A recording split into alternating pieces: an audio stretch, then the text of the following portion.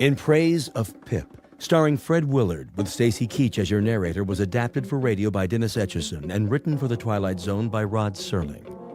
Heard in the cast were Mike Starr, Chad Reinhardt, Christopher Bolf, David Darlow, Linda Ryder, Jeff Lupetin, Peter DeFaria, Doug James, Joby Cerny, Kurt Nabig, Anna Savrutsa, Jason Mallow, Carl Amari, and Amanda Amari. This copyrighted radio series is produced and directed by Carl Amari and Jason Mallow for Falcon Picture Group. Doug James speaking.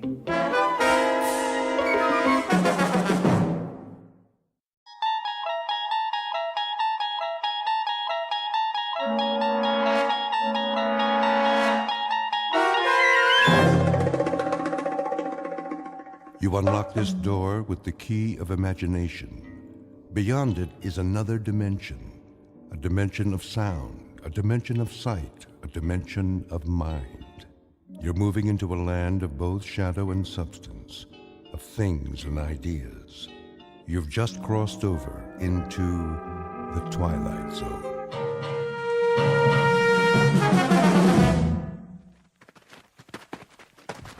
This is far enough. Hold up, men! Looks like we're in the clear, Sarge. Don't believe everything you see. Want me to call base camp? Not yet. Oh, my aching back. You can say that again. On your feet, Private. Oh, well, we got a real nice spot here. Nobody told you to fall out. Mean we ain't gonna have a picnic? Pick up your gear. Now. Yeah. Listen up, you jokers. This isn't war games. You want to get home in one piece, you follow orders, or you can lay down and die right now. You got that? Sergeant? What is it, Phillips? I can do some recon if you want. Check out the river. Not now. If it's all clear, maybe we could cross. Forget it, Pip. I need you here. But Lieutenant, base is only a few clicks away. If Charlie's behind us... Charlie's close. I can feel him. You've been here as long as I have. You'll feel him too. Listen to the Sergeant. He eats and he sleeps jungle. He lives in the trees like a monkey. He was made for this. You? Well, you're a bunch of city boys. You don't know jack. Now cut the chatter. I was thinking. Yeah? Maybe the kid has a point. If the river's secure, we could cross and make a circle back to camp. If it's secure. That's a big if. Only one way to be sure. He's too great. That's just it. He's fresh off the boat and he knows it. So he follows orders. Tell him to cut a path to the river and come straight back, he'll do it. He won't mess around. Just one man. If he stays low, keeps moving, It might work. give him 10 minutes. If he's not back, we move out. Pip?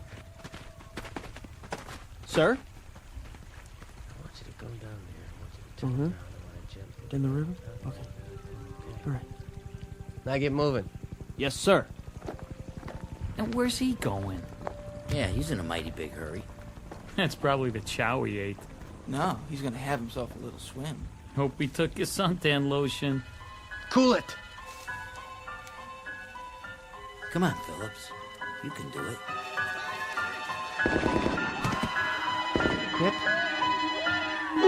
Pip?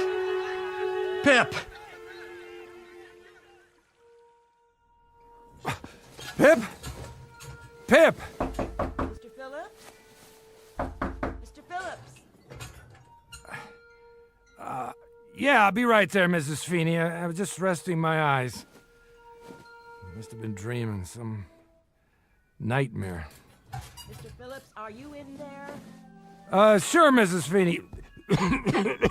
Just let me get the locks on the door. Hey, you got a message for me from Pip? Quick transition from a war zone in Southeast Asia to a rooming house stateside. That's the way the mind works, moving through time and space as if they were the elements of a dream. Only sometimes the dream may not go away quite so easily. Submitted for your approval, one Max Phillips, age 46, slightly the worse for wear, whose life so far has been as drab and undistinguished as a bundle of dirty clothes. Occupation, small-time bookmaker.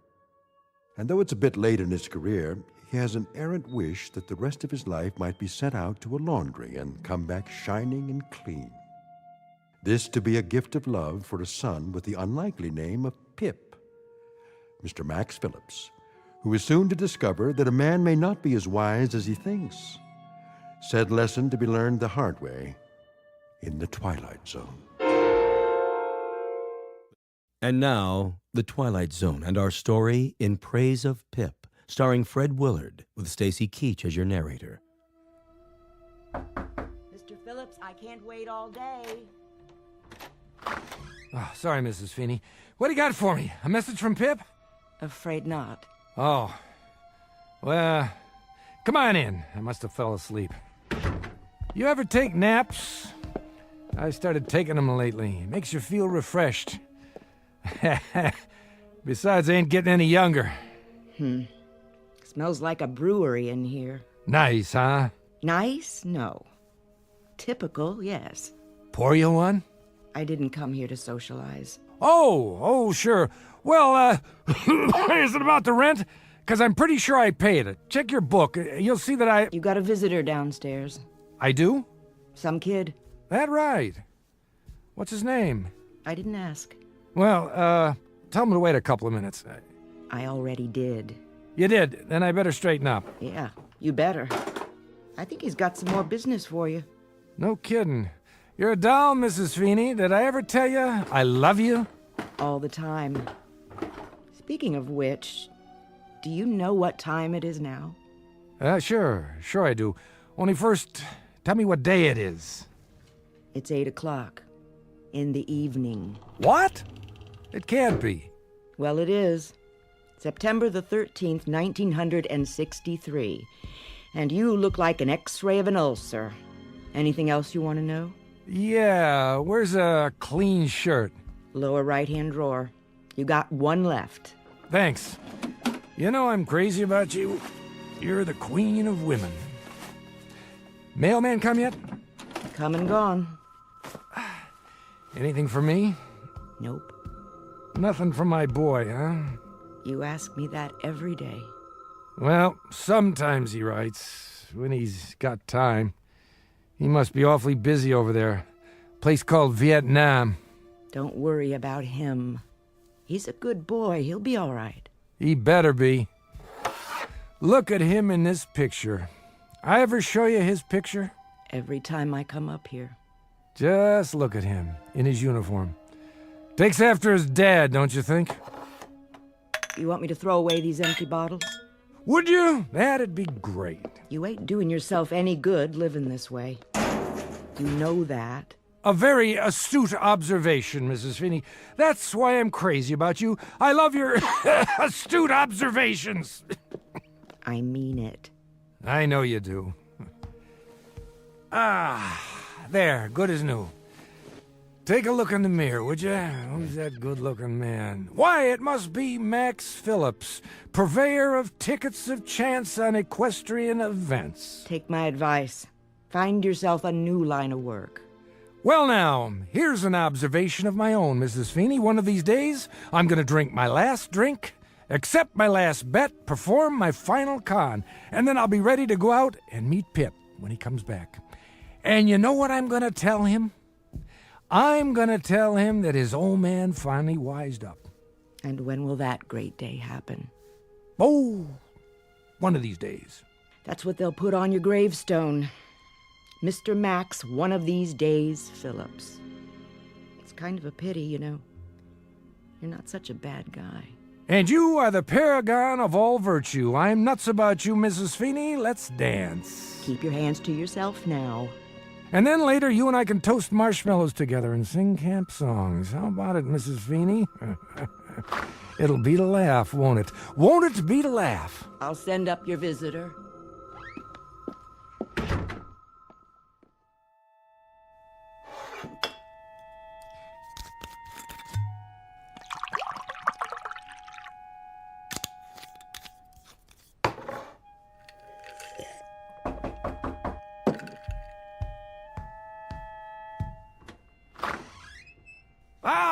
Well, hi there. Pete, isn't it? George. Georgie, that's right. Hello, Mr. Phillips.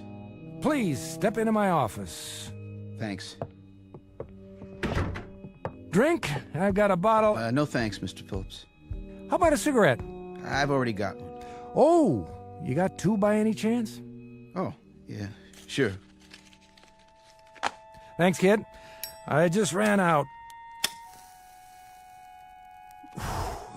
There, that's better. Well, Georgie, what can I do you for? Another bet? Mr. Phillips, Shady Boy lost yesterday. He sure did. That's the way of the world, Georgie. The rich get richer and the long shots lose. So what's to do? But you told me he had a good chance. Did I? Well, see, the thing of it is, though, it rained yesterday. Tears up the turf pretty bad. You said he ran good on a wet track. I said that? Yes, sir. Proving how little I know about handicapping. Now look, Mr. Phillips. What, George? Sure you don't want a drink? Just a little one? Look, I bet every nickel I had on him. Ah, that's a real shame. What am I going to do? I give up. What? Well, I was hoping, maybe we could work something out. Like what? You know, George, it's funny, but I can't think of a single thing. Can you? It's funny, all right. Just a big joke to you, huh? Lots of laughs. Where'd you get the money, George? What do you care? I'm serious. Where'd it come from? Doesn't matter. I got it, all right? You borrowed it? Sort of. From where? The place where I work, all right?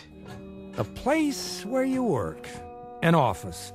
A white-collar crime, huh? I told you, I only borrowed it. Sure you borrowed it, without anybody knowing that you borrowed it. How right am I? So what happens now? What do you think happens? I'll go to jail. Now that I'll make book on. Poor Georgie Porgy, one of the new breed. A Johnny-come-lately brains right out of college and a second-guesser head. What a shame. So I ask you again, Georgie, what's to do? Well, that's why I came to see you. I have to put the money back by tomorrow morning. If I don't, they'll know I did it. Make a note of this, George. I'm about to slip you a real tip. Guaranteed the truth of the day. What's that? My name is Max Phillips. I'm a bookie. That's my profession. I accept wagers and give out ticket stubs on horses. I do not accept sad stories and give out advice. Comprende? Yeah. However, I will loosen up this much. I will go so far as to remind you of the following. If you're dumb enough to bet on horses, not to mention dumb enough to steal the money you're betting, then, young George, you happen to be up the proverbial creek without the proverbial paddle. Well, maybe guys like me wouldn't be that dumb if guys like you didn't make it so easy. Let me get this straight. I made it easy for you? Supply and demand, buddy. As long as there are people like you, there'll be guys like me. Get it? Maybe so. But you laid on a pretty good story how easy it'll be. I've never done this before. How was I to know? How old are you?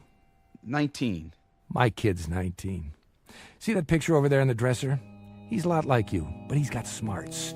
He wouldn't bet that 12 o'clock was midnight. Good for him.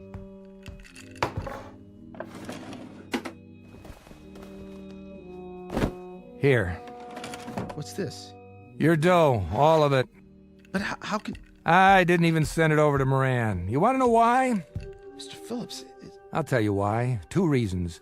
1, I have fleeced 12 kids like you this week. Cleaned them out and left them to bleach. You'd make number 13. I'm superstitious. And the other reason, that boy in the picture there, if he ever did anything as dumb as you, I'd count it as a favor if somebody straightened him out. So, why don't you run along now before I change my mind? Man, Mr. Phillips, what about Moran? You're referring to the gentleman who employs me. What'll he say? I mean, I hear he's a pretty tough character. Wrong. He's an angel, a kindly sensitive man. Salt of the earth. If he finds out that you gave me back my money, he'll say it was a Welch. Oh, no doubt. But it'll be my problem, not yours. Thanks, Mr. Phillips. Thanks a lot. Let me tell you something, George. You can welch on a bet. That's S.O.P. But don't get like me. Don't welch on your soul. Then you wind up hating what you see in the mirror, and that can make it rough when you shave. Good night, Mr. Phillips. Good night, Georgie Porgy. Sleep tight. You saved my life. God bless you. This one's for you, Pip. Oh, and Pip, can you hear me, son? Please take care of yourself. Take real good care.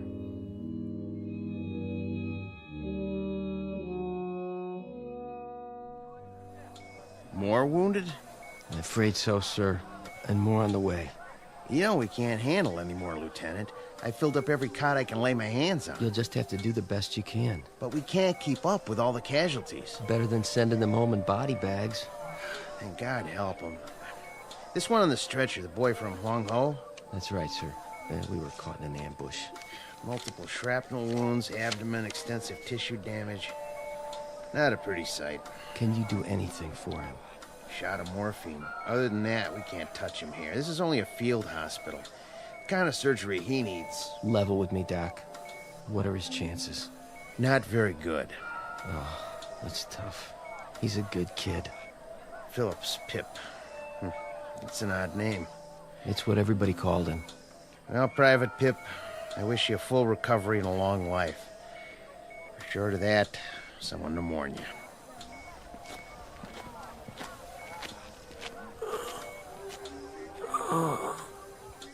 Dad? Dad, I need you.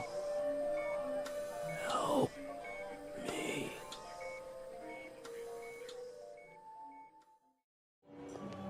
Ice cream, cotton candy, saltwater taffy. How about you, mister? Me? Oh, no, I don't eat that stuff. My boy, though, my boy used to like ice cream cones when he was little, the kind with nuts. That right. Ice cream, cotton candy. Hey, give me an ice cream, huh? For old time's sake. And make sure it's got lots of nuts on it, okay, pal? Suit yourself. Here you go. Get your ice creams right here. Tastes good. Don't it, though? Hey, Vinny, what are you doing here? Looking for you. What do you think? Some other time, Vinny, I'm going for a stroll. Eating an ice cream cone. You know how it is. Yeah? Nice time of day. The weather's cooling down. I don't need any company. Maybe you don't. But Mr. Moran, he wants to see you. Oh, does he? Would you just tell Mr. Moran that I'll be around tomorrow with his dough? No reason to worry. He knows where I live. He wants to see you now. No kidding. Let's go. 98, 90, 2 grand, 220, 230. Yeah, Max Phillips is here, boss. show him in. This way. I know the way. How long I been coming here, Vinny? Shut the door and wait here in case I need you. Sure, boss. In case you need him, that's a laugh. Might need protection, huh? Against me? Sit down. That's all right. I won't be staying long. I got another engagement. So, Max, haven't seen you in 5 days. I know. Seems like years. Where is everybody? Everybody was here. Now they're gone. That a fact? We settled accounts tonight. Oh, yeah. Where were you? A reasonable question. That's me. Always reasonable. I must have took the wrong bus. You don't need to take a bus. It's 2 blocks. Well, how about it was such a beautiful day, and I thought I'd take a stroll on the boardwalk. Hey, you remember those ice cream cones with chocolate and nuts on the outside? Guess what? They still make them. I must have bought my kid 1 million of those. I must have... Enough already. You give me the wrong story now, and you'll end up under a bus instead of on one. That can be messy, if you catch my drift. Oh, I catch it all right. Here you go, Moran. Catch this. $1,341. Not bad, huh? Things are looking up. That depends on who's doing the looking. From where I sit, I don't like the view. Then maybe you should clean your glasses. Max. What am I going to do with you? What am I going to do with you? Smoke? Sure, thanks.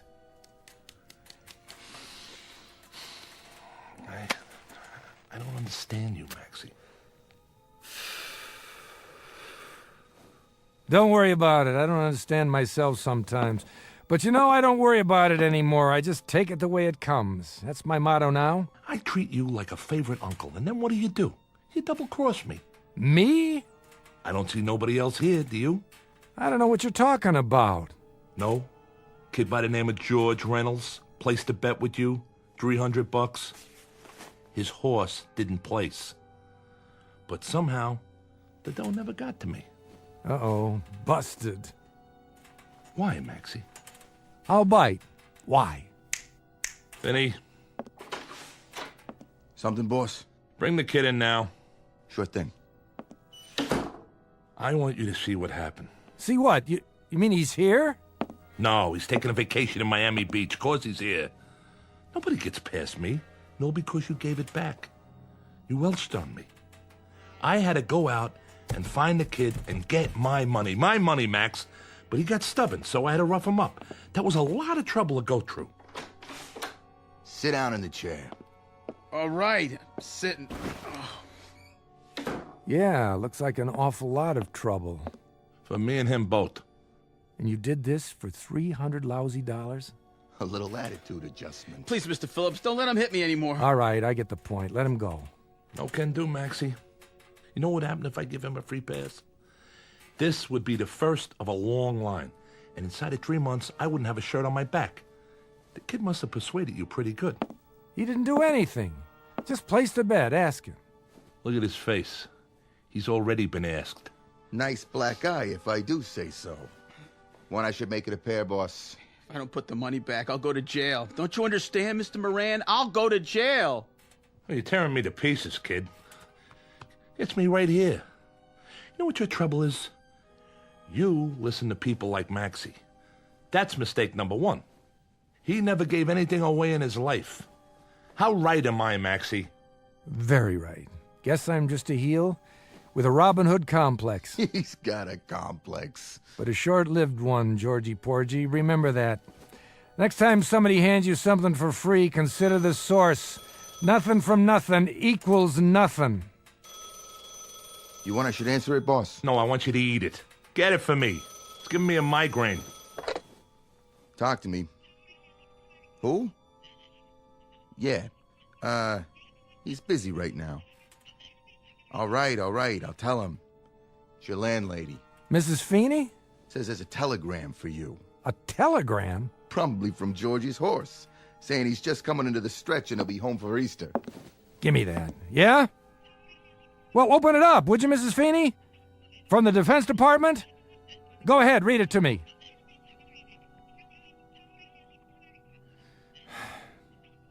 Thank you, Mrs. Feeney. No, I'm all right. Thank you. What did it say? Pip's been wounded. My son is dying in a hospital somewhere, a place called Laos. There isn't even supposed to be a war there, but my kid is dying. It's to laugh. I swear it's to laugh. Hey, Maxie, that's a tough break. Yeah. I'm real sorry to hear it.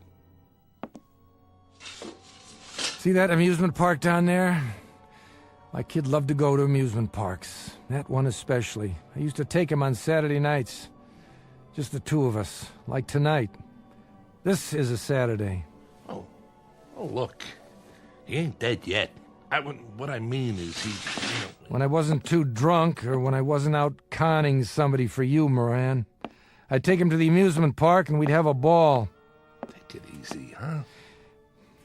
You know, Moran, I think you're wrong. I think I have given something away. And you know what it was? My son Pip. The good part of me.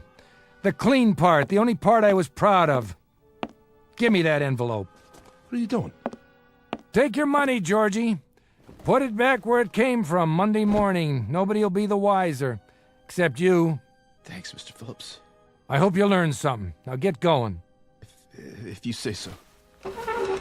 Hold it right there. Don't listen to him. Look, Max, I'm sorry about your kid and all, but that don't give you no call to... Moran, no more from you. No more. 20 years ago, I should have spat in your eye. I don't know why I didn't. 20 years. I should have remembered how little time a man has to raise a son. The honor goes to you now, George. It's a little belated, but it's the best I can do. Just a minute. Go ahead and get out of here while you can. Walk fast, and don't stop, no matter what. I'll never forget this, Mr. Phillips. You ain't going nowhere. Yeah, he is. Who says so? this. What's that? Are you crazy? You pull a knife in here? In my place? Tell your man to take his hand out of his pocket. If he's reaching for a cigarette, tell him the smoke's starting to bother me. But if he's reaching for anything else, tell him I'll cut his heart out before he gets his hand out of his coat, and then I'll go to work on you. Don't listen to him, Vinny. Do it. With pleasure. No, you don't! How'd you like that? How do you like this, you cheap punk? Boss, he stuck me. You're nuts, Max. I'm getting out of here. Not so fast. Let go of me. Okay, as soon as I make sure you're not getting up. Mr. Phillips, your stomach. You're bleeding. Get lost, Georgie. Get lost fast and don't look back.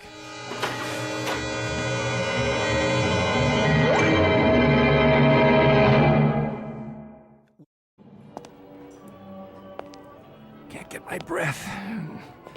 Now I'm having trouble seeing and hearing. What's going on? Maybe it's too late. I was gonna change, that's a fact. I was gonna change. No more bets, no more bottles. And I was gonna meet Pip when he got off the boat. So now there's no more bets, no more bottles. But there's no more Pip either. Best laid plans of mice and men and me. God, if I could only see him. If I could only talk to him. If I could only tell him. Pip! Pip, where are you? Where? Sutures. Yes, doctor. How's his blood pressure?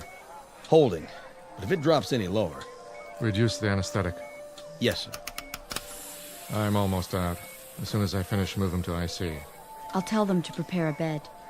All right, my friends. That'll have to do. There's still some shrapnel in the abdominal cavity. We may have to go back in, but this boy can't take any more today. His heart's strong. Good. That's good. I can close for you. Thank you, Doctor. Oh, and nurse, Yes? watch him closely. It's still touch and go. See if he survives the next hour. If he can hang on for that long, he might just make it home. You know, he might. He's young. Well, good luck to... What's his name? They call him Pip. Then good luck to you, Pip. Godspeed.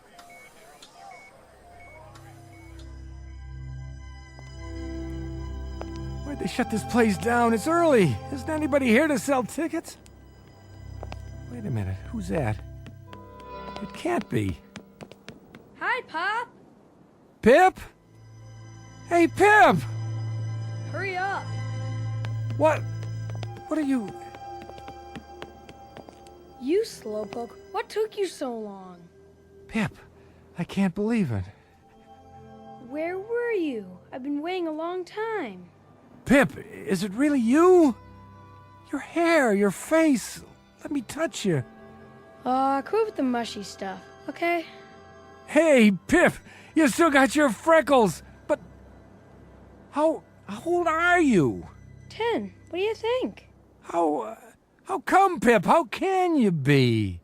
That's what I am, Pop. I'm 10 years old. It's Saturday night, and you said to meet you on the boardwalk. I was worried you wouldn't come. Pip, I don't understand. Explain it to me, will you? Well, sometimes you don't show up, Pop.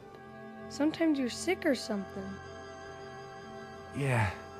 Sometimes I'm... Yeah, sometimes I am. Hey! Pip, remember what I used to say to you? I used to say, "Hey, Pip, who's your best buddy?" Yeah. Attaboy, let me see that smile. You always had the greatest smile. Hey, Pop, you know something? You're my best buddy. That I am, Pip. That I am. From now on, you can count on it. Hey! So what do we do first? Well, how about some rides and some cotton candy? Sure, anything you want, anything at all, Pip, just like old times, but you're 10 years old again. How can that be? Don't worry, Pop. We're here, and we're together, and we can go on some rides. Sure we can. Sure we can, Pip, only Looks like they shut the place down. The lights, the rides, everything. I got an idea. We can go someplace else. We don't have to. Take a look, Pop. It's just like it used to be. Why, you're right, Pip. How'd you do that? I didn't do anything. Come on. Sure, Pip. Let's go. We'll ride the roller coaster, the Ferris wheel, everything they got. I can go slow if you need me to. What's the matter? Don't think your old pop can keep up? Well, you keep holding your stomach. It looks like you're bleeding. Ah, no, I'm not bleeding. It's soda. That's all it is. I spilled it on my shirt. Come on, let's get going. Let's have some fun. Ice cream, cotton candy. Can I have some cotton candy, Pop? Of course you can. One cotton candy, please. Here you go. Hey, you got ice cream too? The kind with chocolate nuts on it? You used to like that, didn't you, Pip? Mm-hmm. Make it one of each. You got it. Ice cream, cotton candy. Let's go on the Ferris wheel.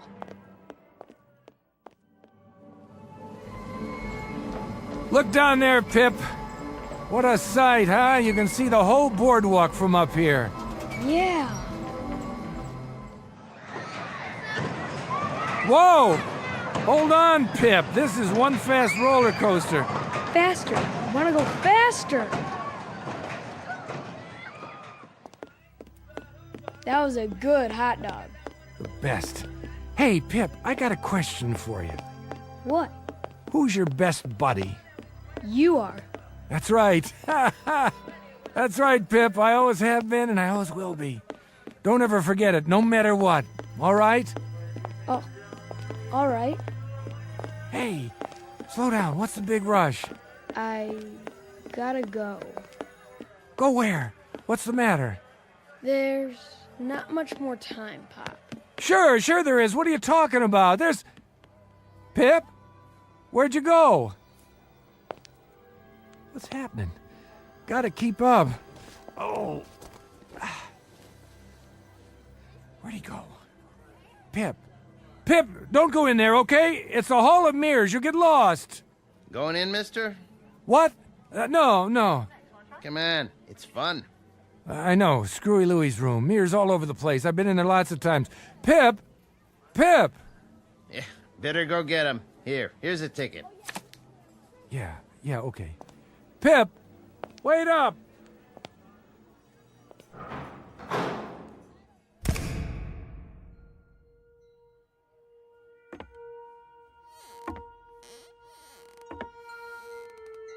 Pip? Pip, please, what's the matter? Did I do something? It's late, Pop. What do you mean? There you are. Hold up, Pip, I want to tell you something.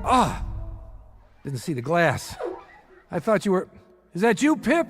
Or a reflection? Dad? Where are you? Where'd you go? I can't find you. Where are you, Dad? It doesn't matter. Pip, you have to understand.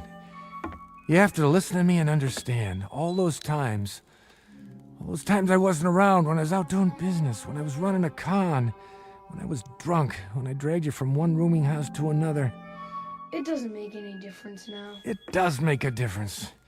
It makes a difference because I want you to know that no man... Listen to me, son. No man ever loved a boy any more than I loved you. Do you hear me? All that stuff, it was because I was weak. Because I was always dreaming instead of doing. I always wished, but I never tried hard enough. Pip, as God is my witness, I loved you. I have to go, Pop. No. Pip, you can't leave me now. You can't just go away. All these mirrors. I only had an hour, Pop. But why? Because I don't belong here. The hour's up, and it's time to die. What? Not you, Pip. You're just a kid, a little boy. Bye, Pop. You can't die, Pip. There's too much I have to tell you. Too much I have to make up to you. I want to spend the rest of my life being your dad. That's all I have to live for now. Nothing else means anything. Pip, come back. I promise no more bottles, no more lousy crooked jobs, understand? No more waiting for when I don't show up. No more lies. Come out of the mirrors and let me see you. Stop hiding from me. Which one, Pip? Which one is really you?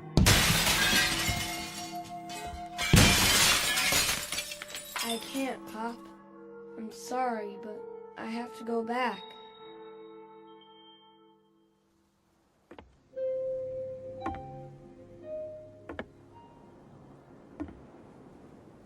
Hey, God. Hey, God, I'll make you a deal. I give you the carcass of a week-old idiot. I give you me. All you have to do is give Pip back. Please, God, don't take my boy. Don't take Pip. Take me.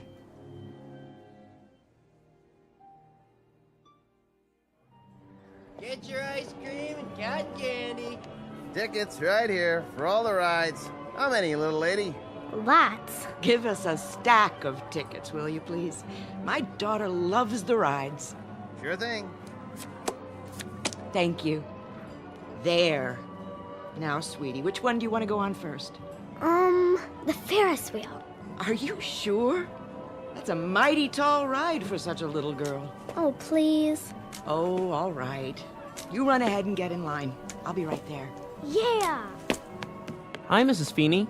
Oh, Pip. How you feeling today? Fine. Just fine. I won't need this cane much longer. Good. I was so sorry about your injury, but at least you came back to us in one piece. That I did. Even got a Purple Heart out of it. That's nothing special, though. Oh, you look so handsome in your uniform. Thanks. See you back at the rooming house for dinner? Sure will. Come on, Mommy. I'm coming. That little leprechaun wants to ride the Ferris wheel. Would you like to go with us? No, I think I'd just like to walk around. It's a beautiful day. Your father, God rest his soul, used to love taking you here. He talked about it all the time. I remember. We had some good times. We had some wonderful times. Mom! Well, maybe I'll see you when we get off the Ferris wheel. Sure. Have a good time. Hey, Pop, you know something? You're my best buddy.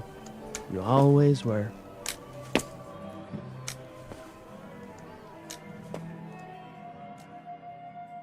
Very little comment here, save for this small aside, that the ties of the flesh are deep and strong, that the capacity to love is a vital, rich, and all-consuming function of the human animal, and that you can find nobility and sacrifice and love wherever you seek it out, down the block, in the heart, or in the Twilight Zone.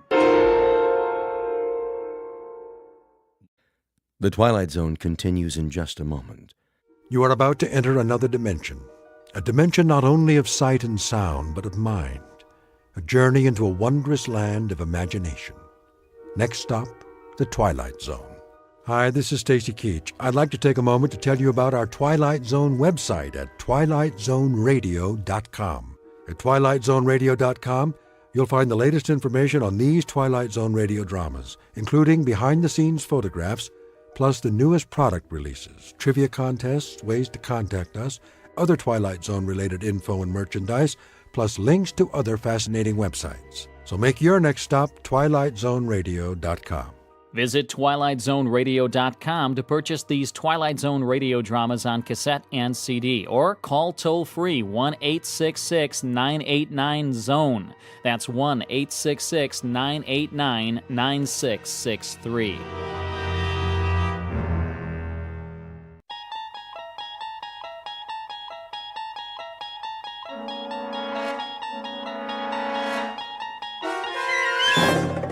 You unlock this door with the key of imagination.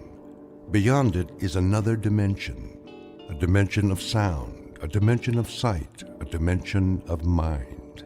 You're moving into a land of both shadow and substance, of things and ideas. You've just crossed over into the Twilight Zone.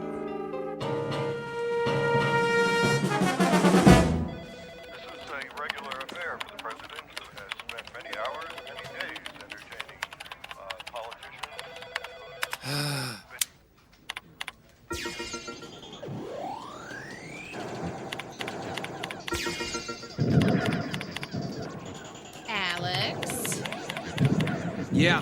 Is that all you ever do, is play video games on your computer? Hey, I'm in between assignments. When I got something to do, I'll do it. Yeah, well, your next assignment is probably going to somebody else. If you spent more time looking at your calendar than that stupid game, you know you're missing the editor's briefing. Fine. Thank you. I guess.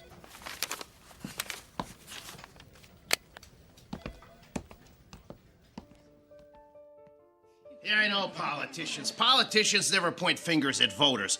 If anything goes wrong, it's either their opponent's fault or sunspots. Do me a favor. Find another source to support it. Sorry I'm late, Tom. Ugh, Alex, you're always late. Get a plane ticket to San Francisco and rent a car. There's a research lab about 3 hours up the coast. Something right up your alley. Nanotechnology. Yeah, if it's too small to see, it must be Alex. Very funny. Maybe folks can find some new nano humor before I get back. Speaking of which, why am I going to Northern California? There's a guy named Thompson, a researcher, has a PhD in inorganic chemistry. Rumor has it he's found a way to use microscopic robots to clean up oil spills. If it's true, any company with the technology will make billions. Never heard of him. No one has. That's our job. You do know that. That's not my point. I mean, joke all you want about nanotech, but I know more about it than anyone in this building. This guy's off the radar. Yeah, and it gets better. It's starting to look like his venture capital is coming from a consortium of Middle Eastern banks. That means there's big oil money behind this guy, and it's possible he may have really pulled this off. That explains the secrecy. Big oil doesn't like publicity. I didn't say this would be easy. He works out of a private lab off Highway 1. He's right on the ocean. Oh, sweet deal. Look, I don't care what you do in your spare time, but find out something about this guy and what he's up to. I don't suppose knocking on the door and saying, "Hi, I'm a reporter, what are you up to?" is gonna work? No. Your usual investigative reporting approach is probably not gonna work. That's why we got you hired to work as a graduate assistant on his project. I'm doing what? His lab is crawling with graduate students. We created a fake resume for you and got you hired. You start in 3 days, so you better get packed. How long am I supposed to work there? Till you have the story. Now, get out of here. What if he asked me to do something scientific? How do I fake that? He won't. He treats his assistants like dirt. I should feel right at home. He won't ask you anything, and he sure won't tell you anything. You're gonna have to do this the old-fashioned way. Now, go catch a plane. Why didn't I stick with restaurant reviews?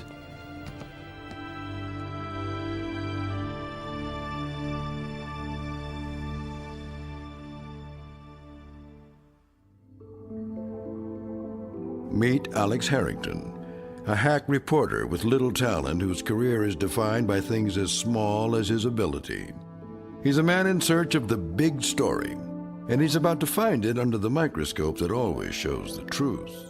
A truth that can only be found between a shoreline of dreams and that deep blue ocean of fate known as the Twilight Zone. And now, The Twilight Zone, and our story, The Nanobots, starring David Pasquesi, with Stacy Keach as your narrator.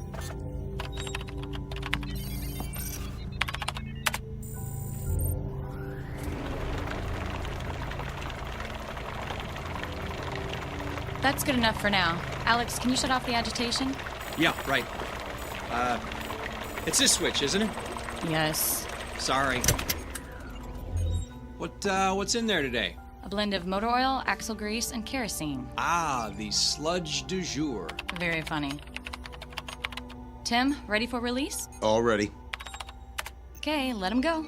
Commence release now.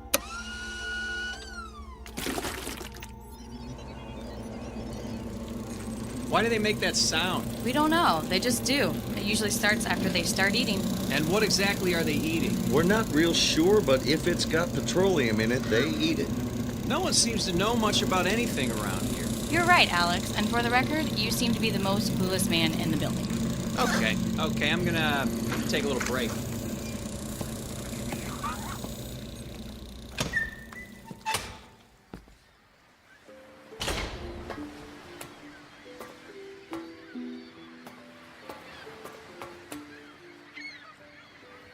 Beautiful view, isn't it? Oh, sorry, I didn't see you coming. Yeah, I could stare at the ocean for hours. Excuse me, can I bum a smoke off of you? You smoke? I wouldn't have expected that. I thought all of you environmentalists were against things like cigarettes. Yeah, well, don't tell anybody.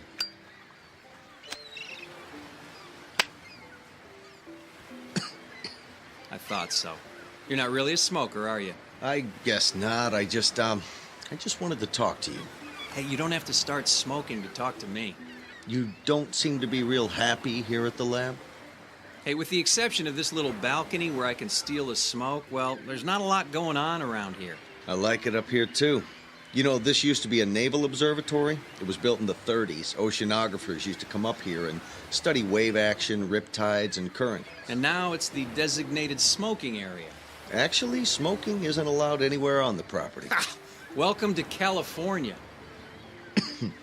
Some of the other grad students are wondering if you're going to stay on. I mean, you really seem dissatisfied about things. Yeah, well, after 4 weeks, I was hoping I would have made a little progress.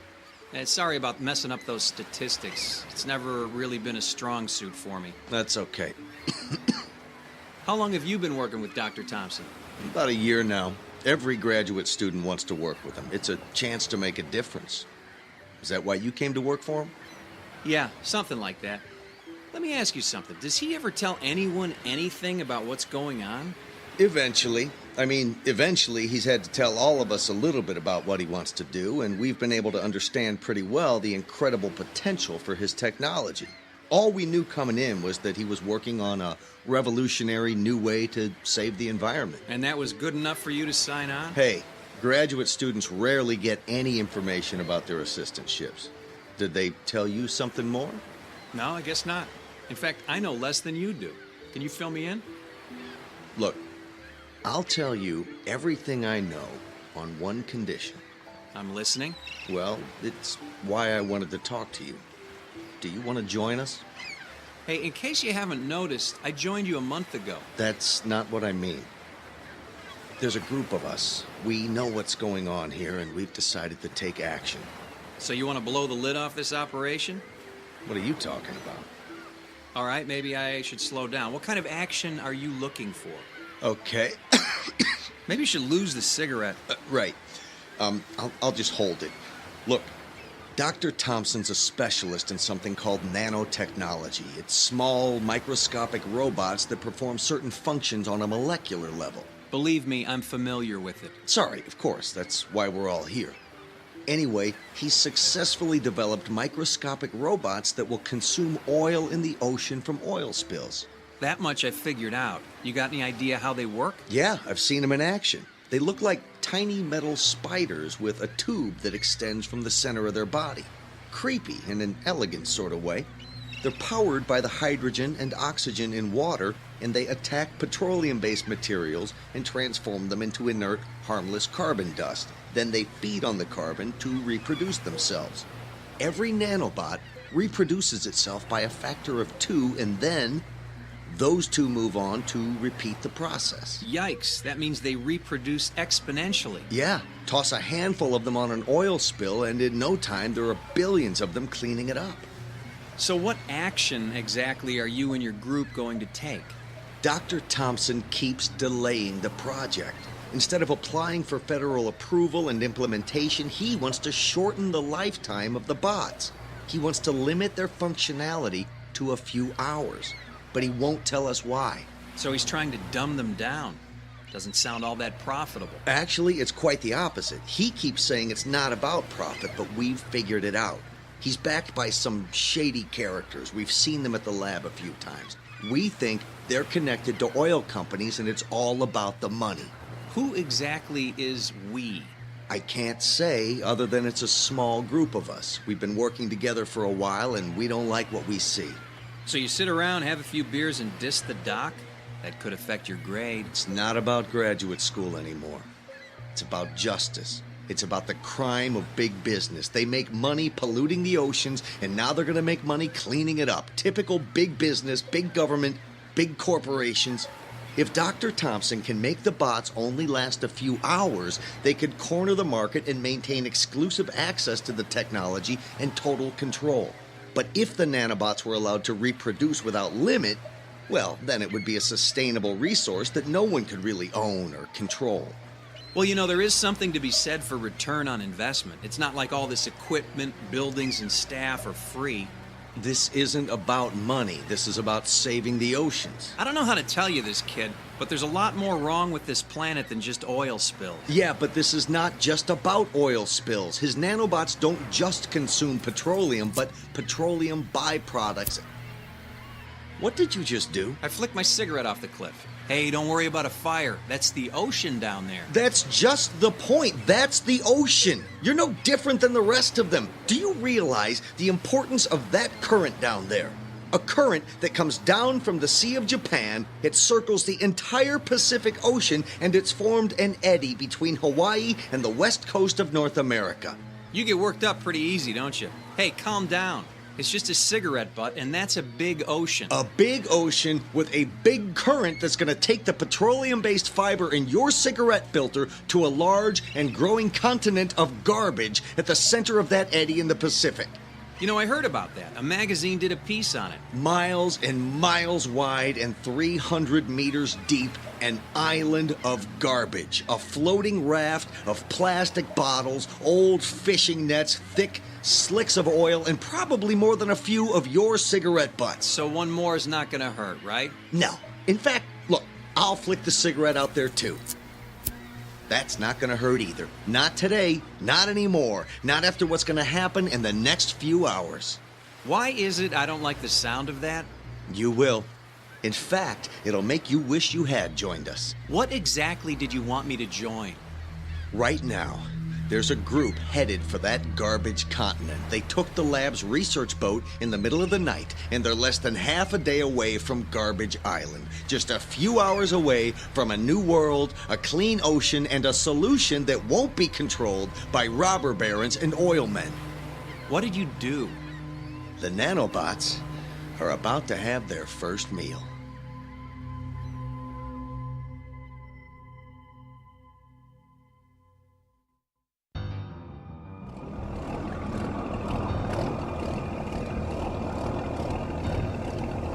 Don't get too close. If we get tangled up in some of those old fishing nets, we'll never get out of here. Sure we will. Once the bots get to work, this raft of plastic trash will be gone.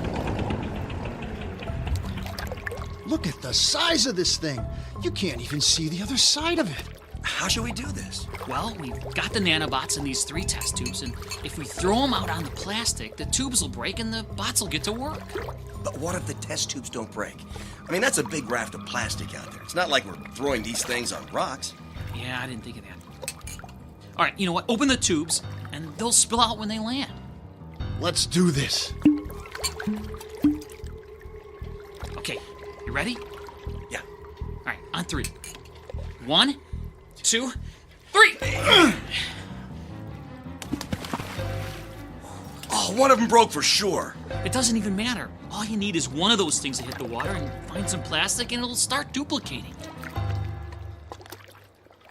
Is anything happening? I don't think it's working. Wait. Do you hear what I hear? Yeah! Go, bugs, go! Look! There's a hole starting to grow right where I threw my test tube. Yeah, there's another one over there. The plastic's just dissolving away. Hey, guys, let's crank up the engines and get out of here. Mission accomplished. Yeah!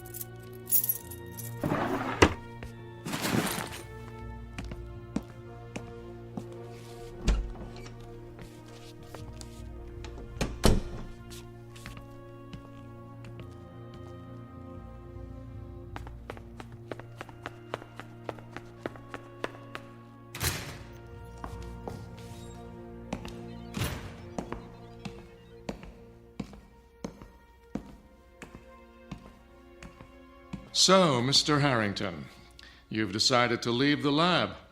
It's not going to look good on your resume, you know?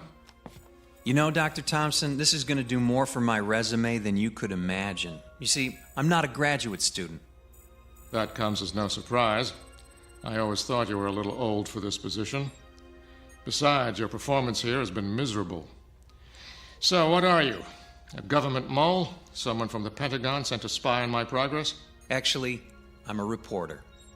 A reporter? How quaint. I'll have you arrested. You falsified your application. You faked your credentials. You signed a security agreement. You lied and you just admitted it. You don't know who you're dealing with here. If the answer is big oil and your group of Middle Eastern venture capitalists, I'm all over it. Sir, you are a moron. You have no idea what's happening here. That makes both of us. You see, there's something you should know. Something I found out about your lab and the activities of some of your graduate students. Doc, what you're doing here is quite dangerous, if not reckless. What I'm doing here is strictly controlled, and it's nothing more than developing microscopic, mindless little machines. Machines with a voracious appetite for petroleum-based products. A thimbleful of my nanobots could have cleaned up the oil spill from the Exxon Valdez in a matter of hours. What I'm doing here will protect us from danger, not create it. So what's the catch? I mean, if this is such a miracle invention, how come you're trying so hard to shorten their life cycle? Would that level of control make them more profitable for you and your investors, Herr Doctor? Mr. Harrington, before I have you arrested, I'll let you in on a little secret. Control of these nanobots is not about financial gain. It's about responsibility and the danger this kind of technology could represent. It's the indiscriminate nature of the little beasts. They'll do a great job on an oil slick, but once that's gone, they could turn their attention elsewhere, such as the fuel tanks of a ship. Wait a minute, they can't tell the difference? How could they? They're microscopic oil-eating insect machines. You want them to have a brain as well? Maybe in 30 to 50 years, but we're just beginning here. I think you got a problem, Doc. Oh, I know. But in a few years, I think we'll be able to shorten the life of the bots so they only live for a few hours. That way, we clear the area and cut them loose. When they finish the job, they die. The control will be built in. Control that everyone can manage. That's what this is all about. The nanobots you developed and are testing right now, how long does this current batch live? Potentially forever. That's my biggest problem right now. I wouldn't be so sure. Do your graduate students know about this? Some do, some don't. I only tell them what they need to know. You see, Mr. Harrington, this is a Pentagon project. This is about national security, not big oil. My assistants only know what they need to know. Anything beyond that is top secret. And you are about to be placed under arrest. Well, secret or no, I want some answers. Of which you will get none. Now, if you'll excuse me, Mr. Harrington, I'm going to call security. Okay, you do that. But there's one question you're going to have to answer whether you like it or not. And the question is? If I told you some of your graduate students are on a boat and about to release your oil-eating nanobots into the Pacific Ocean, what would your response be?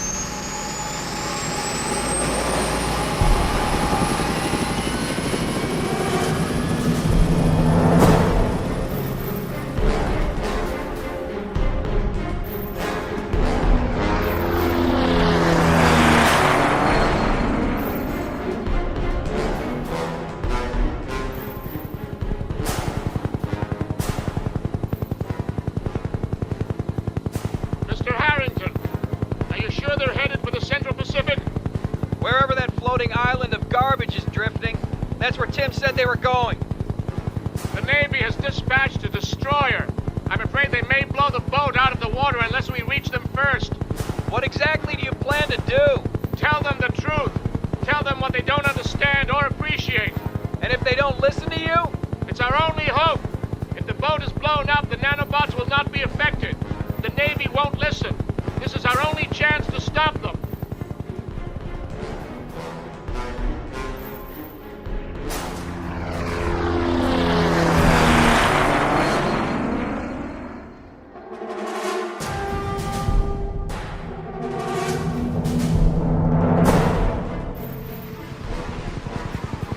Is that your boat? It should be, but I don't see the floating garbage. These are the right coordinates, but all the garbage must have drifted away. Doc, it's 2 miles wide. It'd be hard to miss. Maybe they ran out of fuel. Or worse, maybe your little spiders got into the fuel tank. It's possible. They seem to be drifting without power. Wait a minute. Look at the ocean.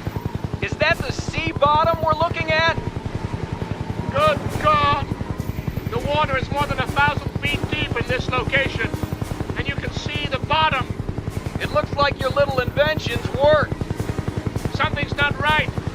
The clarity of the water, I don't understand it. CG Base, we have a ship in distress. Pilot, what did you say? Look below. Your research vessel's taking on water. We're gonna have to go in for a rescue. How many did you say were on board? 3. 3 young men. It's going down fast. It looks like they scuttled the boat. I don't think they like you, Doc. It's not about me, and they didn't scuttle the boat. It's about the nanobots. Look! The hull of the boat is disintegrating. What's going on? This is exactly what I feared. The hull of the boat is fiberglass, a petroleum derivative. The nanobots don't know the difference. They consumed the plastic garbage until the island was gone, and now they've turned their attention to the fiberglass hull of the boat. That's gonna put a real dent in the boating industry. Mace, this is CG-14. The ship has sunk, and the 3 people on board are in the water. CG-14, initiate rescue. Roger that. Oh my God, what's happening down there? Oh, wait. Mace, CG-14. The boat sank, and the 3 survivors, they just disappeared. We can see no survivors. The boat went down fast. It must have sucked them down with it. The water's so clear. Oh my God. This can't be happening.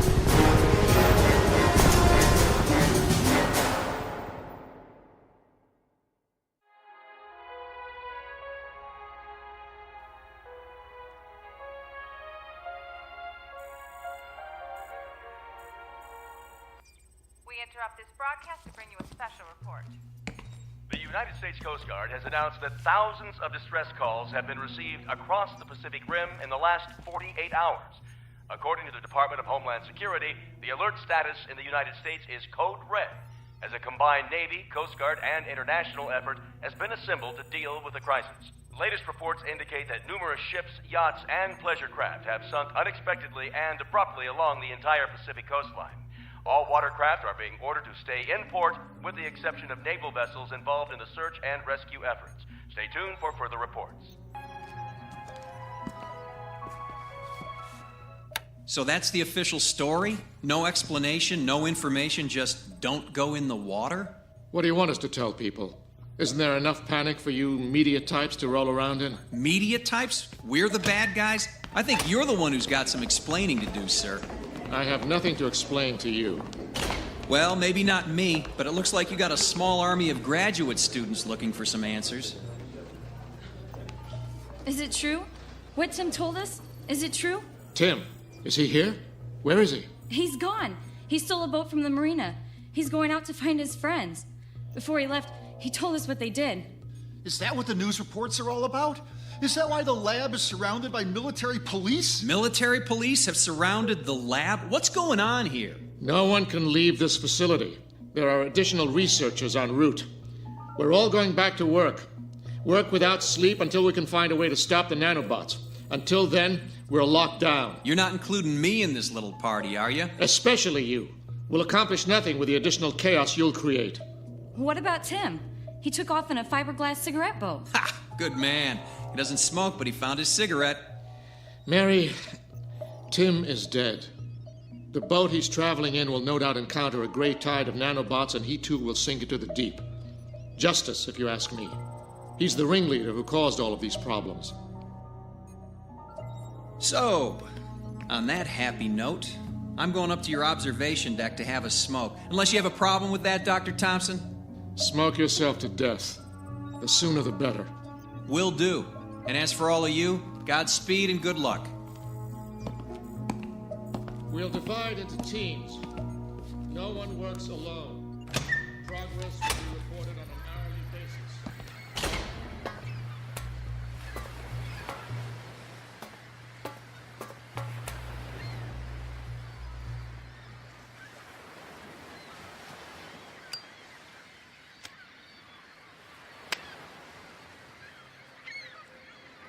Excuse me. Can I bum a smoke off you? Hello, Tim. I heard you were dead. Sounds like Mary did her job. She's one of us, you know. I figured if Thompson thought I was dead, I'd have a better chance. It's one way of looking at it, but a better chance at what? Sounds like you and your friends have done enough. Getting away. Oh, nice. You and your beer-drinking buddies caused thousands of boats to sink, and all you want to do is get away. Yeah, that's saving the Earth for you. We didn't know. Thompson told us nothing. We thought the same thing you did. That he was trying to make a world-saving technology. And then we found out it was nothing more than a profit center for the companies and governments destroying the Earth. That may be true, but I gotta tell you, Timmy, there's a big target on your back these days. That's why I'm getting out of here. You staying or coming with me? So you're just gonna run away? Do you know what happened to your friends out there? They're dead, you know. I heard the boat sank. There's more to it than that, Timmy boy. Your nanobots can't seem to tell the difference between a plastic bottle and the plastic hull of a boat. If it means the end of plastic on the planet, who cares? You know, you need to work on that attitude. They knew what they were doing was dangerous. Oh, really? Did you tell them that before they left? Did you tell them they might find themselves in the water 1,000 or so miles out in the ocean? Why didn't you save them? Was that their punishment? Punishment? You want to hear about punishment? Listen, you hear that out there? That's the sound of billions of your little bugs out in the ocean. But hey, what are they eating? There's no oil slick, no boats out there, but the sound of them. More and more eating and duplicating.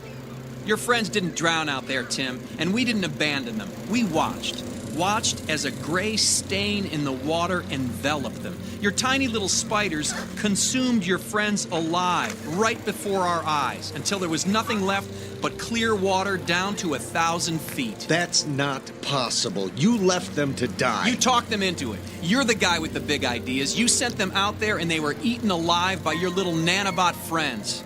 I didn't know. I didn't know. Thompson never tells us anything. We tested them in the lab. All they ever consumed was petroleum-based products. They only consumed what you fed them.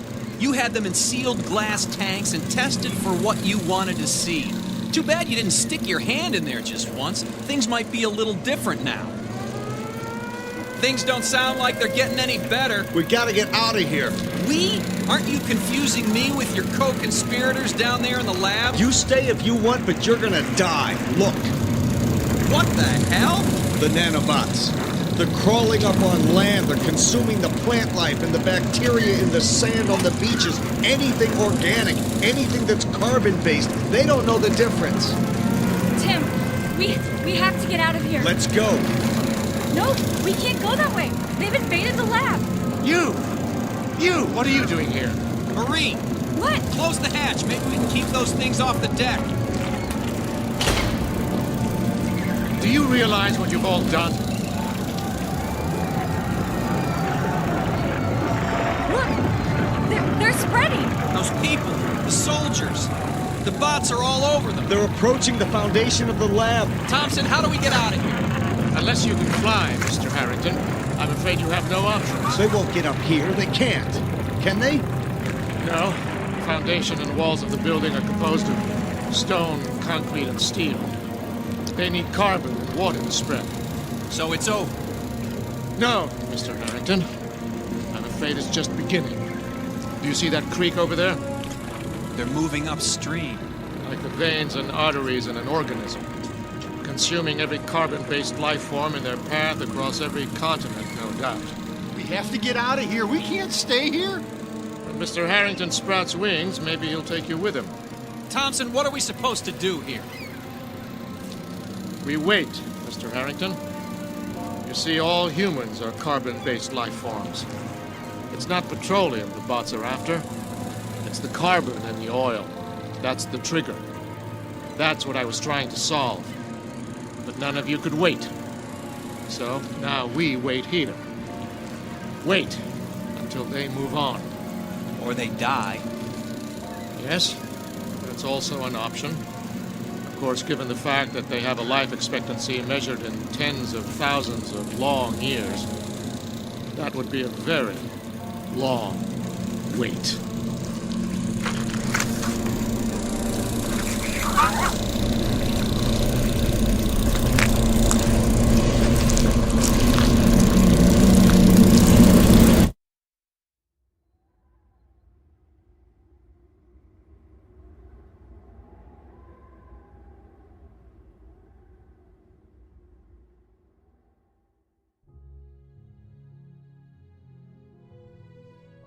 The planet must be saved, and a small group has found the answer. An answer that has left them all with one simple question to ponder. Will we find solutions to our problems, or create greater problems with our solutions? No one can tell except for a desperate collection of people standing alone in that land of unintended consequences, known as the Twilight Zone.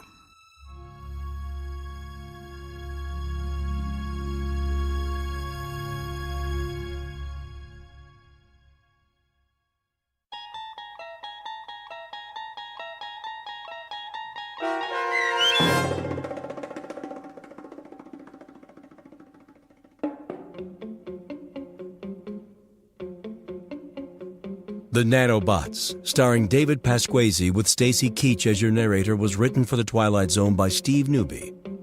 Heard in the cast were Christian Stolte, David Darlow, Joby Cerny, Lisa Wolfe, Doug James, Bree Swartz, Steve Newby, and Carl Amari.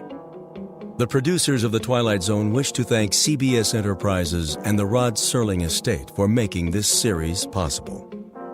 This copyrighted radio series is produced and directed by Carl Amari for Falcon Picture Group. Sound design, custom Foley effects, recording, and editing are produced in the Cerny American Sound to Picture Theater by sound designers Craig Lee, Bob Benson, Todd Beyer, and Tim Cerny. Music for The Twilight Zone is provided by CBS and American Music Company Incorporated, New York. To learn more about the Twilight Zone radio dramas and to download episodes, including 3 free episodes on our homepage, visit our official website at twilightzoneradio.com. Doug James speaking.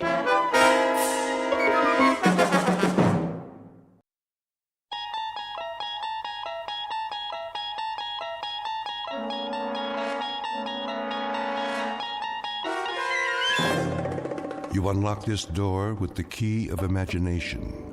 Beyond it is another dimension, a dimension of sound, a dimension of sight, a dimension of mind. You're moving into a land of both shadow and substance, of things and ideas. You've just crossed over into the Twilight Zone.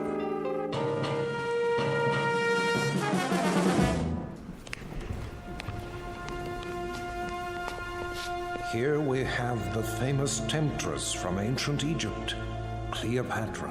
Her beauty almost brought about the destruction of Caesar, Mark Antony, and the Roman Empire.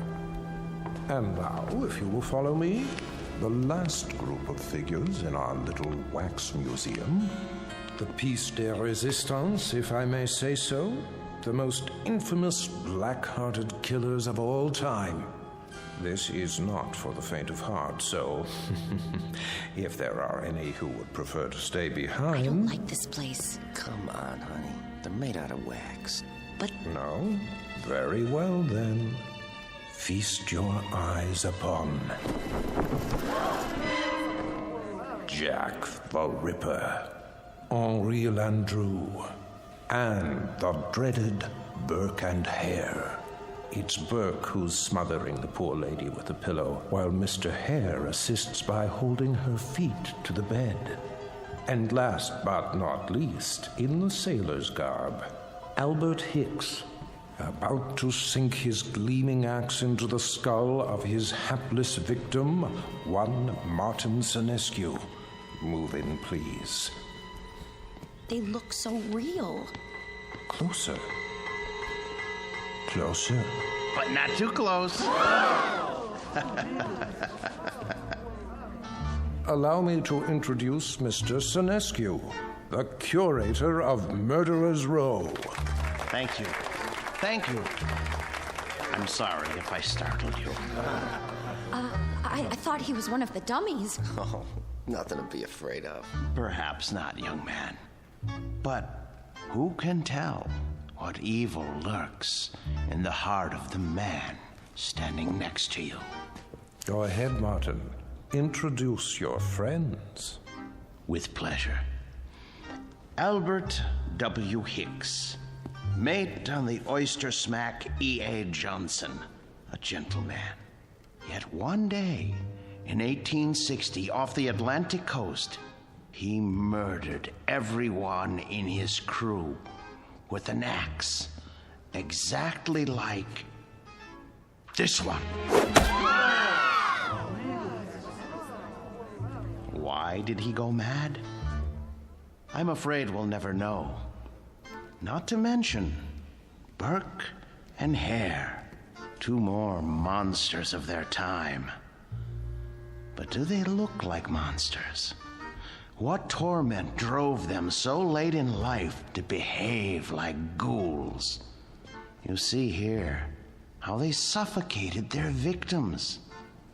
A technique called burking. Think of the agonies they endured. Which one's he talking about? Search me. Both of them, sir. All of them. Surely it's dreadful to be murdered, as our victim here would tell you, if she could talk. But to commit murder, to take a life with your own hands, again and again, and not be able to stop yourself. Can you begin to imagine the horror? Nope, but why don't you tell us about it? I wish I could. But somewhere in the world, now, at this very moment, there is someone who can. Yeah? Who? Well, no one knows yet. But if his torment is great enough, and he kills as these poor creatures did, then future generations will know. For he will end up here, immortalized in wax, remembered as you and I will never be, like Henri Landru, so filled with love and hate.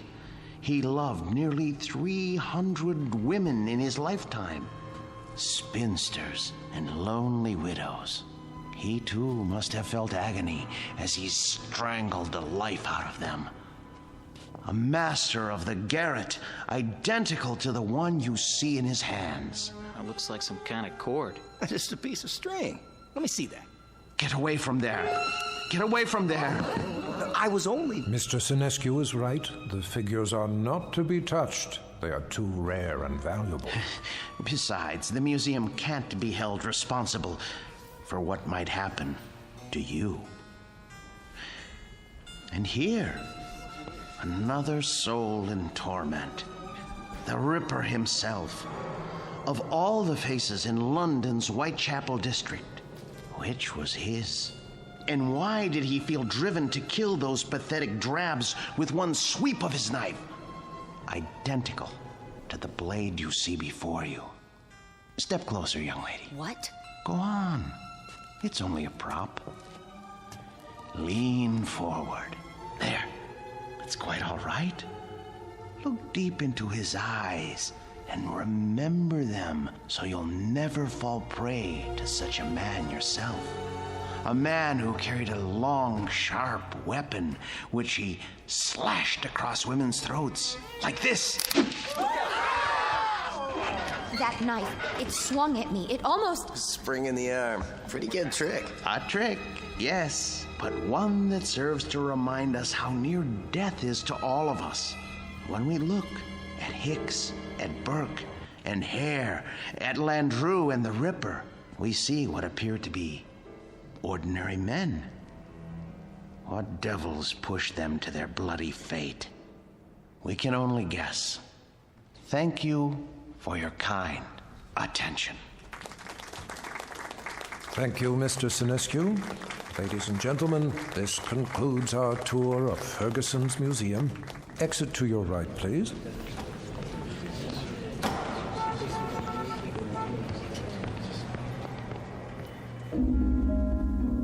Mr. Martin Sinescu, a gentleman and the curator of Murderer's Row in Ferguson's Wax Museum. He looks after these replicas with care and dedication, and he ponders why ordinary men are driven to commit mass murder. What Mr. Sinescu does not know is that the groundwork has already been laid for a special kind of madness, a torment found only in the Twilight Zone.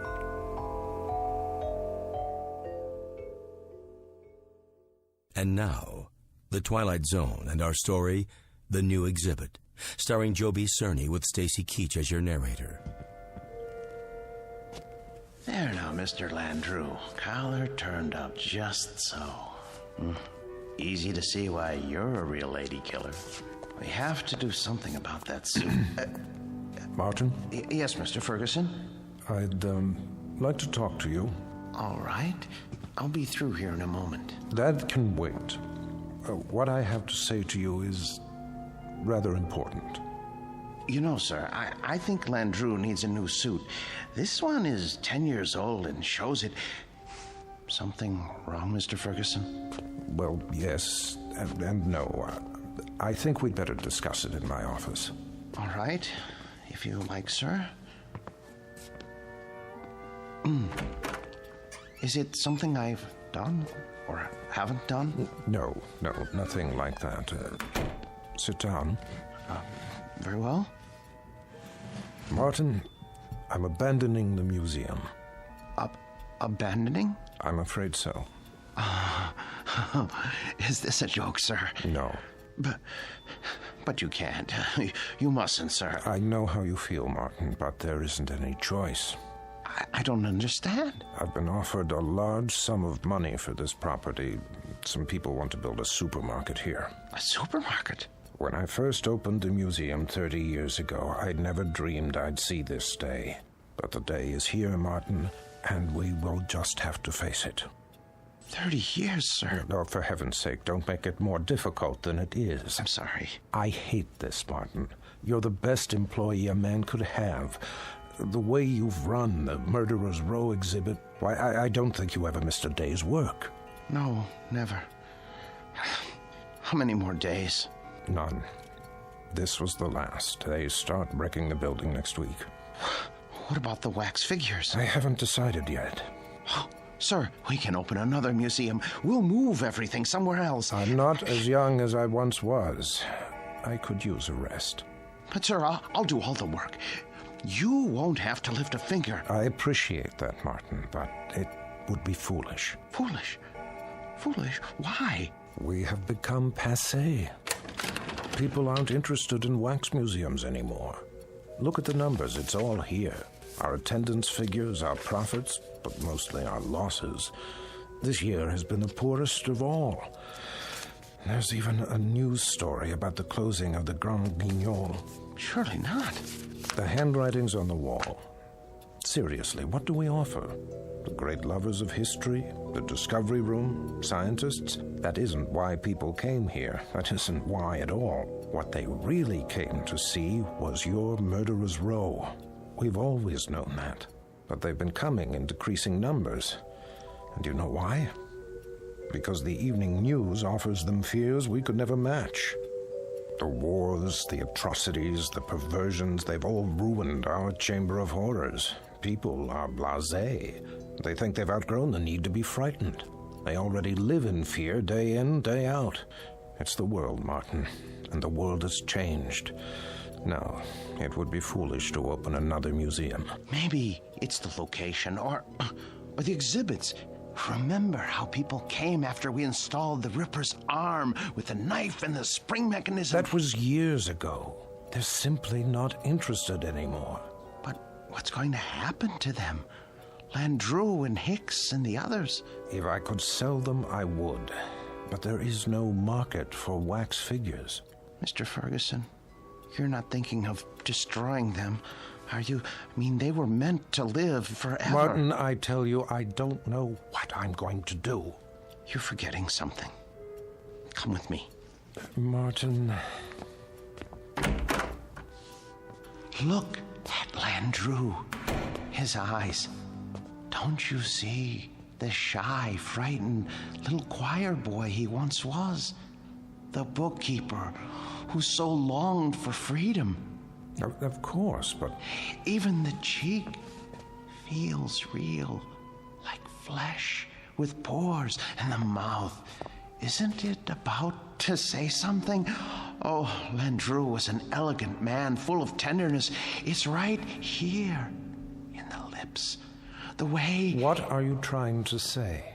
Mr. Ferguson, you seem to have forgotten that these figures are the work of the great Henry Gilmand, the only ones he created outside of Europe. I haven't forgotten.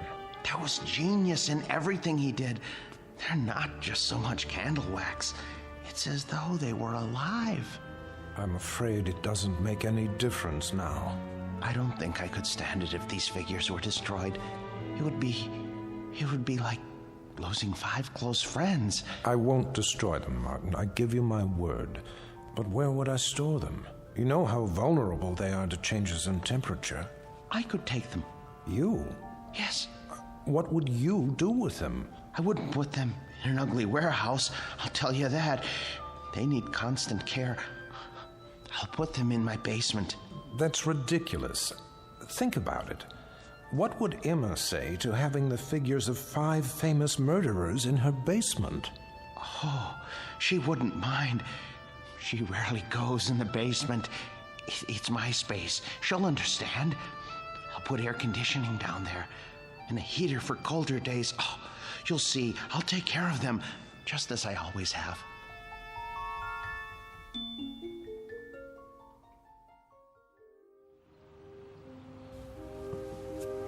You haven't eaten your breakfast. I'm not hungry. They should have arrived by now. They'll get here when they get here. Now, how long do we have to store them?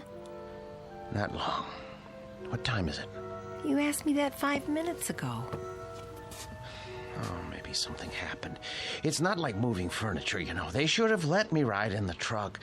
What if they dropped one of the crates? There they are now. Just relax. You Martin Sinescu? Yes, are they all right? The boxes? They okay. They didn't break, right? Nope. No bumps? No bumps. Where do you want them? Look, carry them to the rear of the house and down to the basement. Carefully. Take your time. Well, wait a minute, how much time will it take? I don't know, an hour maybe. You gotta pay by the hour, you know. Sign here. With pleasure, and please, hurry. You see? All here, safe and sound. Easy! Please, don't jiggle them. Will you stop worrying? It's getting warm. What? I say, it's getting warm outside. They're very delicate. They can't stand more than 80 degrees. I didn't think they were so big. They're not. The boxes are big. The actual figures are not any bigger than you or I. See? Landru's in the first one. The next is Jack the Ripper. Oh, Emma, I'm so sorry I got mad. But it's gonna be like opening Christmas presents. Mr. Sinescu? Yes?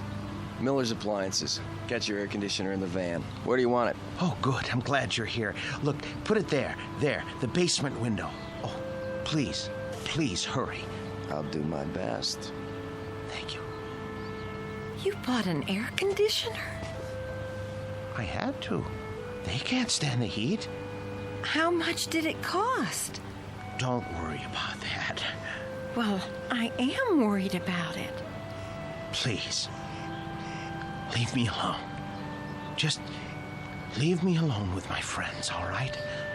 Now, if you don't mind, I have to go downstairs.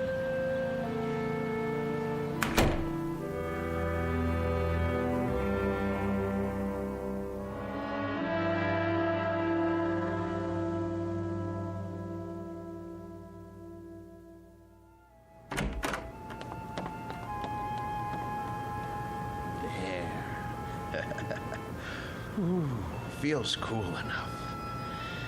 Now then, gentlemen, Bloody Jack, Jack the Ripper, how are you today? None the worse for wear, I see? Oh my. Cape's a bit shabby, though. Martin, are you down there? Yes, sir. Positively threadbare. Martin! Yes? Are you fussing with the Ripper's cape again? No. Yes. No. It's his hat. His hat is going to need cleaning and blocking before long. In fact, all their clothes could stand it. It's been almost a year since Mr. Ferguson let me do that. Martin! Emma, listen to me. The truth is, these men need clothes. But the Ripper here, his are the worst. Part of his coat back's come undone, and... Martin! What is it, dear? We're not buying them any clothes. Oh, Emma, listen. It's not just buying. It's tailoring to fit their bodies. I don't care, Martin. Oh, you don't mean that. Yes, I do. No, you don't. Honestly, Martin, you pay more attention to those murderers than you ever did to me. Oh, Emma, listen, that's not true. You practically live down there. Emma, they're a trust, a sacred trust. These figures were made by Guillemont. They're masterpieces. All right, so they're masterpieces. But you told me it would only be for a few days. Now, they've been here for weeks. I've been nice about it, Martin. You can't say I haven't. How long is this going to go on? I'm sorry, dear. I didn't lie. I thought they'd be here only a little while. I really did. But, well, I can't find anybody to finance the museum. Well, how can you find anyone if you spend all your time down there? Well, I phoned, but everyone I talked to never even has heard of Henry Guillemont. Can you imagine that? What's that? The electric bill. You see how much this air conditioner is costing us, running around the clock? Well, you know how hot it's been. Oh my. That is high, isn't it? I'd like to know how we can go on paying it. Martin, there's no more money in the bank. I know. But you mustn't worry. I promise you, I'll think of something. There must be somebody somewhere. Mr. Ferguson. No. Why not? You've told me he loves these things as much as you do. Besides, isn't it up to him to take care of them? Emma, I don't know anyone in the world I respect as much as Mr. Ferguson. And I would never trust these figures to him. I couldn't be sure they were cared for properly. I don't even think I could sleep if I... So we're stuck with them. Stuck? Emma, it's an honor, a privilege. For you, maybe. But how do you think I feel? I am afraid to go into the basement because of these monstrosities. I mean, I just about get a heart attack, Martin. The way they stand there and stare at me, they're frightening. They're supposed to be frightening.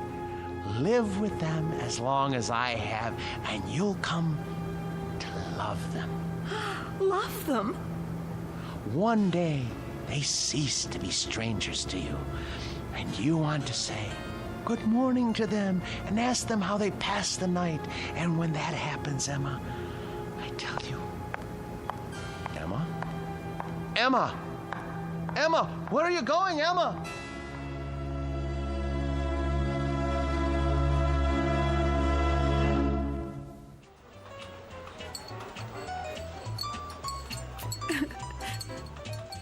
So, I just don't know what to do. I mean, we can't borrow any more against the house. That's true. There's no chance for a refi without proof of income. And then today, when the electric bill came, I realized we've been spending a fortune just to keep the basement cool. You should have told me about this. I know, but I didn't want to bother you. I'm also your brother, remember? Oh, Dave. If only one of those people would loan him the money to open the museum, everything would be all right. Now, Emma, listen to me. Nobody's going to put money into a crazy scheme like that. Old Ferguson knew what he was doing when he sold out, and he was smart getting Martin to take care of those dummies. I shouldn't complain. It's just that you know how much he loved his job, and it was such a shock losing it. Do you want me to help? I didn't come here to ask you for a handout. Don't be silly. We're family. And believe it or not, I've always kind of liked the guy. But what's happening now? It sounds like he could use a few hours with a shrink. I can give you the name of a good one. Oh, Dave, he'd never go. Exactly. So what we've got to do is get Martin away from those things. Does he have them all? Only a few. How come? Ferguson had 200 or 300, didn't he? Yes, but these are special. Some man in Europe made them. Well, they can't be too special if they're not worth anything. They are to him. It's the first time that anything has come between us. I hate those murderers. I'll stop by and talk to him. It won't do any good. Then you talk to him, Emma. But not the way you have before. Lay it on him. Tell him it's those stupid dummies or you. And if that doesn't work, well, there is another way. What? Air conditioners break down.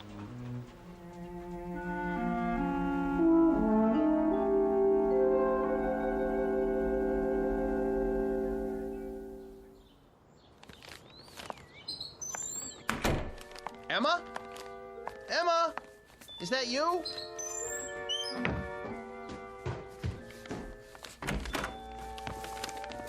Where have you been?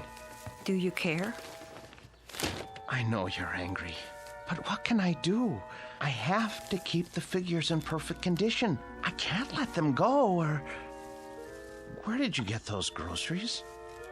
I thought you said we didn't have any money left. Dave gave me some cash. Oh, no. Oh, my, oh, my, oh, my. You told your brother. Martin, we can't go on living like this. I'll borrow some money from Mr. Ferguson. Borrowing isn't going to solve anything. Now, Martin, I know what those figures mean to you, but... But what, Emma? What? I simply will not have them in this house 1 minute longer.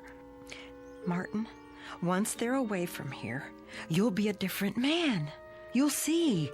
You've lived with wax dummies so long, you've forgotten how to be a human being. No, I haven't. What kind of friend do you think I am? I cannot desert them now, not after all these years. They need me. They'd be lost. Martin, they're not alive. They don't need anybody. I want you to see a doctor. What? A doctor? Yes. Just once. What do I need a doctor for? Because, Martin, there's something the matter with you. You haven't been yourself lately. Oh. Well, who have I been then? Well, I'm not sure. Somebody I've never known. But, Martin, staying down in the basement all day and talking to those things, honey, it's not natural. I know it's not natural, but it's my job. I'm not the only husband who brings his work home with him. This was your brother's idea, wasn't it? Well, you go back and tell him to mind his own business.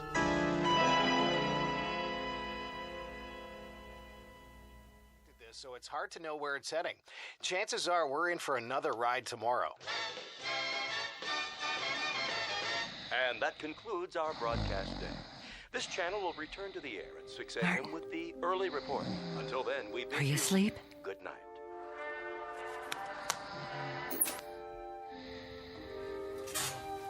God forgive me. It's time for the air conditioner to break. Oh, it's so dark down here. And cold. Well, it won't be for much longer. Oh, where's the fuse box?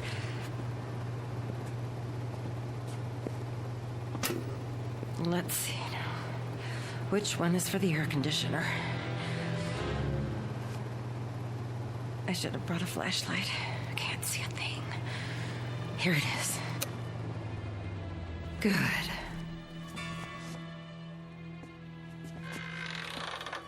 What? Who's there? What's happening?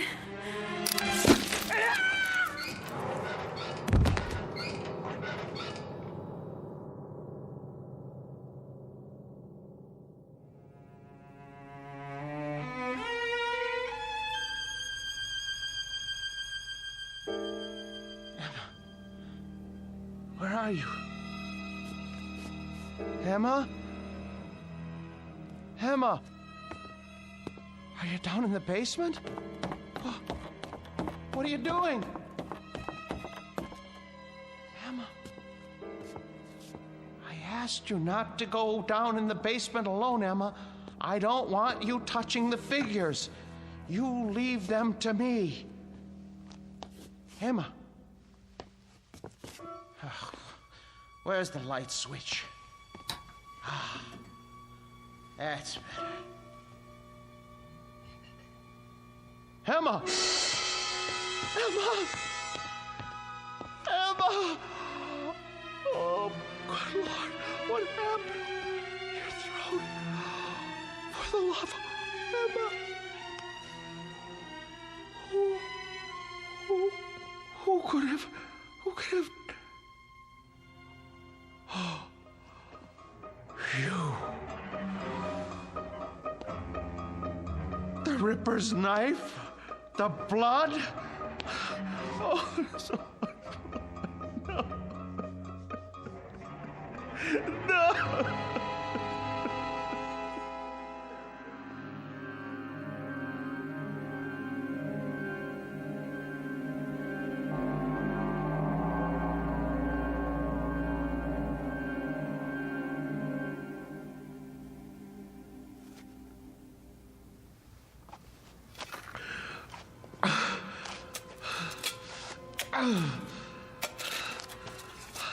I hate to bury you down here, Emma.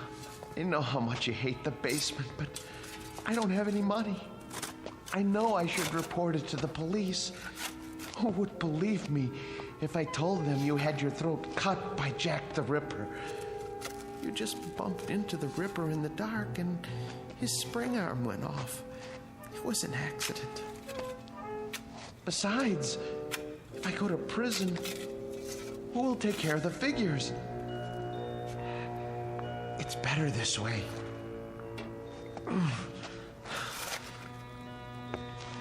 They didn't like you, you know.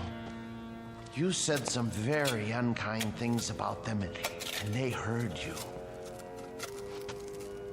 You have to be careful around Jack. He has such a temper. I should have warned you.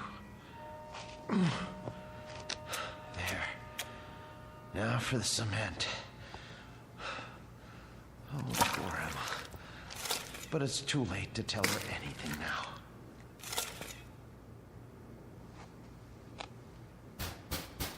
Yes, man.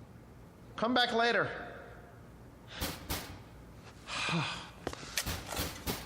All right.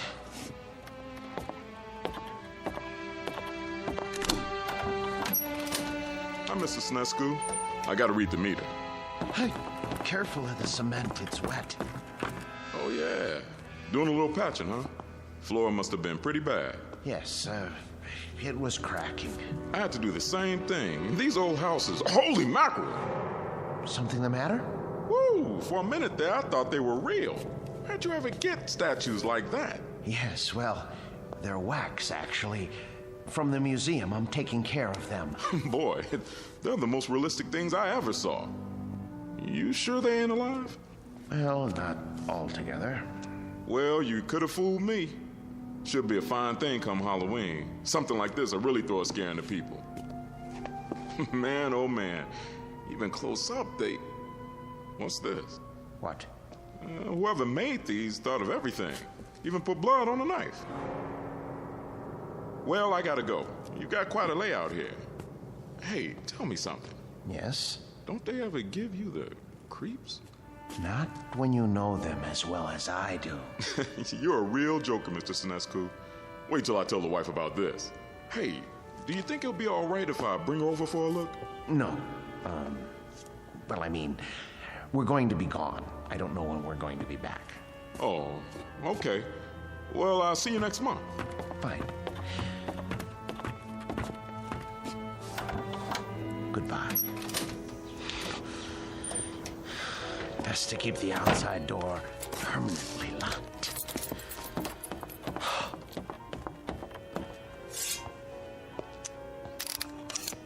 Check. I'm surprised at you. I really am. How did you manage all those murders without being caught by Scotland Yard?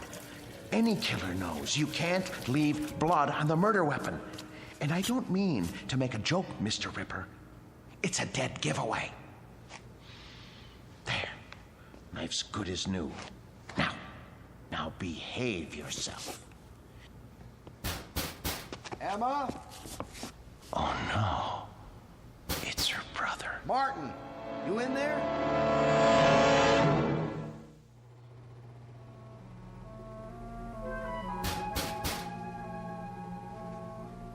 Emma? Martin? Where are you? Gotta lock the basement door. Martin, if you're in there, open up. Now. Martin, are you in the basement? Yes. Yes. Is that you, Dave? I'm down here. Open the door, will you? I can't. Why not? I'm painting the stairs. Look, give me a second. I'll go out the cellar door and come in the kitchen. Okay.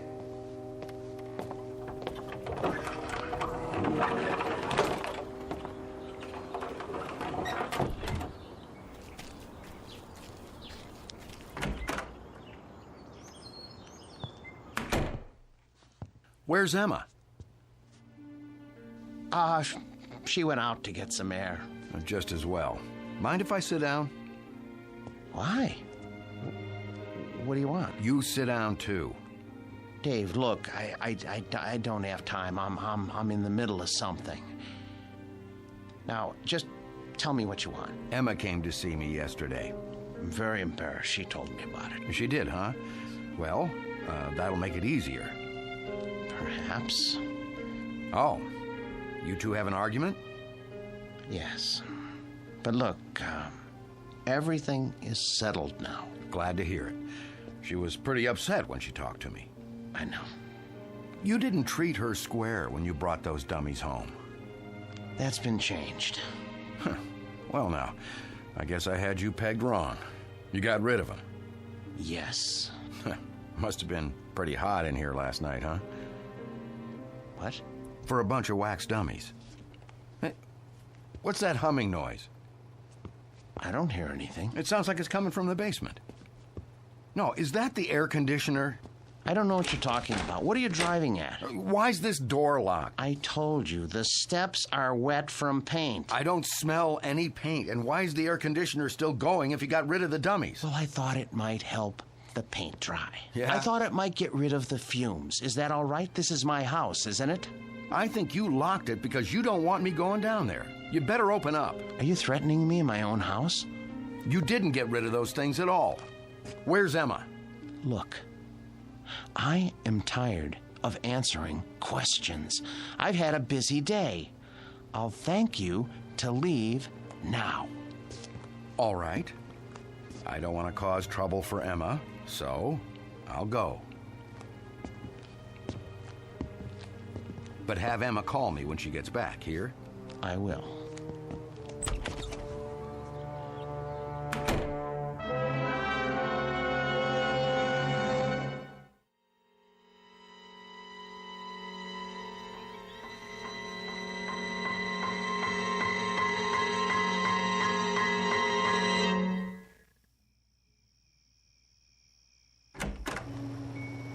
Emma? Boys? You can breathe easy. I'm going to bed now. Sweet dreams. Good night.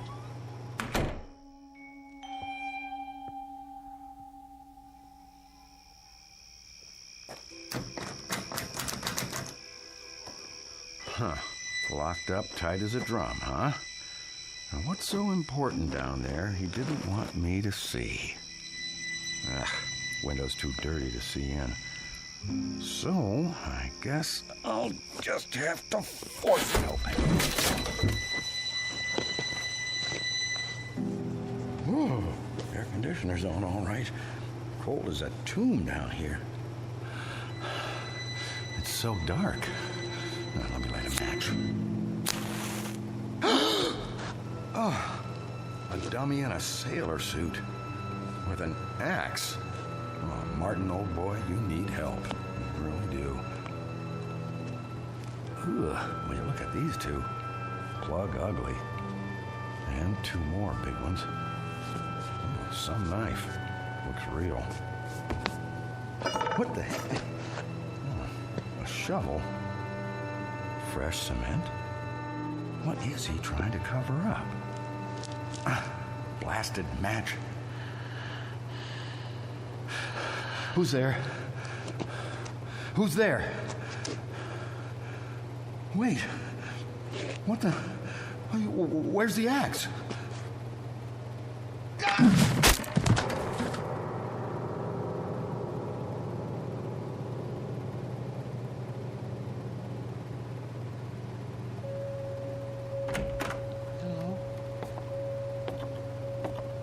Hello? What's going on? Who's here? Hicks. Where's your axe? Dave. Dave. Oh no. Mr. Hicks. When I took your axe away from you and put it up in the rafters where you couldn't reach it, I tried to make sure that nothing like this could happen. How did you get it down from there? Why did you take it off the rafter?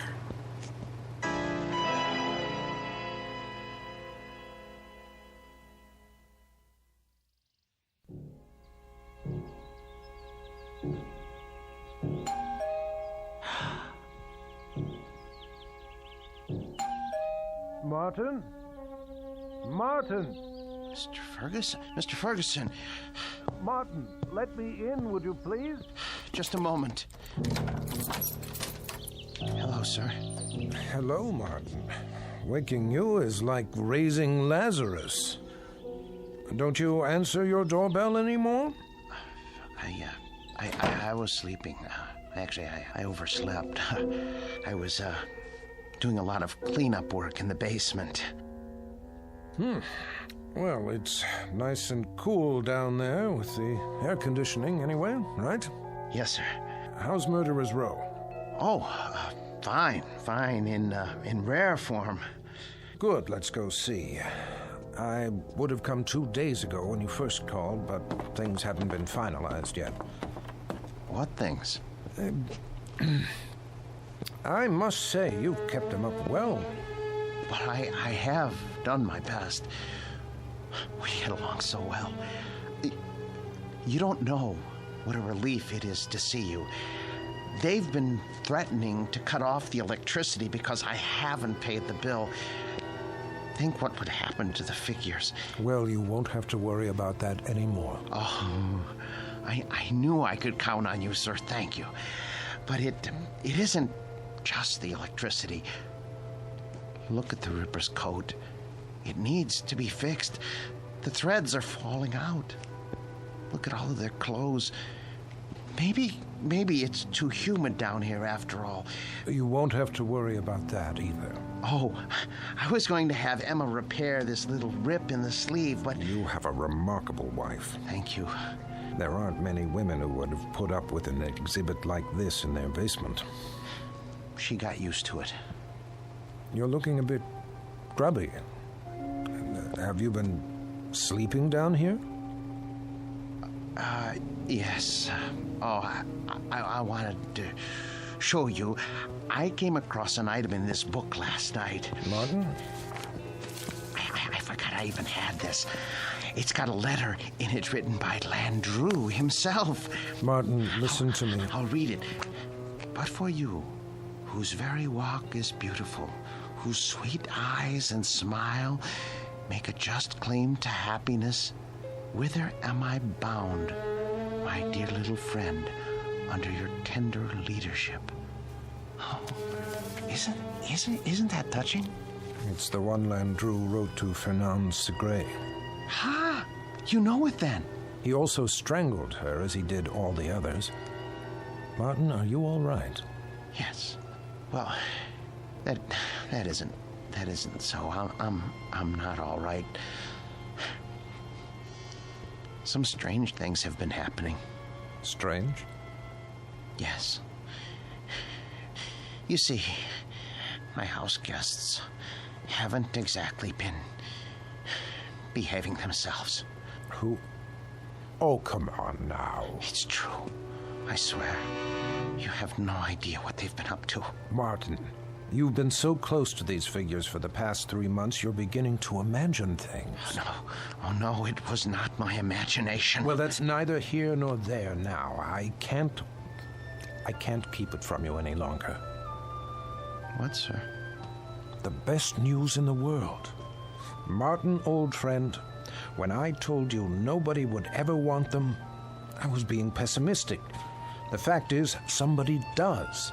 But not just anybody. The Marchand Museum. Did you hear me? Marchands in Brussels.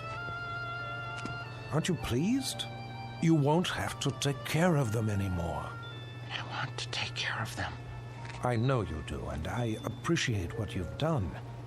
But it's all signed. You don't mean that you've sold them? Yes, and for what I'm getting, there will be substantial compensation to you for the years you put in. But my museum? I was going to buy them. You know you could never do that. Say you have another buyer. I'll get the money somehow. Please, Mr. Ferguson, they're all I have left. Martin, time moves on. There's no longer any need for our specialty. I thought with the closing of the Grand Guignol in Paris that things must be the same in Europe. But Marchand's is actually expanding. They were delighted to make an offer. The transaction was consummated only this morning.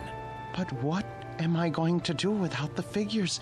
I'd die without them. Oh, come on now, man. You'll get over it. Why don't you go upstairs and prepare us a cup of tea or something while I take some measurements? The Marchand people want the exact dimensions. All right, Mr. Ferguson. If you're sure that that's how you want it. I'm sure. Very well. Very well. Let's see now. Hicks. 6 feet, 1 inch. And Birkin hair. Hello there, Landru. Still holding your waxed cord, I see. Be with you in a second. Now then, Mr. Hare, 5 feet, 10 inches.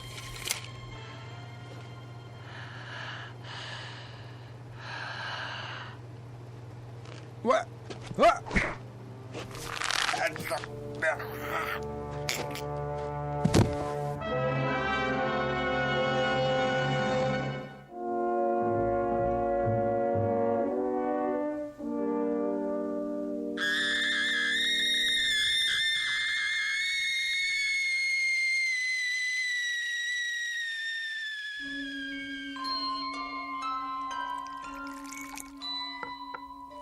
There, 2 cups of tea.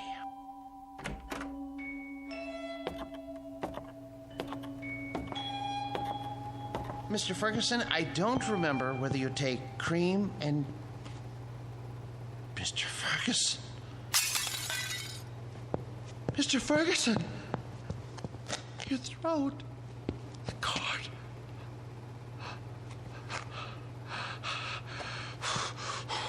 Why did you strangle Mr. Ferguson? And the rest of you? I know you didn't have any part in this, but you didn't stop it either. Landru, you have gone too far.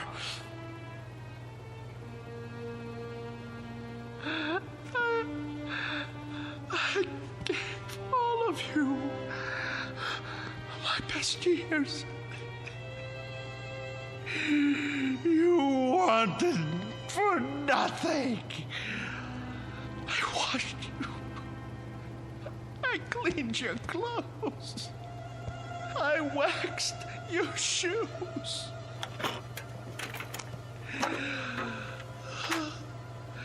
The hair was always the right temperature because I made it so. I defended your deeds against the thousands who came to see you. And when Mr. Ferguson sold the museum, who spoke up for you? Who wanted you? And now, what have you done to repay me? Murdered Mr. Ferguson?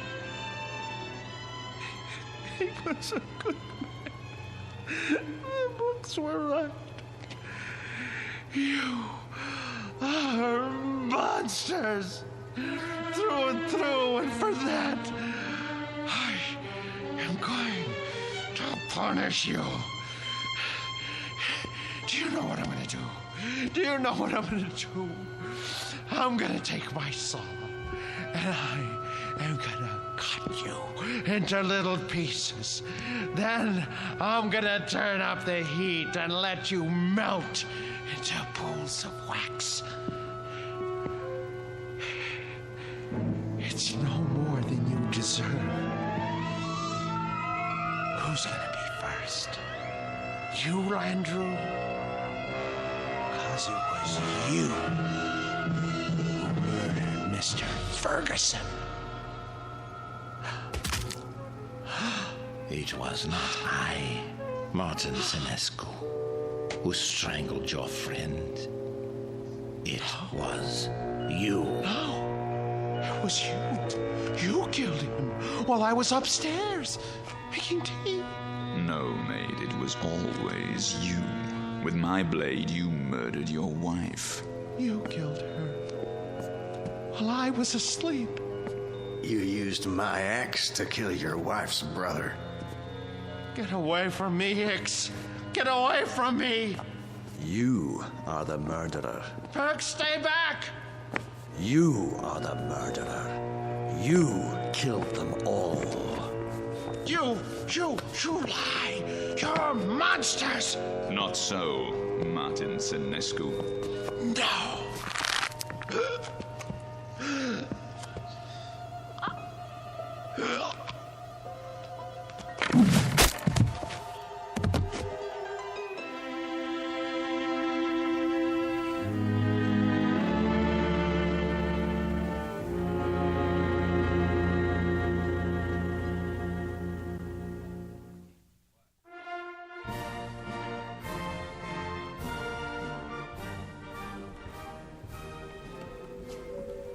And here is the latest addition to Marchand's Wax Museum, Murderer's Row, complete with its newest cast member, Martin Lombard Senescu, a remarkable and most versatile man.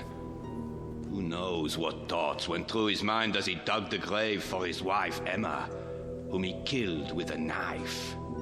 His brother-in-law, David, whose skull was split with an axe. And his friend and employer for 30 years, Mr. Ernest Ferguson? We'll never know. We can only guess what fierce devils tortured Senescu's soul and drove him to his destiny. But he has taken his place with the infamous and depraved.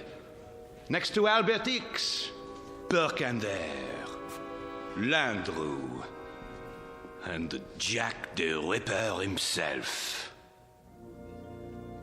This way, please.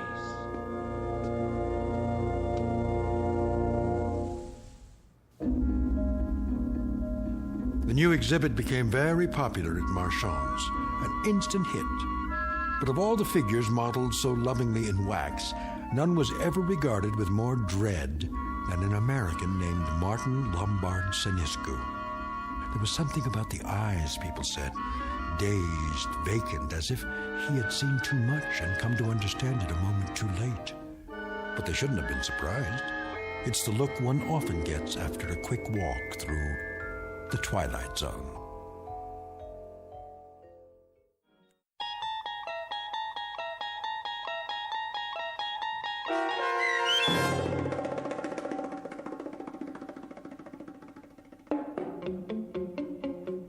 The New Exhibit, starring Joby Cerny with Stacy Keach as your narrator, was adapted for radio by Dennis Etchison and Joby Cerny, and written for The Twilight Zone by Jerry Soule and Charles Beaumont.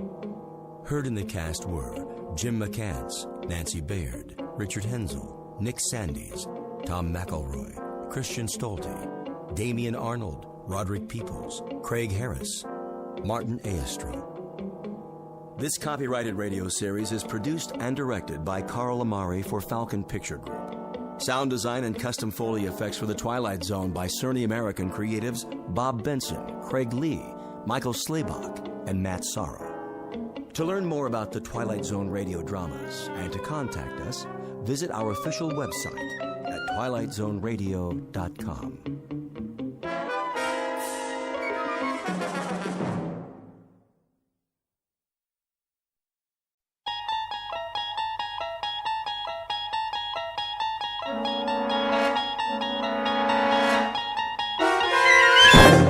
You're traveling through another dimension.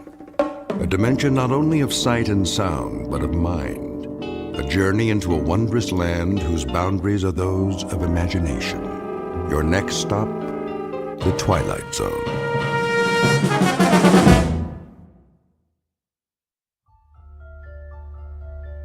It was the day no one would ever forget. Not next week, next year, or the year after.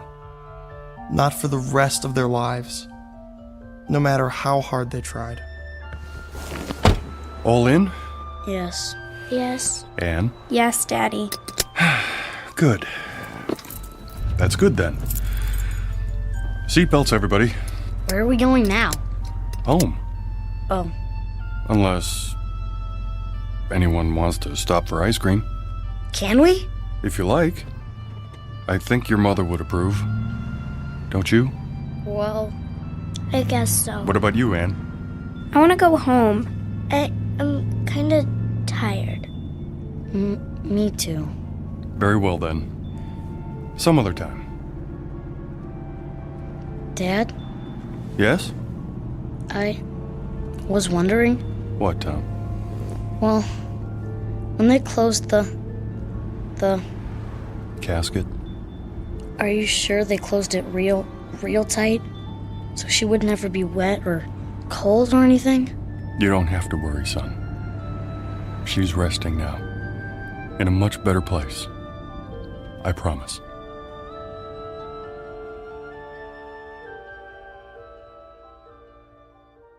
It was the week the world ended. And yet, incredibly, it was also the week something new, something truly fantastic began.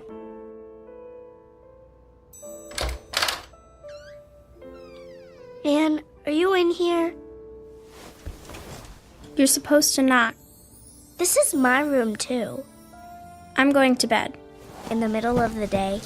It's cold. Tell Daddy to turn on the heater. It is on. It's warmer downstairs. Who's that? Thank you for stopping by. The children need me. Come in. Nice of you to take the time. It's Aunt Clara. We know. Is she here to take us away? Let's go listen. I'll see about a sitter first thing tomorrow. They need more than that. A maid as well. And when you work late? They'll be in school most of the day. And what about after school? And who will see that they're dressed and fed every morning? A live-in maid, then. Ugh, maids and sitters never work out. Beyond intolerable, everyone. I'll do everything I can for them, Clara. It's not enough. They need a woman's touch. George, I'm going to tell you this once. Babysitters and nursemaids are not the same as parental care. It's been a week since their mother died, and little Anne is more withdrawn every day. Can't you see she's miserably unhappy? And it's only going to get worse. You're right about Anne. But Tom and Karen seem to be adjusting. Oh, nonsense. They're only covering up. They're sad, lost children. They have no anchor now. It's going to take time, Clara. Well, that's all well and good. But how much time? This is ridiculous. I know my own children. Do you? Clara, please. Daddy. Now you've upset the children.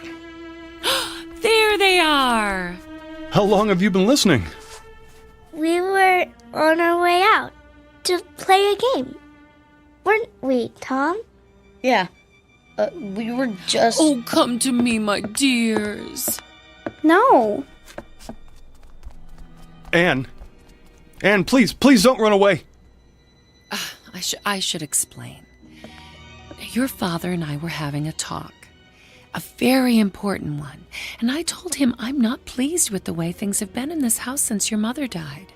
But I have some good news. How would you like to come and live with me for a while?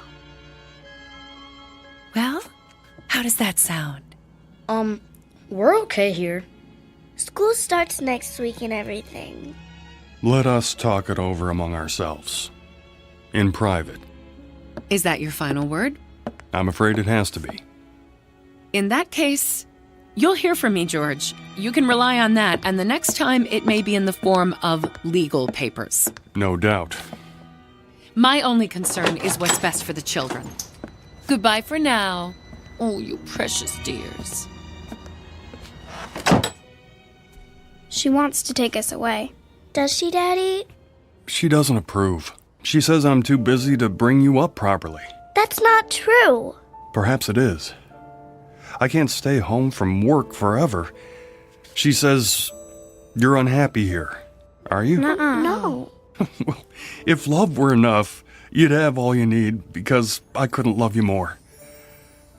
Perhaps I can find the right help, the right guidance. Someone who'll be here all the time, someone who cares. But where? Where do I advertise for that? Wanted. One loyal, gentle soul will always... Dad. Look at this. What do you have there? Modern Science magazine? It came in the mail. There's an ad in the back. It says... Let me see. There. I sing the body electric. What does that mean? A line from a poem by Walt Whitman, as I recall. Keep reading. Fantaccini Limited. Huh? It's the name of the company.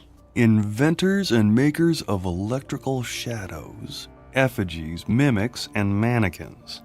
We bring you the answer to all your needs. That's stupid.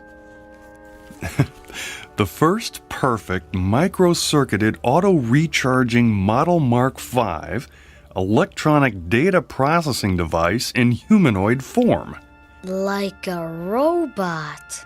Built with precision, designed to accommodate any problem, large or small. Worried about finding the right housekeeper, personal assistant, secretary?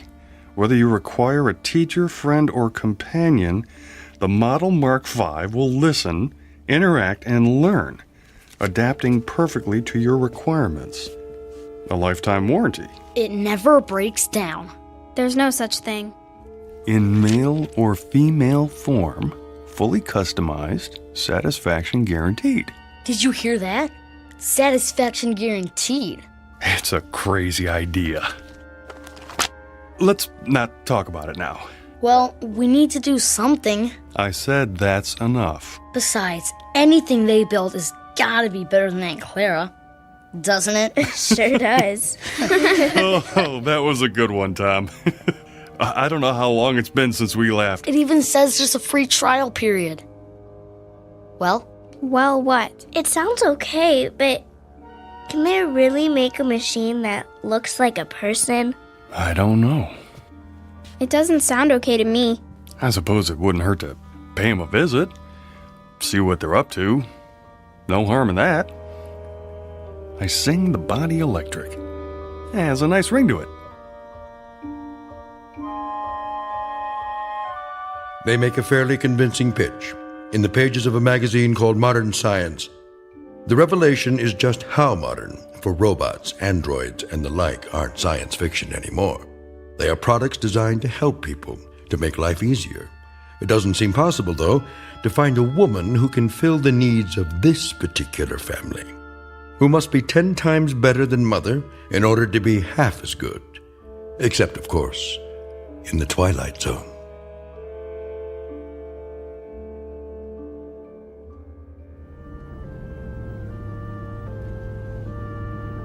there's the sign. Fantuccini. Why do they call it that? Who cares? We'll have to ask. As soon as I find a parking space.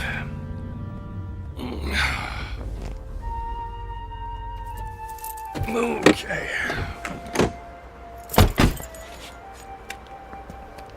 Can I ring the doorbell? You always get to do everything. Now, your brother found the ad. Wow, some bell, huh? Won't you come in, Mr. Simmons? We've been expecting you. You have? I called ahead for an appointment. Feel free to browse the showroom. I'll be right with you. Wow, this is incredible. Look. What's that supposed to be? A whole table full of marbles? I don't think so, son. More like glass eyes. Wow. Blue and brown and hazel and green. I want her to have eyes like this. Well, careful, just don't touch them. Oh, please do. Guido Fantuccini at your service. An unusual name. It's Italian. It means, roughly, dream people. Or, as I prefer, shadow puppets. This is my daughter, Karen. Hello. And, Don't tell me. Tom.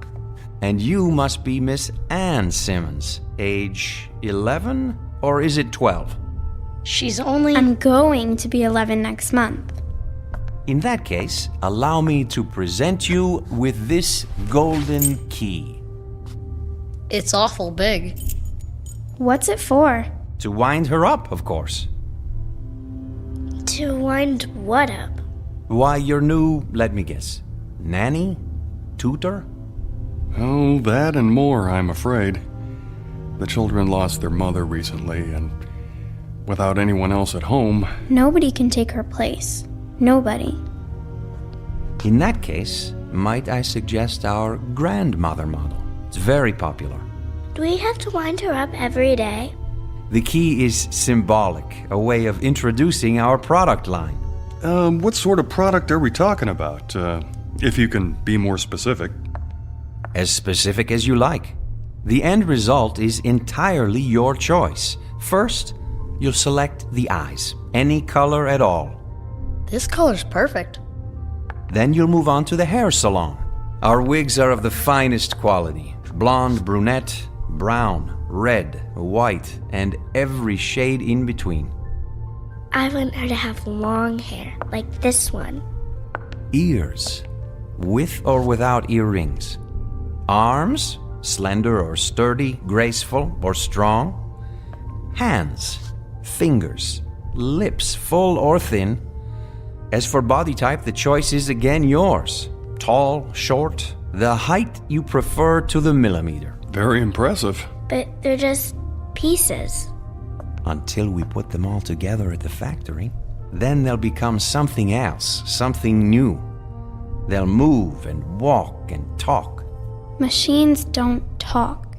Grandmothers do. Listen. I sing the body electric. I celebrate myself and sing myself. Who's that? One voice out of many possibilities. Try another. Myself and sing myself. I sing the body electric. I sing the body celebrate electric. myself. Or another. Sing Myself and sing myself. I sing the body electric. I sing the body electric. I celebrate myself. I sing the body electric. Myself. I celebrate myself. I sing the and sing body myself. electric. I sing the body electric. And sing I celebrate myself. and sing Pick myself. one. I sing the body electric. I celebrate myself and sing myself. I sing the body electric. That's not right. I celebrate Too high? myself Too low? and sing myself. Go ahead, turn the knob. I sing the body electric. I celebrate myself and sing myself. I sing the body Could electric. you make her just like my I mother? celebrate myself If you wish. and sing myself. Exactly? I sing the body To electric. a I T. celebrate myself Then and sing myself. I don't want her. Please, Anne. I want to leave. You've dropped the key. Wait. I sing the body electric. I celebrate myself and sing myself. I've I almost sing got the it body right. Electric. I celebrate myself and sing myself. I sing the body electric. I celebrate myself and sing myself. The armies of those I love engirth me, and I engirth them. They will not let me off till I go with them, respond to them, and discorrupt them, and charge them full of the charge of the soul. Grandma.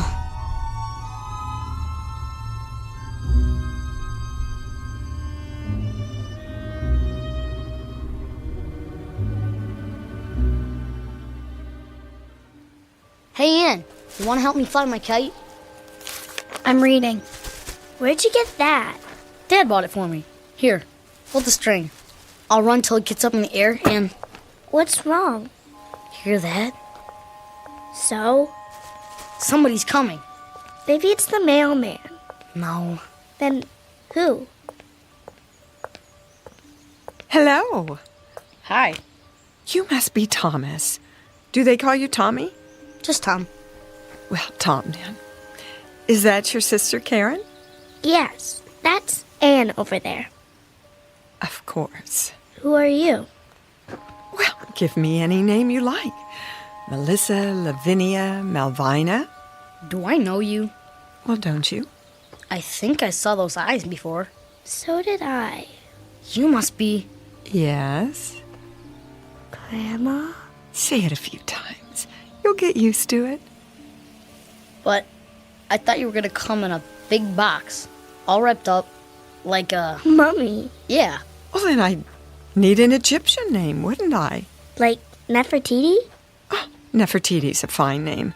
Do you know what it means? I believe I do. It means the beautiful one is here. Well done! George Simmons. So, we meet at last. A pleasure, Mr. Simmons. Welcome to our home. You're not my grandmother. Anne. Well, then who am I, pray tell? Nobody. Just a machine. Well, she doesn't look like a machine. Ah, but I am. A very special one. How shall I prove it? Let me see. Have you ever been to the beach? Yes. Sure. And when you were there, did you pick up a shell and hold it to your ear? Many times. What did you hear? The ocean. Yeah. Then listen. I'll cup my hands together like this and hold them to your ear. Now, what do you hear? I want her to have long hair, like this one. That's my voice. All your wishes recorded. You too, Tom. This color's perfect. How did you do that? Well, you're a part of me now, stored in my circuits. Anne, what was it you said? I don't care. Well, it may take a while for that one. I'm not worried. Tom, what is that you're playing with? A kite. Oh, will it fly high? I think so. If I don't run out of string first. Well, what do you know? I happen to have some with me. Where? Touch the end of my finger. You have string in your finger? If that's what you need. Now tie the end to your kite. Why don't you run with it, Anne? Go on. It won't fly. Oh, are you sure? Hold it over your head. Please, Anne. Give it a try. Well, if you want me to, Daddy.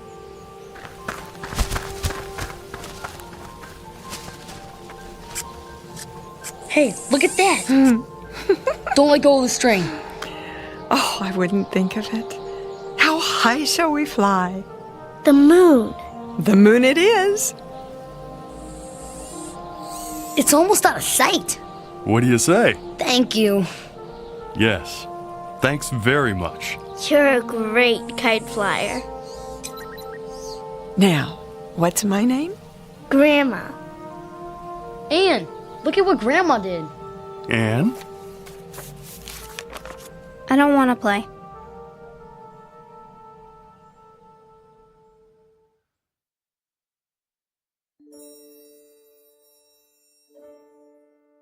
There was a second day, of course, and a third, and a fourth, with Grandma busy every minute, cleaning and cooking, opening the drapes wide, filling the vases with fresh-cut flowers, baking cookies and pies, and leading long walks into town. But the most beautiful and special thing was the way she paid attention to everyone. She took time to listen, really listen, and remember every word, every thought, every wish, as if that were her only purpose. She seemed clever beyond clever, human beyond human. Anne finally began to join in, but slowly. To walk if not to run, to listen if not to hear, to watch if not to see. And as the days turned into weeks, Grandma waited. She never tried to urge or force. Sometimes, when Anne didn't come to the table, Grandma left dinner on a tray by her door. Big spoons first, then the little spoons. Is that right, Grandma? Perfect, Karen, dear. Is that your father home already? Yeah. You heard him before he got here. Daddy! Hello, sweetie. How was your day? Grandma taught me how to sew. Did she now? Good evening, Mr. Simmons. Dinner is almost ready. Well, looks like you have a helper. I made the mashed potatoes. Indeed, she did. I'm proud of you, Karen. Where's Anne?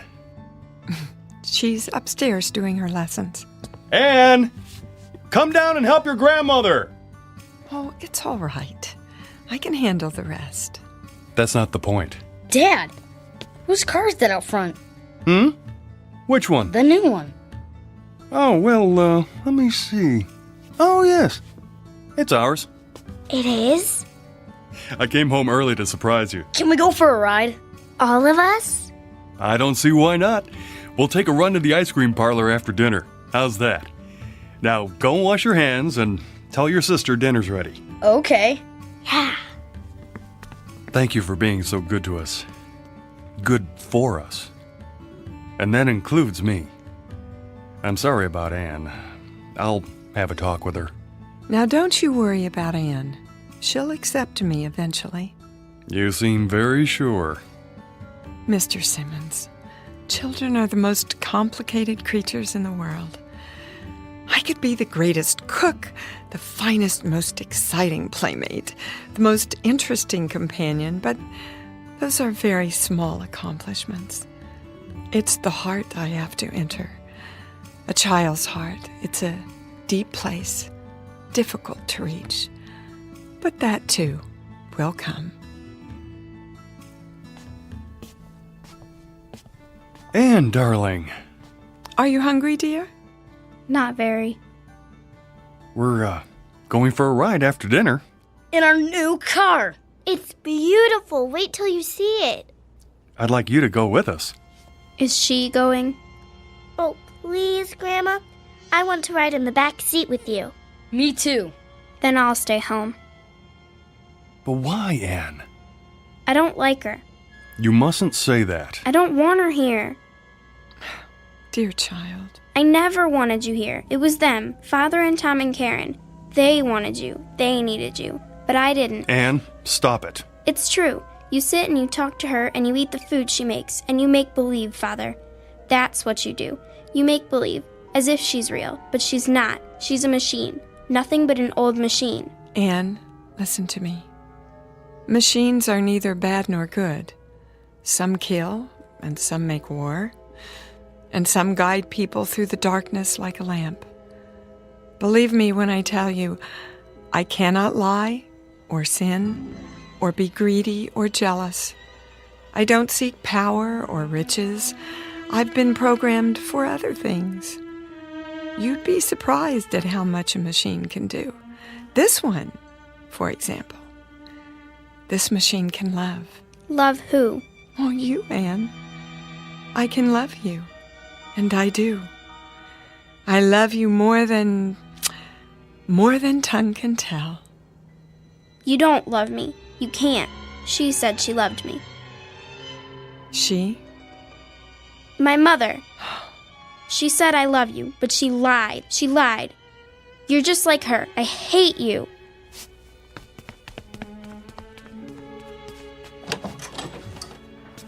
I'll go after her. Not this time. There's no place for her to go. No place except to me.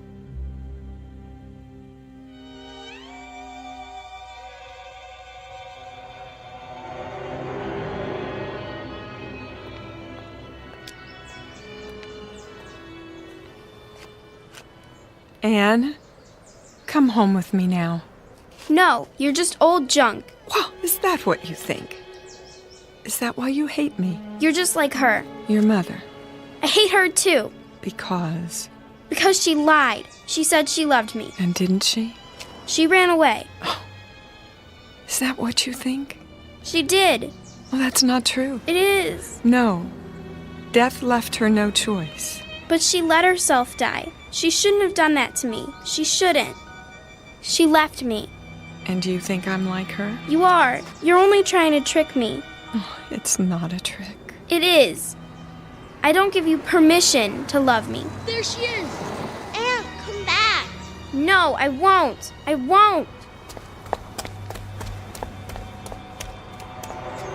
Anne, stop! The light's red! Anne! No, child! You mustn't! There's a truck! Leave me alone. Then stay where you are. I'm coming. Anne, no!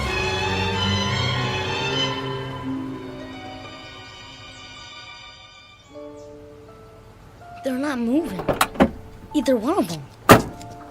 Don't touch them. I didn't see them, honest. I mean, they ran out into the street. A little girl and Stand back. a lady. Oh, man. Look, I'm gonna get an ambulance. Wait. She's moving. Anne. Oh, thank goodness. Daddy? You're going to be all right, darling. We better get her out off the street. Here, put your arms around my neck. What happened? There was a truck, but Grandma stepped in front and pushed you aside. She did? You fell down, that's all. Grandma. What about that lady? I mean, she's not breathing. Look, she's starting to move her fingers. And her eyes. Grandma, can you see me? Why, hello, Tom. You know, we really shouldn't be out in the intersection like this. Come over to the curb, Grandma. Can you walk? Of course I can. But how? See, Anne? She's perfectly all right. She saved your life. Do you realize that? I'm sorry. Sorry. Shh. Now stop your tears, child, and listen while I cup my hands by your ear. Remember? like this. A machine. Nothing but an old machine. You're just old junk. Old junk.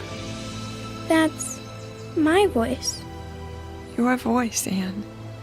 The way it was once. When I was a child, I spake as a child. Oh. Grandma? Grandma? There. You are alive. Well, I most certainly am. But the truck. It couldn't hurt me. Nothing can. 2 leave-takings in 1 year would be too much. Then you're not like Mother. Your mother didn't run away. She was taken away by death. Do you understand now that I shall always be with you? You won't run away? I can't. And I won't. Oh, Grandma. Thank you. You'll never know how much. She had nowhere to turn.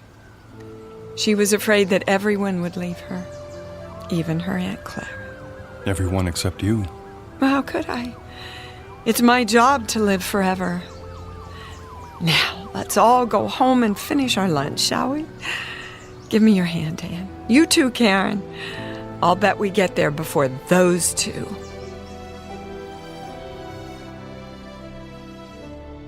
As of that moment, Grandmother became an irreplaceable member of the family, an integral part of their lives. She was more than important. She was vital, the very essence, the most crucial part of being alive. And she shared it all with them, without effort, as if it were what she was born to do.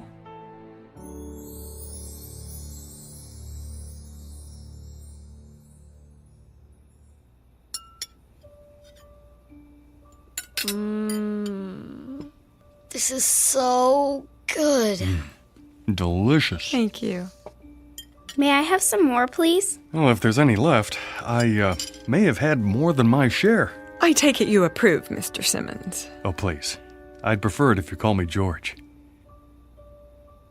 Clean your plates, all of you, or there'll be no dessert.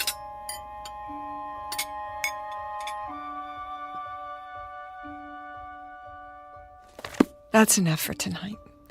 Tomorrow we'll read another chapter from Moby Dick by, what's the author's name? Herman Melville. That's correct, Anne.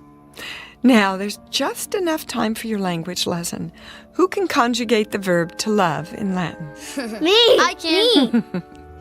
Me! She taught them better than any flesh and blood teacher, in a manner perfectly suited to their expanding minds, until learning became a hunger that would never be quenched. Grandma? Are you asleep? Oh, you know better than that. Do you need something? Hot chocolate? A plate of cookies? It's the storm. They're scared of thunder. And you, Tom? Heck no. Oh, well, come over here just the same. Everybody crawl into my bed. That's it. We'll weather this old storm together. They would never see lightning, never hear poetry, never listen to foreign tongues without thinking of her. Everything they would ever see, hear, taste, smell, and touch would remind them of her. She was all life to them, the source of the Nile. And all life became wondrous, quick and electric, like her. And one day, it came time for the inevitable, the unthinkable, the day of saying goodbye. Thank you for carrying my suitcase, Tom. Such a fine gentleman. It's the least I can do. The same suitcase you brought with you, how many years ago? Now, let's not get maudlin. Grandma, do you have to leave today? Oh, yes, Karen. It's time. We're going to miss you. And I you, Anne. But why do you have to leave at all? You're going off to college now, and you won't need me. That's the way it should be. But you've been our world. I'm not the world. The world's out there, and it needs you. What happens to you now, Grandma? Oh, back to Mr. Fantaccini and the rest of the Pinocchios. He should have called himself Geppetto. Don't joke about it. Oh, but it's true. You've been my family here, and now I must go back to my first family. My brothers, sisters, aunts, cousins, all the other robots. And do what? Some stay at the factory. They're taken apart and recycled. Not you. Or perhaps I'll be returned and sent out to help another family like yours. They can't destroy you. I won't let them. Nor will I. Destroyed? Oh, what a silly expression. I'll go for a while to the Room of Voices. The Room of what?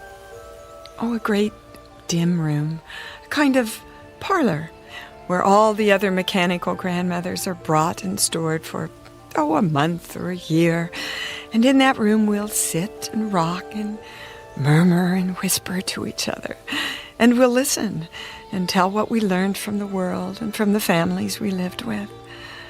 I'll share what I learned from Anne and Karen and Tom and even you, George. You didn't learn anything from me. Oh, didn't I? Don't be so sure. But you taught us. Is that what you think? Foolish lad. Why, now I have so much to share in the Room of Voices. Everything you ever said or did, everything you ever laughed or cried about. And someday... Someday what, Grandma? For reasonable creatures, we have an unreasonable dream. Someday, if we're very wise and very good, perhaps we'll gain the greatest gift of all. Oh, Grandma, you don't have to wait. You're alive now. You've always been alive to us. Well, there's my cab. I'll get your case. Oh, no, I wouldn't hear of it. Grandma, am I never going to see you again? Well, the world holds many surprises. Someday, when you're very old, with childish ways again, in need of help, send for me. The old nurse, teacher, companion. And I'll come back. Hard to imagine. Oh, we'll never be old. But then... you'll never come. I mean, if we don't, we won't ever... Do me a favor, would you? Anything. Go on upstairs. Quickly now. I'm not one for goodbyes. Grandma! There. Mind your grandmother. Quickly!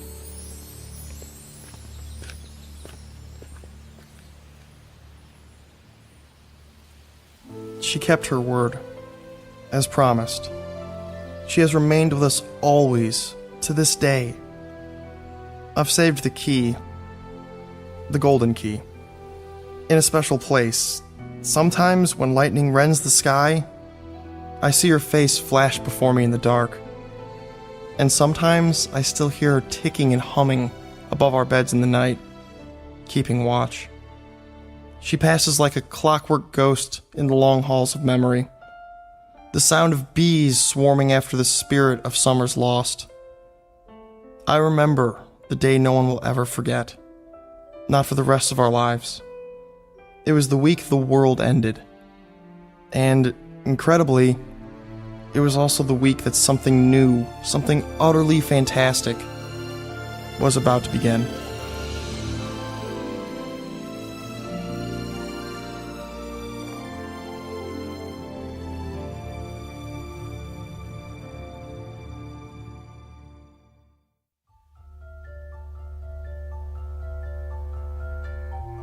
As of this moment, the wonderful electric grandmother moved into the lives of children and father. She became integral, important. She became of the essence. As of this moment, they would never see lightning, never hear poetry, never listen to foreign tongues spoken without thinking of her. Everything they would ever see, hear, taste, feel would remind them of her. She was all life, and all life was wondrous, quick, magical, and electrical. Like Grandma. A fable, most assuredly, but who's to say that at some distant moment there might not be an assembly line, producing a gentle product in the form of a grandmother, whose stock in trade is love. A fable, sure, but who's to say what's possible in the Twilight Zone.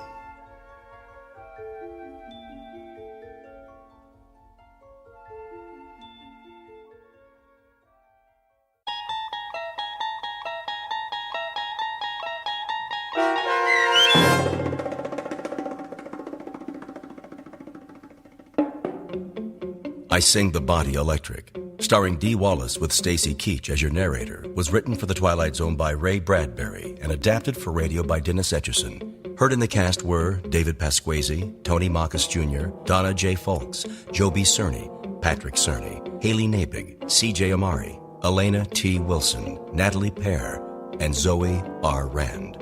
This copyrighted radio series is produced by Carl Amari and directed by Joe B. Cerny for Falcon Picture Group. Sound design, custom Foley effects, recording, and editing are done in the Cerny American Sound to Picture Theater by sound designers Craig Lee, Bob Benson, Todd Beyer, and Tim Cerny. Music for The Twilight Zone is provided by CBS and American Music Incorporated, New York. To learn more about the Twilight Zone radio dramas and to download episodes, including 3 free episodes on our homepage, visit our official website at twilightzoneradio.com. Doug James speaking.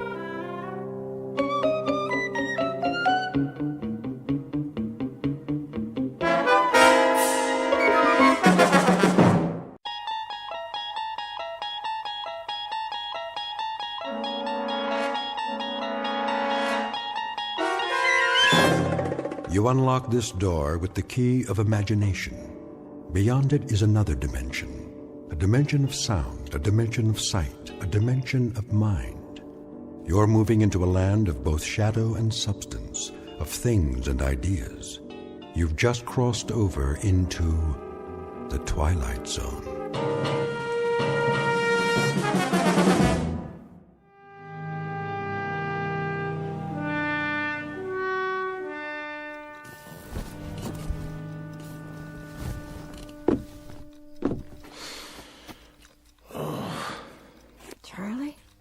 Go back to sleep. It's early.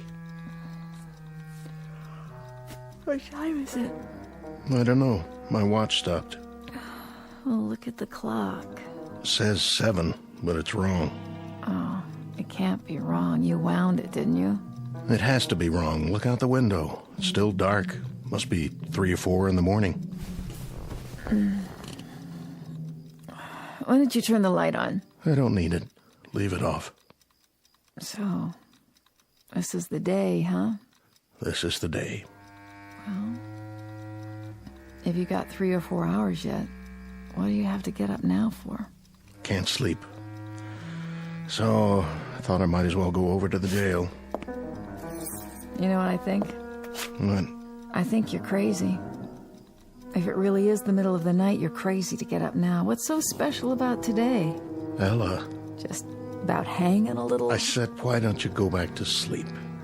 Why don't you? There's going to be all kinds of excitement today, reporters and everything else. You're the one that could use some sleep. Bring breakfast over about 8:30. You want some coffee now? Pierce will have some at the jail. Just bring Jagger's breakfast at 8:30. What about you? I can't eat. What time do you string him up? Ella. Well, you know what I mean. What time does he get hung? Hanged. That's what I said. What time? When you're talking about an execution, Ella, the word's hanged. It's at 9:30. And you know something? I hope they stay away. I hope everybody stays away, not just the reporters, the whole town. Because when I think of a bunch of cold-blooded gawkers who get their jollies from watching a boy die, I want to... Well, why shouldn't they? Why shouldn't the whole town turn out to watch it? Including you? I haven't decided yet. Why would you want to see a thing like that? Why would you even think about it? Because if anybody deserves it, he does. Dirty little animal. I'm leaving now. I understand that after the neck breaks, they only feel it for a couple of seconds. Well, it ought to take more time than that, Charlie. For what he done, this is a mighty easy way to pay it off, don't you think? Easy? To get strung up by the neck? All I can say is you have a funny view of what's easy and what's hard. Just remember to bring his breakfast over. Hey, Charlie. How does he want his eggs? Edible. They're the last ones he's gonna eat, so do one thing for me, will you, Ella? Make them edible.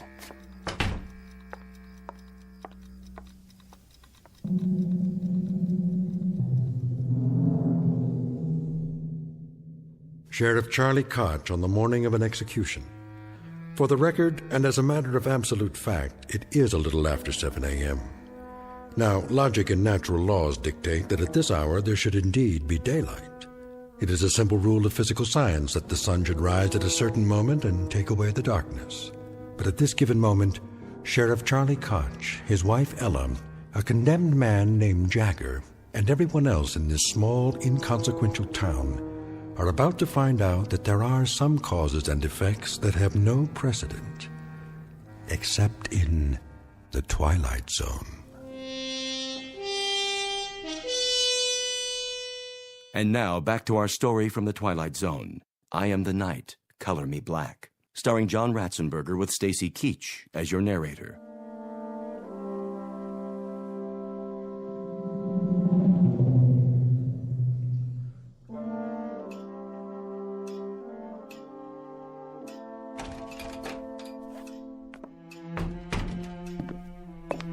Morning, Sheriff. Pierce, anything doing? Nothing much. You sure? Yep. Take your feet off the desk. Sure thing, Sheriff. Glad you finally made it. This ain't the day to be oversleeping. You tell me all about sleeping, Pierce. You're the expert on that. Hey, don't get me wrong. I mean, I ain't complaining. You ain't complaining, but at 2 or 3 in the morning, you've had a 4-hour shift. And, buddy, that doesn't break anybody's back. 2 or 3 in the morning? What have you been drinking? It's 7:30. Then why is it pitch black outside? What are you talking about? Take a look.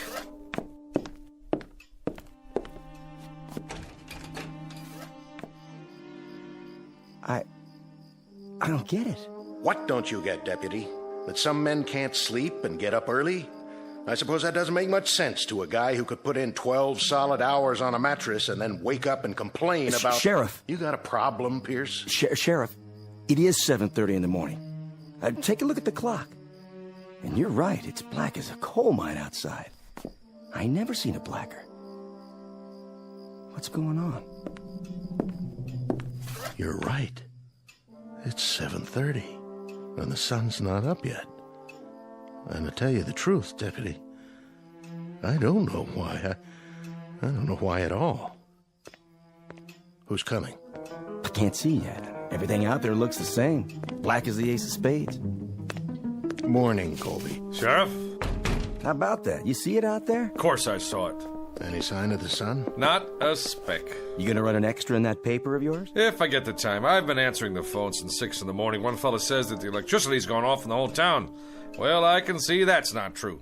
Another one says it's already tomorrow night. I like that. Well, what do you think? Oh, hold on, there's more. The president of the January graduating class of our local school, who majors in physics, tells me it's a phenomenon caused by sunspots. Now, you're well versed in law and order, Sheriff Koch, keeping the peace, in other words. So I'm here to ask you, what's your theory? I wish I had one. It's almost 7:45 in the morning.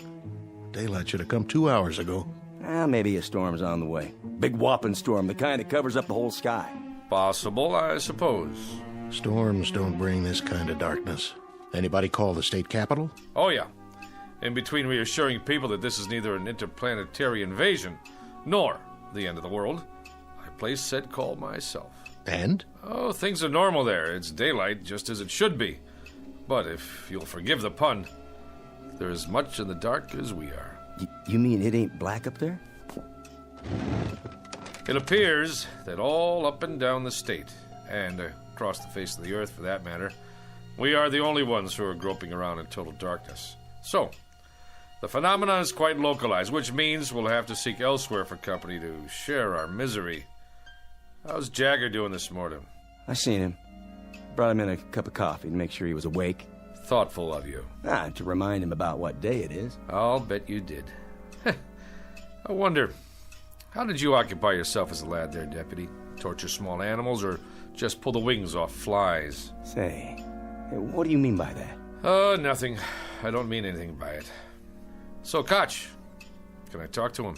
Go right on in. I'm not saying he'll talk to you, but that's the privilege of the press, to try. So he's got an hour and 45 minutes left. What about a priest or a minister? He doesn't want either. As a point of interest, Sheriff, entirely off the record, do you believe Jagger's guilty? Mr. Colby, I arrest people on the basis of evidence. I jail them on that evidence, and I'm responsible for their meals and their health until they get sentenced, executed, or let loose. As to guilt or innocence, it's a matter for the jury, public opinion, and God to decide.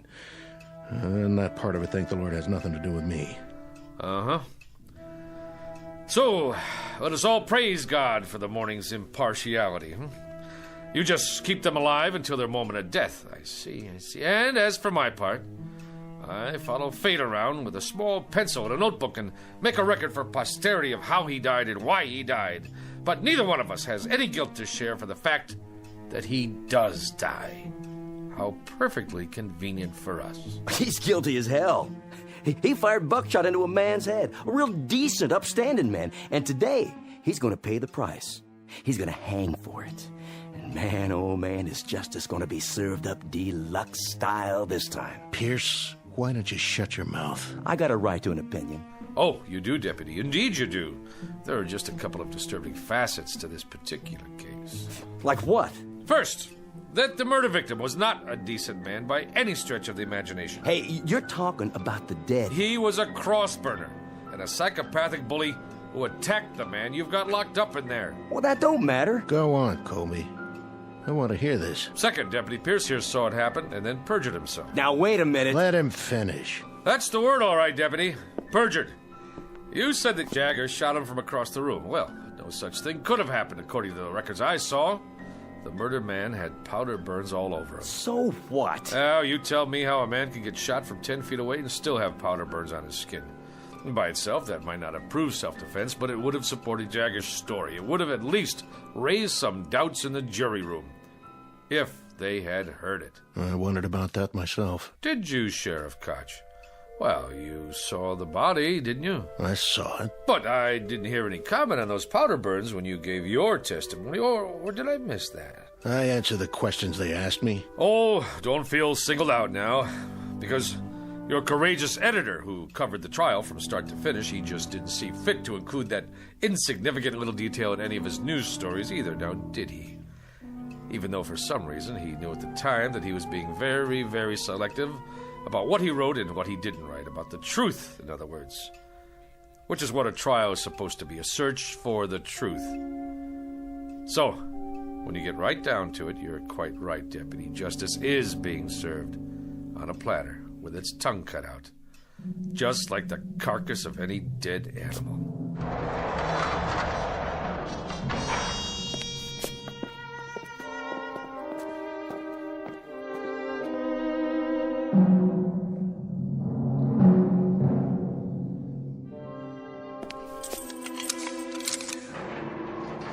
Call me when you're ready. I will. Smoke, Jagger? No, sir. You don't mind if I have one? Go ahead. I quit years ago, but I picked up a pack last night. I don't know why. And this morning, I looked at it like I've never seen a pack of cigarettes before. It didn't even feel right in my hand. I know it's bad for me, but I put it in my pocket just the same. Now, why do you suppose that is? Can I ask you a question, Mr. Colby? Anything you like. I can't promise I'll have the answer, though. I was just wondering, what kind of day is it? Oh, you're not going to believe me, even if I tell you. It's rainy, huh? No, it's not bad. A little chilly. The main thing is, it's still dark. How do you mean? It's still black as night outside. The sun never came up. Close to 8 in the morning, and not even a little bit of daylight. God, come on. Don't kid me. I'm not. Why would I? What reason would I have to lie to you? Well, this place doesn't have any windows, so I guess it could be Christmas Eve or the 4th of July, and I wouldn't know the difference. Jagger, do you have a religious affiliation? No.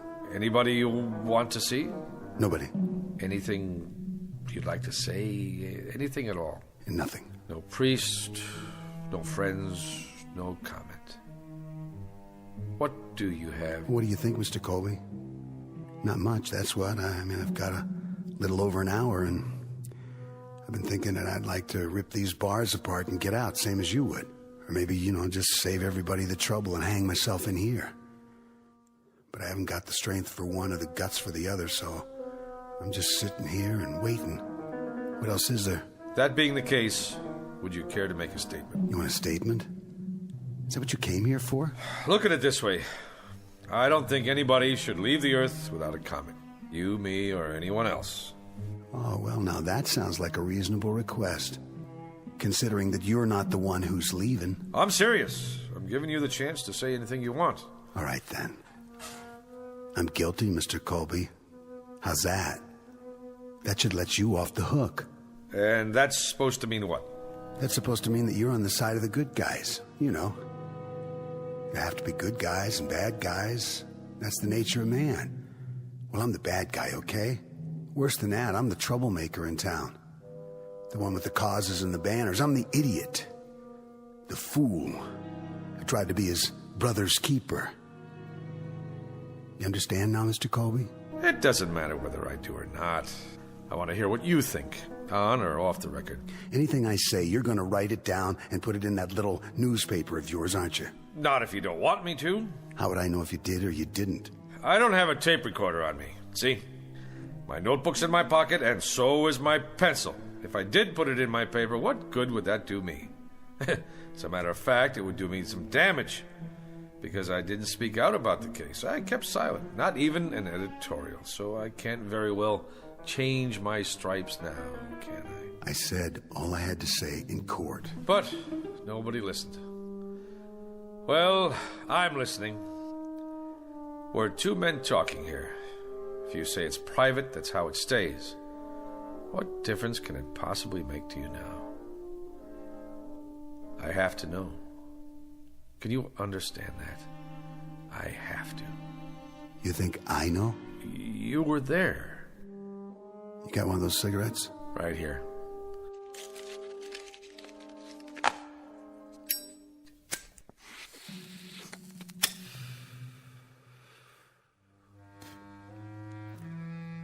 There was a shotgun. It wasn't mine, it was his. Everybody knows that, but they convicted me on premeditated murder. Even though I'm the one who tried to take it away from him before he could go out and use it. So you fought with him?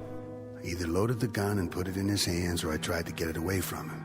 Take your pick. All I remember is the gun going off, and that's what counts, isn't it? Not motives, not what's in your head. You know what road is paved with good intentions. Good, bad, it doesn't matter. I'd say there's a big difference. A huge one. Except that the man I killed, he was the White Knight. I wouldn't say that. Well, I would. The things he did, other people only thought about. What they wanted to see happen but didn't dare do.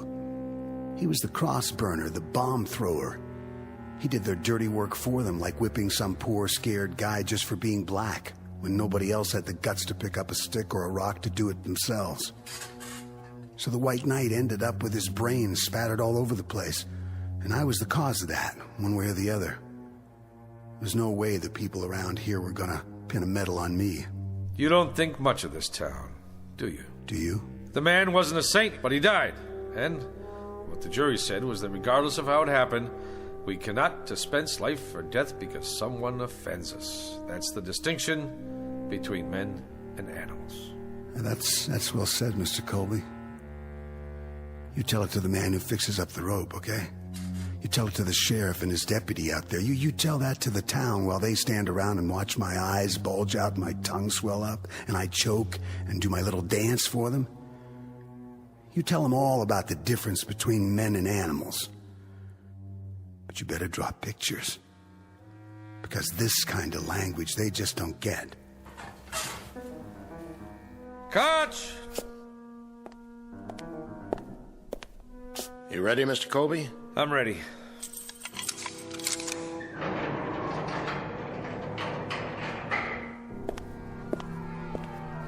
A lot of commotion out there. I guess they just can't wait. That's not it. It's because nobody can see where they're going. Why's that? I told you, it's dark out. For real? The darkest I've ever seen it.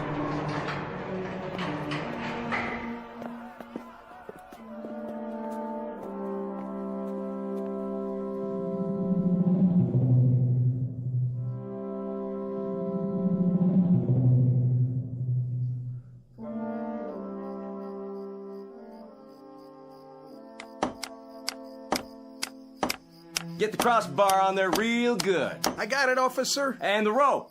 Make sure it's fixed right. Don't want it to break now, would we? No, sir. Could you point your flashlight up here one more time? You got it. How's that? Looks A-okay from here.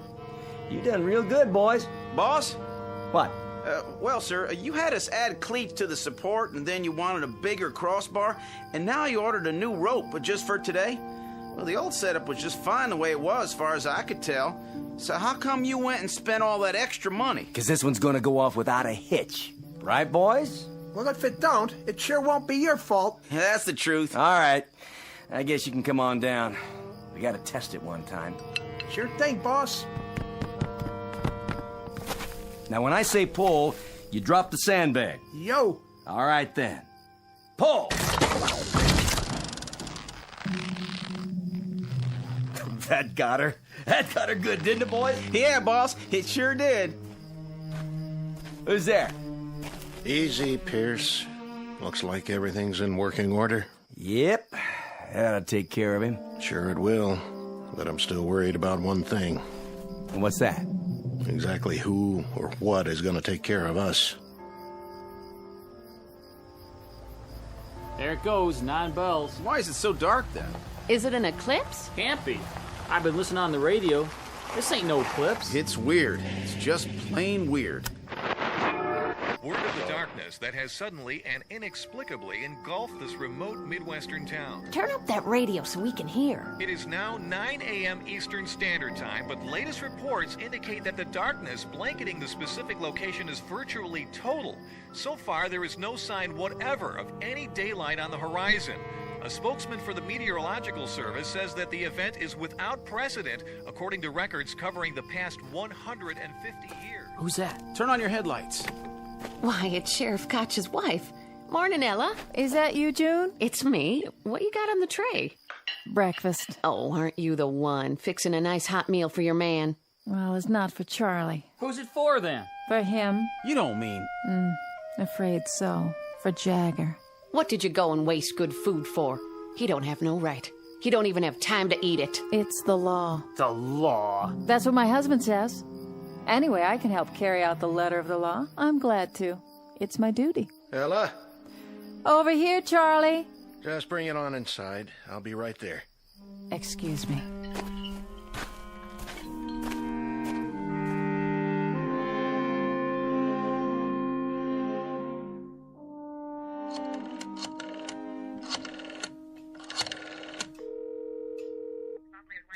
The governor, please. Yes, I'll wait, but please tell him it's urgent. Mr. Colby? Hi, Ella. Where should I put this? What? No, this is the editor of the Sun-Times. That's right. I'm calling to see if there's been a stay in the... Yes, I'll hold. What do you have there? Charlie said to bring it. Breakfast? For the condemned man. I guess you can just take it on in. To the cell? The hall door is open. It's right down there. I know where it is. Charlie said to fix a plate of eggs. He didn't say I had to spoon feed it.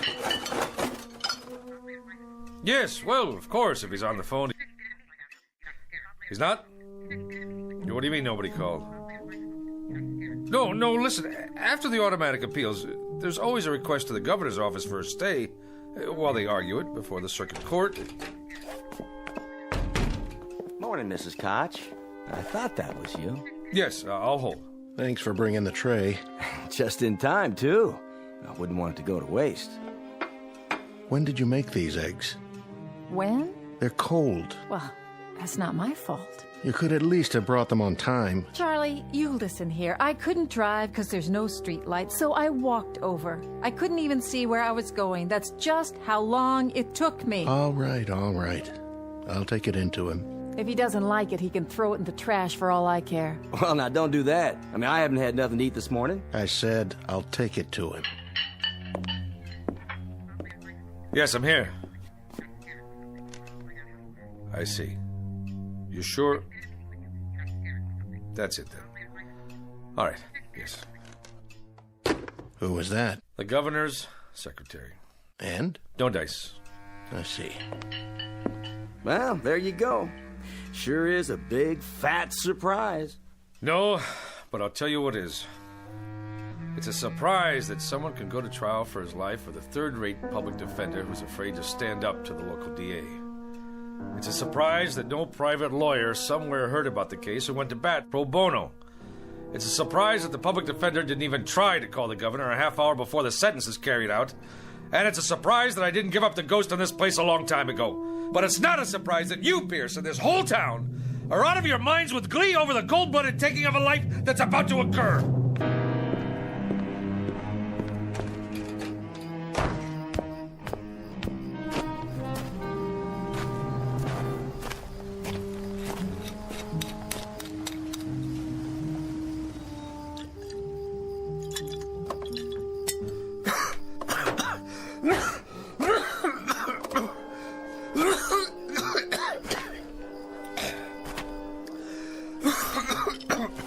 I think you dropped this. It's all right, Reverend Anderson. It's empty. Whiskey helps, does it, Mr. Colby? It doesn't hurt. Helps you see things more clearly? Or does it keep you from seeing? You suppose, Reverend, that there's some theological explanation for this morning? Theology? That's for divinity schools. This is a time for faith. Faith in death or in darkness? Maybe if we thought there was a divine act going on here, we could find a way to live with it. God is always with us, whether we know it or not. Is he? Even now. This isn't the first gallows ever built, Reverend, or the last. Won't be the first man to lose his life at an untimely age, and we won't be the last mourners on this earth either. Did you see him? Did you talk to him? Briefly. He wouldn't see me. Wouldn't even let me in his cell. That's a pity. He's a lonely boy. But at least he won't be lonely for much longer. That's the truth. He's going to glory. I'm glad you think so. And you don't, Mr. Colby? It would be easier if I did. But I gave up my faith years ago. Now I'm not sure I ever had it. We all stumble in life, lose our way for a time. But the shepherd doesn't give up. He keeps on looking for us. What happens if the shepherd loses his way too? It must be time. Listen to them. Oh, they want blood. Reminds me of sports fans in an arena somewhere. Yes, a Roman one.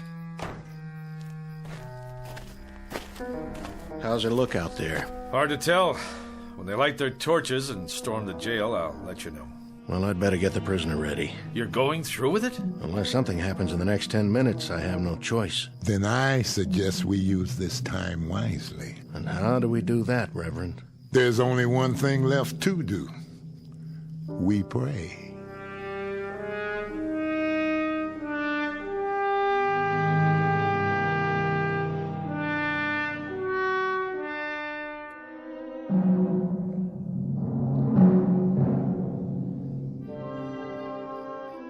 No time to pray now. It's 9:25.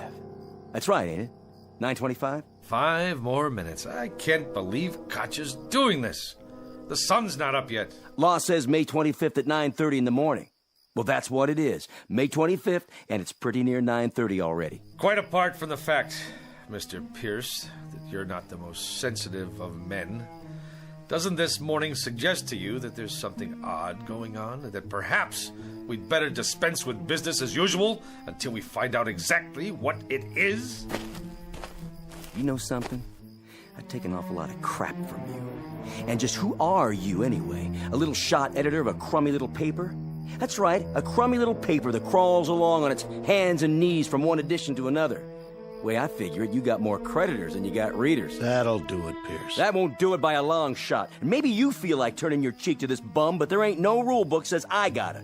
He says I perjured myself, says I lied. And he wasn't throwing no bouquets at you either. Maybe because I don't deserve any. You know, Colby, you're right. I saw the victim. He did have powder burns. And when a committee of townspeople came to me and said there'd be no autopsy, I just bent my head and shuffled my feet and nodded. We've all got little axes to grind, don't we? I'd like to be re-elected sheriff. And you, Colby, you'd like to keep that newspaper going. And Deputy Pierce over here, he likes to feel important. He likes to be popular. He likes to stay on the side of the majority. So here we are, gentlemen. All of us treading water in a sewer. I don't take it from him, and I don't take it from you neither. Watch who you put your hands on, Pierce. Oh, what? You better unravel it right now, or I'll spread you all over the yard. It's 9:27, Koch. Then we better go get the prisoner. At last, Mr. Pierce. A labor of love, huh? You coming, Pierce? Yeah, I'm coming.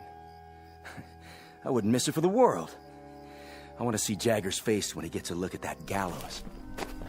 You won't be able to see anything, and neither will anybody else as long as it stays dark out. And maybe that's just as well. Come on! Let's get this show on the road. Hurry it up, Sheriff. Can't wait all morning. There he is. Dirty little murderer. I want to see him choke.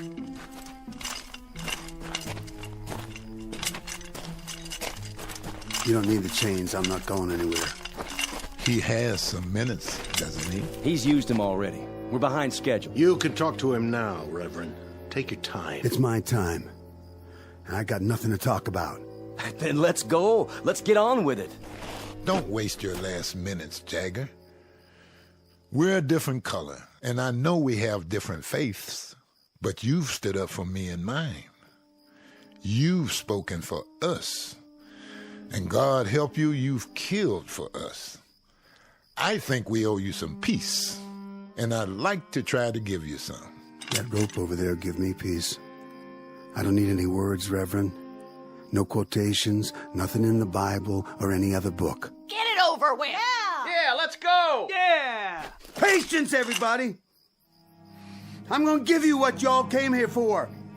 I'll dance at the end of the rope, and I'll choke, and I'll swing back and forth like a rag doll. Yeah, you'll see. You'll get your money's worth. I promise. This way.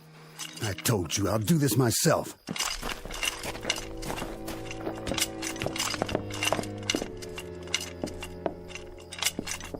Any last words? Not on your life. That's one thing I won't give you people. I won't give you the satisfaction of saying, I'm sorry. Yeah! Yeah! Yeah! Yeah! Yeah! Don't return their hate. Don't dishonor yourself. Why don't you go home? Go on. Get out of here. Just tell me one thing. When he came at you, Jagger, did it feel good then? What's the difference? And when you aimed that gun at his head, that wasn't such a bad moment, was it? Good or bad, who cares? If I wanted him dead or not, it ended the same. What was in my heart didn't matter, because it's what you do that counts, isn't it? Not what you wish for. So, when you killed him, Jagger, when you blew his head off, there were no regrets then, were there? If I told you I didn't mean it, would you let me go? The law's the law. It's what I did in this life. The same as for him, and I hated his kind. You enjoyed seeing him dead, didn't you? You know it. Now I know it too. I know it only too well. This man is guilty. We're all guilty. Guilty as sin. It's important to get with the majority, isn't it? That's the big thing. That's what really matters to you. We're all the majority. The minority died on the cross 2,000 years ago. You want a statement? I'll give you a statement. Tell everybody that. Tell them they're no better than me. Who wants to put the rope around my neck, huh? You, lady! You want to put it on, mister? Yea, though I walk through the valley of the shadow of death. And who wants to pull the lever, huh? You, Reverend? But you know we're all murderers! I'll do it.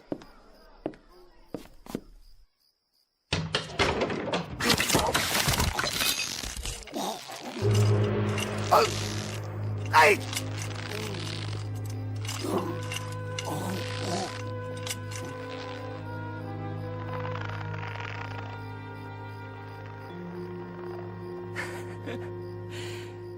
You seen the light, Reverend? You finally seen the light?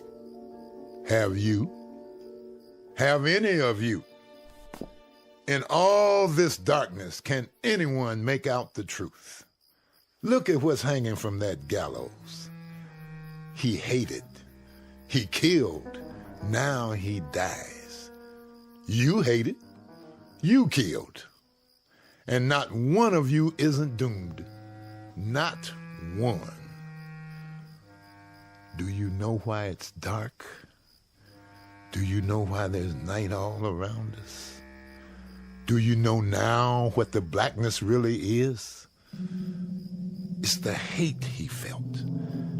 The hate you've felt. The hate all of us felt. There was too much. There was way too much, and we had to vomit it up, and now it's surrounding us and choking us. So much hate. So much miserable hate.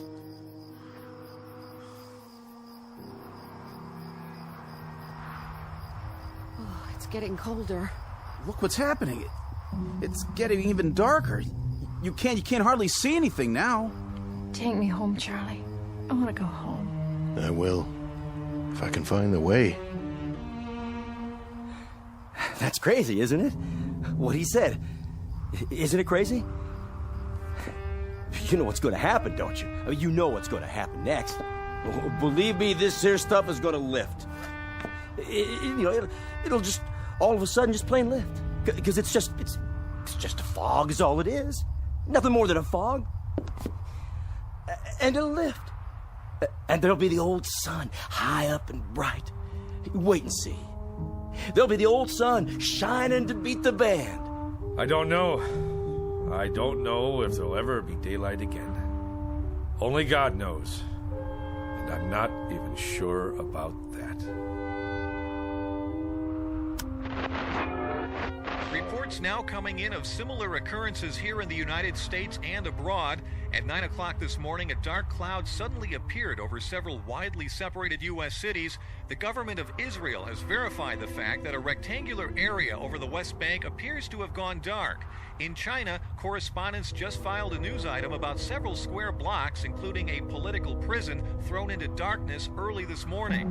In Iran, an area in Southeast Asia, in Central and South America, the African continent, the darkness continues to spread.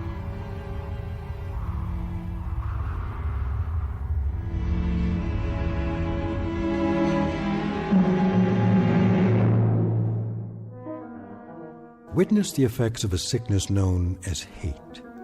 Not a virus, not a microbe, not a germ, but a very real sickness just the same. Universal and not easily contained. The diagnosis? Highly contagious and unfortunately quite deadly in its effects. Consider yourself forewarned. Don't look for this one in the realm of science fiction, but rather right in front of you, in the mirror.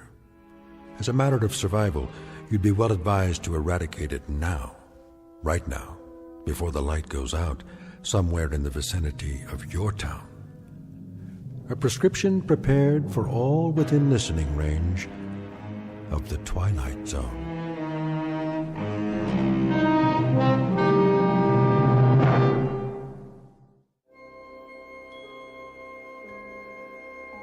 Hi, this is Carl Amari, producer of the Twilight Zone radio dramas. I'd like to take a moment to tell you about our official website at twilightzoneradio.com, where you'll get the latest news and information on these Twilight Zone radio dramas. Plus, at twilightzoneradio.com, you can digitally download 3 free episodes or any of our episodes for only $1.95 each. In this age of ever-changing technology, we've decided to make these episodes instantly available to you by making the Twilight Zone radio dramas a digital download-only series. This means that this series will no longer be offered on CD. The CD collections at our website are now being offered while supplies last at buy one, get one free. So be sure to get your favorites before they're sold out. Be sure to visit us often, and I'll see you in the zone.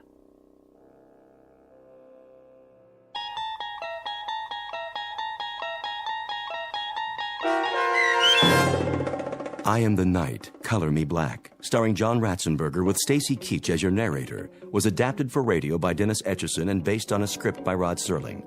Heard in the cast were Taylor Miller, Rick Peoples, Doug James, Norm Woodell, John Watson Sr., Turk Muller, Jeff Lupetin, Paul Patch, Maggie Carney, Lynn Foley, Carl Amari, and Irene Olson.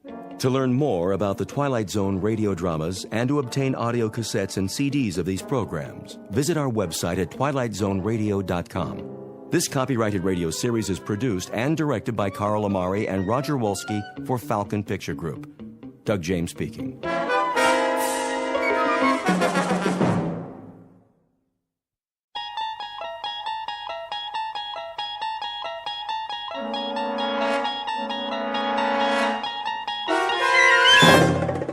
You're traveling through another dimension.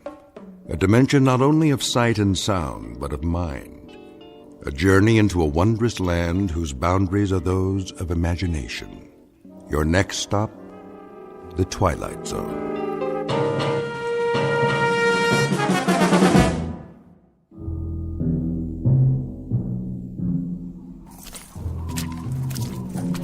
Hey, Perry. Yeah, over here. Find anything?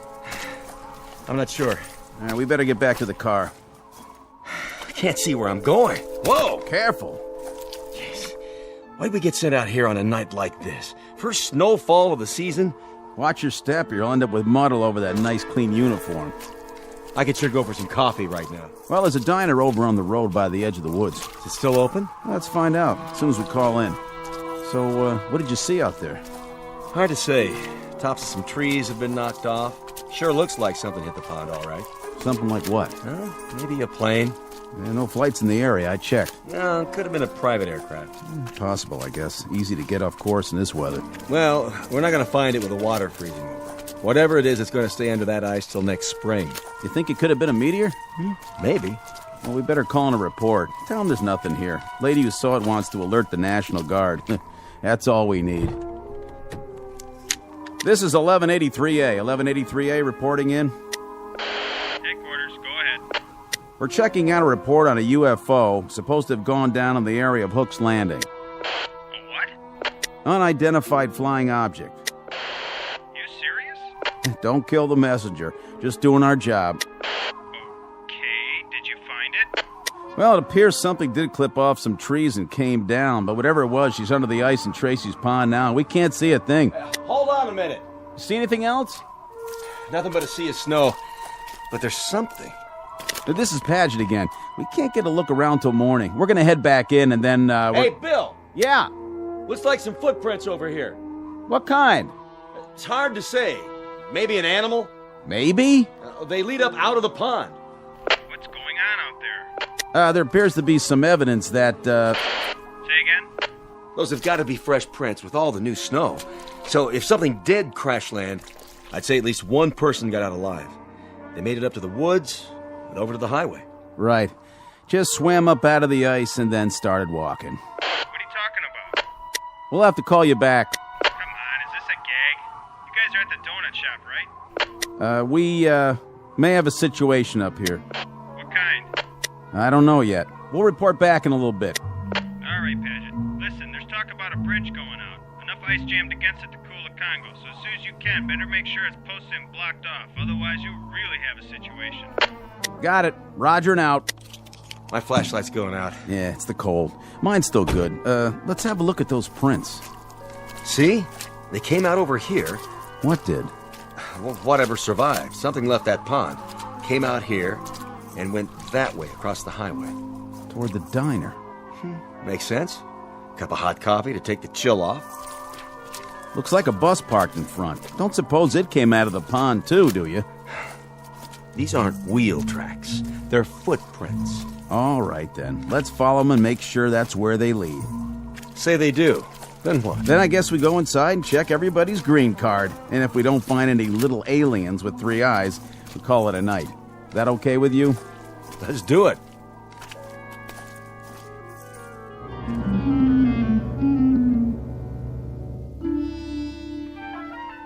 Wintry February night. Order of events: 2 state troopers take a report from a frightened woman and note the arrival of an unidentified flying object. Then the checkout you've just heard, as the troopers verify the event but find nothing more enlightening to add. beyond evidence of some strange lights and tracks leading across the highway to a diner. You've heard of trying to find a needle in a haystack? Well, stay with us and you'll be part of an investigating team whose mission is not to find that proverbial needle. No, their task is even harder. They've got to find a Martian in a roadside diner. And you'll search with them, because you've just landed in the middle of the Twilight Zone. And now, The Twilight Zone and our story, Will the Real Martian Please Stand Up? Starring Richard Kind, with Stacy Keach as your narrator.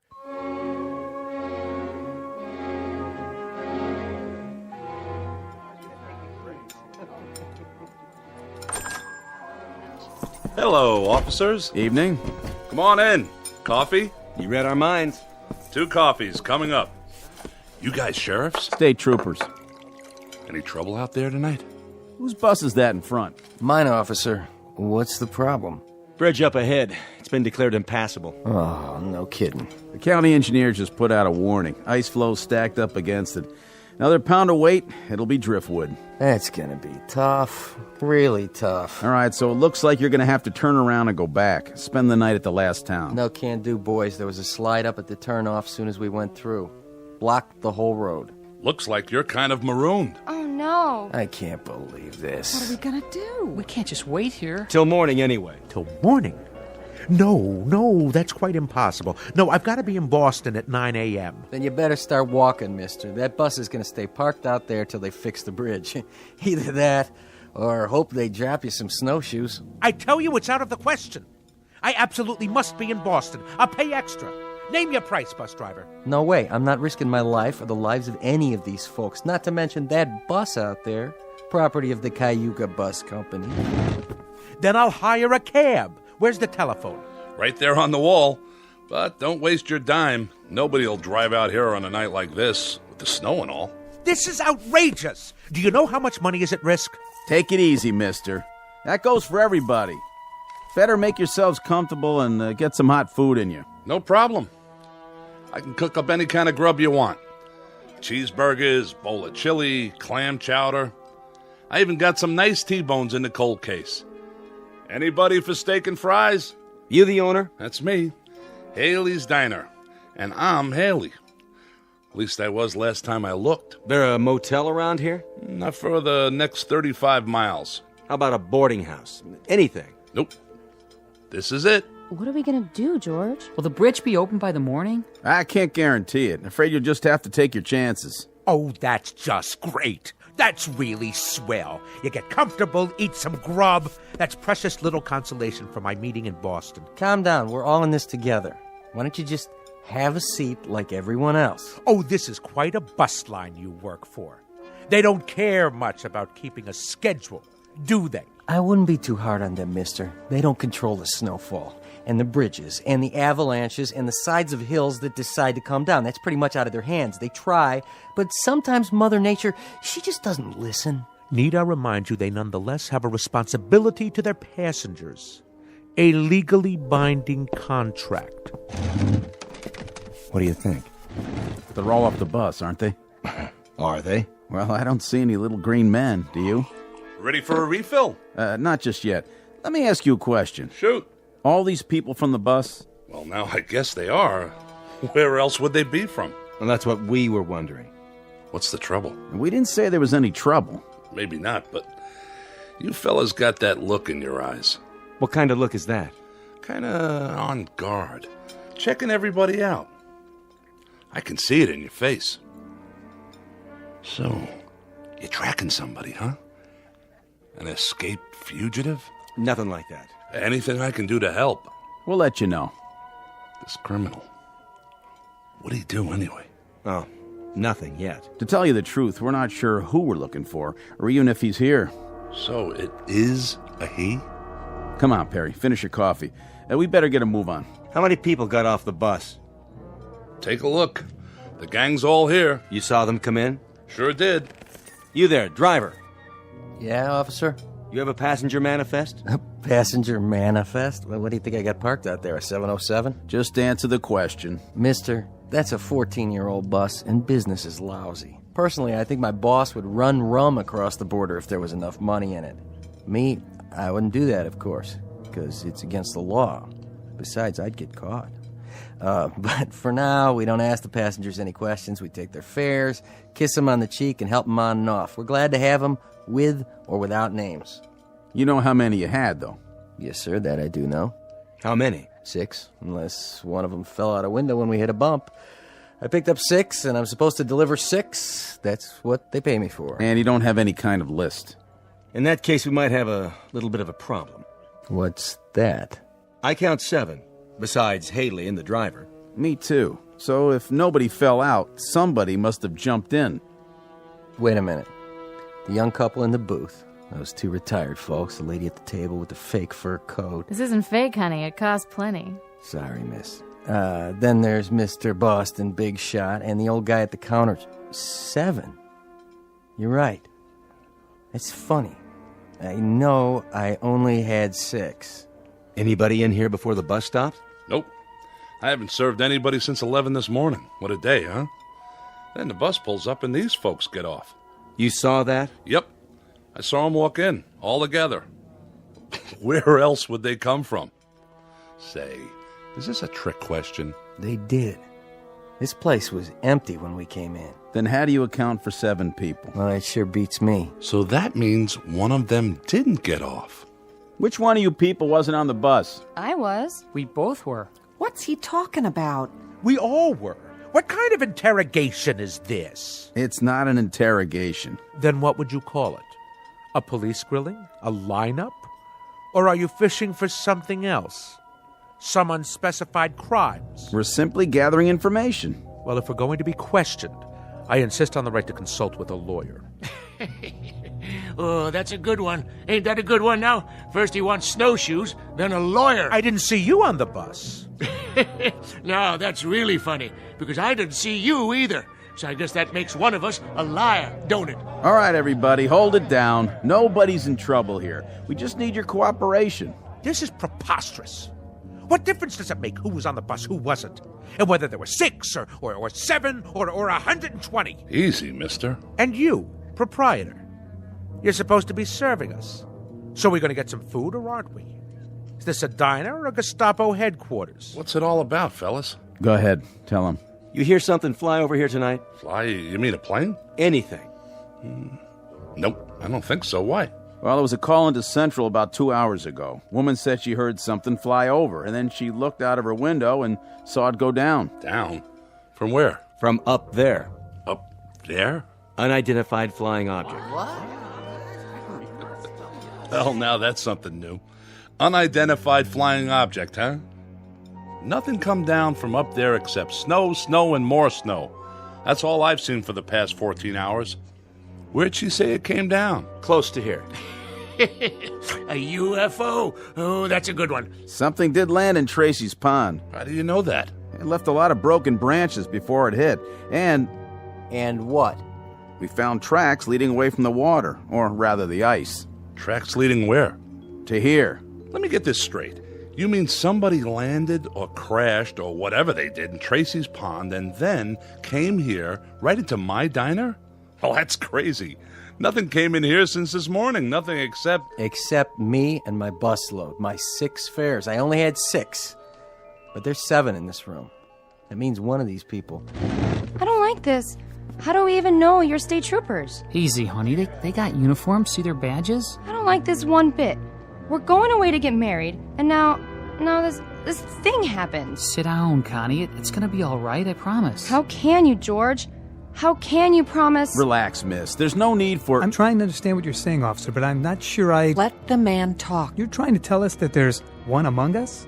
We don't know which one, mind you, who landed in some kind of flying saucer and then joined us, infiltrated the group, and then slipped into the diner right alongside us? Do I understand you correctly? Came in here with us, but that's not possible. We would have seen him. Not necessarily. Do you remember who you were sitting next to? Why, I wasn't sitting next to anyone. I was all the way in back, trying to take a nap. Well, there you go then. It's snowing and dark, and we climbed out of the bus with our eyes closed because of the snowfall.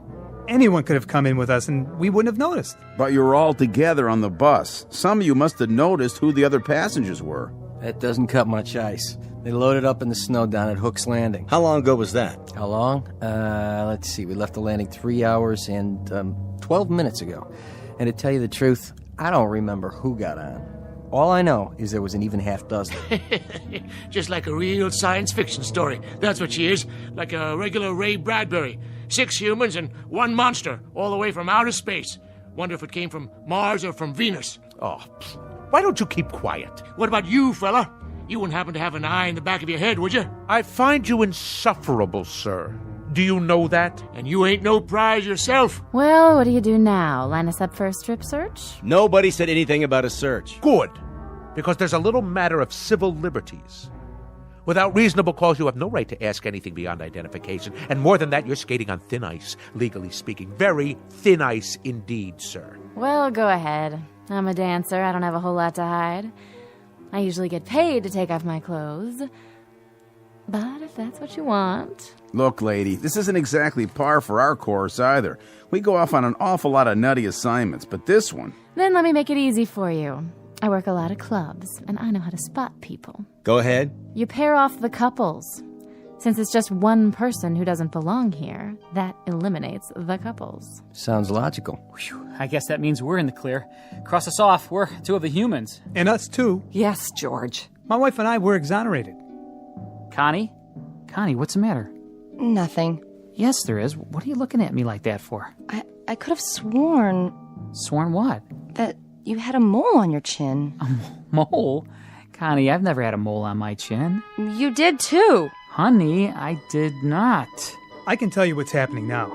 We're all going to get so panicky that everybody and his brother will start picking up invisible clues from everybody else. This stuff is nonsense. It certainly is nonsense. If a husband and wife suddenly start to wonder whether the husband really is the husband or the wife is really... When did you start turning so gray? Now, wait a minute. I think 23 years is long enough for a woman to figure out who she's married to. So stop looking at me like that. Oh, this is rich. I love this. Better than a horror movie. He don't know who she is, she don't know who he is. And as for you, Miss Fur Coat, we don't know who you are. And that big-talking lemon sucker over there, he's the most suspicious of the bunch. What's happening? That jukebox. It started up by itself. Who did that? Nobody was anywhere near it. That ever happened before? Not unless you put a quarter in it.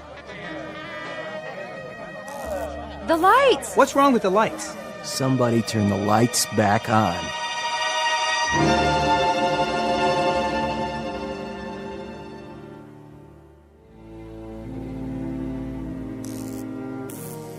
There's your lights again. Just gotta be patient is all. This happened a lot, does it? Not till now. Must have been the storm. Could have tripped a circuit breaker, I guess. Or a power outage, a line down somewhere. Only what? Why did it last a couple of seconds and then come back on? Unless... What are you thinking? Unless someone caused it to happen. Where's your circuit box? In back. You want my flashlight? Everybody stay where you are. Leave your gun in your holster, Perry. I'm going to get to the bottom of this. We'll question each one of you one at a time. Now see here. One at a time. Stay seated, everybody. You got a back door to this place? Sure do. How does it lock? Night latch and key, why? Where's the key? Right here on my belt. Go back there and lock it. It's always locked. But if that certain somebody is really from outer space, they'll just go through the wall anyway, won't they? Check them for wings. Check them all for wings. Look under their coats. Might as well start with you, Grandpa. You got identification? I left it down there by the pond in my spaceship. Who won the National League pennant last year? What is this anyway? Some practical joke? If so, well, you've prolonged it beyond the point of human endurance. Yeah, human. Just answer the question. I understand, I get it, so keep your britches on. Pittsburgh Pirates won it, officer. And then they took 4 out of 7 from the Yankees. That's right. Sharp boys, those two. Real sharp. Didn't figure a Martian would know anything about the great American pastime, did you? You got identification, miss? No, I don't. As a matter of fact, I left my wallet. I left my wallet with my suitcase. And where's that? On the bus? I didn't give her a baggage check. I would have remembered. That means it was a carry-on. Was it? No. See there? You better strip search her pronto. It was shipped on ahead. What's your name, miss? Ethel McConnell. I'm a professional dancer. With how many legs? How many you got under that coat? I'm gonna belt you, Grandpa. She was on the bus. How do you know? Yeah, she's the only one I noticed. Thank you. But who noticed him? How do we know you're the same fellow who was driving the bus? There ain't nobody who's been exonerated yet, that's for sure. Look, let's cut this farce right now. That's what we're trying to do. Well, then let each one of us show our identification and put an end to it for good and all. This whole thing is getting out of hand. Then how do you explain the extra person in here? Very simply. The driver is mistaken. 7 people got on the bus, and he thought there were only 6. Is that possible? Not a chance in the world. I counted 6 heads before we took off, like always. There were 6 passengers. And what's your name? Olmsted. That's O-L-M. Hey! Who's doing that? Never happened before, I swear. Oh, I can't stand this. Connie, please, sit down. I mean it. I can't. Getting upset isn't going to help matters. What if it were invisible? Sit down, please. What if there were something in here from that pond? Oh, Connie. What if there were, but we couldn't see it? I said, sit down. Hey, I'll see to her, officer. Honey, calm down. Why is he taking his gun out? Easy, Perry. I think it's time for a look around. All right, folks. We may have a good laugh about all this in the morning, but for the time being, do the smart thing. Everybody just stay where you are. My partner's going to check the grounds. And please, nobody do anything foolish, like trying to leave. I'll be right outside the door.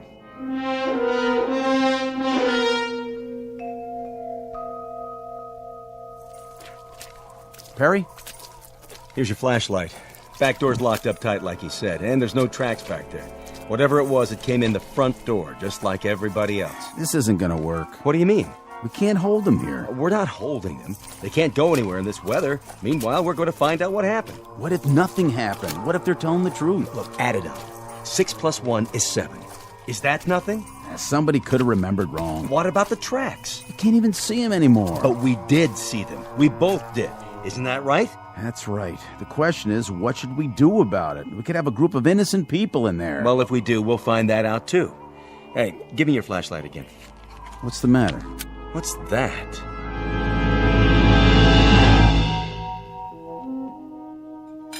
Here you go, miss. 1 New York steak.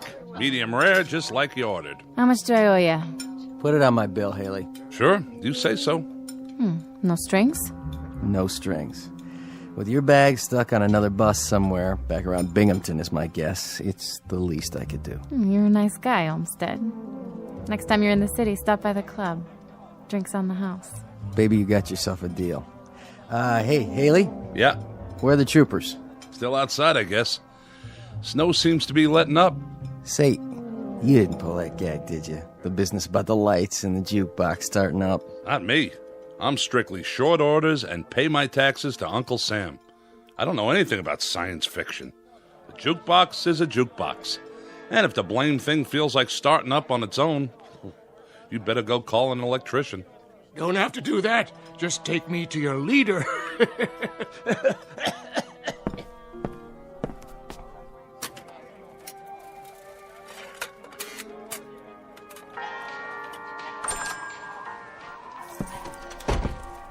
Snow's letting up, is it? Quite a bit.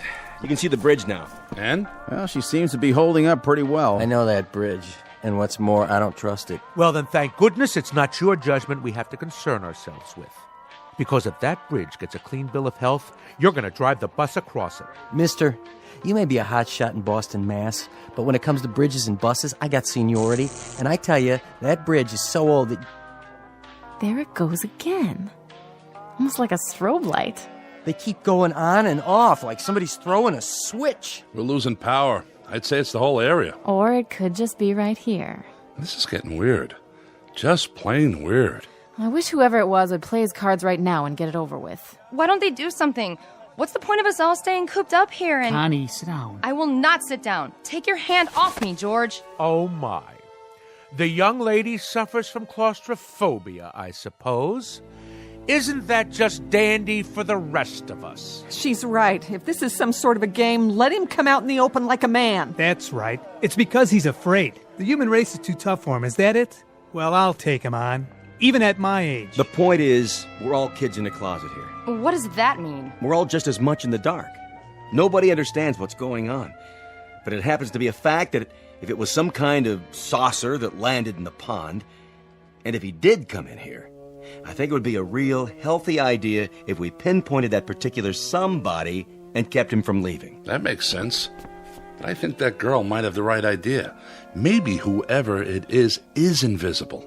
Maybe he's just playing around, cat and mouse. Oh, please. That's utter nonsense. It's as good an explanation as any I've heard. But what if the thing doesn't show itself? Do we just sit around here holding our breaths? We may not have to. You mean you figured out who it is? Not exactly, but we found something in the snow outside that may be a clue. Really? And what is it? An alien spacesuit? No, just this. What is it? They look like scales of some sort. Oh, please, for the love of God. Look, it could just as easily be guitar picks dropped by some itinerant teenager. That's what I thought at first. But it turns out there are a lot of them outside, scattered in the snow. Mostly under the snow by now. They sparkle when they catch the light, like fish scales. Trail leads across the highway, from the pond, straight to here. So this is the first hard evidence we have. I'm sorry to tell you this, but I'm afraid it's true. Someone in this diner is not what they appear to be.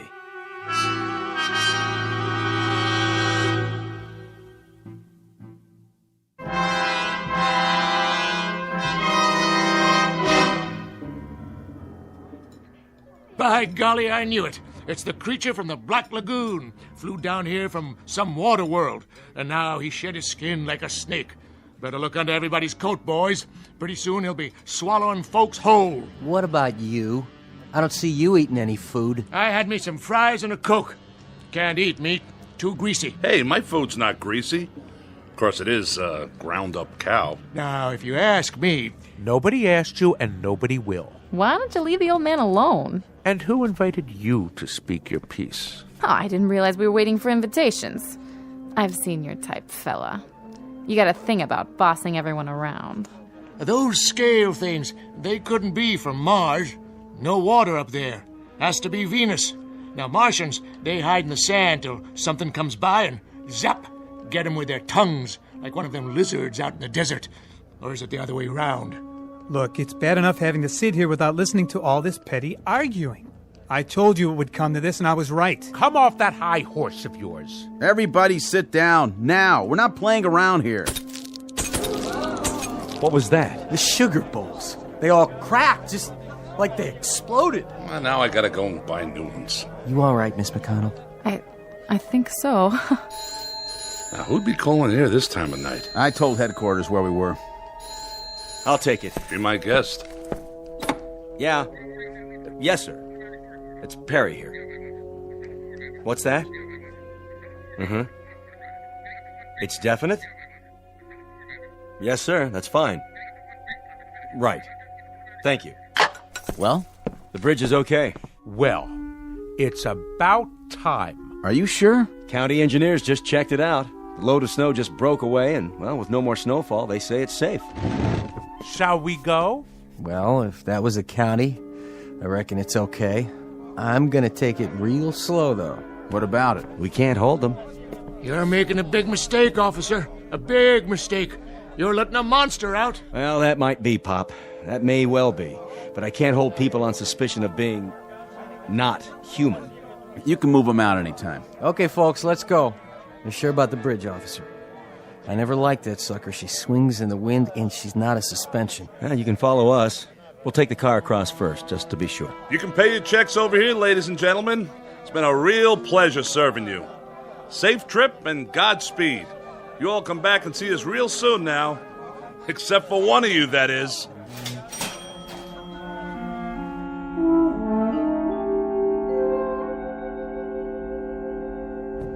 Yeah, that's it then.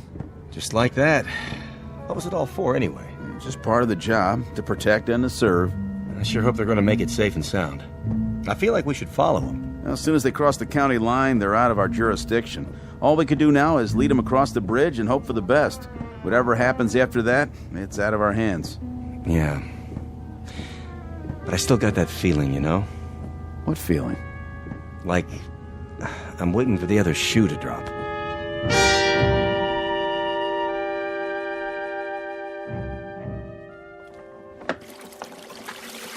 No tips.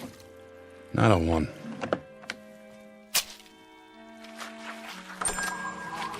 We're closed. I said we're all closed up. Didn't you see the sign? Coffee, please. Black. All right, one coffee. But that's it. Kitchen shut down. Did you burn yourself? No. I'm all right. But what I mean is, didn't you get on the bus? I saw you with my own eyes. Oh, I did indeed. Yes, I went on the bus. And you know something? The bridge wasn't safe. It collapsed halfway across. State trooper's car, the bus, kerplunk, right in the water. It's a terrible scene. In fact, nobody got out except me. Except you? Except me. Lucky, I guess. Very lucky, but... But what? You're not even wet. Wet? What's wet? What do you mean, what's wet? You landed in the river, but your clothes are all dry. An illusion is all. Just an illusion. Like that thing playing. That's an illusion. Say, how'd you do that? Or the telephone ringing. Hello? Hello? Nobody there. You see, just an illusion. A parlor trick is all. What's going on? What are you, some kind of magician? Me? Hardly. See? Nothing up my sleeves. I'll take my gloves off so you can be quite sure. Do you have a match by any chance? Your hands, you've got scales all over your skin. Well, what do you know? Before you faint dead away, I might as well tell you. The name really isn't Ross, and I wasn't really going to Boston. Actually, I've been sent down as an advance scout. You know, these, what do you call these? These cigarettes? Oh, they taste wonderful. We don't have a thing like this on Mars. No kidding. That, incidentally, is where I'm from. We're beginning to colonize, and my friends, who will be arriving shortly, I think they're going to like it here. It's a lovely area, so homey, so off the beaten track. Just the place to start a colony. Don't you agree, Mr. Haley? I don't mind. I have a little waiting to do myself. You see, Mr. Ross... excuse me.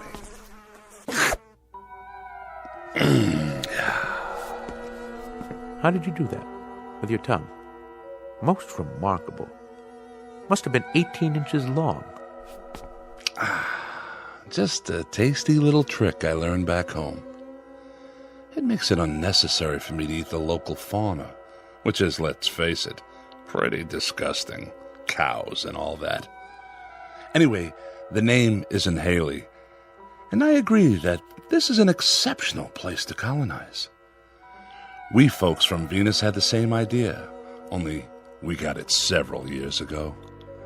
I think I ought to tell you now that your friends aren't coming. They've been intercepted.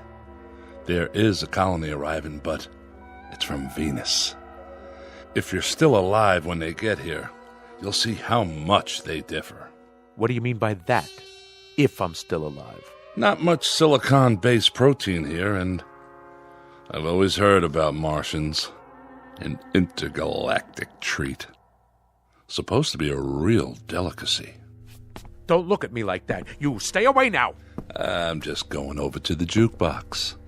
For the time being. I agree about what they call music. It helps to pass the time. Why don't you play some while we wait? All right. If you insist.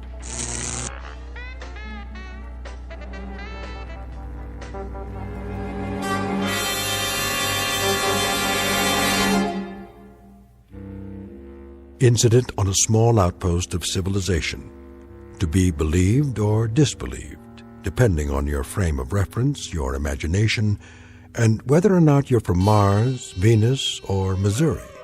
But no matter the degree of your skepticism, If a sour-faced dandy named Ross, who looks like a stocks and bonds salesman, or a big, good-natured counterman who handles a spatula as if he'd been born with one in his mouth, if either one of these two entities walks onto your premises, you'd better hold his hand, scales and all, or watch his words, especially that long, sticky tongue of his. Because the gentleman in question just might try to colonize you, or at least take you with them on a one-way trip into the Twilight Zone. More from the Twilight Zone after this. Hi, this is Carl Amari, producer of the Twilight Zone radio dramas. I'd like to take a moment to tell you about our official website at twilightzoneradio.com, where you'll get the latest news and information on these Twilight Zone radio dramas. Plus, at twilightzoneradio.com, you can digitally download 3 free episodes or any of our episodes for only $1.95 each. In this age of ever-changing technology, we've decided to make these episodes instantly available to you by making the Twilight Zone radio dramas a digital download-only series. This means that this series will no longer be offered on CD. The CD collections at our website are now being offered, while supplies last, at buy one, get one free. So be sure to get your favorites before they're sold out. Be sure to visit us often, and I'll see you in the zone.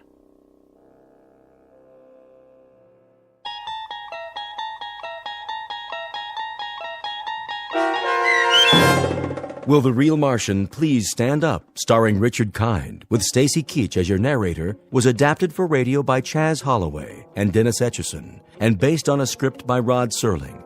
Heard in the cast were Mike Starr, David Darlow, Brooke Sanford, Doug James, Jeff Lupetin, Kurt Nabig, Meg Thalkin, Lynn Foley, Carl Amari, Sarah Marks, and Roger Wolski. To learn more about the Twilight Zone radio dramas and to obtain audio cassettes and CDs of these programs, visit our website at twilightzoneradio.com. The producers of The Twilight Zone wish to thank CBS Enterprises, Carol Serling, Dennis Etchison, Dick Brescia Associates, Claire Simon Casting, Terry Jennings, XM Satellite Radio, Sirius Satellite Radio, our sponsors and our radio affiliates for helping make this series possible. This copyrighted radio series is produced and directed by Carl Amari and Roger Wolski for Falcon Picture Group. Doug James speaking.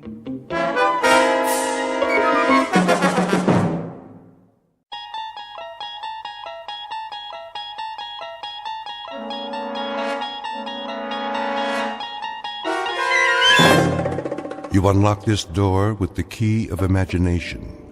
Beyond it is another dimension, a dimension of sound, a dimension of sight, a dimension of mind. You're moving into a land of both shadow and substance, of things and ideas. You've just crossed over into the Twilight Zone.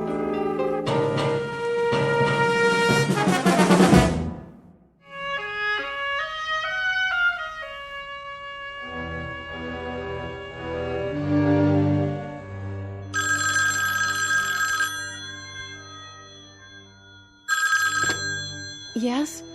Oh, hello, Bill. Not really asleep, just sort of dozing, waiting. What time is it? 4:30 already. How is he? Mommy, who's that? Colonel Conacher, honey. Good. Well, Bill, tell him I wish him... But that's crazy, isn't it? That's gibberish. Just tell him we'll be waiting for him. Thanks, Bill. Yes, we'll be watching. That was Colonel Conacher, honey. He said Daddy's just fine. Is he going up soon? Probably within an hour, honey. That's what Colonel Conacher said. Do you want to go back to bed? No. I don't blame you. I can't sleep either. I'll tell you what. I'll make some coffee for me and some cocoa for you, and you get dressed in the meantime, okay? Then we'll turn on the television set. Okay, Mommy. And in this morning's news, all is set at the Cape for the big launch. Astronaut Robert Gaines will orbit the Earth alone, gathering vital information for the President's stepped-up space program. Be safe, Bob. Conditions are clear, Be and safe, this time darling. It looks like a go. And come back In to world us. News, the stock exchange in London reports an opening gain, despite concern over yesterday's devaluation.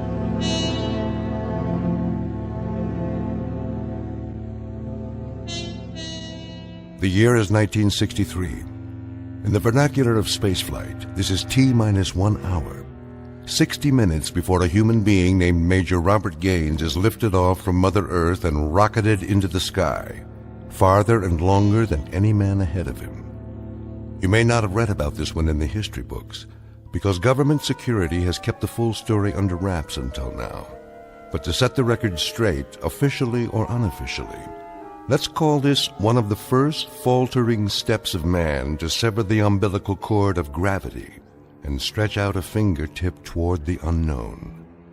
In a moment, we'll join this astronaut named Gaines and embark on an unscheduled adventure, because the environs overhead, the stars, the sky, the infinity of space, are all part of a vast question mark known as the Twilight Zone.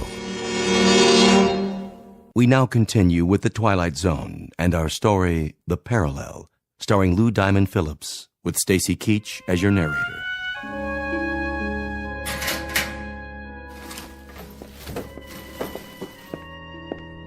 Hello, Gaines. Hey, Conacher. Pulse normal? Reasonable. Someplace between nonchalance and panic. I know the feeling. I talked to Helen. She's fine. Says to tell you they'll be waiting. Bless you for that. Any messages for the angels? Well, you could give them a kiss for me. Any that you happen to meet. Well, on my last orbit around, I'll lasso a pair of gossamer wings and I'll ship them down to Air Express. Collect.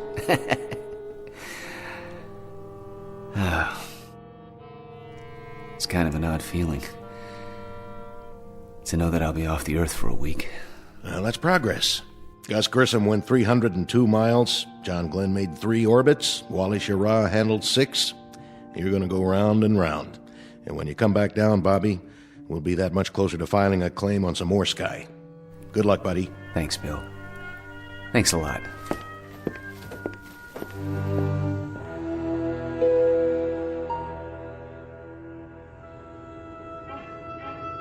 This is Capcom. The countdown for the MX-10 launch is T-minus 19 seconds. T-minus 19 seconds and holding.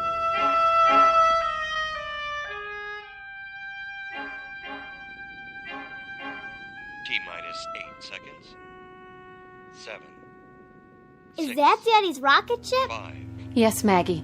Don't worry, honey. He's going to be all right. 2. 1. 0. Ignition. Main stage. Liftoff. Godspeed, darling. Godspeed.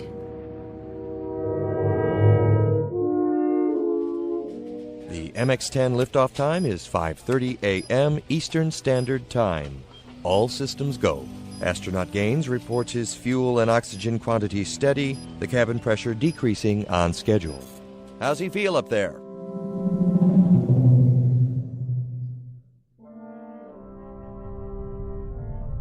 Go ahead, 10.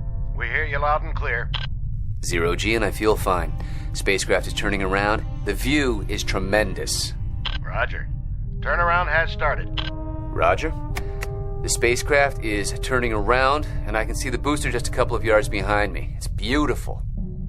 Roger, 10. You have a go. At least 40 orbits. Roger, this is Phoebus 10. Understand, go for 40 orbits. Can see clear back across the Cape. Quite a sight. Roger. Still reading you loud and clear. Next transmission, Bermuda. Roger, understand. Next transmission, Bermuda. Spacecraft did damp okay and turned around. Scoping is extended okay. Phoebus 10, Bermuda. Capcom Tech on HF. Phoebus 10. Phoebus 10. This is Canary, Capcom. Read you loud and clear. Over. Phoebus 10, this is Zanzibar Captech. We have solid telemetry contact. Report your status. Over. Phoebus 10, this is Kano, Capcom. I read you loud and clear. How do you read me?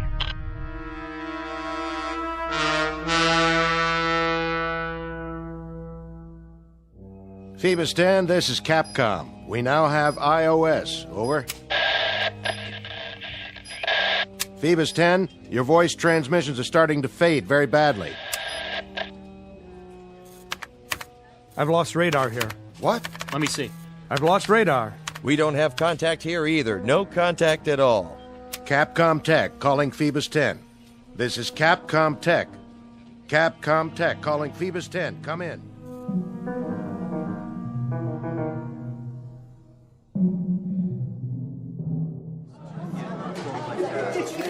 General Eaton, is there anything new to report?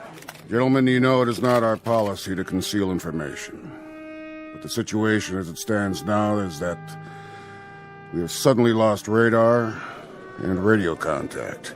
Until we discover the cause of the sudden loss, possible explanations are not available at this time.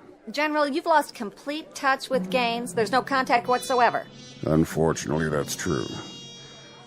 We hope that something had just gone wrong with this tracking signal transmitter. But the optical trackers tell us that they haven't locked on since the 15th pass. The 15th pass? I mean, they haven't been able to pick it up with their optical equipment. In the hour before the signal went dead, we established it. Then it just disappeared. There's been nothing on radar. And even the solar cells, which should supply power for tracking for years, if necessary, have failed somehow. The batteries are obviously gone. But even assuming that the solar cells could have failed somehow, the optical sighting should have continued. But they haven't. Any other hypothesis? How about a meteor? The statistical possibility of a meteor hitting a satellite is fairly low. Very improbable. What about the capsule leaving its orbit and coming back down to Earth? That's hardly possible. There'd be no foolproof means of making it spiral in. The trick, once it reaches denser layers of atmosphere, is to slow it up enough so that it wouldn't burn like a meteor, and then have some means of depositing it on the ground. I don't think I'm violating any security by saying that Major Gaines's craft had no such equipment. You'll have to excuse me.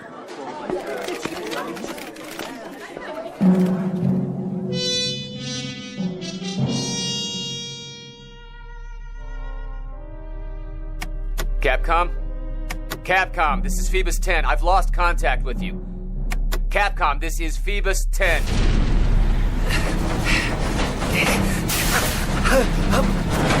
I'm blacking out!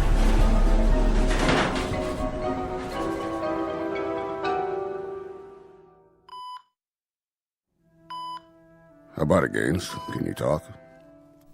Sure, General. Yeah, sure, I can talk. Oh. Hey, Billy, what happened? We were waiting for you to wake up, Bob, and tell us. I don't know what to tell you. I blacked out.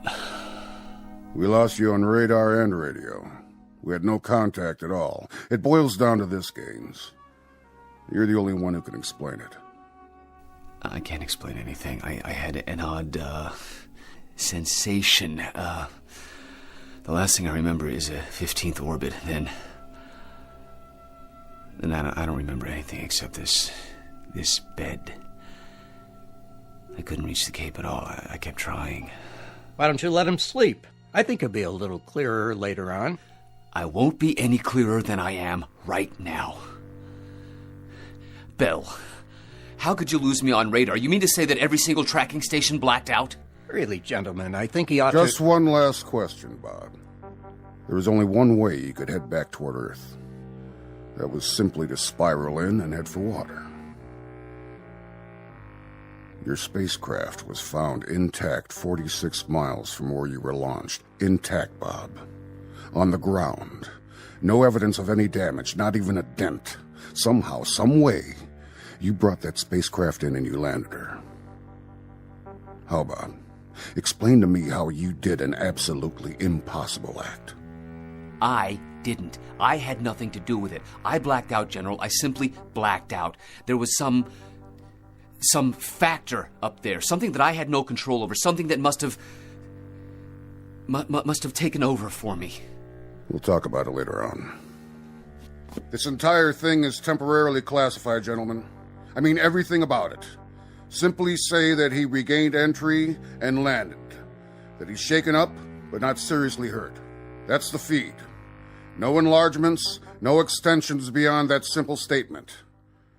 After we probe this thing a little while, we may come up with some answers that we can let out. But for the time being, it's a one-sentence release. Quote, "He came back down." Unquote. Yes, sir. Yes, sir. Now get some rest, Gaines. Sleep it off, buddy. There's an explanation for everything. Oh, I've called Helen. Told her you were all right, so there's no worry there. Yeah, well, you've talked to her more than I have in the past week. Hmm? Yeah, 2 phone calls. That's 2 more than I've made. What do you mean, 2? Well, you talked to her once before the blast, and then now. You know, I feel like you're my proxy. I didn't call her before, Bob. I didn't have a chance. But I'm sure that she knows that you're all right. What's the matter? Just before I went up, we were talking in the locker room. You said you phoned her. I didn't phone her, Bob. I never told you I did. I guess you dreamed it. No, I didn't dream it. I remember you telling me that, okay? That's just part of a delusion. Maybe it's part of the whole pattern here. But why worry about it now? You're all doped up and you're also dead tired. Sleep it off, and I'll see what I can do about getting you a leave to go home. Rest easy, pal.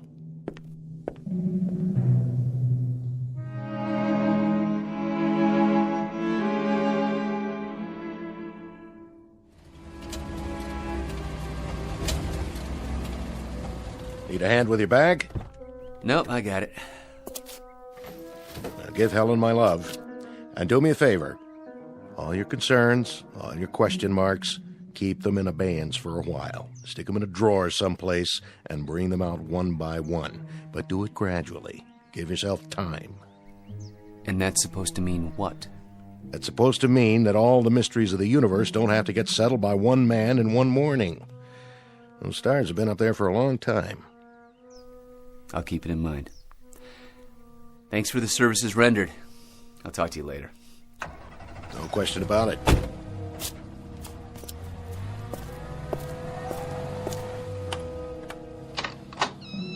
Daddy!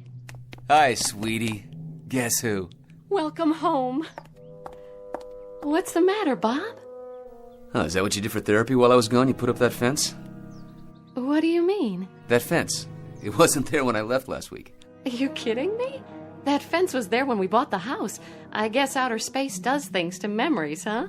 Yeah, I guess so.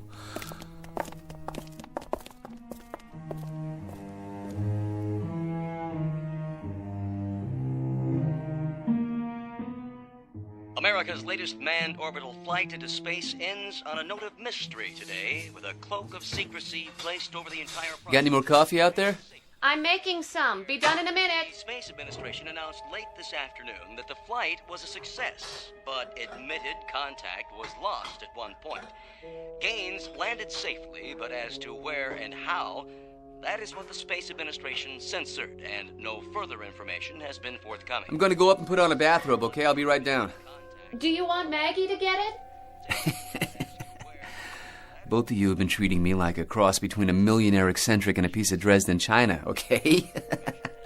I'll be right back. Millions of Americans watched the orbital flight when suddenly the pictures were interrupted and all major networks went back to their regular broadcasting schedules with an announcement that there would be no further coverage of the historic flight.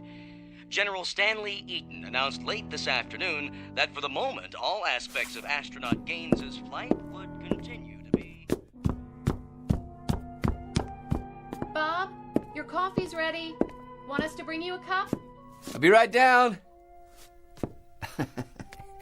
Look at that. What? Here's your coffee. Thanks. What are you laughing about? Oh, there's going to be a chicken colonel back at the base running around in his undershirt. What do you mean? Look at this collar. The insignia. I walked off with somebody's shirt. A full colonel's, no less. But, Bob, you are a full colonel. Helen? What, darling? What's the matter? All right, honey, tell me the truth. The absolute truth. No games. When I left, when I walked out of here, what was my rank? Your rank? Wasn't I a major? Haven't I been a major for 13 months? Bob, don't. You're scaring me. Well, without trying to scare you, honey, And without trying to make you wonder whether I still have all my marbles, I'd like you to answer my question. Are you serious? I'm not playing games, Helen, please.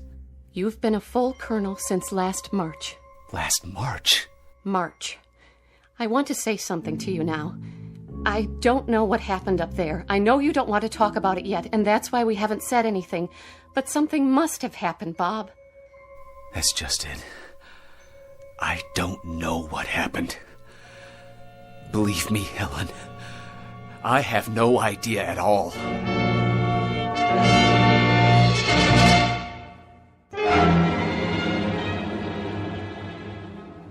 Listen, darling. You told me once that there were whole areas of space medicine that had only been touched upon, phenomena and reaction patterns that could only be guessed at. I'm sure this is one of them. I'm sure that there isn't anything wrong with you except a couple of odd fixations that will go away with time. I don't know what happened, but I do know that I'm rational, Helen. I do know that I haven't changed at all, but in some crazy, unexplainable way, the things around me have. Nothing's changed. You've gone through some kind of trauma, and somewhere along the line, Bob, you've gotten a hold of some delusions? Huh? Some distortions? Like the fence outside of the house. I don't remember it, Helen. You told me it had been here when we bought the house. And then there was this business with Bill Conacher. He told me he'd phoned you before the blast-off. He made it a point to tell me. But afterwards, he said there was no such phone conversation. It's not important, really. I mean, it's insignificant, and yet it's part of a crazy pattern here. Something is very wrong. Because he did tell me he called you earlier, and that fence wasn't there, and those eagles were never on my collar before, because when I left, I was a major. Come on downstairs. We'll have dessert. And don't let a white fence and a promotion end the world for you. Helen, I think it would be a whole lot better if we just dropped all the pretenses. If you think there's something wrong with me, just say so. But honey, I'd consider it a real favor if you didn't tiptoe around me, all right? All right. I was going to ask Bill Conacher if he'd like to come over for dinner. How about a piece of pie with your coffee? I helped Mommy make it. Oh, did you? I'll get it for you, Daddy. Thanks, sweetie. Careful, Mags. Don't break any more plates. I won't. So, why did you want to call Bill? I remember he said once that there were some aspects of prolonged weightlessness that can't be explained. Here you are, Daddy. You know, little girl, one day I'm going to lose you to some Navy ensign who'll marry you for your father's fortune and your cooking. Come here, baby, give me a hug. Don't! Maggie, honey, what's the matter? Nothing. Maggie, tell me, what's wrong? He's different. How, honey? How? Tell me, how am I different? I don't know. But you are. You are different. You're very different.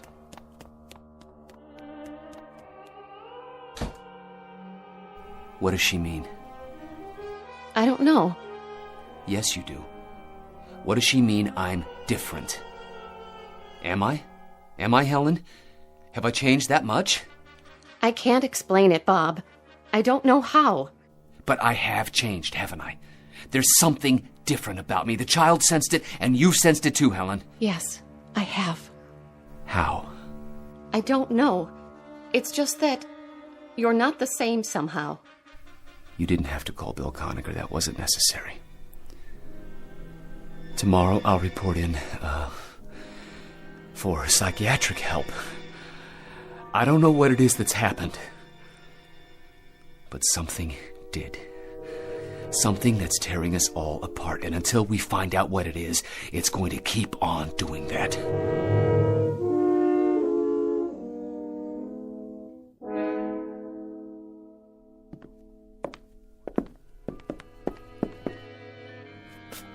Helen, how is he?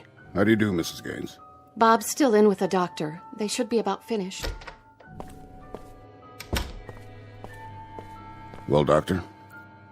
If you're looking for a very specific label, I'm afraid I'll have to disappoint you, sir. We're looking, Doctor, for some memory that might explain a re-entry and landing of a spacecraft that absolutely defies physical laws. I can't help you there, sir. That's physics. This is psychiatry. Mrs. Gaines. Yes? Your husband is suffering from a collection of very odd fixations. I say odd because there seems to be no pattern.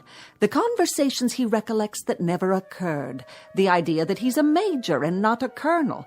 The fence around the house that he claims was never built. You put all these things together and they don't add up. They're totally unrelated, at least after a fairly perfunctory examination. I'll need more time with the patient, General. There was nothing he could tell you about what happened up there? Nothing that he could relate to me. Then we're back to where we started. I don't mean to sound callous, Mrs. Gaines. He's an exceptional officer, that husband of yours. I think he'll be out of the woods in no time. My concern happens to be the space program. I understand, sir. Come on, Helen. I'll walk you out. Mrs. Gaines, what about that fence?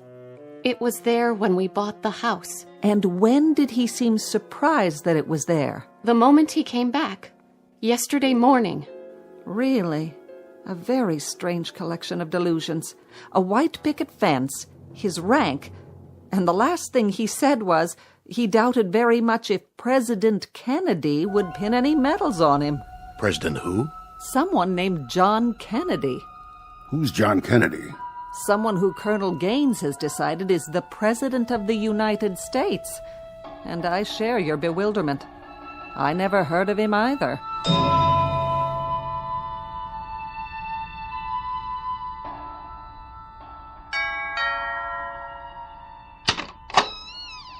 Come in, Bill. How is he?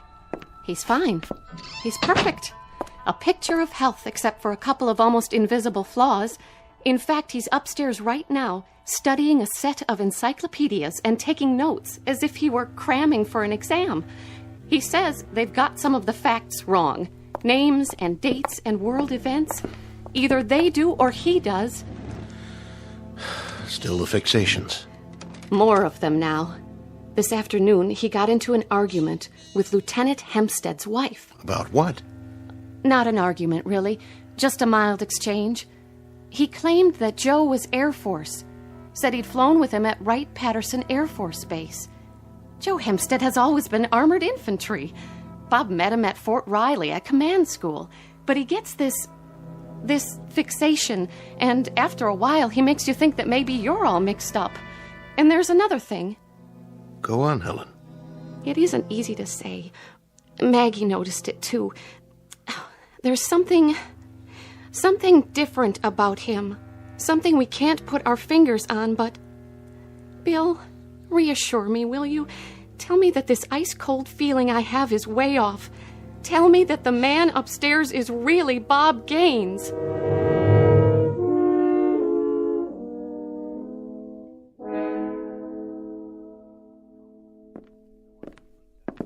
I'm sorry, General, but that's what we came up with. And you expect me to believe it?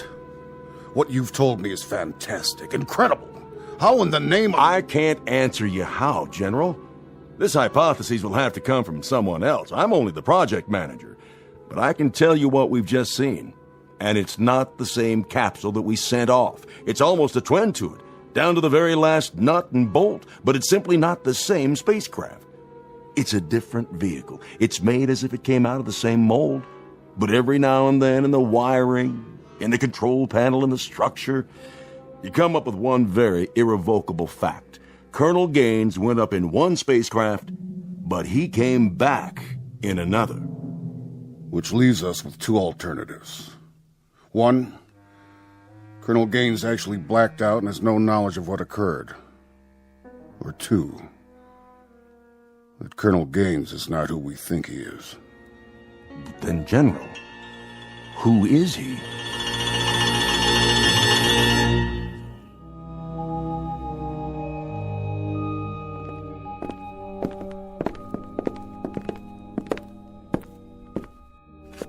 Now, Colonel, I want you to examine the vehicle carefully. I want you to be able to say to me without one single shred of doubt that this is the same Astro 7 spacecraft you were sent up in and came down in. This is extremely important. I'll try, General. Phoebus 10. Phoebus 10. Good. Phoebus 10. I trust I've made my point. Well, have I? I'm sorry, what? What's the matter? Bob, what the General is getting at... Phoebus 10. Phoebus 10. We're not sure whether or not your landing bag is deployed. We feel it is possible to re-enter with the retro package on. We see no I don't... I can't. Bob, what's the matter with you? I said I'll try, okay? Just a minute. This is California CapTech. The weather in the recovery area is excellent. 3-foot waves, 10 miles visibility. Don't you hear that voice? Gaines, what's going on? What voice? Phoebus 10. Phoebus 10. This is California CapTech. Do you read? Over. Phoebus 10, we're recommending that you leave the retro package on during re-entry. Override the 0.05G switch, expected at 044353. Retract the scope manually. Do you read? Phoebus 10, recommend you go to re-entry attitude and retract your scope manually at this time.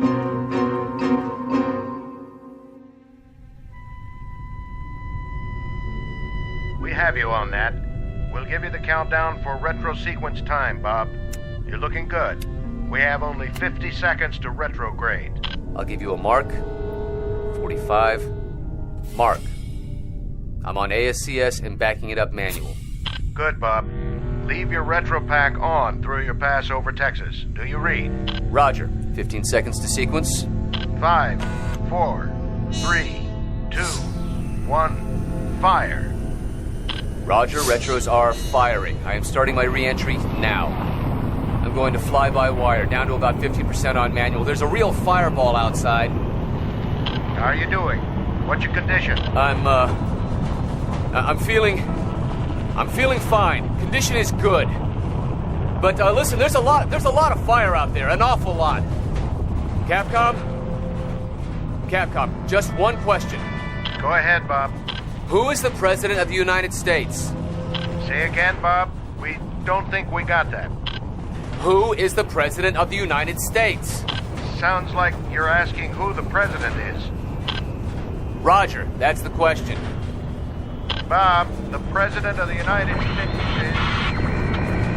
I sure hope you said Kennedy.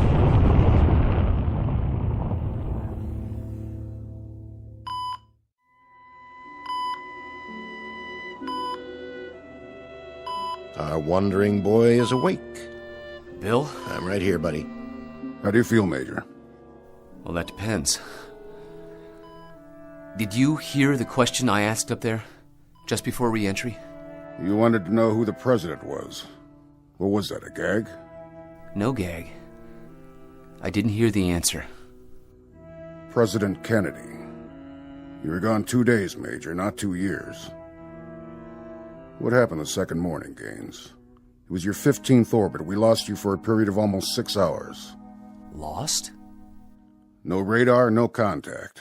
We couldn't find any reason for it. We threw the question at you several times later on after we picked you up again, but you ignored it. 6 hours? That's about how long it took. Then you came back in loud and clear. Gentlemen, please. Right now I think he'd better rest. Oh, all right, Doctor. Bill. Something happened. You're not gonna believe this. I'm not absolutely certain I believe it myself. There is, another dimension. I don't know where it exists or how, but it's a world that's a twin to ours. Same places, most of the same people, most of the same chronology of events, except every now and then there's something a little bit different. How do you know this? Because I was there, sir. For almost a week. That's impossible. We only lost you for 6 hours. I can't help that, sir. During those 6 hours, I lived out a week. Doing what? Looking at our counterparts, at us. Us? As we exist in a parallel world, General. A world that exists alongside us, but one that we can't see. And one that I stumbled into. I don't know how. Some kind of space-time warp or something, but there's a doorway up there. It exists, and every now and then, it's possible to fall through it, like I did. Well, how did you get back? I don't even know that. All I remember is standing by the spacecraft in the hangar, and then I was up there again, and now I'm back here. Bob, sleep on this for a little while, will you? Why? Because this whole thing may be a delusion. A delusion? Bill, I don't have any proof. But I can recount to you, minute by minute, everything that happened, every word that was said, every person I met. I could describe the streets, everything. This was no dream. We'll talk about it after a while, Major. Get some rest. Has anybody phoned Helen? She asked what you wanted for supper. Will I be able to leave? At least for an overnight. But we want you back here first thing in the morning. What for? I want to look at the psychiatrist's face when you start talking about parallel dimensions. We'll see you later, Major. One last question. Be my guest.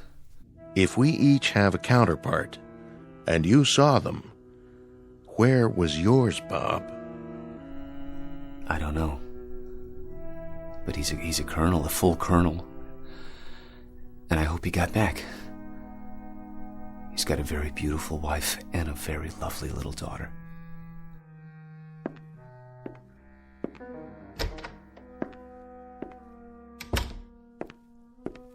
What do you think? I don't think. Not on this one, sir. Some kind of trauma. What else? Another dimension? Another world that's parallel to ours? Does that sound rational to you? Up there, who knows what's rational and what isn't? We don't even know the rules, sir, let alone the facts. We're little ants that have just made it to the desert, and now we say we've conquered the Sahara. But we haven't conquered anything.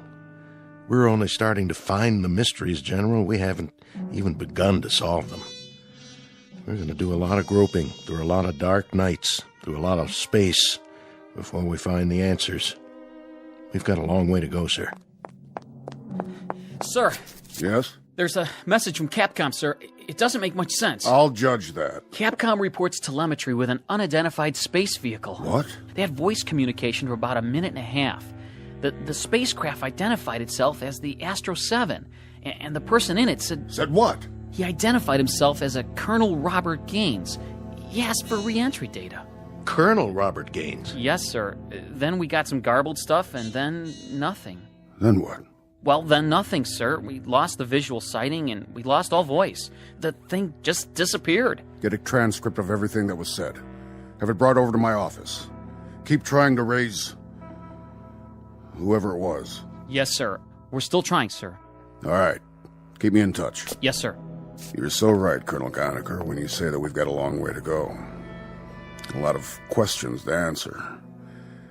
And you are so right when you say that we haven't even begun. Anything on your mind? One thing. I'd like to tell astronaut Gaines that his proof just showed up on a radar screen, however briefly. Be my guest. Yes, sir.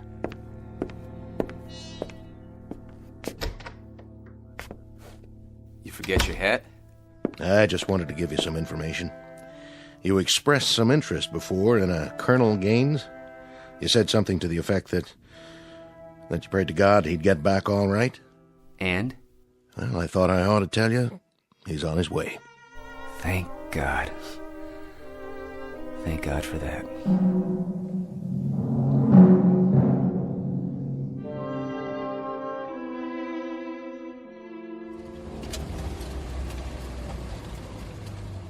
Hey, thanks for the ride. My pleasure, Bobby. I really mean that, you know. I do. I do know it, Bill. Daddy! Hey, sweetie. Do me a favor. What? Who am I? Why, you're my daddy, silly. Thank you, honey. That's all I wanted to know. Hey, where's... Mommy, come here. Bob? Yes. Oh, Bob, darling, welcome back. You don't know how glad I am to be back.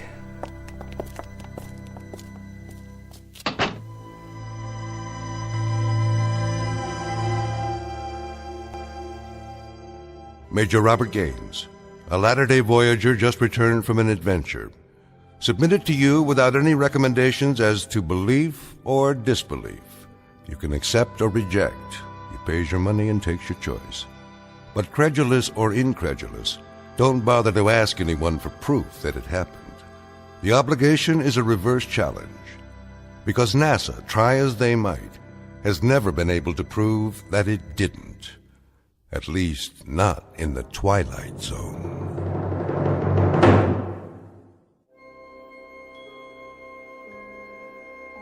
Hi, this is Carl Amari, producer of the Twilight Zone radio dramas. I'd like to take a moment to tell you about our official website at twilightzoneradio.com, where you'll get the latest news and information on these Twilight Zone radio dramas. Plus, at twilightzoneradio.com, you can digitally download 3 free episodes or any of our episodes for only $1.95 each. In this age of ever-changing technology, we've decided to make these episodes instantly available to you by making the Twilight Zone radio dramas a digital download-only series. This means that this series will no longer be offered on CD. The CD collections at our website are now being offered while supplies last at buy one, get one free. So be sure to get your favorites before they're sold out. Be sure to visit us often, and I'll see you in the zone.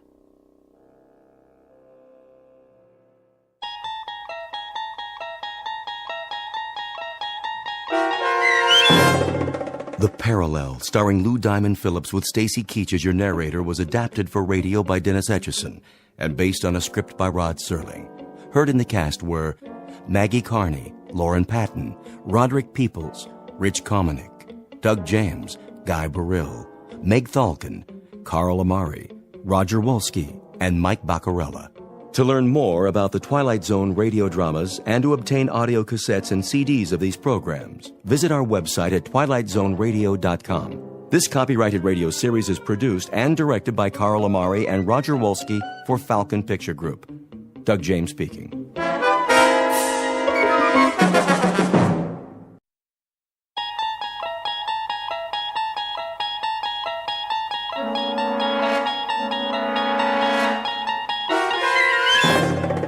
You unlock this door with the key of imagination. Beyond it is another dimension, a dimension of sound, a dimension of sight, a dimension of mind.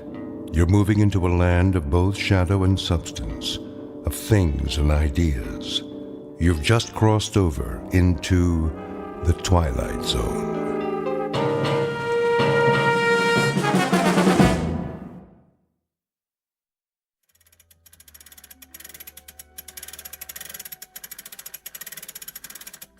There. That should do it. Alex? In the living room, honey.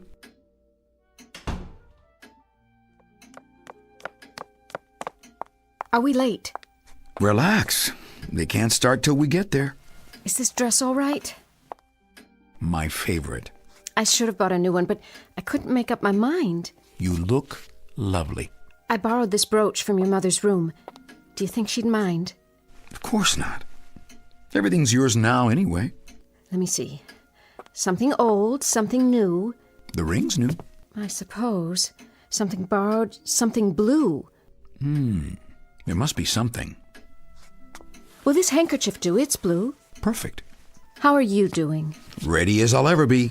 You look extremely handsome, Mr. Walker. Why, thank you, Mrs. Walker. Not yet. The Justice of the Peace has to say the magic words. That is, unless you've changed your mind. Very funny. Oh my gosh, look at the clock. We are late. No, we're not. I just got it running again. How did you do that? Little tender loving care. No one's wound it since Mother passed away. I wish she could be here today. So do I. I have the license in my purse. What else do we need? Car keys? Right here. Then that's it, I guess. Shall we? My arm, miss? With pleasure, kind sir. Oh! What? Did the realtor call? Not this morning. Why? I just wondered if the papers are ready, so he can show the house. I'm sure they are. Then all you have to do is sign them this afternoon. And finish straightening up, vacuum the rugs. I don't know what we're going to do with all the boxes. We haven't even started on the attic yet. That can wait. Just think, tonight we'll be miles from here. Oh, Alex, won't it be wonderful to get away for a few days? Not much of a honeymoon, I'm afraid. It's exactly what we need. Some time alone. Just the two of us. You must have been going crazy cooped up here. Don't be silly. You needed me. Your whole life is wrapped up in this house. Mine and Mother's. Well, this will be the start of your new life. Our life. Sounds great. Let's go. Yes, sir. Hold on. Now what? The picture of her on the wall. It's crooked.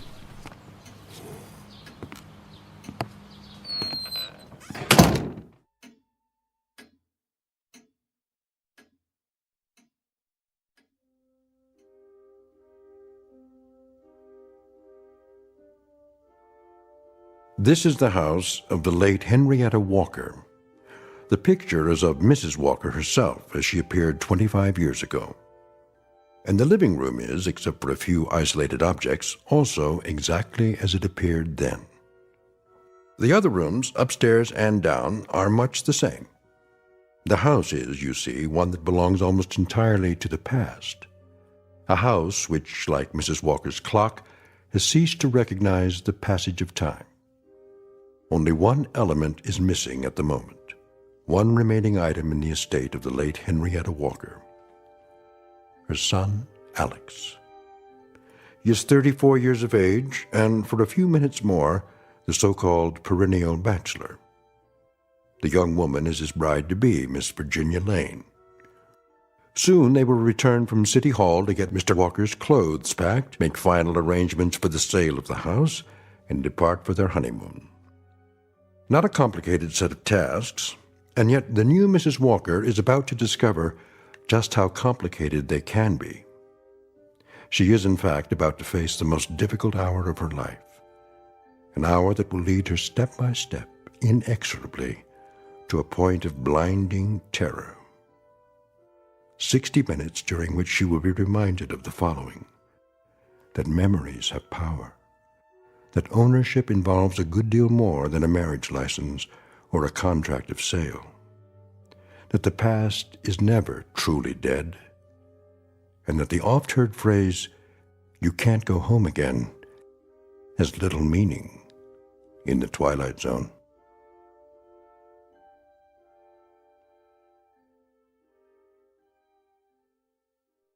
And now, The Twilight Zone, and our story, Young Man's Fancy, starring Tony Plana, with Stacy Keach as your narrator.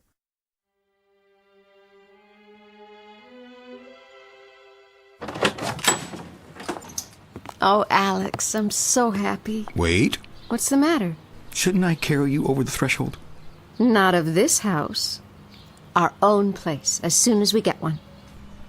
Right. After you then, Mrs. Walker. My pleasure, Mr. Walker.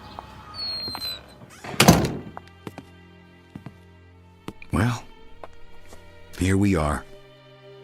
For another hour, at least. Feel any different? Like a new woman. An honest woman, at last. Worth the wait, I hope. More than worth it. Shall we get started? Dear, we should finish packing our suitcases. Yes, of course. Did you phone Mr. Wilkinson? What? The real estate man. Does he know when we'll be back? Oh, No, not yet. Hadn't you better call him now? You have those papers to sign, too. Remember? Yes. Did you leave the vacuum cleaner out? I wanted to get the place straightened up a little before we leave. She trained you well. Who? Your mother. She was always so neat and orderly. Yes, she was.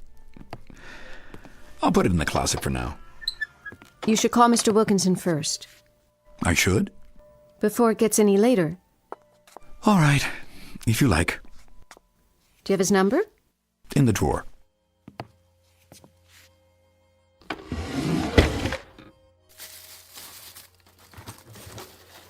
Is it there? I was sure. Check your pockets. Not in this suit. Maybe upstairs. Well, don't let that stop you. Get the number from information. Oh, right. Tell you what. You go upstairs and start to pack, and I'll call Mr. Wilkinson, okay? It's not your responsibility. No, but we're a team now. You'd better get used to it. I guess we are. We have been for a long time, or didn't you notice? Now it's official. Oh, Alex, darling, you look so lost. It's going to be all right, you'll see.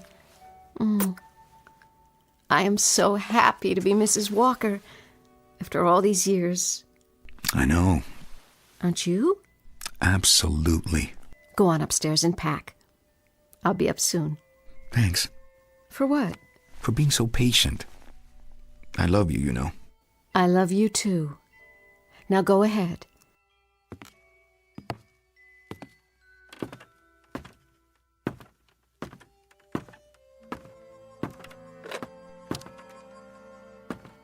Operator? Yes. Would you give me the number of Wilkinson Realty, please? Thanks.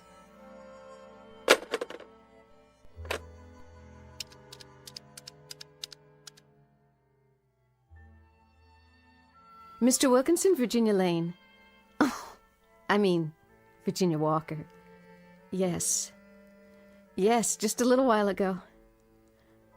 Thank you, Mr. Wilkinson. I am. We both are. Very happy.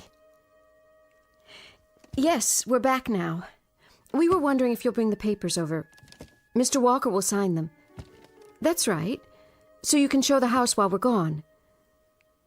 As soon as possible. We'll be leaving soon. Fine. We'll see you in a few minutes then. Goodbye. Virginia? Oh, Alex, you startled me. Sorry. I thought you were going upstairs. There's plenty of time. I wanted to ask you a question. Yes? What do you think we should take with us? Take? When we move. We don't need to decide that now, do we? The television set, I guess. It's only a few years old. And there are some things in the other rooms that... I thought we decided to discuss all that after the house is sold. Sold. That sounds so final. We really don't have a choice, do we? No, but I just thought maybe we should decide now. I mean, like in the kitchen, for instance. We could take the refrigerator and stove. They're almost new. I just bought them for Mother a few months before she... All right, Alex, fine. But let's discuss it later. Why not now? Because we have to get ready to leave. Oh. Well, then. What about the radio? The radio? The big console. What about it? It's an old one, but we could have it fixed. These are collector's items now. Who collects old radios? Plenty of people. It was old when I was little. They don't even make parts for it, do they? You'd be surprised. The cabinet alone is worth something. Well, some antique dealer, I suppose. Maybe it still works. It could have come unplugged from the wall. I should check. Weighs a ton, I bet. Yes, Alex, it does. But you'll hurt your back. Look at all this laminated wood. The carving and staining. The work they put into it. The craft. And the big bands we used to hear. Duke Ellington, Tommy Dorsey. You're not that old. No, but there were stations that played rebroadcasts of the big bands. We used to sit in here all the time, listening to them. Mother's favorite was Guy Lombardo. Who? Isn't that something? What is? I just remembered. She used to be crazy about a record of his called Looky, Looky, Looky. Do you know that one? I don't believe I do. Looky, looky, looky, here comes Cookie, walking down the... Alex. Broken. I knew it was, but... But what? You can't imagine what it was like. Mother used to sit here, in this chair, looking at her movie magazines. She saved them all. Photoplay, motion picture. Funny I should remember that. She gave it up a long time ago. You must have been very small. I was. Sometimes she'd make us a pan of fudge and we sit in here, just the two of us. And... Alex. What? It's getting late. Is it? Please go up and pack now. Would you do that for me? We want to leave right after Mr. Wilkinson comes. Isn't that right, dear?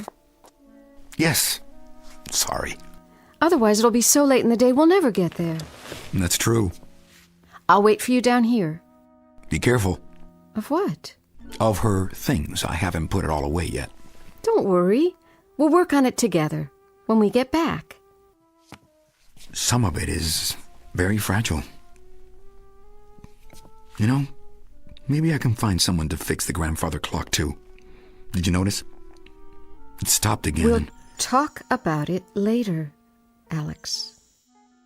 All right then. Later.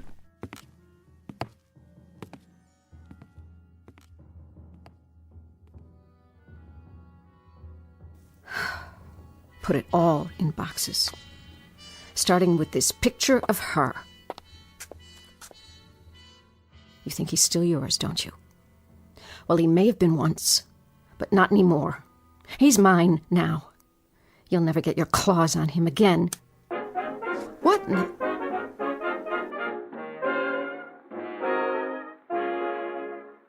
And that was Looky, Looky, Looky, performed by Guy Lombardo and his orchestra on our program of vintage favorites from the big band years. Next up on our hit parade from 1930. How can this radio work? It's broken. No, where... Alex?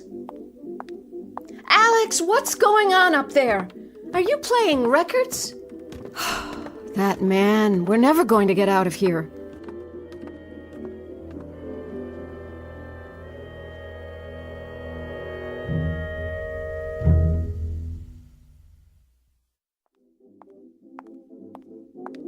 Alex?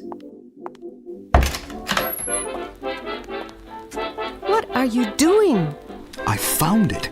Found what? That Guy Lombardo record. It was in the stack of Mother's old 78s. I knew I was right. That's enough. We don't have time for this. Why are you sitting up here listening to records? This used to be my room. I know, but Alex, really... I was just looking at some of my old things that Mother kept. She saved it all for me, just as I left it. Isn't that amazing? I thought you were packing so we could go. I will. But look at this. A Dick Tracy watch. With a picture of Dick Tracy himself on the dial. Alex, Looks as good as ever, doesn't it? Wonder if it works. Oh, no. Mainspring's probably broken. I could take it to a watchmaker. What for? So you can wear it? I got you a watch last year for Christmas. I know, but it's special, don't you think? See this cigar box? It's got everything she ever bought me. My Spider-Man action figure, my Incredible Hulk, and the Wild Wild West hat, belt, and spurs. There's a secret compartment in the buckle. I'm sure some collector will be glad to have them. Oh, look. My Speed Racer cards. And my G.I. Joes.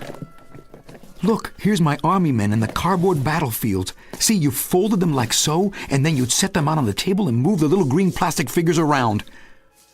Would you put them away now, please?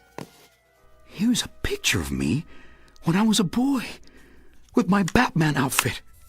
See the utility belt? That was for my Batarang. I used to walk around the neighborhood all dressed up. Sometimes I wear my bat cape, too. Isn't that funny? The other kids laughed at me, but I didn't care. And these books, I read them all. The Hardy Boys and the Secret of the Cave, Bill Bolton and Hidden Danger, Tarzan and the Ant-Man, Tarzan and the Jewels of Opar, Jungle Tales of Tarzan, and my comic books. Alex, please. I wonder why Mother kept them. It's all as I left it, in the same order. Don't you know?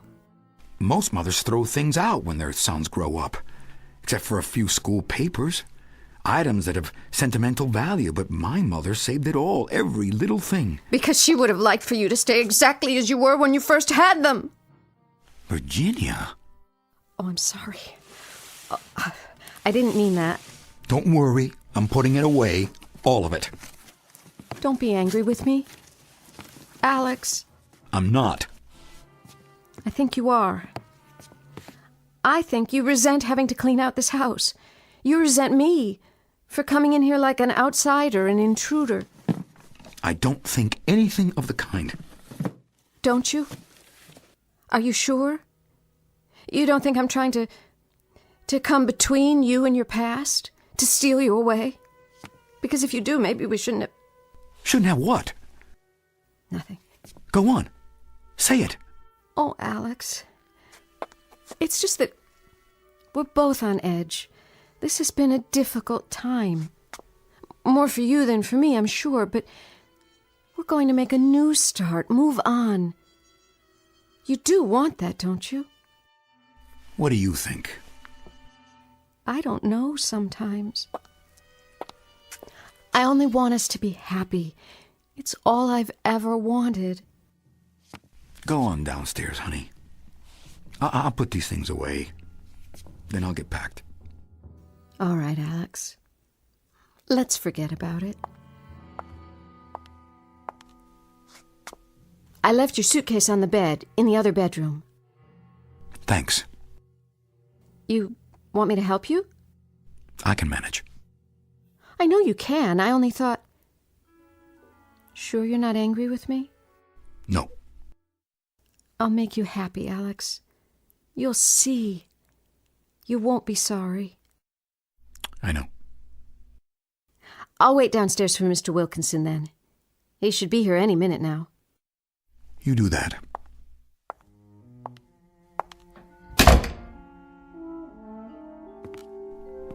Oh, Mother. I don't want to sell the house. You believe me, don't you? I don't want to sell it. But what else can I do?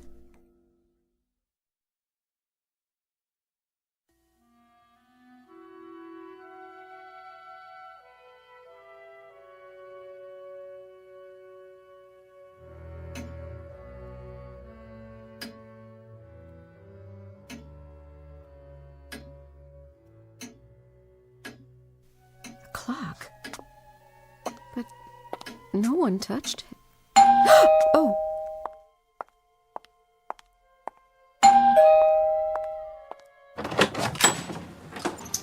Oh, Mr. Wilkinson. Afternoon, Mrs. Walker. Come in, please. Thank you kindly. I appreciate your making the trip. Oh, no problem. It's only a few blocks. Would you mind waiting in the living room? Mr. Walker will be right down. Fine and dandy, ma'am. Is everything in order? Ma'am? The papers about the house. Oh, yes. All drawn up. I have them right here. Good, that's good. So there won't be any delay. None that I can see. Alex? Alex, dear? Yes? Mr. Wilkinson is here with the papers. Be right down. A lot to do, huh? You wouldn't believe what to save, what to get rid of. Oh, it's always that way. But it'll get done. Shouldn't be too hard, in this case. Why? The house. It's neat as a pin. Mrs. Walker was like that. The other Mrs. Walker, I mean. Everything in its place. Yes, that's certainly true. Ah, here's the man of the house. Mr. Wilkinson. Afternoon, Mr. Walker. I understand congratulations are in order. Thank you. Won't you sit down? Mr. Wilkinson has everything in his briefcase. That I do. But first, I wonder if I could trouble you for something. What's that? The use of your telephone. Sure. You see, I forgot to tell my secretary where I'd be, and I'm expecting a pretty important call from out of town. Phone's right over there. I can call for you. I'll tell her where you are. Would you do that? Meanwhile, why don't you use the dining room table? Fine and dandy. Right this way. After you, sir. Make it as quick as possible if you can, dear. We really have to leave. Now then, as you can see right here, we're going to be signing this person here. Where? That ridiculous clock. But this isn't the phone. It can't be. It's ancient. Where did it come from? Excuse me, did you get through? What? The phone call. I... Maybe I'd better do it after all. I have to tell my secretary something else anyway. I'm sorry, but the phone... Something wrong? No. I mean... Let me try. What did you do? Do? That phone. Just a minute ago, it was... Hello, Maggie? Jim. I'm over at Henrietta Walker's house. That's right. I just wanted you to know. If that call comes through in the next 10 minutes, would you forward it to me here? Alex? The phone. What about it? Describe it to me. What? When you were a boy, what kind of phone did you have? Does it matter? Just tell me. It was a long time ago. Let's see. One of those old two-piece units, I think. Yes, with the earpiece on a separate cord. Really ancient. I wonder what happened to it. But that's not the phone you've had in recent years. You're sure? Sure, I'm sure. What's the big deal? I thought I saw it in the living room just now. I must have been mistaken. And would you call Charlie Fisher? Tell him that escrow's been approved for 60 days. We have the form for him to sign. He can come by the office or we'll mail it out. Right. Fine and dandy, Maggie. See you. Bye.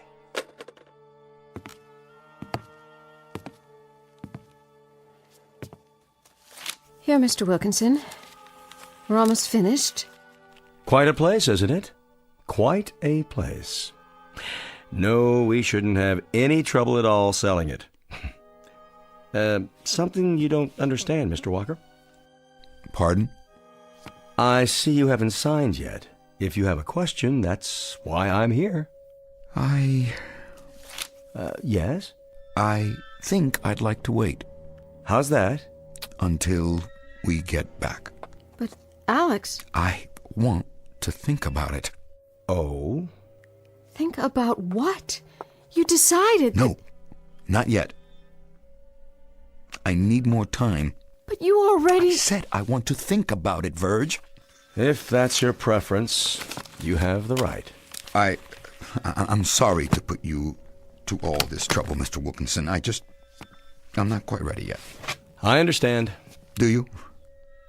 My mother said never to rush into anything. Always think it through. Good advice. You're positive? I could line up a buyer right away, you know. Alex, please. I'm positive. Uh-huh. I'll get in touch with you on your return then. Please. I think that would be better. Well, have a nice honeymoon, and don't bother to show me to the door, Miss Lane. Mrs. Walker.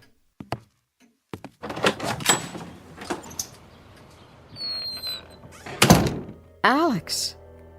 I don't understand what's happening. Shh. He's gone. You'll have to explain it to me because... Quiet. Listen. To what? The grandfather clock. It's running again.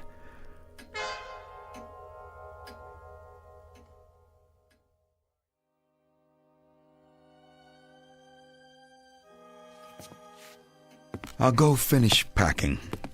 Alex? What? Alex, you promised. What do you mean? You know what I mean. You promised to sell this house. Yes, I did. And now you're backing down? I'm not backing down from anything, Virg.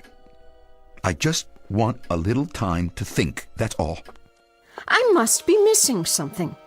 Can you explain it to me? What's there to think about? Well, I just don't like the idea of... Of what?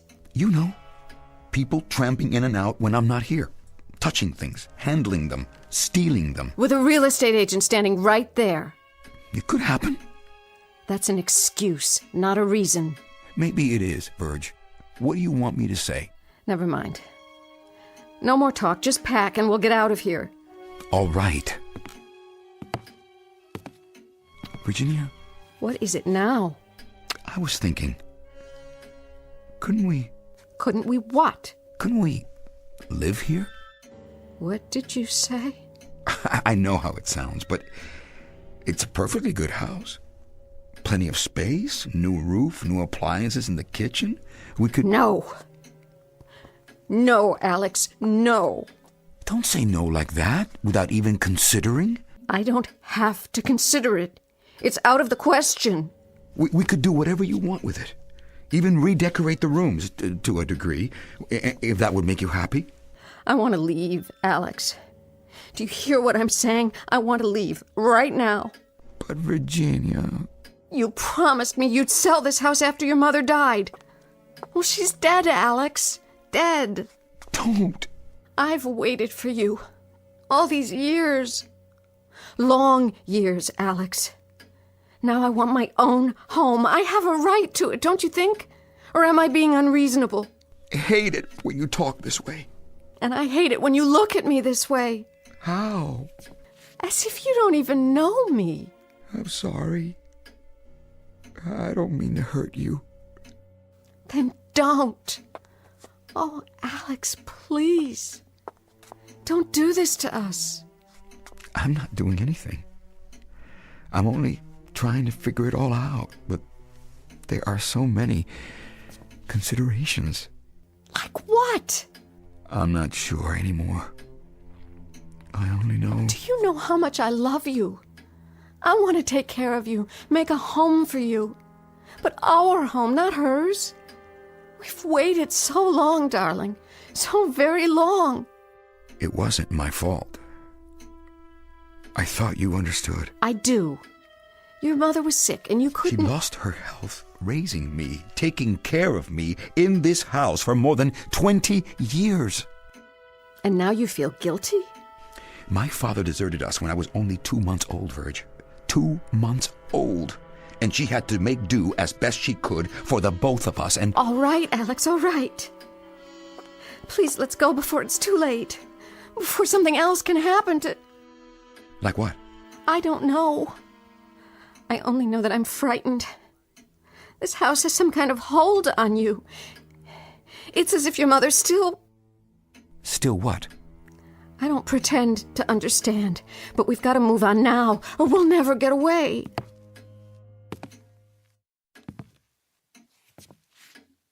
Virg? Yes? I've made my decision. Oh, Alex, I knew you would. I never doubted it. Now can we... I'm not going to sell this house. I can't. Alex. We'll have it redecorated. Get some new furniture and... And what? You think that will solve everything? We'll talk about it later.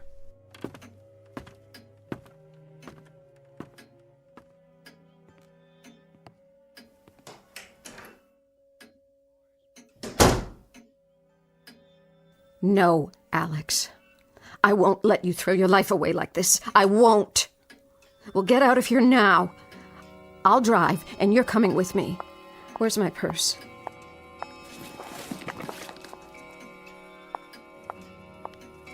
You. In the picture. Look at you, so high and mighty, watching everything that goes on in this house. Watching him. Well, you won't watch him anymore. I won't have it.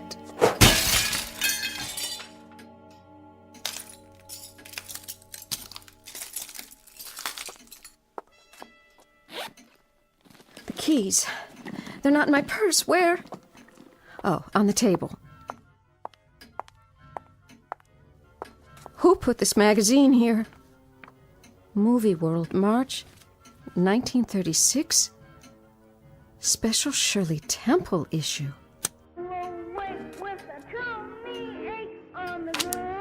It's you, isn't it, Henrietta? This is one of your magazines. Well, it won't work. I'll fight you. Where are you now? In the kitchen? You can't hide from me.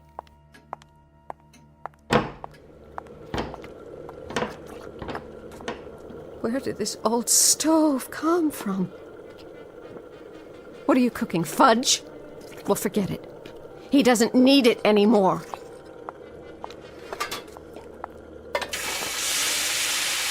I know what you're doing. You're changing everything back to the way it was. That's what you want, isn't it? For time to go backwards, to stand still. Well, it'll take more than that, old woman. He's not a child anymore.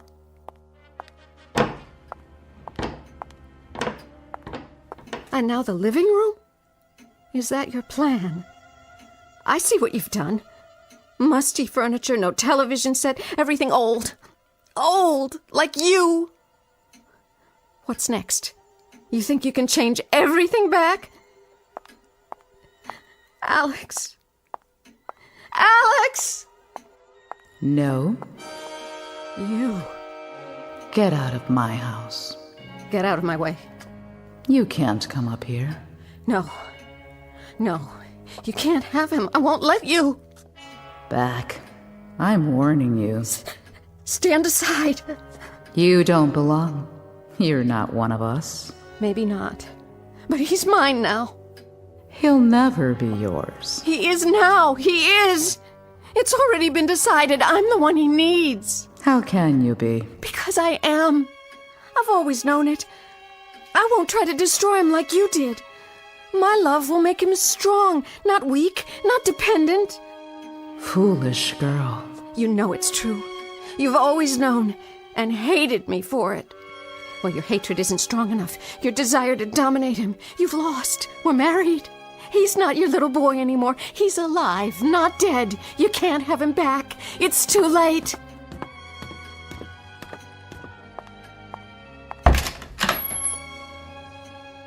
Alex? What do you want? Alex. Mother, come back. Are you sure? Yes, Mother, I want you to. Alex! If that's your desire. It is. I'm never gonna leave you. I promise. Very well, son. Goodbye, lady.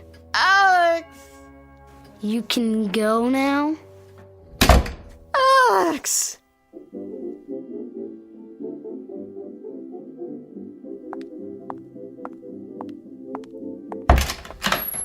Alex!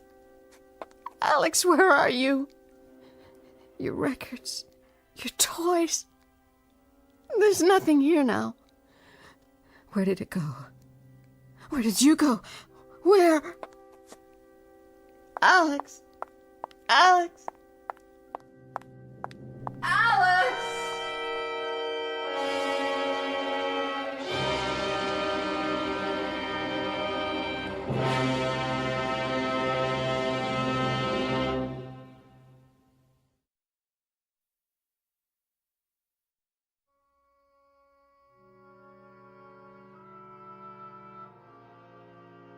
The contest is ended now. A contest fought not only in space, but in time. Mr. Alex Walker is gone, no longer in this house as it exists today. He has returned, in flesh and in mind, to that period of his life from which, emotionally, he had never really departed.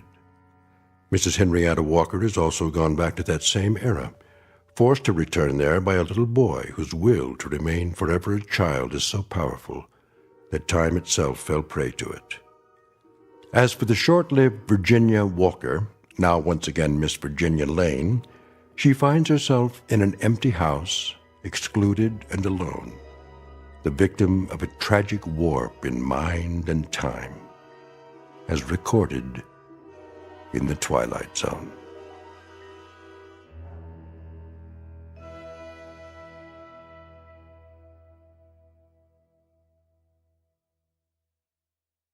More from the Twilight Zone after this.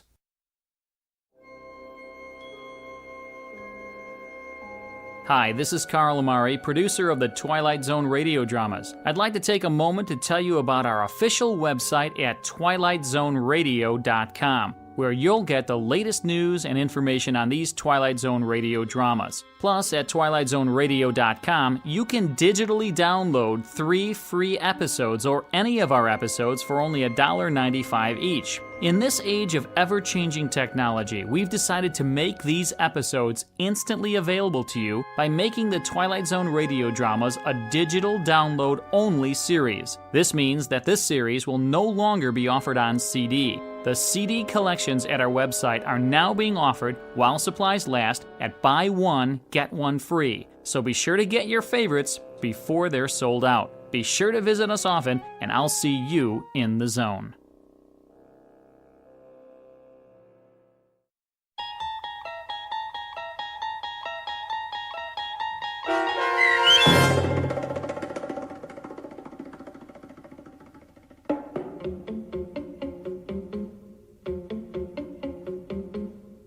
Young Man's Fancy, starring Tony Plana with Stacy Keach as your narrator, was adapted for radio by Dennis Etchison and written for The Twilight Zone by Rod Serling, based on a story by Richard Matheson. Heard in the cast were Fernette Lebo, Doug James, Nydia Rodriguez, and C.J. Amari. This copyrighted radio series is produced and directed by Carl Amari for Falcon Picture Group and Westwood One. Sound design and custom Foley effects for The Twilight Zone by Cerny American creatives Bob Benson, Craig Lee, Matt Sorrow, Tim Cerny, and Todd Beyer. To learn more about The Twilight Zone radio dramas and to contact us, visit our official website at twilightzoneradio.com. Doug James speaking.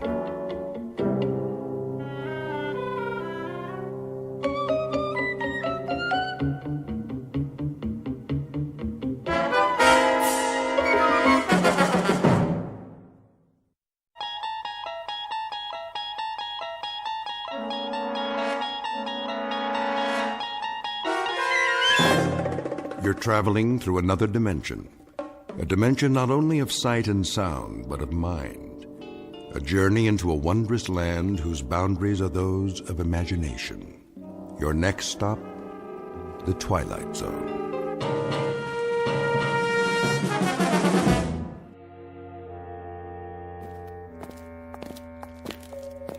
God, you haven't answered my question. No questions. But it's a simple one, a very simple one. Where are you taking me? You'll find out. You come before dawn with no arrest warrant? We don't need a warrant. But of course you do. Not for a hearing. Oh, is that what this is about, an investigative hearing? At such an hour? Chancellor's orders. You mean the Chancellor himself wants to see me? Why on earth? Inside. Is this the Chancellor's office? Inside.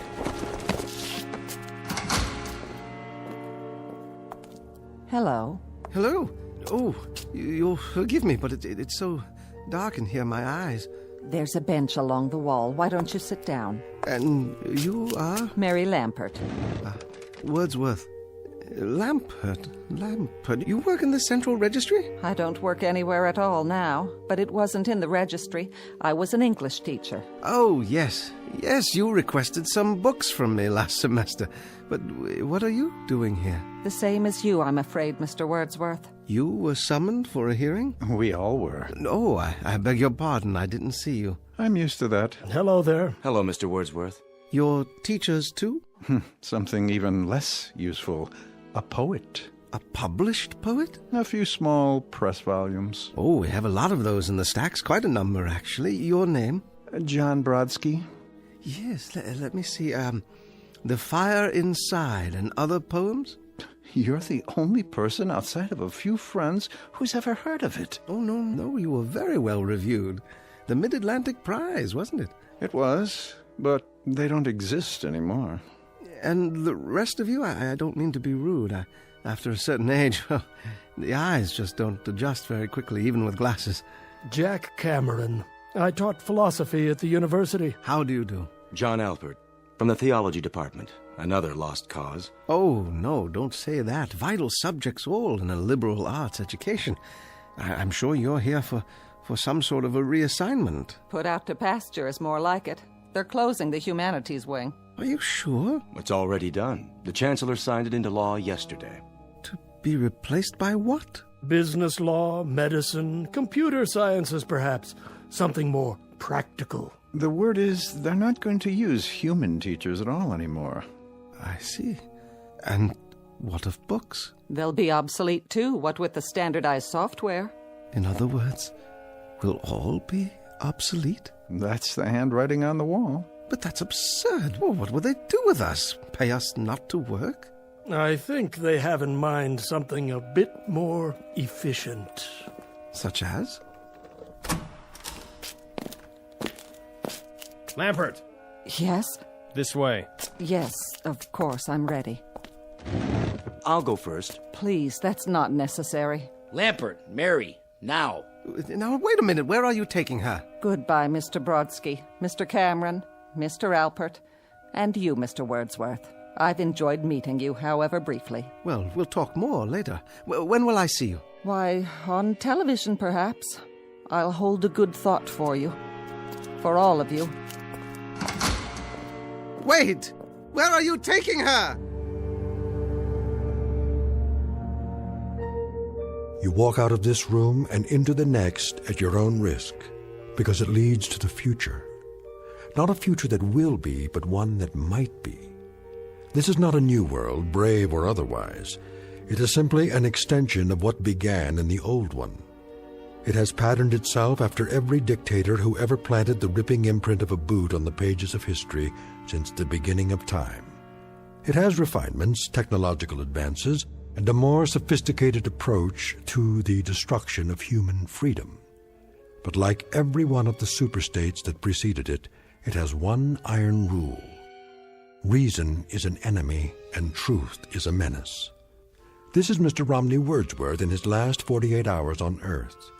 He is a citizen of the state, but will soon have to be eliminated because he is built out of flesh and because he has a mind. Mr. Romney Wordsworth, who very shortly will draw his last breath in the Twilight Zone. And now, The Twilight Zone, and our story, The Obsolete Man, starring Jason Alexander, with Stacy Keach as your narrator. Who's next? Wordsworth? Romney? Wordsworth. Ah, yes. You should have the file on your desk, Chancellor. Mm-hmm. Field investigation finding. Obsolescence. Yes. Agreed. Correct. Send him in. Yes, sir. Guards? This way. Thank you. You may approach the desk. If you like. You know why you're here, Mr. Wordsworth? Not entirely, no. Ask him to speak up. I'd ask you to speak up, if you will. In general terms, yes, sir. But I do have a few questions. Your questions will be answered in due course. Now then, you've been under investigation, Mr. Wordsworth. I have? For the mandatory period of 1 year and 11 months. I was never notified of any investigation. Notification is not required under the new edicts. Really? I have the results before me. The determination is that you're obsolete. That's an interesting word you use. Therefore, the purpose of this hearing is to make a finding in the matter and sentence you accordingly. You understand that? Yes, sir. I suppose I do. Your occupation, Mr. Wordsworth? Librarian. They even have those anymore? A what? A librarian, sir. Has this man had counsel? Yes, sir, he has. Are you sure he knows his rights? He's been given orientation, sir. I'm told that you've had counsel and been given orientation, Mr. Wordsworth. Well, in a manner of speaking. Just prior to entering this room, I did have a brief conversation with someone or other. He was wearing a uniform, very much like your own. That would be one of the subalterns. So you've been instructed. However, I'm still not sure in my own mind that you understand the purpose of this hearing. I'm doing my best, sir. The field investigators in your sector have classified you as obsolete. This finding carries with it serious implications, legally speaking. Do you understand that, Mr. Wordsworth? Serious implications, yes. Now I ask you again, your occupation? I am a librarian. I could lie to you and say curator of records or historian or data manager, but that's my occupation, my profession. It's an honorable tradition. If you people choose to call it obsolete... Ask him to clarify. Yes, clarify. Request clarification of the term. The term, Mr. Wordsworth, you people. You make reference to the state? I make reference to the state. And you persist in declaring your occupation as being that of a librarian? That is correct, sir. A librarian having to do with books? Yes, sir. Books of all types and description. Since there are no more books, Mr. Wordsworth, there is scant need for libraries. Oh, but there are books. Some going back decades, even centuries. The older ones are in constant need of repair. Even the newer ones require preservation. Well, do you know that books printed on paper containing wood pulp are in danger of deterioration? A kind of oxidation or slow burning, you might say, if there's so much as stored on wooden shelves. Not to mention the effects of light and moisture. Please, Mr. Wordsworth. No, the only safe method is to keep them in metal cabinets, in absolute darkness, if possible, in a temperature-controlled environment. Of course, rag or hemp paper doesn't deteriorate at the same rate. That's why some ancient volumes are unyellowed and still quite usable. What sort of books are you talking about? Oh, anything printed before the 19th century. The older, the better. The Gutenberg Bible is a famous example. To close the subject, with no further need of libraries, it follows that there is little call for the services of a librarian. Now, I must ask for clarification. Did you say no further need? Case in point. A priest or minister, he would claim that his function is preaching the word of God. But of course, since the state has proven that there is no God, that would make the function of such a person somewhat academic as well. Academic? Meaning theoretical, without practical function. But there is a God. You're in error, Mr. Wordsworth. There is no God. You know that? The state has established it. Established it? How? By scientific proof, or the lack thereof. You cannot erase God with an edict. This is not a debate. It's not a matter of laws and proclamations. You are obsolete, Mr. Wordsworth. A lie. No man is obsolete. You have no function. You are an anachronism, a ghost from another time. I'm nothing more than a reminder to you that the state can't destroy words and the concepts they represent by burning pages. You're a bug, Mr. Wordsworth, a crawling insect, a bookworm, an ugly, misshapen little creature that has no purpose here. No meaning. I am a human being, as are you. A human being? Is that what you lay claim to? You're a librarian, Mr. Wordsworth. You're a dealer in books that no one reads, and 2-cent fines and pamphlets, enclosed stacks in the musty insides of a language factory that spews out meaningless words on an obscure assembly line called the printing press, whose time has long passed. Words, Mr. Wordsworth, that have no substance and no dimension. Like air, like the wind, like a vacuum that you make believe has an existence by scribbling index numbers on little cards. I don't care what you say. Don't approach the bench until you're told to. And I tell you I don't care. I'm a human being. I exist. And if I speak one thought aloud or in writing, that thought lives even after I'm shoveled into a grave. This I know beyond the shadow of a doubt. Delusions, Mr. Wordsworth. Delusions that you inject into your veins using a needle filled with printer's ink. The narcotic you call literature. The Bible, poetry, essays, all of it, just an opiate to make you think you have strength when you have no strength at all. You're unfit. You have nothing but spindly limbs and a dream, and the state has no use for your kind. You waste our time, Mr. Wordsworth, and you're not worth the waste. I agree. Let's end this. Now then. You've made your point. Instruct him. Romney Wordsworth, you will return to detention. Is that where I was? What a polite euphemism. Cell is more like it. To await the finding of this board. Very well. This way. One more question. What happened to Miss Lampert? Who? The school teacher. Her case has been decided. The result will be on this evening's telecast. I'm sure it will be, but I'm asking you, what was your decision? Take him away. Heretic. Obsolete. No function at all.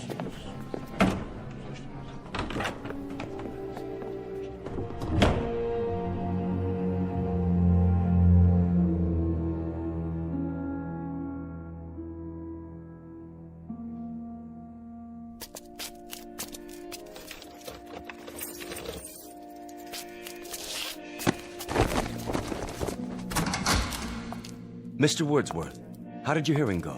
Well, I'm not honestly sure, but I have a pretty good idea. At least it hasn't been decided yet. Oh, no, not yet, but I don't think it will take them very long. Ambiguity. The devil's playground. And my stock in trade. Miss Lampert hasn't come back yet. That means her case has already been decided. That's what they said. Where would they take her in that case? Back to her living quarters, I imagine, to await the carrying out of the sentence. As for myself, I'd rather carry it out alone. Not thinking about hemlock, are you? Don't tell me you are. That's not what they use nowadays. Too hard to measure the dosage. Get me a bottle of good scotch. I'd like to go out on a bender. Just give me a pen and paper. But they'd only burn it. Not if it's televised. I can recite to the camera. A public reading at last. Some of it has to get through before they cut off the sound. They can't cut it off. It's an official edict. The equivalent of the condemned man's last words. No matter what those words are? Oh, they'll denounce the statement as soon as it hits the airwaves. But until then, for one shining, glorious moment, I'll have an audience. And someone somewhere may hear my words and understand. Gentlemen, you're dooming yourselves. As if you believe in the superiority of the system, in its right to exist at all. But it does, with or without moral justification. Do not go gentle into that good night. Dylan Thomas? But rage. Rage against the dying of the light. We can rage all we like. No one's going to hear it. No? Think about it. What are you driving at? I wonder if they've reached a decision yet.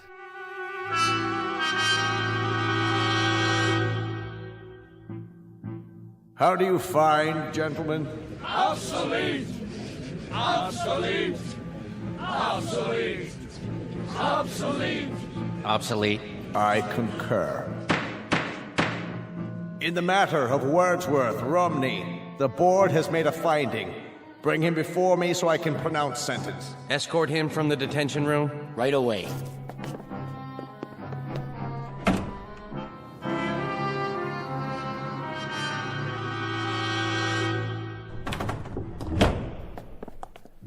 Approach the desk, Citizen Wordsworth. Yes, sir? In the matter of your finding, the board declares you obsolete. Mm-hmm. Your rights are as follows. A comment, Chancellor. The lights, it's my eyes. Can some of the lights be directed at the desk so that I can see who I'm addressing? Your rights are as follows, Mr. Wordsworth. You are to be liquidated within a period of 48 hours. They still use that word? Liquidated? But you have an option as to method and precise time. Could you be more specific? There are several prescribed methods, Mr. Wordsworth, including pills, gas, electrocution, lethal injection, It can be done immediately, or an hour from now, or any other time that you request. Are there any other options? The most popular, Mr. Wordsworth, assassination, at a time unknown. This way, the subject is not aware of either the method or the time. Psychologically, it is somewhat easier. In terms of one's mental state, it's the most humane. Then I'd have to say, I'm a very rich man. Louder, please, and step into the light. I was merely saying I'm a rich man. I have such a luxury of choices. A few lines come to mind, perhaps you'll indulge me. Cowards die many times before their deaths. The valiant never taste of death but once. Of all the wonders that I have yet heard, it seems to me most strange that men should fear, seeing that death, a necessary end, will come when it will come. That's from Shakespeare, Julius Caesar. So, since you've given me the luxury of choice, I choose the following. To be given an assassin whom I will tell the method of execution. I don't understand. What does he mean? He will tell? Surely he can't be saying... Mr. Wordsworth, please clarify the nature of the request. You will assign me an assassin, Chancellor, just as you stipulated. But only he and I will know the way in which I am to die. I take it that's acceptable? That will be acceptable, Mr. Wordsworth, so long as your sentence is accomplished within the 48-hour period required by law. And one final request, Chancellor. What's that? I should like to die with an audience. I would like my death to be televised. That, too, can be arranged, Mr. Wordsworth. Thank you. It's not infrequently that we televise executions. It has an educative effect on the population. I have no doubt. Now, as to the time of the liquidation, Mr. Wordsworth? Midnight, tomorrow. And the place? In my room. Gentlemen? Agreed, Mr. Wordsworth. We will choose your liquidator and send him over to you, and he will be duty-bound, just as you prescribed, not to divulge the method you've decided upon. Done. Thank you, Chancellor. Whoever said the state doesn't have a heart?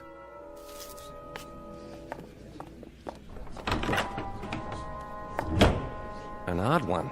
Yes, indeed. And with some very bizarre requests. Bizarre, but to our advantage. He wants his death televised? All right, we'll oblige him. By midnight tomorrow, he'll be crawling up the walls with fear. And we'll televise every moment of it. His horror, his fright, and I dare say his belly-crawling supplications for mercy. What an example. We'll televise it, gentlemen, all over the country. We'll show the people. We'll show them how this obsolete man, this librarian, dies.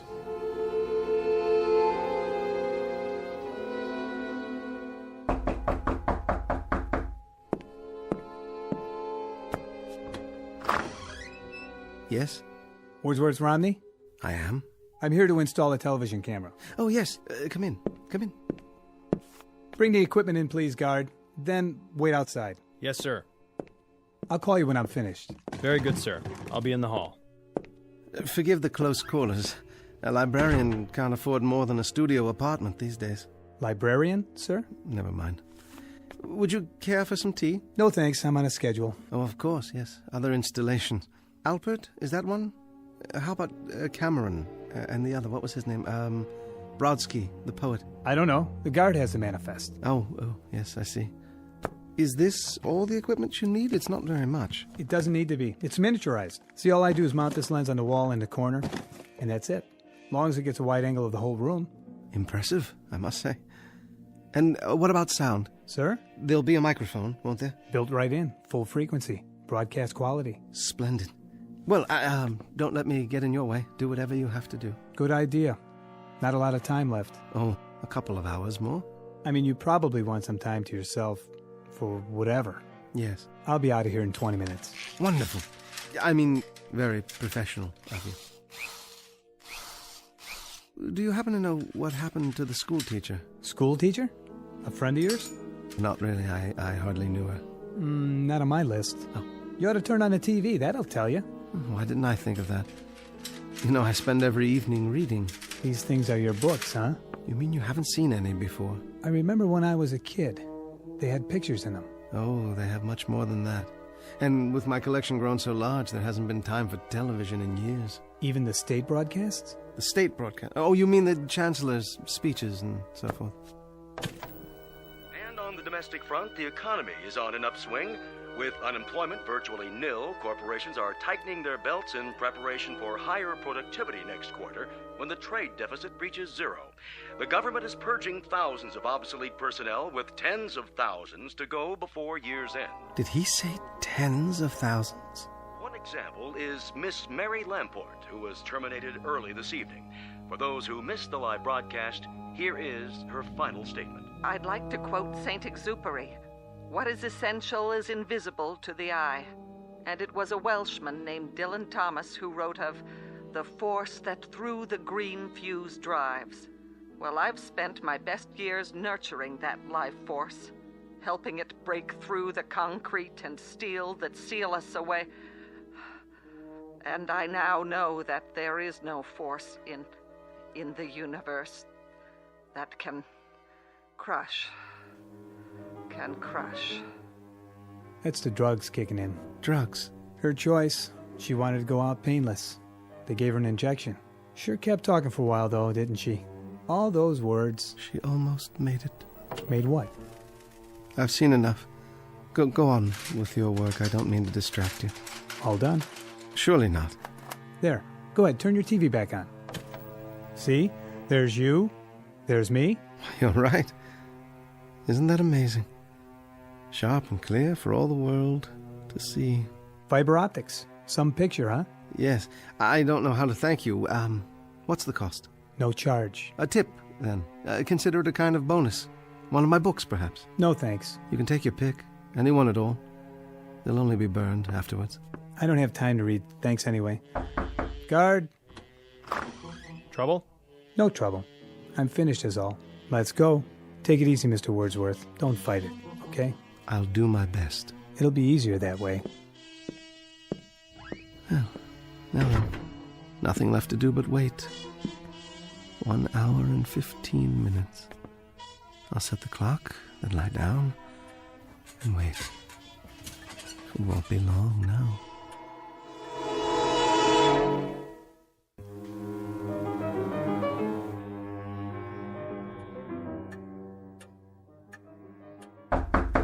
Mr. Wordsworth?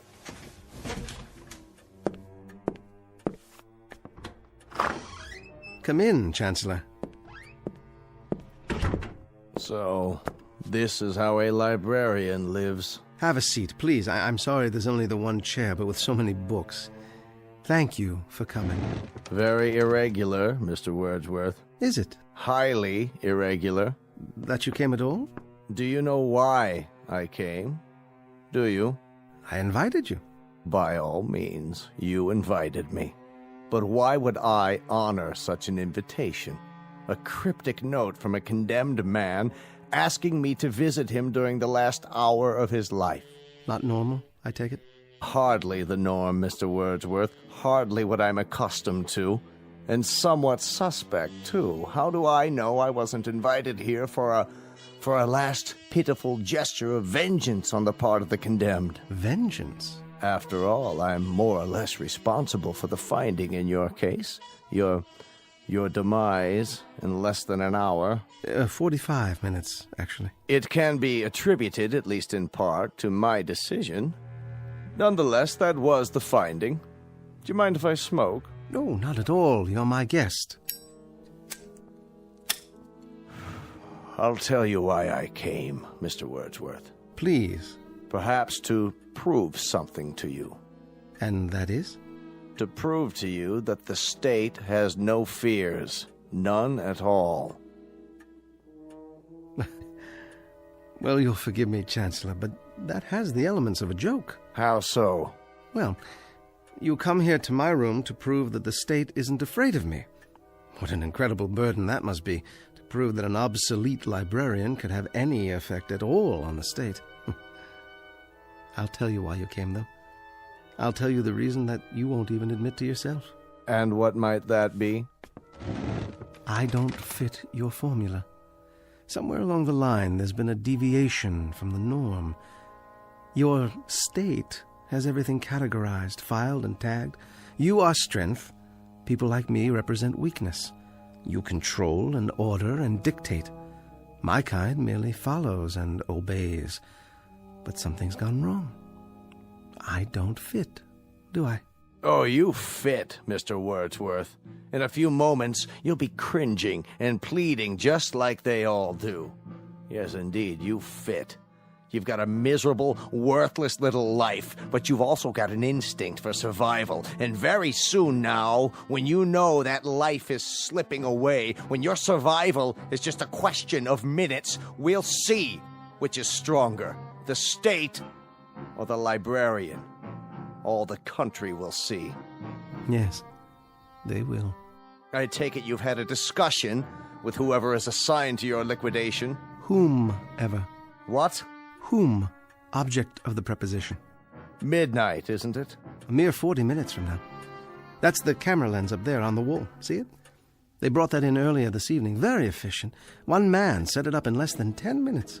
We're being televised now. That's not unusual. In the mass executions last year, we televised around the clock. 1,300 people were put to death in 6 hours. You never learn, do you? History teaches you nothing. Quite the contrary. It teaches us a great deal. Our predecessors, Mr. Wordsworth, had the beginnings of the right idea. Hitler. Of course, Hitler. Stalin. Him too. But in contrast with popular opinion, their error was not of excess. It was simply that they did not go far enough. Too many undesirables were left around, and undesirables eventually form a core of resistance. Old people, for example, clutch at the past and won't accept the new. The sick, the maimed and deformed, they fasten themselves on the healthy body and damage it. So, we eliminate them. Just like that. Or people like yourself. They can perform no function for the state, so we do away with them. Only makes sense. What a charming room, Mr. Wordsworth. Small, but functional. Lived here long. For over 20 years. I built the bookcases myself. So I understand. That, incidentally, has kept you alive, that particular talent. Carpentry is a skill, and the state provides considerable leeway for workers who possess certain skills. This chair, for example. You made it. I would have made more furniture, but there wasn't enough space with the books. Unfortunately, you went as far as you could go, which was insufficient. So in a little while, it will be the end of a rather fruitless life as Mr. Romney Wordsworth goes to his own private nirvana. That's what they call it in your books, isn't it? In some books. You're not facing the camera, Mr. Wordsworth. You're cheating the audience. They'll want to see how you die. Sorry? Please, Mr. Wordsworth, show the lens your best side. And don't stifle your emotions. If you feel like crying, go ahead and cry. Or if you want to plead, why don't you do so? Let it all out. Perhaps a high state official might take pity on you. You'd appreciate that, wouldn't you? A little chest-thumping, hand-wringing, some moaning, sobbing histrionics. Suit yourself. Unfortunately, I don't have the time to be enthralled when they do come. I have another appointment this evening. Chancellor. Make it brief, Mr. Wordsworth. You have plenty of time. Smoke as many more of your cigarettes as time allows. How's that? I haven't been entirely fair with you, Chancellor. I invited you here for a very special reason. Would you like to know the method I've chosen for my liquidation? I've had a bomb placed in this room. It has a time fuse set to go off at midnight, a few minutes from now. Thoughtful, Mr. Wordsworth. A relatively quick and painless death. Isn't it, though? And yet, knowing that you're going to be blown to smithereens is not the happiest of thoughts, is it? That depends on the individual. Yes, it does indeed. I'll bid you goodbye, then. What kind of idiocy is this? You've locked the door. Yes, I have. You're not going anywhere. You're staying here with me. Open this door at once! I'm not sure I remember where I hid the key. Question: how does a man react to such a situation? Answer: it depends on the individual. As for myself, I shall sit down and read my Bible. This is insane. Hidden for over 20 years, but the only possession I own that has any value at all to me now. And I intend to sit here and read it until the moment of my death. Let me out of here! Guards! Anyone! Don't waste your breath. There's no one out there. It's one of the rules. You isolate the person to be liquidated, so there's simply no one around. Why don't you face the camera, Chancellor? It's important, you know. You're cheating the audience. What are you talking about? You wanted the whole country to see the way a librarian dies. Why not let the whole country see how an official of the state dies, too? Will they see a contrast, Chancellor? Wordsworth! I order you, let me out of this room! Turn to the camera. Let the people see the strength of the state, the resilience, the courage. Let the people see how a man of steel faces death. I've underestimated you, Mr. Wordsworth. Sit down, Chancellor. You have a Nirvana coming up, too. So, let's have a chat. Odd, isn't it? How equal we have become. Death is an exceptional equalizer. It takes a strong and handsome man like yourself, uniformed, bemedaled, and it places you alongside a skimpy thing like myself. But in the eyes of God, there's precious little to distinguish us. We are flesh, blood, muscle, limbs, and we are the same. Understand, Chancellor? We are the same. We are not the same. A man of the state dies with dignity. We shall see. That is, they will see. The Lord is my shepherd, I shall not want. He maketh me to lie down in green pastures. He leadeth me beside the still waters. He restoreth my soul.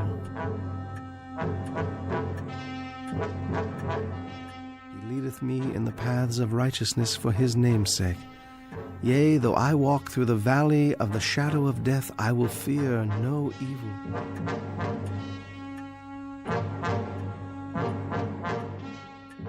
Thou art with me. Thy rod and thy staff, they comfort me. Thou preparest a table for me in the presence of mine enemies. Thou anointest my head with oil. My cup runneth over.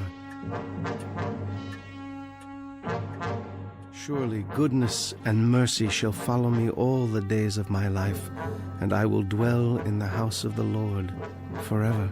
Please! Please! There's only 1 minute left! Let me out! In the name of God, let me out! Yes, Chancellor.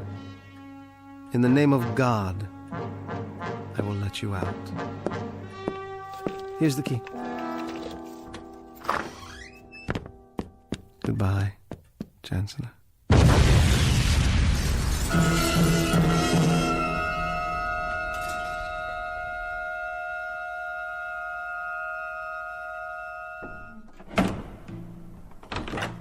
This way. Take your hands off of me.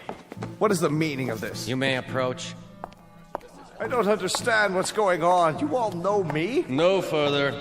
Stand where you are. There's been a misunderstanding. I've served the state for years. In fact, I'm the one who created the current edicts and passed them into law. I am the new chancellor. You have been removed from office. But why? The field investigators have declared you obsolete. You have disgraced the state.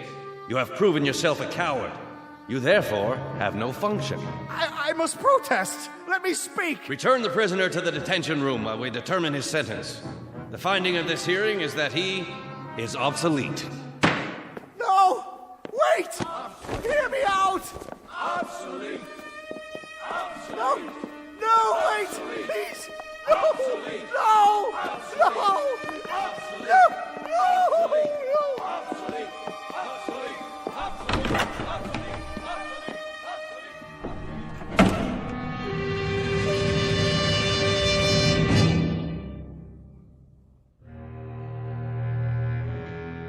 The time is the future. Not a future that will be, but one that might be. Not just this story's lesson, but a lesson for all time. So long as men would speak their mind, and so long as tyranny would seek to muzzle them. File this case under M for mankind in the Twilight Zone.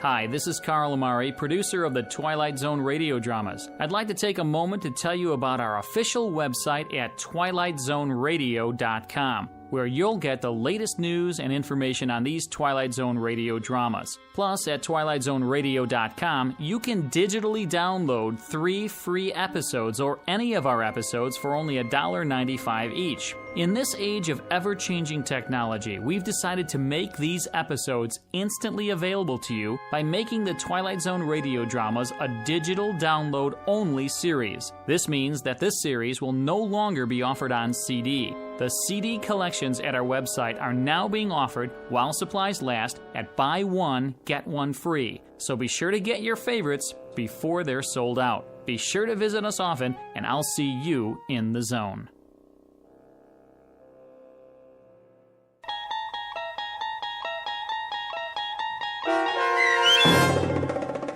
The Obsolete Man, starring Jason Alexander, with Stacy Keach as your narrator, was adapted for radio by Dennis Etchison and based on a script by Rod Serling.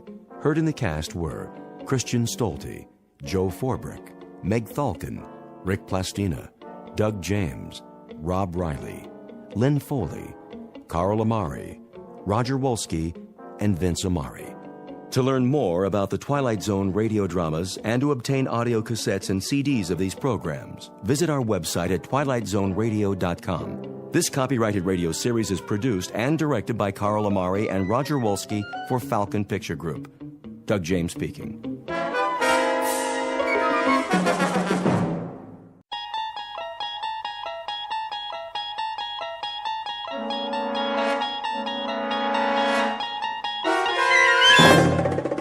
You're traveling through another dimension.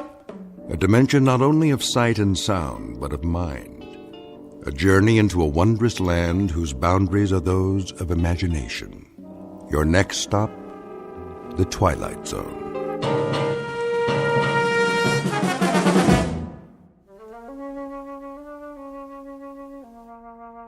There.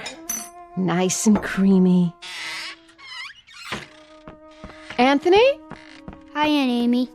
I just knew that was you. What's that in your hand? My Jack-in-the-Box. Oh, yes. That's such a funny toy. Where's my mother? In the bedroom, lying down. She'll cook the rest of the dinner soon as I'm finished.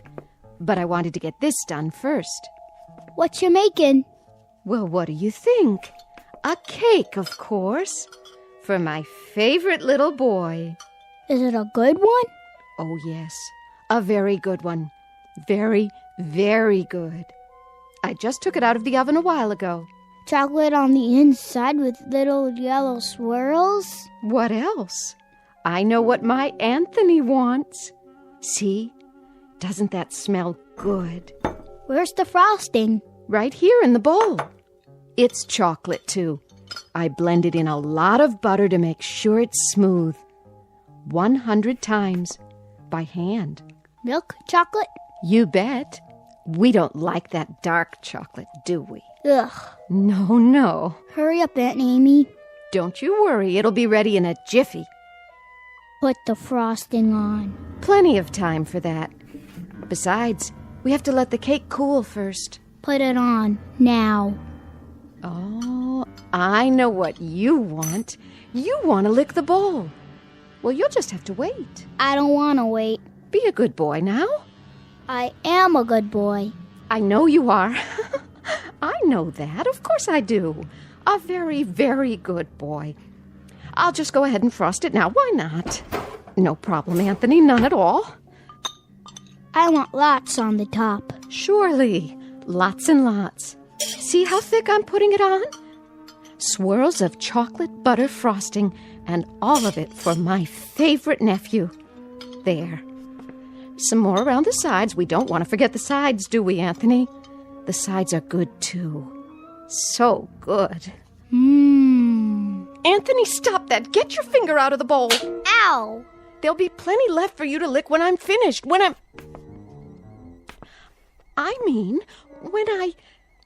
You hit me. Oh, I didn't hit you. I barely touched your hand. You're a big boy, aren't you? That hurt. Why, it didn't. I only meant for you to wait till I've finished frosting the cake. Then I'll give you the entire bowl. All of it. Everything's for you. It always is. You know that, don't you, Anthony? I don't think I like you anymore. Well, I like you. I love you. You're my favorite boy in the whole wide world. I mean it.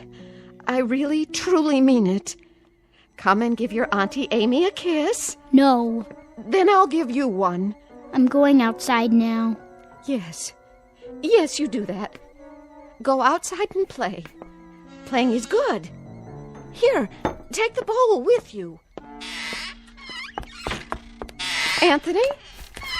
Anthony, come back! Don't you want your frosting? You can have the whole bowl. Everything all right? Oh, Anthony. Nice day, isn't it, Amy? Very nice. Something the matter? No, nothing's the matter. Nothing at all. Did anything happen? Oh, I was just frosting the cake, and Anthony couldn't resist tasting it. Oh, well, who could? I used to love frosting when I was his age. Didn't you? It's good, isn't it? So good. Why wait?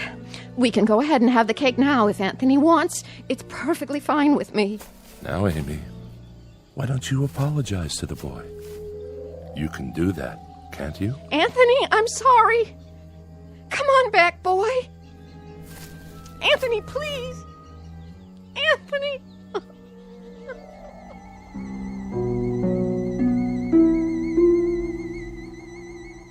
Welcome to Peaksville, Ohio on a hot July afternoon. At first glance, you'd think this is a farm like any other, and the little boy, Anthony by name, is like any other little boy. But Peaksville is a place not found on any map, and those fields of wheat and barley, they're not the only crop. Something else grows in Peaksville, and for want of a better term, we'd call it horror. One day, exactly 6 years ago, a boy was born. And as far as the people are concerned, that's all that matters. There isn't anything else. Because Anthony controls it all. In just a moment, we'll take a closer look at Anthony Fremont and the people in the village and the village itself. A world in which nothing exists except Peaksville. A world Anthony manufactured and which he now rules with absolute power. A nightmare of rare design, located dead center in the Twilight Zone. And now, The Twilight Zone and our story, It's a Good Life, starring Mike Starr, with Stacy Keach as your narrator.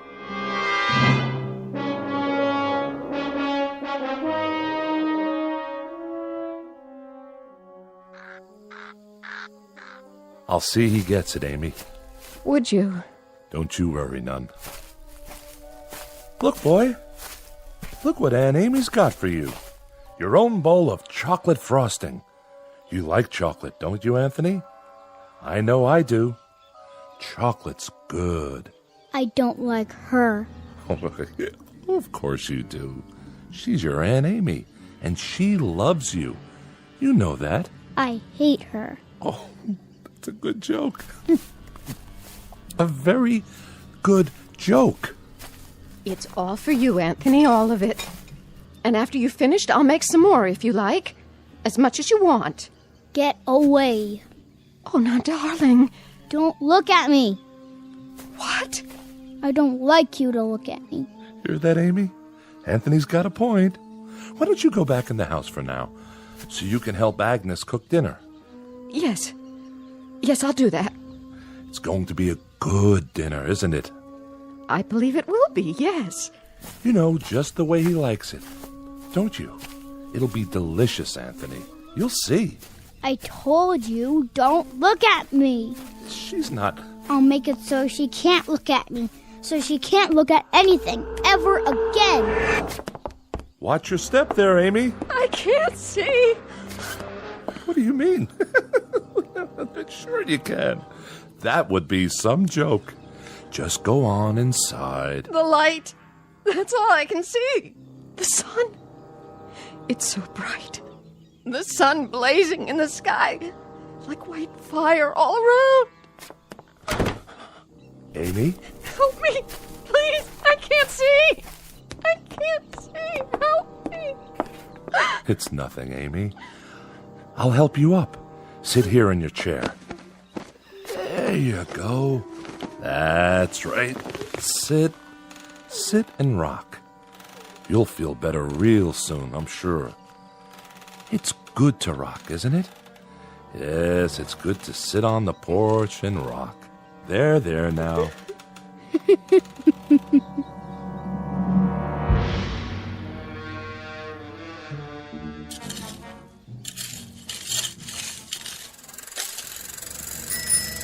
Hi there, Bill. Afternoon, Mr. Fremont. I brought the groceries from town.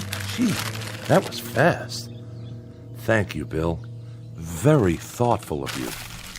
My pleasure. Howdy, Anthony. Hi, Mr. Soames. Mighty good to see you today. Mighty good. It's such a good day. A real good day, isn't it, Anthony?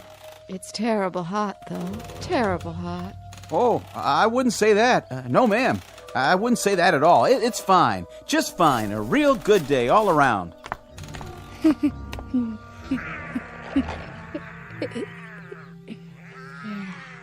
What are you doing, Anthony? Playing. My, that's real good. Whatever it is. You like it? Sure do. I was just wondering, what you were doing. I made something. By golly, you did. Know what it is? Can't rightly say that I do. Take a guess. Oh, I'm not very good at guessing. Guess. Go on, Bill. You can do that, can't you?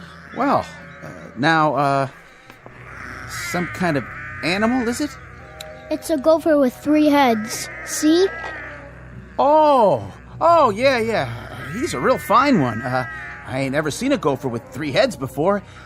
He's alive, huh? Must be, the way he's moving around. He was. I'll make him dead now. I'm tired of playing with him. Be dead, gopher. You be dead. Now, that's real fine, Anthony. That's real fine, what you done. Sure is. Yeah. You made him dead, all right. Look at him laying there. It's good that you done that. Real good. Tell me what it looked like. Well, it was like a regular gopher, only more interesting. Was it ugly, though? Oh, I wouldn't say that. I wouldn't either. I'll bet it was ugly.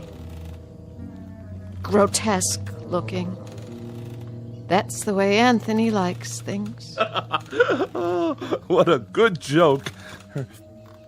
You'd better bury him now. Okay.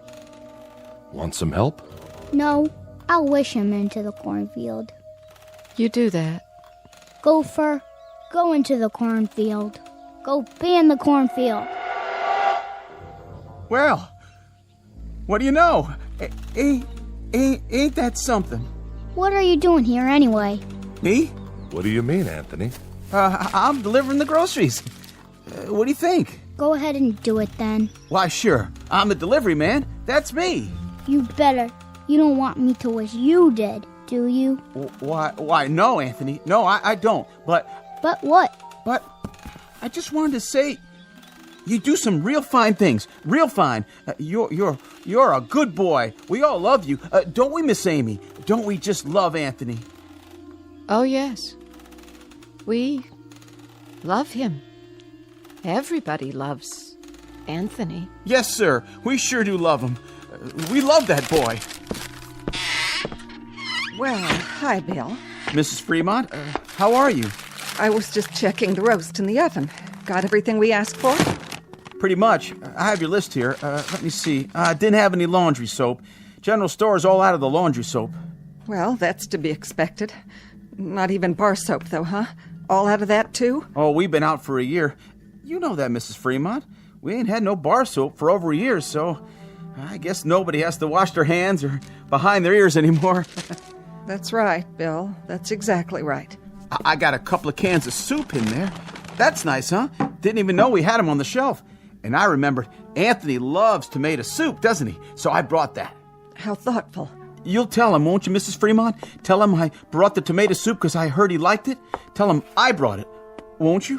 Why, of course I will, Bill. I'll tell him. Matter of fact, I'll tell him right now. Oh, no, Mrs. Fremont. You don't have to go to the trouble. I gotta get going anyway. I gotta get back to the store. You don't have to be frightened of him, Bill. He likes you. He told me that several times, how much he liked you. Oh, that's real nice to hear. He's a clever boy, Mrs. Fremont. That he is. About the cleverest boy I've ever seen. Know what he was doing out there? Making something, I imagine. You got it. Yesterday he made some kind of furry animal. I have never seen the likes of it, but he invented it all by himself. Had real sharp teeth, too. Long and sharp. Could have done some real damage. It tried to bite him. I was kind of hoping that it would. Mrs. Fremont. But Anthony wished it into the cornfield before it could do him any harm. I gotta be going, Mrs. Fremont. I'm real glad. I mean, it's real fine that Anthony keeps making these things. Real fine indeed. Yes, ma'am. It's great. See you tonight, won't we, Bill? Tonight? Why, sure. It's TV night tonight. Oh, yeah. Anthony's going to put pictures on the television, and we're going to have a surprise party for Dan Hollis. A real nice surprise party. I'll be there, Mrs. Fremont. You can count on me. Where? What? Nothing. Bye now, Miss Amy. Be sure to say goodbye to your nephew for me. I will.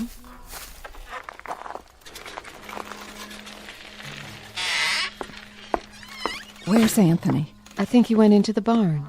Oh. Leastways, I heard the door open. I keep telling him he shouldn't go in there, but... Amy, why, it's real nice that Anthony goes into the barn. A real good thing. But Agnes, he isn't even around now. You don't have to say that. But even so, Amy, even so, it's nice that he goes into the barn when he wants to. It's real nice. We mustn't even think anything bad about him, Amy. Do you understand? But he isn't around. Amy, dear, you know as well as I do. Sometimes he can hear what we're thinking, no matter where he is. He doesn't even have to hear it with his ears. It's like when you lost your temper. That was only for a second. 1 second. I know, but look what he did to your eyes. Now you can't even see. So you just think nice things, Amy. Real nice things about how good it is that Anthony's going into the barn to do whatever he does in there. And tonight we'll have Dan Hollis's birthday party, and we'll have a nice time. A very nice time. But it's such a hot day. I hope it cools off tonight. Oh, I wouldn't say it was hot, Amy. It's just right. It's a good day. Don't you think so, too? A real good day.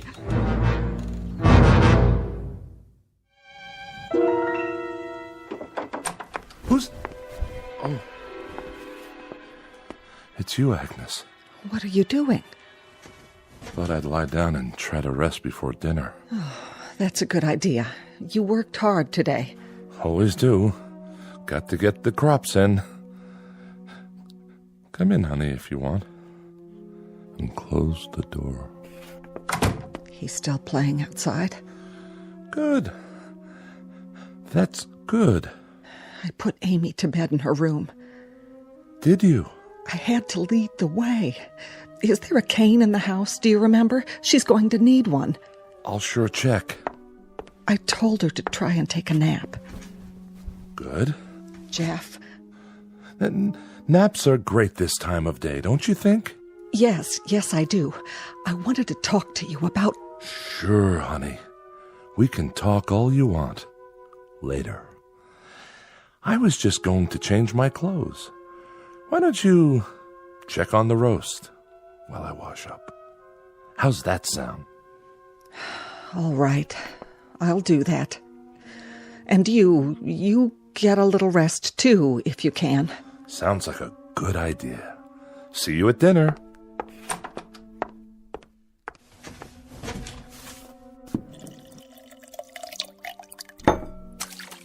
Oh. Well, howdy, son. You crept up on me. You look funny. Do I? You need a towel. Well, by gosh, I sure do.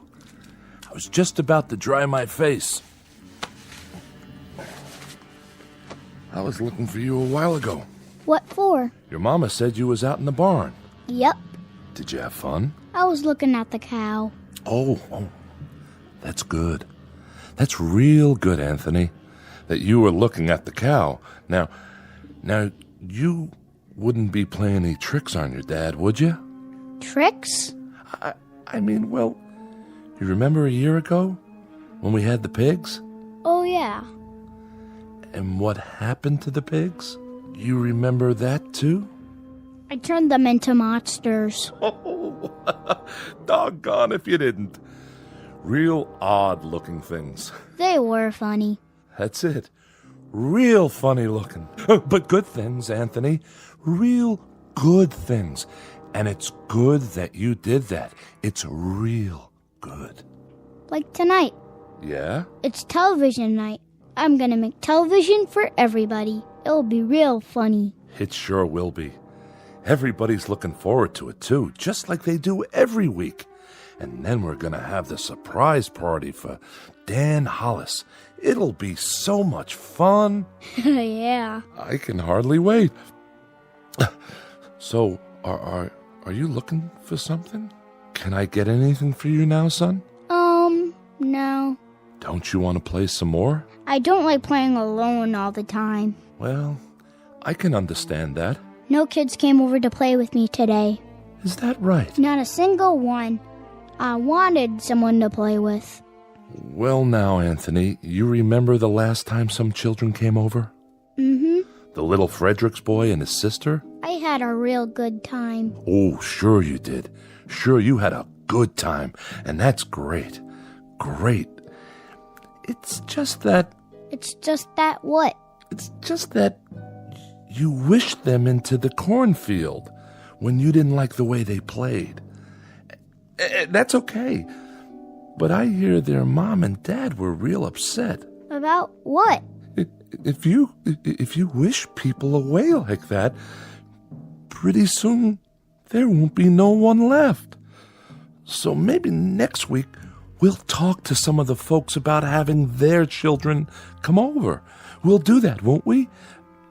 Talk about it first. Yeah, and when they come over, I can make some of those funny animals. That's fun, isn't it? That's a lot of fun.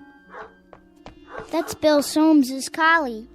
Is it? Yep, that's the dog that always comes around. Yeah, that does sound like Bill Soames' dog. Not many dogs left now, Anthony. You wish them all away. I didn't like them. They didn't like me. I hate anybody who doesn't like me. But everybody loves you. They love you, son. You're everybody's favorite. I heard somebody think one time. Somebody thought I shouldn't have wished away all the automobiles and things. And the electricity. They said it wasn't good that I did that. Somebody thought it one time. Who? Who thought that? Was it Teddy Reynolds who thought that? He owned the farm up the road. Oh yeah, I remember. He shouldn't have thought those bad thoughts. That's why I made him go on fire. Sure, that was why... That dog, that collie, he doesn't like me. Oh, I don't know about that. He's a bad dog. Well now, Anthony, Did you do something to Bill Soames's dog? Guess you must have. He isn't outside anymore. I put him in the cornfield. I'm gonna go out in the yard now. Bye. No. Bill Soames's collie was out by the tree just now. I heard him barking, and then he just... Well, why Anthony done that? It was a good thing that Anthony done that, wasn't it, honey? Wasn't it a real good thing? Oh, yes, indeed. It was a real good thing that Anthony did it. Well, I've got to get back and get supper ready. Stay a minute. Ethel's bringing over the candles for Dan's cake. Amy already made it. She got the last box of cane sugar there was to be found. Agnes? The very last box. And Dan hasn't got one single inkling that there's a surprise party for him. Not one. Glad to hear it. And you know how much Dan likes music? Well, last week, Thelma Dunn found a record in her attic. That a fact? Yes, and she's going to give it to him tonight. Isn't that a wonderful surprise? It sure is. A record. Imagine. That's a real nice thing to find. What record is it? Perry Como singing You Are My Sunshine. Well, what do you know? I always liked that tune. How did Thelma happen to find it? Oh, you know, just looking around for new things. Or old things. The ones that are still left. Say, who has that picture we found a while back? I kind of liked it. That old clipper ship sailing along. The Smiths. Next week, the Sipiches get it, and they give the Smiths the old McIntyre music box, and we give the Sipiches... I know. That's the way of things now. There's so little left. But that's okay, isn't it? Everybody keeps a few things for a while, and then they trade off. There's about 3 books left, and each family... Oh, now, honey. And each family can keep it for a week, and then trade it for something else. Like with the stereoscope the Van Nusens found in their cellar, or the can of beer that Bill Soames found wedged into an old icebox in the junkyard. I'd better go check on the kitchen. You see, the thing of it is, Anthony fixed it so that we're alone in the world. Nothing new ever gets built anymore. Nothing new at all. That's enough. No, it's not nearly enough. Remember 6 years ago, old Doc Baker, rest his soul, he took one look at Anthony when he was born, and he screamed and dropped him. Tried to kill him right then and there. He knew. Somehow he knew what Anthony was, and he thought it would have been better if he had been born dead. But Anthony, my son, he whined and let out a cry, and then he done this thing. He took his revenge. Oh, didn't he? Please, I beg of you, don't. No. And he either destroyed the world and only left this village, or he took the village someplace away from everything. We don't know exactly which, do we? All we know is that we're alone, and there aren't any towns or villages or anything else left except this place. And Anthony, he controls it with his mind. He controls everything. That's right. That little boy in the yard outside. He can make it rain or snow. He can wish people into a grave, or he can turn them into anything he wants. That's why you got to keep smiling or laughing, or you got to mumble something to keep your mind clear, because Anthony can tell what you're thinking, and if it's a bad thought, his mind will snap at you, and he'd do most anything at all. Please, for the love of God. Mom? Dad? All right. But it's good. It's good that it turned out this way, isn't it? It's real good. That's what it is. Really, really, really good.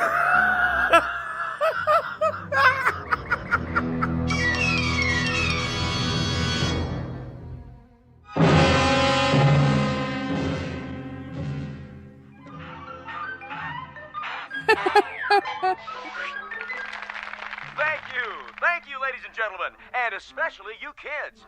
And now for our next act. It's time for Stupid Animal Tricks. And here's some film we thought you'd like to see. First up is Rocco the Squirrel in Crossing the Road.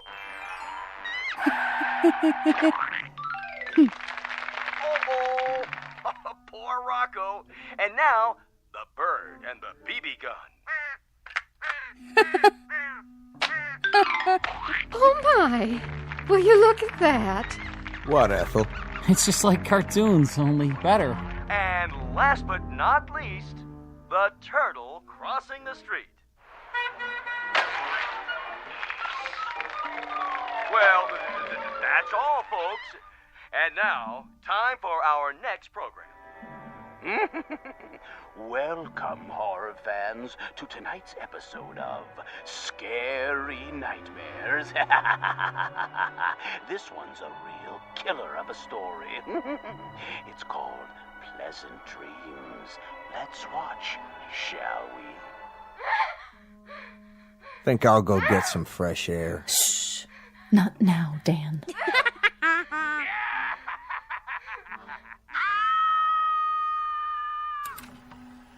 That's all the TV there is.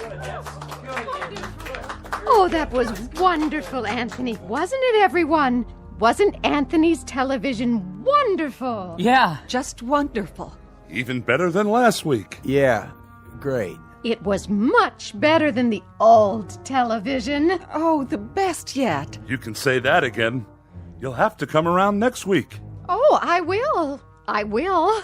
And now, everyone, is it time? I guess so, honey. The surprise for Dan's birthday. Oh, you shouldn't have done anything. Go ahead, Ethel. Give your hubby the big surprise.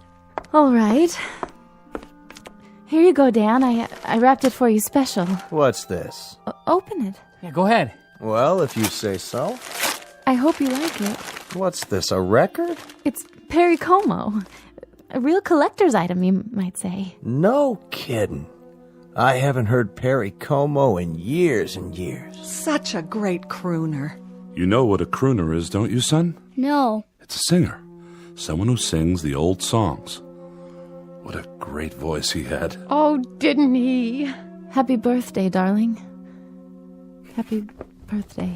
Hey, you better not hug me too hard. I'm holding a priceless object here. You certainly are. Wow. Do you think we could play it? You mean right now? I'd love to hear some new music. Well, what I'd like to hear is the first part, just the orchestra part, before Como sings. Would that be all right? I don't like singing. I don't think we'd better, Dan. After all, we don't know where the singing comes in. It would be taking too much of a chance. Better wait till you get home.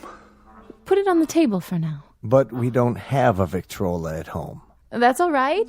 Better to keep it safe. These old records break so easily. I guess you're right. Of course I am. There.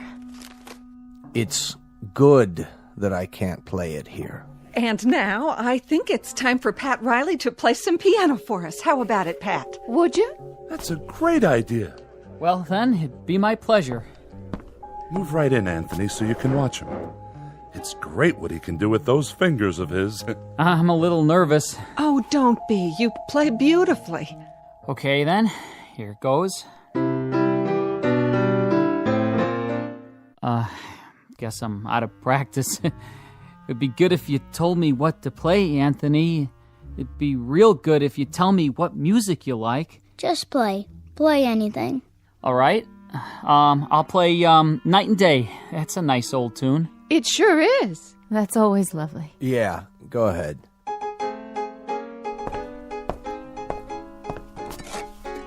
What are you doing? What does it look like, having another brandy? You've had enough. Not hardly. Stop it. Leave me alone. Put the glass down. Take your hands. Don't make any noise. I don't like noise when the music is playing. I'll drink to that. Oh, don't worry. I'll clean it up. Go on, Riley. Finish the song. Yes, please. It's so pretty. pretty, all right. Dan, please. Please what? I'm not doing anything. I know, darling, but... I'm just drinking this peach brandy on my birthday. That's all I'm doing. Please, Dan. For the love of heaven, please don't say anything else. Who's saying anything? I'm not saying anything. I'm listening. Shh. Play, Pat. This is real good brandy. Real good. You people know something? There's only 5 bottles of real liquor in the whole village. 5. 1 rye, 2 scotch, 1 after-dinner cordial, and this here. And when that's gone, there won't be any left at all. None. Keep playing. Nuts. Nuts! Can't even play my record. Can't even play Perry Como. Don't play that anymore, Pat. That's not what I want you to play. Play this. Happy birthday to me. Happy birthday to me. Dan! Happy... Please, stop! Oh, please, Ethel, be quiet! Dan! Ethel, you have to stop now. Happy birthday, dear Danny. Happy birthday to me. Play it, Pat. Play it so I can sing it right. You know, I can't carry a tune unless somebody plays it. I'll do my best. That's enough. I said that's enough. Go outside for a while, Dan. Get a breath of fresh air. You and her, you had 'em. You had to go have 'em, didn't you? If there's any fault, it's yours. You are my sunshine, my only sunshine. You make me happy when I am blue. You monster. You dirty little monster. You murderer. Hey, what you thinking, Anthony? You go ahead. You think about me. You think bad thoughts about me and maybe some man in this room. Some man with guts. Somebody who's sick to death of living in this place and is willing to take a chance. Maybe he'll sneak up behind you and lay something heavy across your skull and end this once and for all. You're a bad man. You think that, Anthony. You go ahead. I'm a bad man. Keep thinking that. Somebody get behind him. That's all it takes. Somebody end this now. Pick up a bottle or a stick or something, anything, and... You're a very bad man, and you keep thinking bad thoughts about me. But now you can't anymore. You can't even see me. My eyes? Your eyes aren't real. They're like a toy. That's all you are now. A toy jack-in-the-box.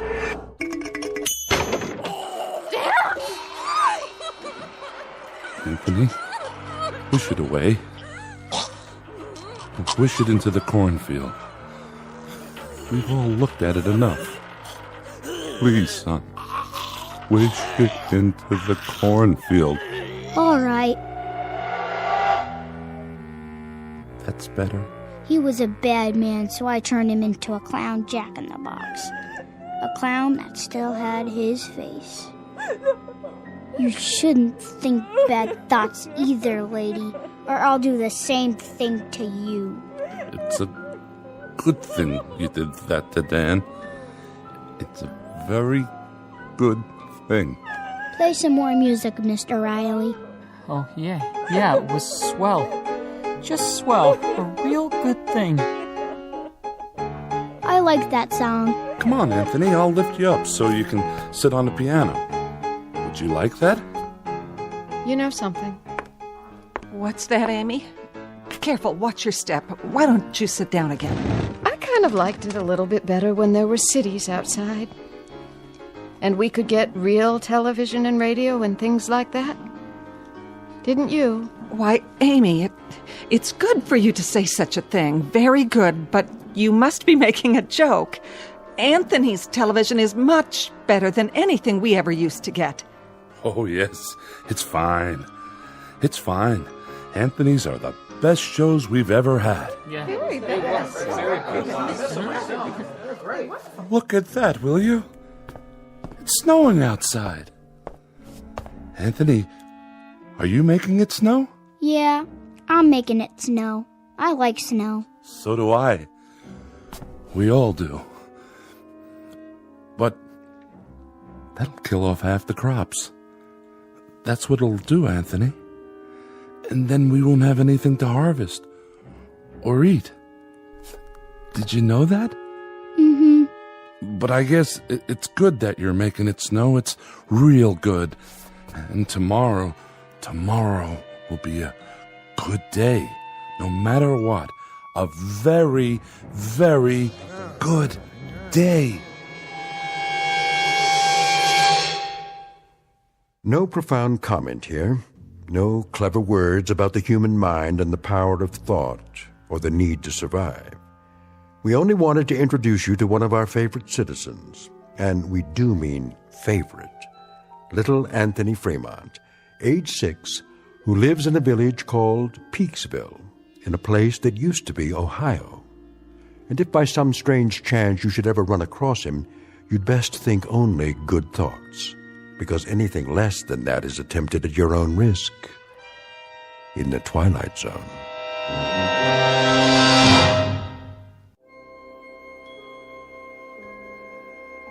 Hi, this is Carl Amari, producer of the Twilight Zone radio dramas. I'd like to take a moment to tell you about our official website at twilightzoneradio.com, where you'll get the latest news and information on these Twilight Zone radio dramas. Plus, at twilightzoneradio.com, you can digitally download 3 free episodes or any of our episodes for only $1.95 each. In this age of ever-changing technology, we've decided to make these episodes instantly available to you by making the Twilight Zone radio dramas a digital download-only series. This means that this series will no longer be offered on CD. The CD collections at our website are now being offered, while supplies last, at buy one, get one free. So be sure to get your favorites before they're sold out. Be sure to visit us often, and I'll see you in the zone.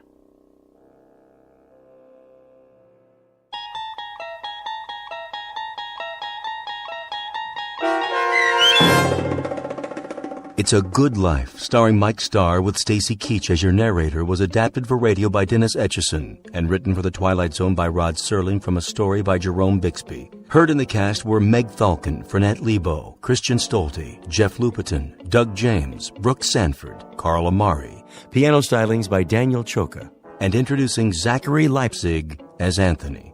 To learn more about the Twilight Zone radio dramas and to obtain audio cassettes and CDs of these programs, visit our website at twilightzoneradio.com.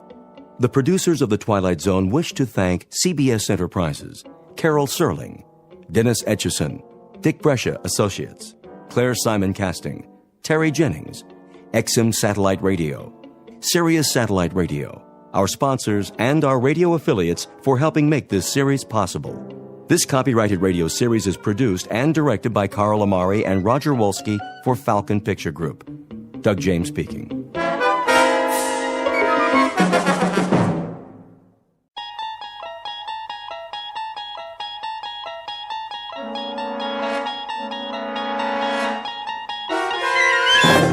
There is a 5th dimension beyond that which is known to man.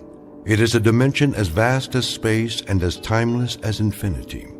It is the middle ground between light and shadow, and it lies between the pit of man's fears and the summit of his knowledge. This is the dimension of imagination. It is an area which we call the Twilight Zone.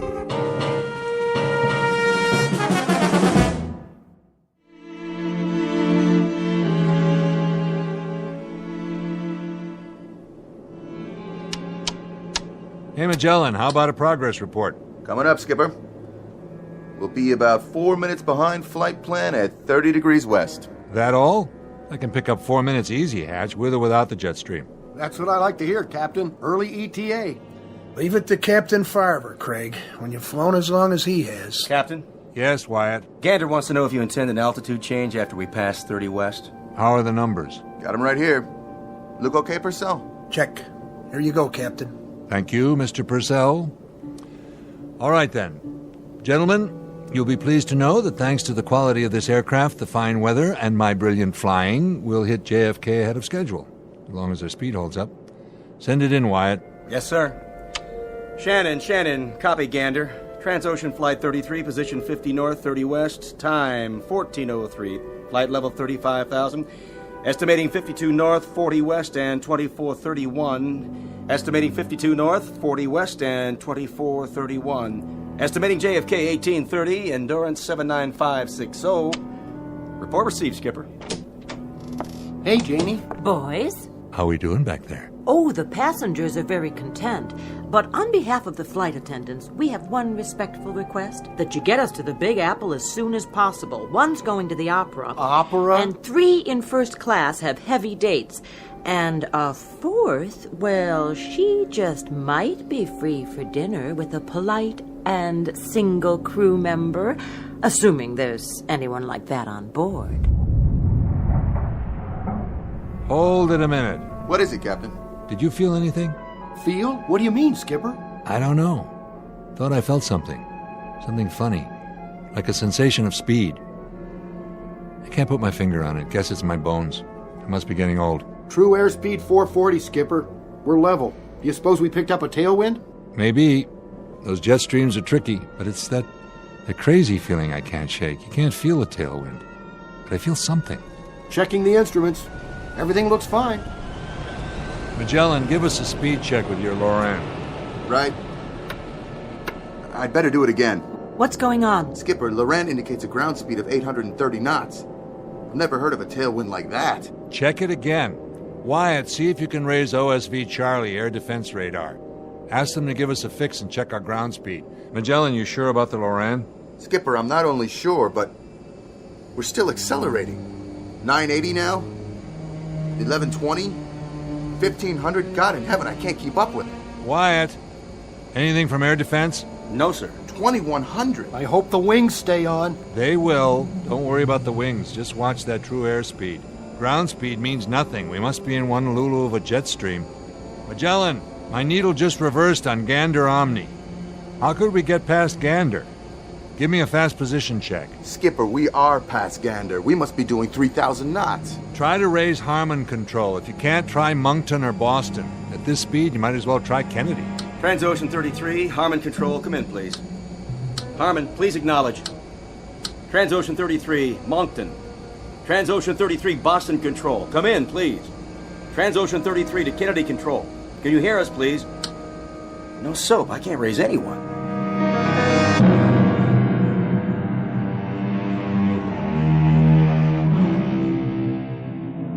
You're riding on a jet airliner en route from London to New York. You're at 35,000 feet atop an overcast and roughly 55 minutes from John F. Kennedy Airport. But what you're witnessing inside the cockpit of this plane is no reflection on the aircraft or crew.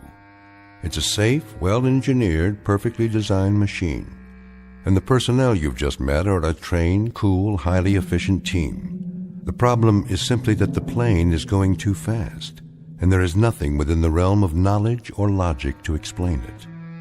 Unbeknownst to passengers and crew, Flight 33's Odyssey will carry it to an uncharted region, well off the beaten track of commercial travelers.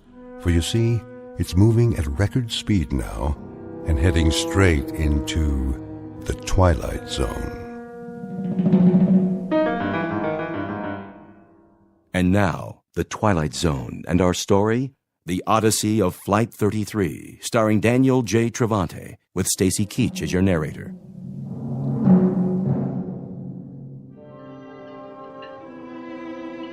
What is going on up there? We're a little behind schedule. The captain's trying to pick up a few minutes flight time. Well, he's going to pick up more than that. If he doesn't ease off, we're going to set a new transatlantic record. Help me, will you, Paula? Oh, sure, but... Get the beverage cart ready. Again? Yes, again.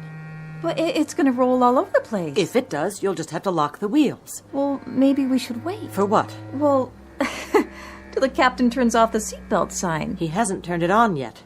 Well, why not? He's got other things on his mind. Like? Do as I say. Please. Oh, okay, Jane. Just the beverage service? And peanuts. Got it. I guess you must have told them. What? Delivered my message to the Flyboys. I've got 8 o'clock tickets for the Met tonight, the ride of the Valkyrie. I told them. Oh, thanks. I've always had a thing about Valhalla. Looks like I'm going to make the curtain after all. Come with me for a minute. Where? Back here, where it's private. We have to talk. About? In the galley. Listen to those engines. Oh, maybe you shouldn't have said anything. The guys are really showing off. They are showing off, aren't they? Let me put it to you this way.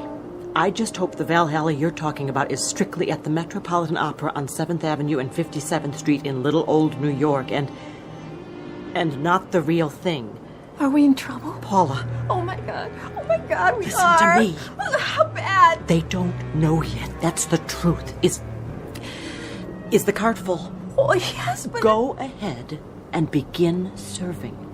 Just like that? Coffee, tea, or milk with a smile. Oh, I should have gone to acting school. You can do it. I'll be right there with you.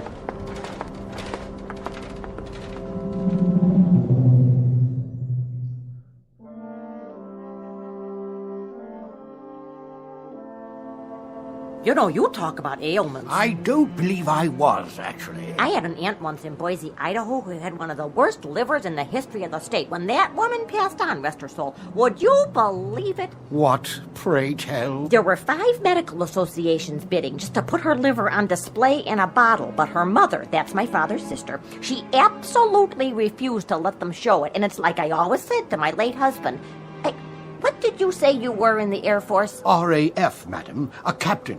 I'm now a military attaché at our British embassy in Los Angeles. A nephew of mine was in the Navy. He was on a cruiser or a PT boat or something. Or was it a battleship? I say, did you feel anything? Well, I was a little queasy when we took off, but my late husband used to say that I had a stomach like a... That's odd. A lot of people have queasy stomachs. I have what they call... Quite odd, really. I had a distinct sensation of rapid acceleration, I should say. Well, here we are. This tray is for you, ma'am, and this one is... Got a case of the nerves, miss? Oh, I'm meeting someone in New York. My boyfriend. I don't want to be late, so I'm kind of, nervous. One lucky fella, that's all I can say. You got another one of those cute little trays for me? I just ran out. Well, I see one more underneath. Well, I have to go back to the galley. Excuse me.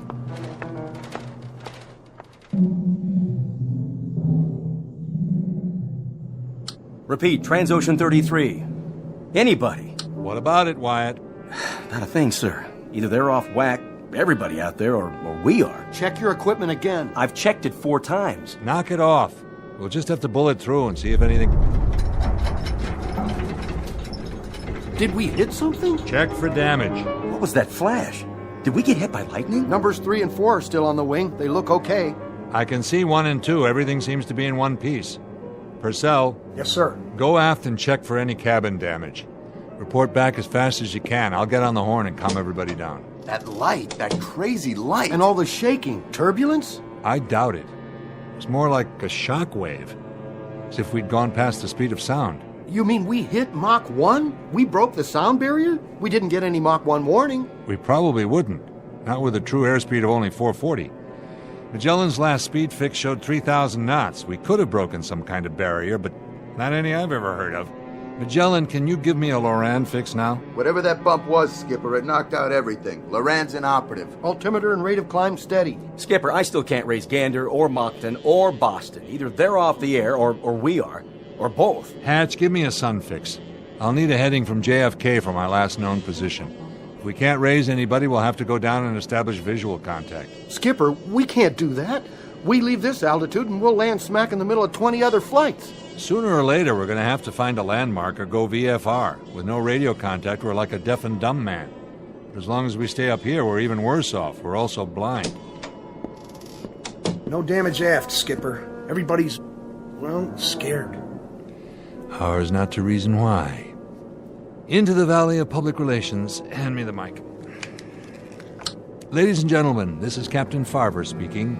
I want to assure you that everything is under control and that there is no danger.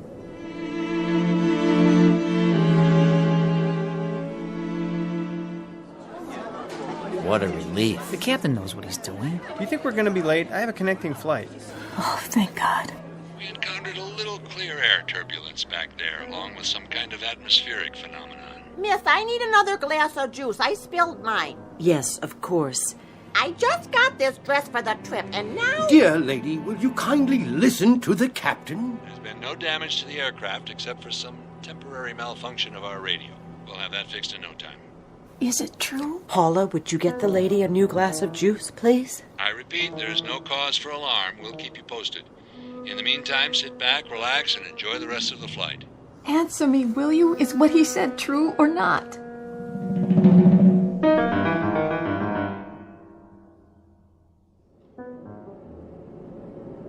That should hold them. For now, maybe, but don't bet on it. If we run according to schedule, we should be landing at Kennedy inside of the next 40 minutes. Until then, please keep your seatbelts fastened as a precaution. Remember, our flight attendants are at your service. Purcell, what's our fuel? 29,435 pounds. With the Moran out, I don't know what our ground speed is. But I've got a hunch we left that tailwind. I don't have the feeling of acceleration anymore. Magellan, how about that heading to JFK? Well, part of this is scientific, Skipper, and part of it's Kentucky windage. Try 262. That's as close as I can make it. 262 it is.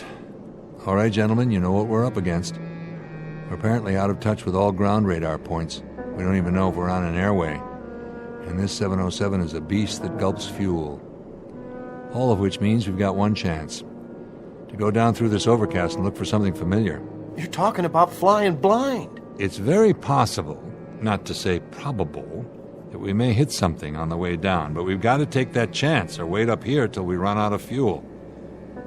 I just wanted you to know where we stand. Now everyone keep a sharp lookout for other traffic. And I don't think a few prayers would be out of order. All right, Craig, we're taking her down. Now we're really in that fog bank. Can't see a blessed thing. Wait, there. What is... Skipper. I see it. And? I don't get it. It happens to be a fact, though. That's Manhattan Island down there. How could it be? Looks more like the middle of the Amazon jungle to me. Where's the skyline? Where are all the buildings? I don't know where they are, but we're over New York City. There's only one small item that's a little amiss here. The passengers are confused. We're over land, but they don't see any... Any what, Janie? Well, any buildings or bridges or highways or... Nothing but trees, some stretches of grassland and more trees. It's the right shape, but it can't be New York. Oh, that's Manhattan down there. See? There's the East River and the Hudson River. Sure looks like it. There's Montauk Point and every other topographical clue we need. The real estate's there. It's just that the city and 8 million people seem to be missing. There isn't any New York City. It's disappeared. Come on, boys. You're joking, right? Skipper, verify something for me, would you? And in a hurry. Look. It's just not possible. The bringer of thunder. What? Down there, right below us, in the middle of all that foliage. You see it moving? All I see is a jungle. That thing there. The one that just pulled up a tree like a toothpick and ate the top off of it. I've seen him in picture books. That's a brontosaurus. Been extinct for, say, 150 million years. That, my friends, is the largest dinosaur that ever walked the earth.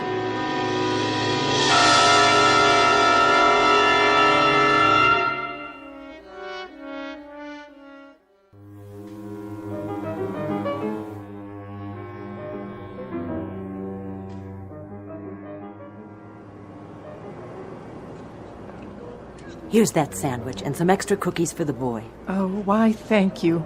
Oh, what is your name? It's Jane. Well, Jane, when we land all safe and secure, I am going to write a letter to Transocean Airlines and tell them how nice you were to everyone on board. That's very kind of you, but it's not necessary. I'm only doing my job. Oh, more than that. Much more. You remind me so much of my daughter-in-law. She's a nurse and... Miss? Yes?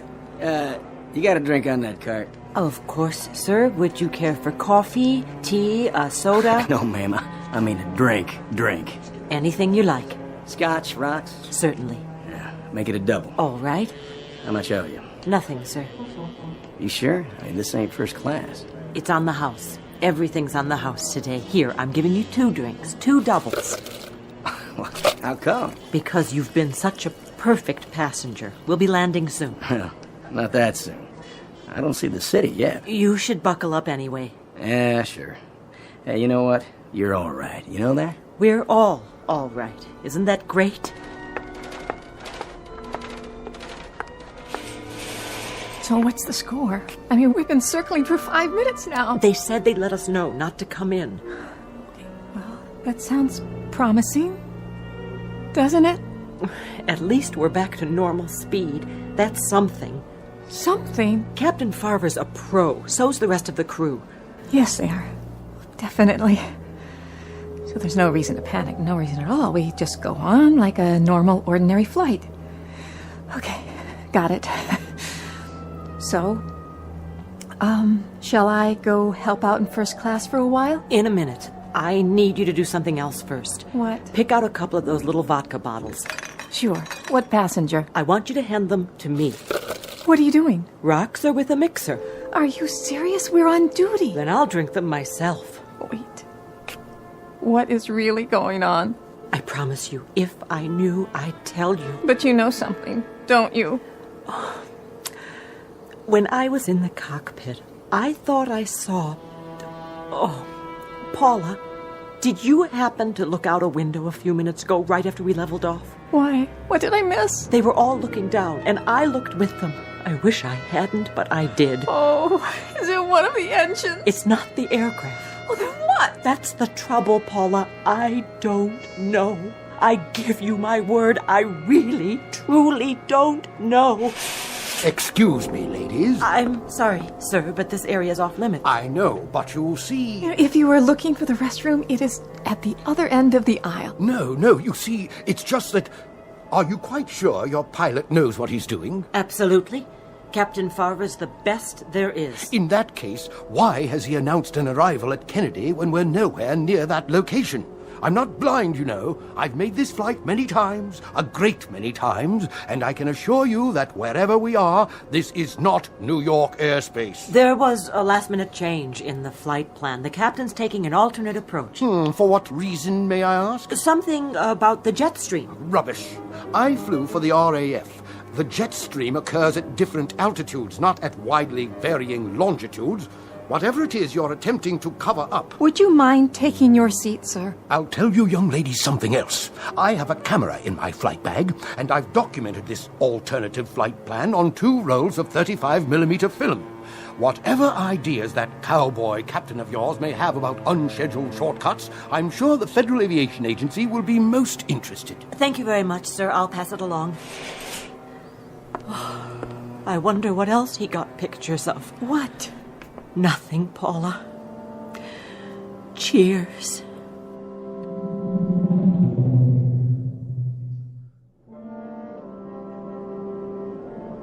What do you think now, Skipper?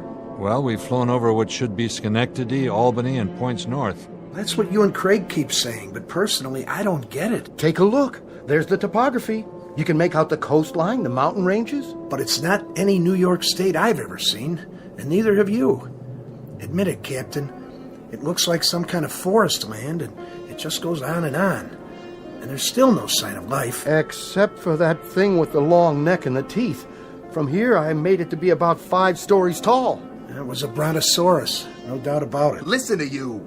Listen to us all like it was something people see every day. Nobody's seen anything like that for 100 million years. Longer than that. So here we are, talking away like rational human beings. Craig. Yes, Captain? Ever hear of Occam's razor?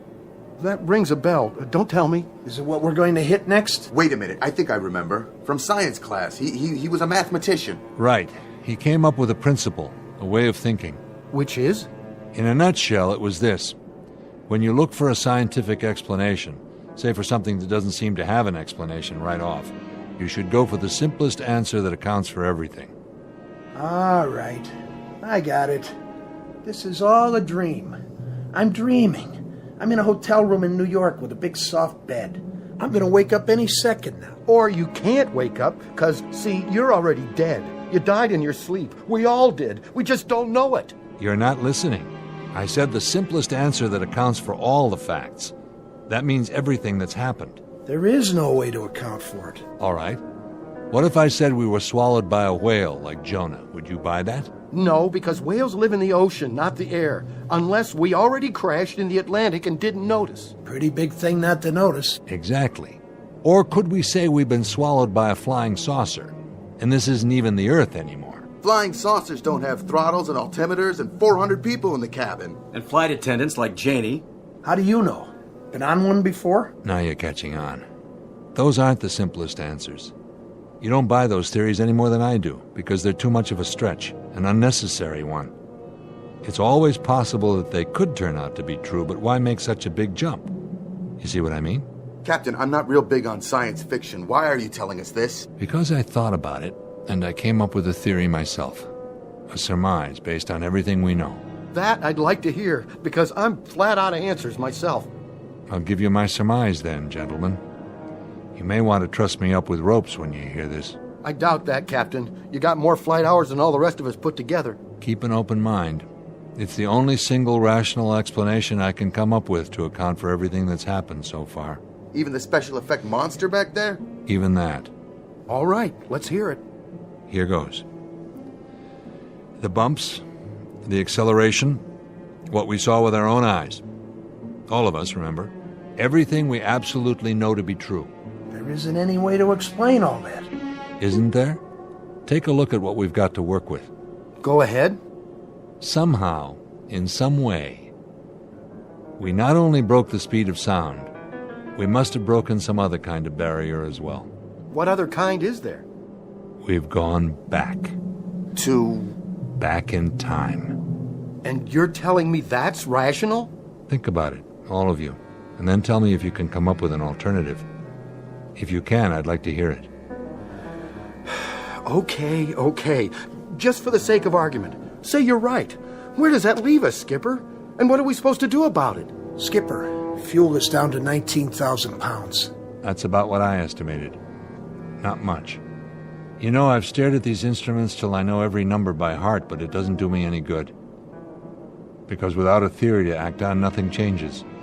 All this is still impossible. And the clock is ticking. And we're stuck up here, waiting for radio contact or visual confirmation till hell freezes over or we run out of fuel. And guess which one happens first?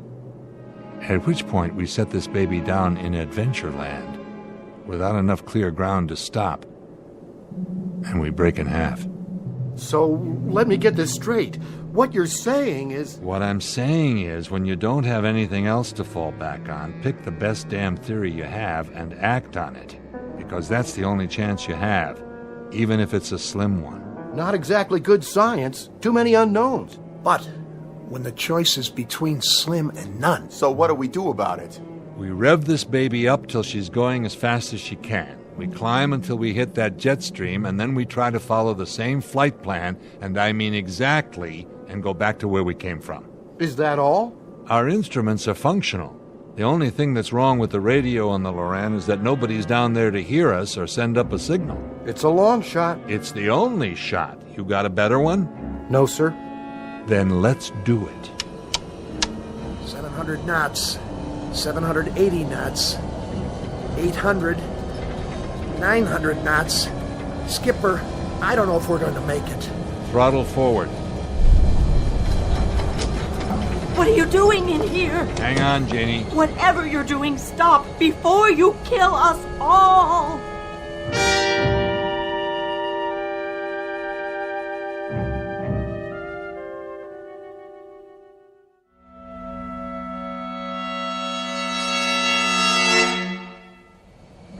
What was it? And the flash of light, Captain. Just like before.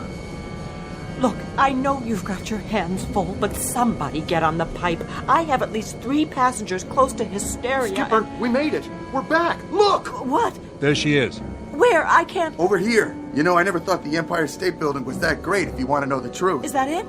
Yes, it is. But right now, it looks downright beautiful. Don't you think so, Captain? Where's the mic? Right here. Ladies and gentlemen, this is Captain Farver. We had some momentary difficulty back there.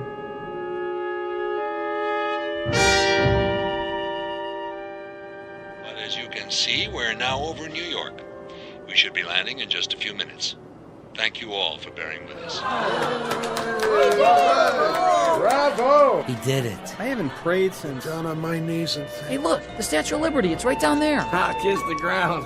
Oh, May, I must have dozed off. Did I miss anything? In a word, madam, dear lady, yes. Well, sometimes I just have to rest my eyes for a second or two. You know how it is. Quite. These seats are awfully uncomfortable, though, right in the small of my back. My doctor said I should never sit in one position for this long. He told me, next time I won't fly, I'll take the train. Miss, you never brought me an extra pillow like I asked. Didn't you hear me? I distinctly remember saying... Here, ma'am. Take all the pillows you want.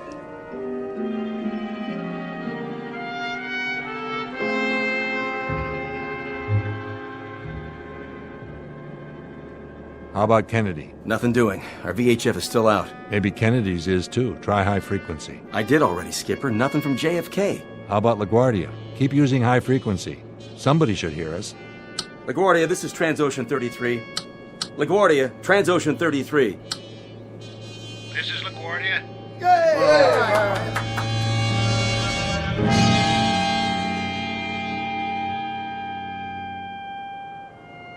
Oh, thank God.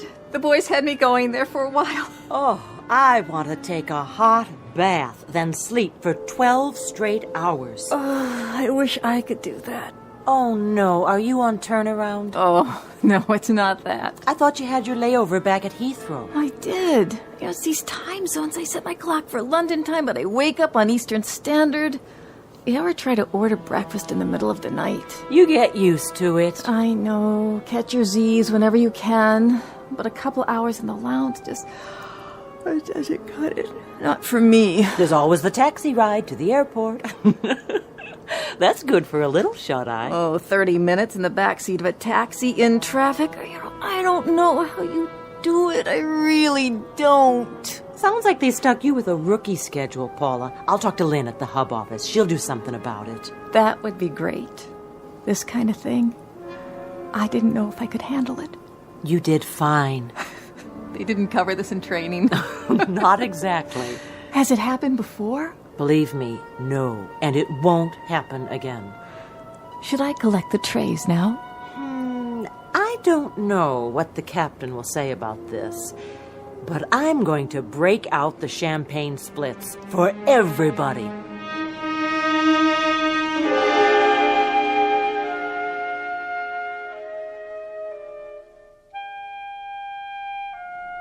Wyatt, try for radio contact. Yes, sir.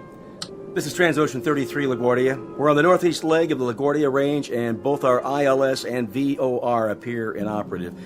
Request radar vector to JFK ILS. Nothing, sir. Keep trying. Transocean 33, LaGuardia. What are you, a wise guy? You like what? I got a live one. Yes! All right! A radar vector to Kennedy ILS. Can you do that little thing for me, LaGuardia? If it's not too much trouble, because you'll never, ever know how good your voice sounds to me right about now. What flight did you say this was? Transocean 33. What's the matter? Come on, LaGuardia. Quit fooling around. We're low on fuel. Transocean Airlines? What kind of aircraft is this? This is Transocean 33, a Boeing 707. You heard of that? Did you say a Boeing 247? Let me handle it. Be my guest. This guy's a hard case. LaGuardia, this is a Boeing 707. Don't give us any of this 247 jazz. You're a few decades behind the times. This is a 707, LaGuardia. A jet. 4 big, lovely Pratt Whitney turbines. Only they're getting hungry. We're low on fuel, and all we want is a radar vector to Kennedy. Now, do you have us in radar contact, or don't you? I don't know who you guys are, but we don't know anything at all about radar or jets or anything else like that. But if you're really low on fuel, we'll clear you to land here. Well, aren't you the generous one? Hey, don't go to any trouble on our account. Captain, the approach chart says their longest runway is less than 5,000 feet. Should we take a chance? Transocean 33, you're cleared to land on runway 22. Altimeter 2988, wind southward 10 miles per hour. The captain is to report to the CAA office immediately after landing. Roger. We'll stay in touch. CAA? Why, they haven't called the Federal Aviation Agency the CAA in more years than I've been flying. What do you want to do? All right, Craig, we're bringing her down. If you say so. It'll be like landing in a phone booth, but... Captain, circle again, will you? Why, something wrong? Take a look. What is it, Hatch? What are you? Still New York, all right. Will you take a good look? What are those two structures? Where? Those buildings right under us. Skipper, do you know what they are? Do you? I know exactly what they are. The Trilon and Perisphere. The who? I saw an old newsreel about it. They built it all and tore it down a long time ago, before I was born. But there's no doubt. That's the New York World's Fair. The 65 World's Fair? They must have left some of it standing. Funny, I never noticed it before. Not the 1965 fair, the one before that. But that was in 1939. I know they tore that one down. They did. So that means we're in 1939. We came back. We did it. We came back, but dear God, we didn't come back far enough. We can't land. We can't land at LaGuardia, not in 1939. We've got to try again. What about the passengers? I think we'd better let them in on it. What choice do we have? We owe them the truth. Ladies and gentlemen, this is your captain. What I'm about to tell you is something I can't explain very well. Your crew is as perplexed about it as you are. But if you look out on the left-hand side of this aircraft, you'll see directly below you an area that was once called Lake Success, and those buildings down there aren't the United Nations. They happen to be...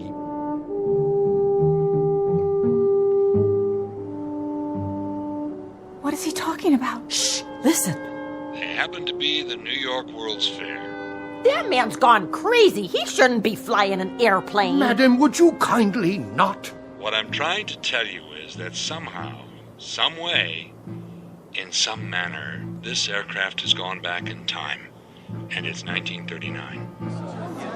We're going to try to increase our speed and go through the sound barrier, or time barrier, whatever it is, the same as we've already done twice before. I don't know if I can do it. I don't even know that we have enough fuel, but I ask you to remain calm and pray.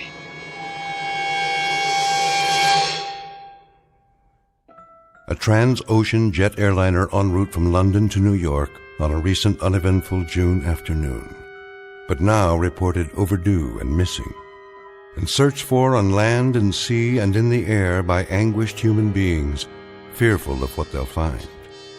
But you and I know where she is. You and I know what's happened. So if at some moment, any moment, you hear the sound of jet engines flying atop the overcast, engines that sound searching and lost, engines that sound desperate, shoot up a flare or do something, anything that might help the men and women aboard Transocean 33, all of them still trying to get home from the Twilight Zone. We'll return to the Twilight Zone in a moment. Hi, this is Carl Amari, producer of the Twilight Zone radio dramas. I'd like to take a moment to tell you about our official website at twilightzoneradio.com, where you'll get the latest news and information on these Twilight Zone radio dramas. Plus, at twilightzoneradio.com, you can digitally download 3 free episodes or any of our episodes for only $1.95 each. In this age of ever-changing technology, we've decided to make these episodes instantly available to you by making the Twilight Zone radio dramas a digital download-only series. This means that this series will no longer be offered on CD. The CD collections at our website are now being offered, while supplies last, at buy one, get one free. So be sure to get your favorites before they're sold out. Be sure to visit us often, and I'll see you in the zone.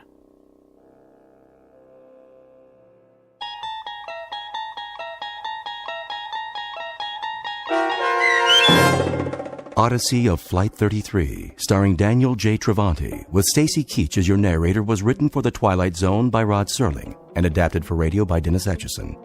Heard in the cast were Taylor Miller, Peter DeFaria, Richard Hensel, Turk Muller, Doug James, Peggy Roeder, Carl Amari, Roger Wolski, Vince Amari, and Roderick Peoples. To learn more about the Twilight Zone radio dramas and to obtain audio cassettes and CDs of these programs, visit our website at twilightzoneradio.com. The producers of The Twilight Zone wish to thank CBS Enterprises, Carol Serling, Dennis Etchison, Dick Brescia Associates, Claire Simon Casting, Paul Patch, Terry Jennings, the American Forces Radio and Television Service, our sponsors, and our radio affiliates for helping make this series possible. This copyrighted radio series is produced and directed by Carl Amari and Roger Wolski for Falcon Picture Group. Doug James speaking.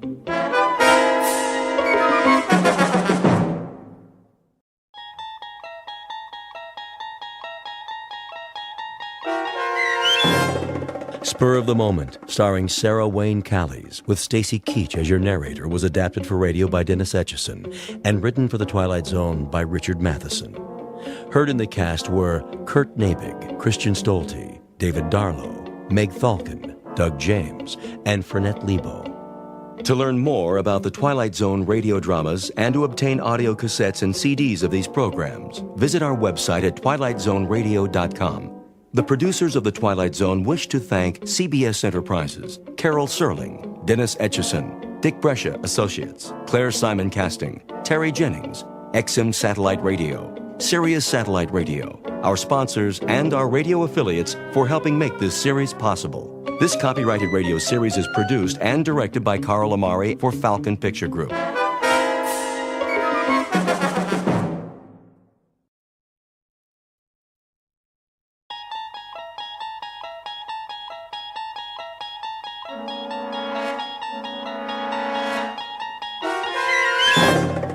You unlock this door with the key of imagination. Beyond it is another dimension, a dimension of sound, a dimension of sight, a dimension of mind. You're moving into a land of both shadow and substance, of things and ideas. You've just crossed over into the Twilight Zone.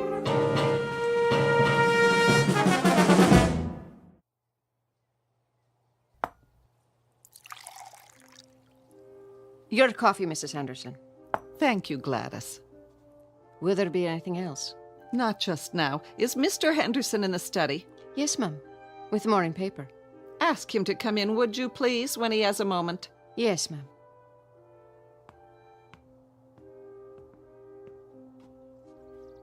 Anne, is that you?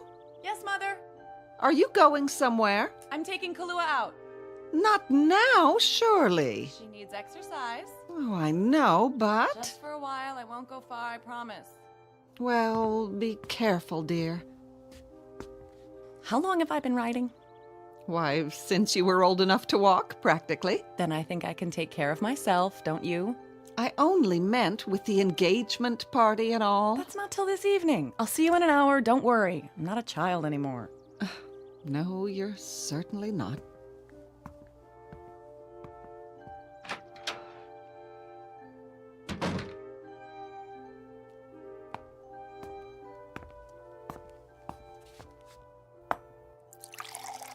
Where's she off to? Exercise, John, for her and the horse.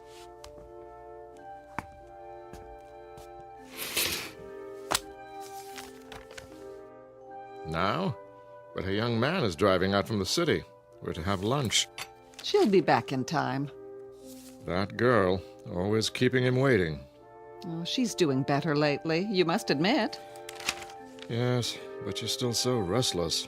All that energy. And then the horse may be exactly what she needs, at least until she and Robert set the date.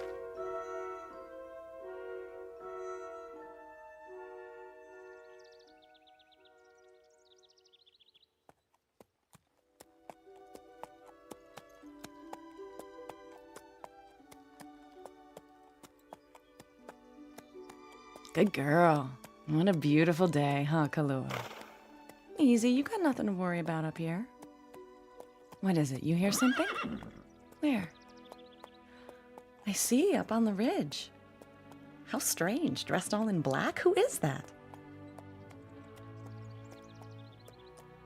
Hello there? What's she doing? Hello, can I help you?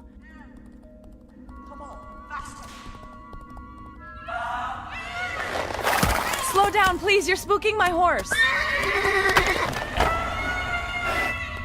Come on, Kahlua. She's not gonna stop. She's crazy. We've got to get away. We've got to.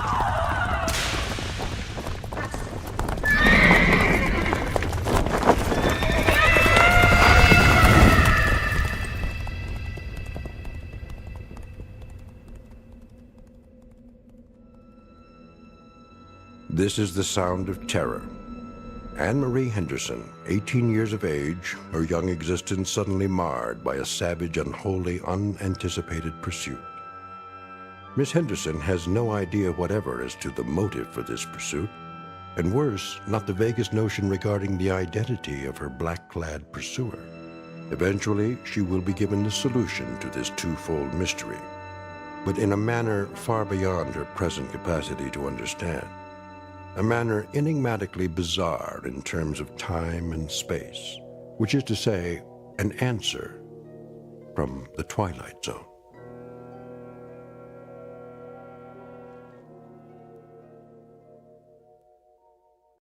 And now, The Twilight Zone, and our story, Spur of the Moment, starring Sarah Wayne Callies, with Stacy Keach as your narrator.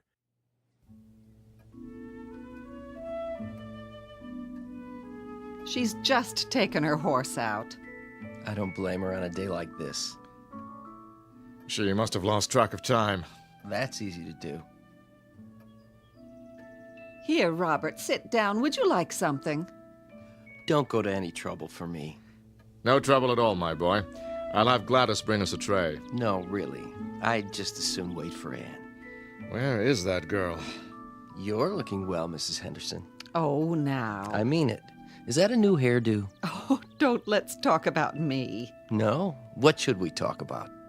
How are things in the city? Same as always. Oh, the firm is expanding. Did Mr. Henderson tell you? I think he mentioned something. A promotion may be in the air. Of course, it's not definite yet, but... Oh, that's wonderful, Robert. Dear, did you hear? Robert says he's about to receive a promotion. Well, it hasn't quite been decided. What in the name of... Will you look at that? What is it? Anne just came riding back as though the devil himself were chasing her. Really? I wonder what's wrong. Anne? Bob. Anne, what happened? Darling, you look positively terrified. Hey, what's the matter? Anne, did something... Oh, Bob! Please, tell us what happened, baby. No, you're all right. There was a woman out there. Woman? What woman? I don't know. I never saw her before. She was dressed entirely in black with a cape. It was horrible. Calm down. You're not making sense. What did she do? She chased me. Chased? She was on horseback too, a black horse, and she chased me as hard as she could. I think if she'd caught me, she would have killed me. What? The way she looked at me, her eyes, they were insane. I'm sure of it. See here. Where was this? I don't know. Try to remember. Yes, Anne, if someone meant to kill you... John, don't you think we better... Was it where you usually ride, out beyond the meadow? I think, yes, the trail below the hills. All right, baby. I'll take care of it. Shh. It's all over now, honey. Everything's going to be all right. Poor darling. What a fright you must have had. Use my handkerchief. There we go. All over now. Come sit with me. Yes, on the sofa.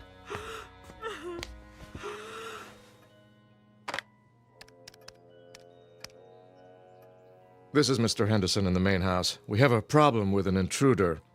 Yes. It was so frightening, I can't tell you. She just rode at me, whipping her horse with such a look of hatred. I don't understand. If you'd been there. At once. Take the gardener with you. It's possible that the woman is insane. And she's not one of the locals? You've never seen her before? No. Here, lean back. When you find her, bring her to the house immediately. Yes, immediately. An outside line, please. Get me the police. Better now. I'm all right. Will someone see to Kahlua for me? The groom's already taken her to the stables. It was just so unexpected. 1 second, I'm alone, and the next, there she was at the top of the hill, glaring at me with her long hair blowing and those eyes. And then she started down the hill. There was no trail, but that didn't stop her, whipping her horse all the way. It was so terrifying. Quiet now, darling. You don't have to tell us any more. Just try to forget it. I can't forget it. I don't understand. Who is she? Why did she chase me like that? I've never done anything to her. We'll find out.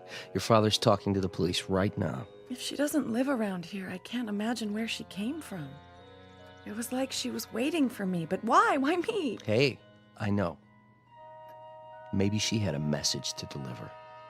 Message? A warning. Mm-hmm. Sure you're telling us everything? What? You're sure she wasn't carrying a sign in her hand that read, "Cancel that engagement party. Don't marry that investment banker from New York. Signed, yours truly, Fate." Please don't joke about it, Bob. It wasn't funny. Sorry, I was only trying to cheer you up. This is John Henderson up at the Spires. My daughter Anne was just attacked by a woman on horseback. Yes, on our property. She was out riding when she came across this woman. No, on the meadow. It runs roughly parallel to the old granite road. There's a gate just past the crossroad that you can... Yes, that's right. No, my daughter was able to outride her, which is, of course, beside the point. I've sent 2 of my staff out to find the intruder, but I will naturally want her arrested when and if she's... Thank you. As soon as possible, if you will. Feeling better? Yes, Daddy. Good. Wouldn't do to have a red-eyed fiancé at the party, would it? Certainly wouldn't. Where's my pipe? Why, in your jacket pocket, I imagine, dear. Tell us about this woman now. I've told you everything. And you have no idea at all who she might be? No, Daddy. She must have ridden onto our property by mistake. Mistake? That's a point, Mr. Henderson. If she were on the property by mistake, why should she attack Anne? Yes. Did she shout at you? Yes, but she was too far away. I didn't hear what she was saying. I think she wanted to kill me, though. You're just assuming that, honey. No, you didn't see her eyes. I'm sure of it. Who's here? Oh, I doubt if she followed you all the way home, baby. What if she did? Let's hope she did. Save us the trouble of looking for her. Now, where exactly did this happen? Anne? Aren't you going to look? Whoever it is, Gladys will let them in. Now... I know, but... Come on, baby. Where along the trail? In the hills, you say? Well, it was... Yes? Beyond the meadow, out near that fallen oak, you know, where the stream... Go on. Yes? I want to see Miss Henderson. No mysterious woman, I'm afraid, unless she's a baritone. That sounds like... I'm sorry, Mr. Mitchell, but Mr. Henderson has given strict orders that I'm not... I said I want to see Miss Henderson. David. I'm afraid that's not possible. Oh, dear, I thought everything was ended. It is, Mother. I didn't know he was... Didn't you? I'll take care of it. Would you like a hand? No, stay here.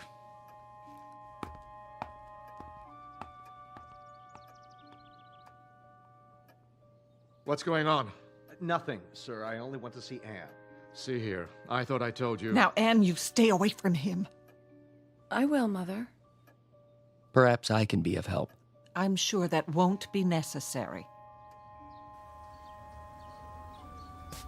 Don't you understand English, Mitchell? Get out of my way. I'm sorry, Mr. Mitchell, but I'm not at liberty to admit you. Ask Anne. See what she says. David, don't... Why don't you back off, fella? Can't you see you're not wanted? Anne! Not now. That's all right, Gladys. I'll handle this. You're not welcome in this house, Mr. Mitchell. I don't care what you think. I came to see Anne. She doesn't care to see you. Please, David. Would you rather I call the police? As a matter of fact, they're on their way right now. Call who you will. I want to talk to Anne. What does it take to convince you? Prosecution? Just a few words from your daughter. That's all I ask. Hear them, then, if that's the only way we can be rid of you. Though I can predict what they'll be. David, I don't know what you expect from me. Anne. It is over between the two of you, isn't it? I told you it is. David, what is it you want? Just to tell you... Keep your distance. Don't put your hands on me. Robert, please. What? to tell you it's not too late. Oh, David, you're making it so difficult. It's not too late, Anne. Only a blind man could convince himself of that. I wasn't talking to you. No, but I was talking to you. Stop it, both of you. We belong together. You know that. Not anymore. Don't let your father force you into this. Break the engagement. I can't. You broke ours. Mitchell? Give him 10 more seconds, then that's it. Please, Anne. You belong with me. Don't, David. Time, Mr. Mitchell. You've said your piece. Get out. I'm not through yet. I think you are. Anne. Let go of me. Did you hear the lady? She said, let go. And I said, take your hands off me. Is that your best punch? More where that came from. Stop it, both of you. I wish she had caught me back on that trail. Anything would be better than this.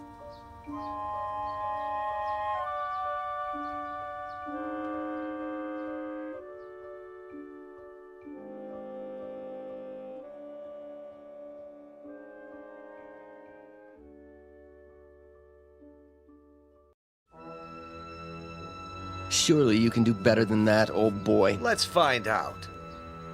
Steady, Robert. I will have no more violence in this house. Maybe this will persuade you. Daddy, what are you doing? I only keep this pistol to defend my family. And unfortunately, it looks like that may be necessary. Put the gun away, John. Gladly, as soon as some order is restored. I thought you knew me, Mr. Henderson. I thought I did too, but now... I mean you no harm. Judging by your attitude, I can't be sure of that. I think the time has come for you to leave. I only wanted... Don't think for a moment, Mr. Mitchell, that I won't use this. To the contrary. Don't hurt him, Father. Is this what you want, Anne? I don't know. To let your father break us up at the point of a gun? Anne! Answer me! Don't even think of following her. Don't worry. I won't. And if you will have the common courtesy and sense to leave this house? Goodbye, Mr. Henderson. Mrs. Henderson. I won't bother you again. That's that, then.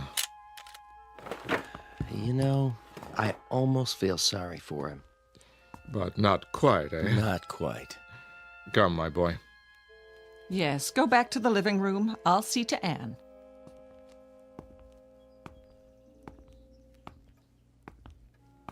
Didn't hurt you with that punch, did he? Hardly. I think a good stiff drink is in order, don't you? Amen. Wonder what's keeping the police. About that woman? They should be here. I wouldn't worry. She's probably gone home by now to wherever she lives. I didn't realize you had such crazy neighbors. Neither did I, my boy.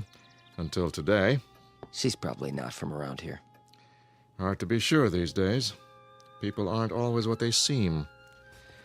Ah, well. Cheers. Cheers.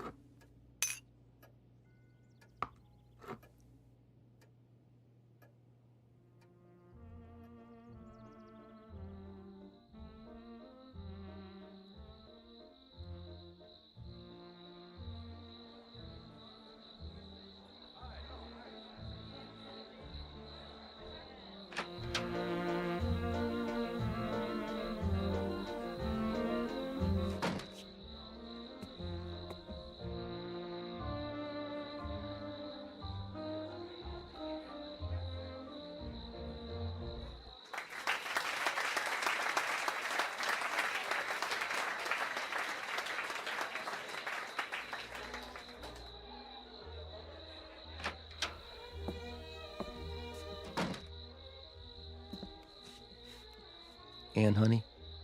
Yes, Robert. There you are. What are you doing out here? I just needed a breath of fresh air. Aren't you feeling well? I'm fine. Your folks were wondering what happened to you. Tell them I'll be right in. Can I get you anything? Some punch? No, thanks. Sure.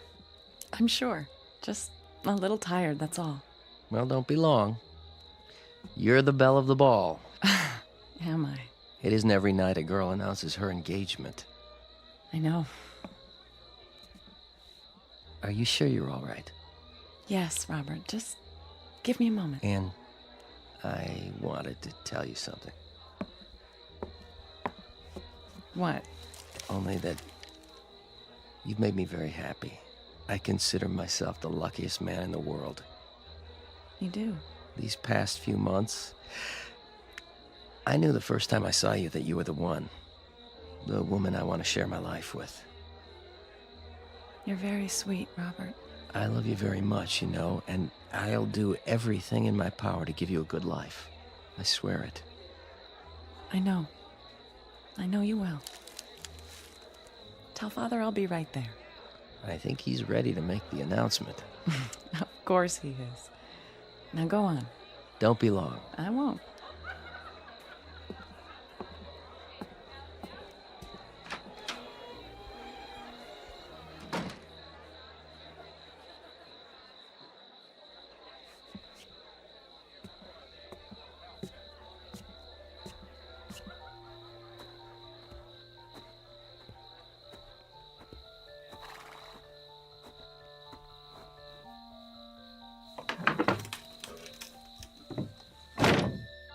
Hello?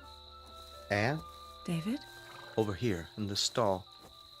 They'll be looking for me. Oh, Anne. Sit with me. Will you do that much? I'm here, aren't I? Thank you for coming. I don't know where to begin. You don't have to. But, Anne... It's already been decided. I can't let you make a mistake like this. I'm not making a mistake. Forget about me. It's you I'm worried about. I'm not worried. And I can't forget about you. How could I? Ever since we were children, even then we knew. That's what I thought. But that man in there, that pretentious, self-righteous snob, anyone but him. I'd tell you the same if you were my sister instead of the one I've always... Shh. You're not listening to me. I've made up my mind. When I was a child, I wanted to be with you. Only you. I felt the same, you know that, but... I haven't changed. I thought I had, but I was wrong. Today, when you two fought, I knew. I want to get married, David, but not to him. Oh, Anne. Are you sure?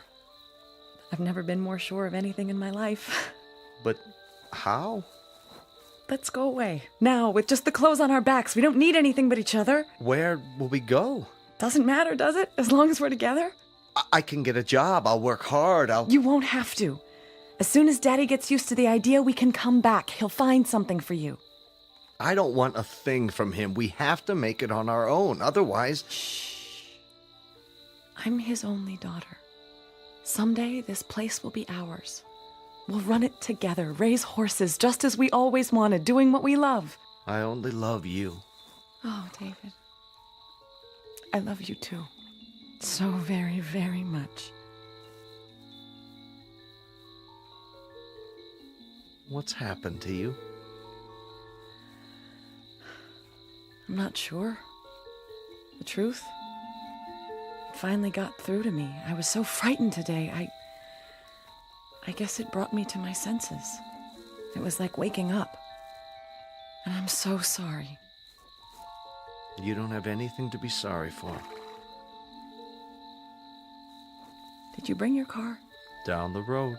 Then let's run away now before it's too late. In a minute, Anne.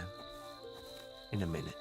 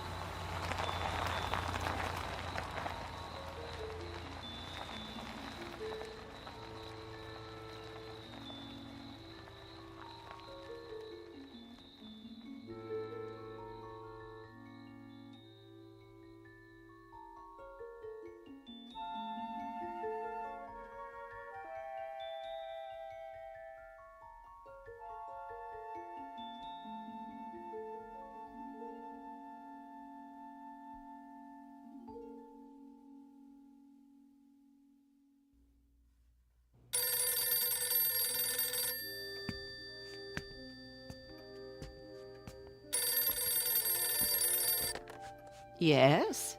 Mrs. Henderson. Who's calling, please? Mrs. Henderson, this is Don Manichean. Who? From the law firm. Oh, yes. Have you taken care of that matter for me? I'm afraid... Well, I have some bad news.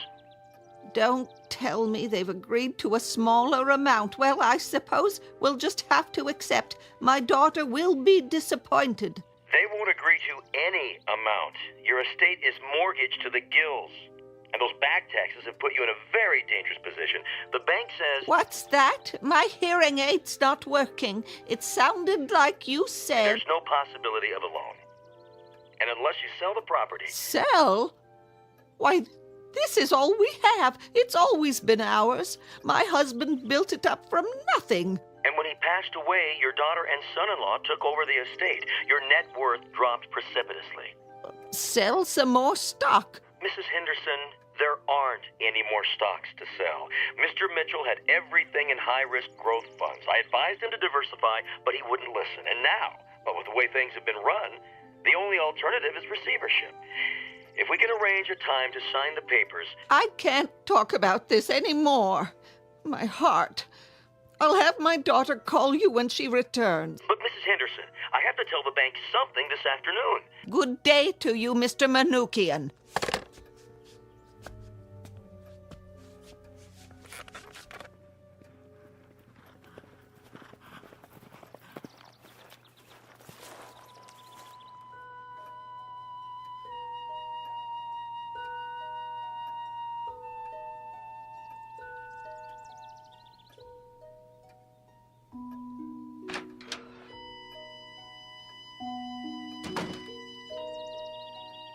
Anne? Anne, is that you? Of course it is, Mother. Who else would come to this dump? That lawyer phoned again. Which one? From the investment firm. So? He wants you or David to call him. Oh, who gives a... Did you hear what I said? I heard! Do you think that will help? Yes, it'll help if I drink enough of it. They're going to take the house away from us, Anne. Are they really?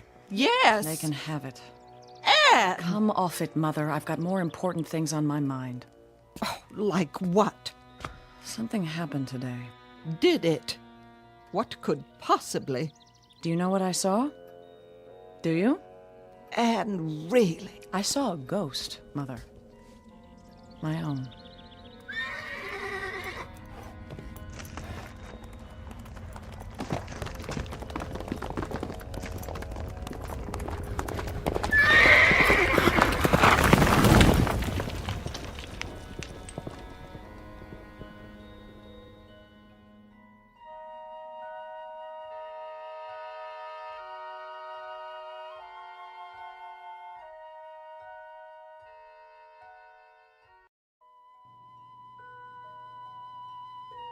What are you talking about? A ghost? That's right, Mother. A phantom. A visitation from the past. This is no time for such nonsense. You haven't heard a word I said. We're in danger of losing the house. Oh, come off it. That's all it means to you? That's all. The home you were raised in. Raised? You mean lowered? Spoiled? Squeezed to death with a velvet glove. Oh, don't let's start.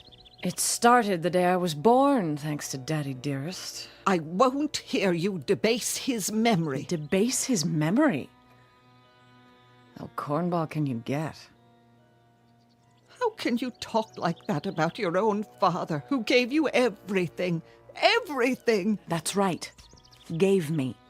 I never had to earn a bit of it. In fact, I never had to work for anything in my life. Never had to bother acquiring such useless traits as judgment, discrimination. Who needs them? Cheers, Mumsy. You blame your father? Yes. I blame my father. But how? Easy? Oh, he was so strong, wasn't he?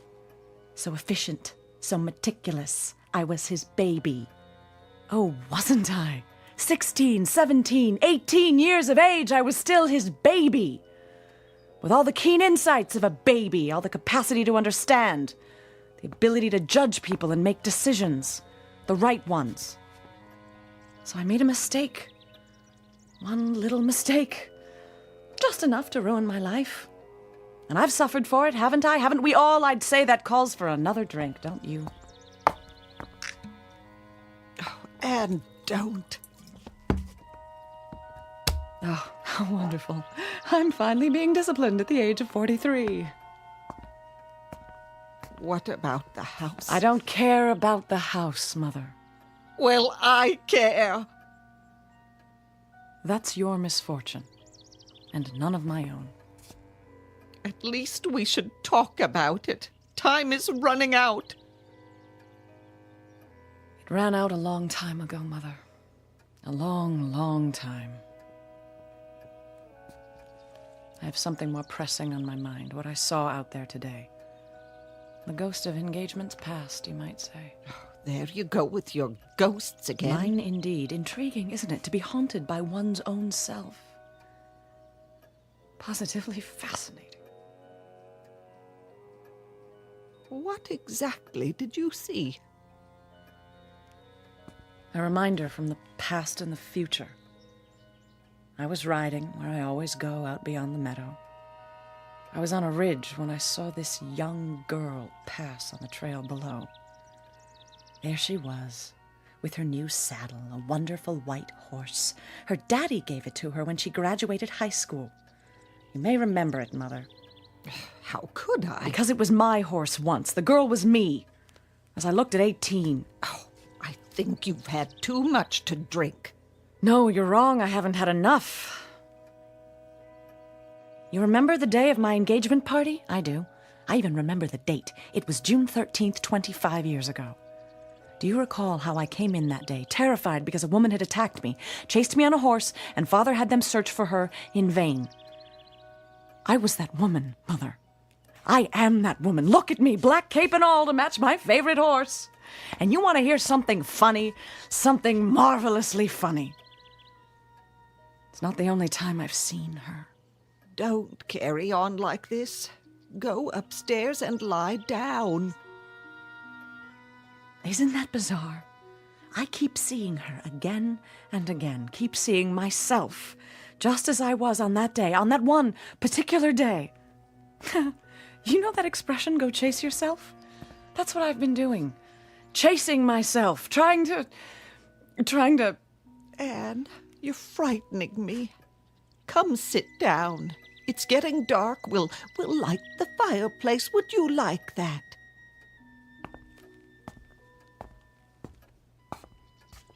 You remember what Bob said to me on that day when I told him? Maybe it's a warning, he said. He thought he was joking. It was a warning. I was warning myself not to marry the wrong man.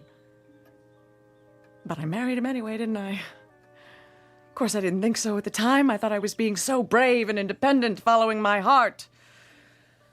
And now I've paid the price.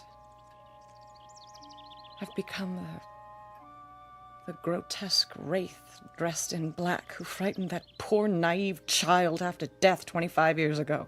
A phantom who lives in a bottle married to a man who's run our estate into ruin. If only I'd known I was being warned. But who could have told me? Who could have made me listen? Warned of what? Speak of the devil. I asked a question. At least I think I did. Not now. Not David. now what? I can talk to my wife anytime I want to. Anne's not herself. Oh? Then who am I, Mother? I'd say I'm more myself than ever. Perhaps for the first time. What are you talking about? Get out of here.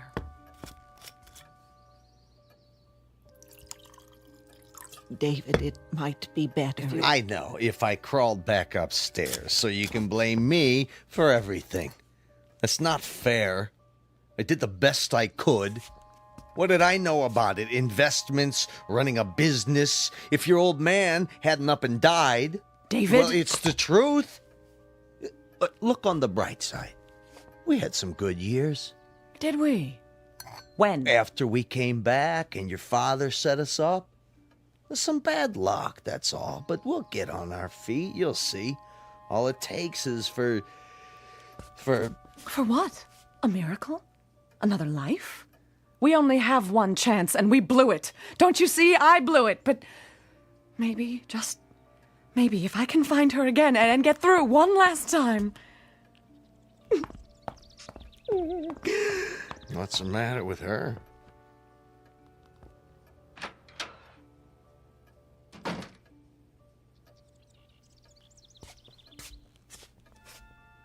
Oh, you poor man. Get out of my sight. I know what it is.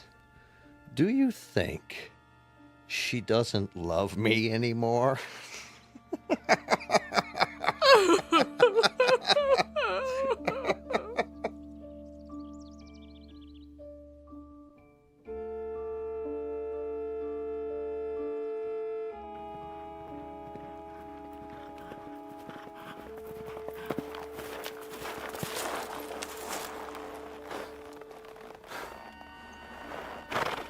Oh, there, easy. This is far enough. I recognize the spot. She'll come along the bridle trail down there. I know she will, and when she does...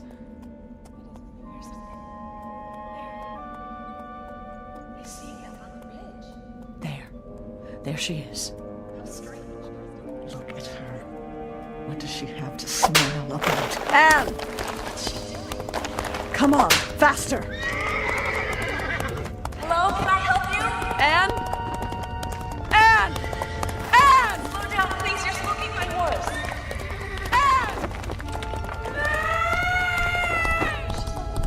Oh, Anne! We've got to get away. We've got to... Faster!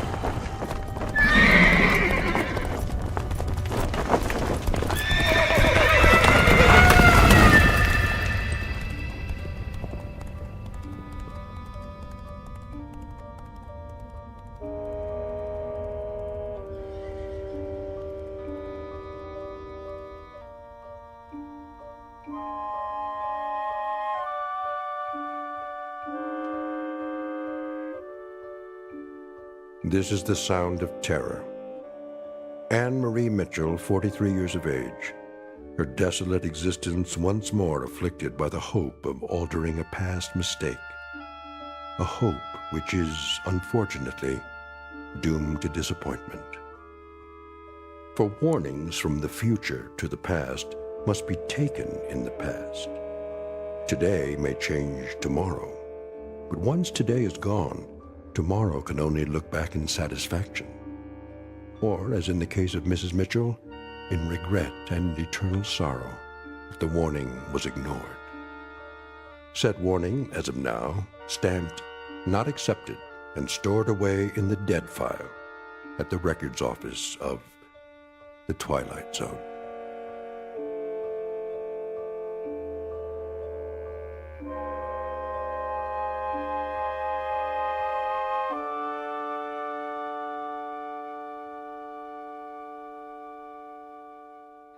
The Twilight Zone continues in just a moment. You are about to enter another dimension, a dimension not only of sight and sound, but of mind, a journey into a wondrous land of imagination. Next stop, the Twilight Zone. Hi, this is Stacy Keach. I'd like to take a moment to tell you about our Twilight Zone website at twilightzoneradio.com.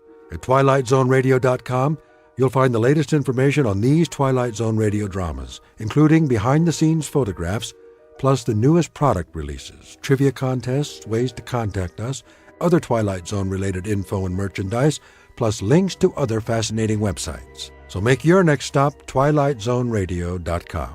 Visit twilightzoneradio.com to purchase these Twilight Zone radio dramas on cassette and CD, or call toll-free 1-866-989-ZONE. That's 1-866-989-9663.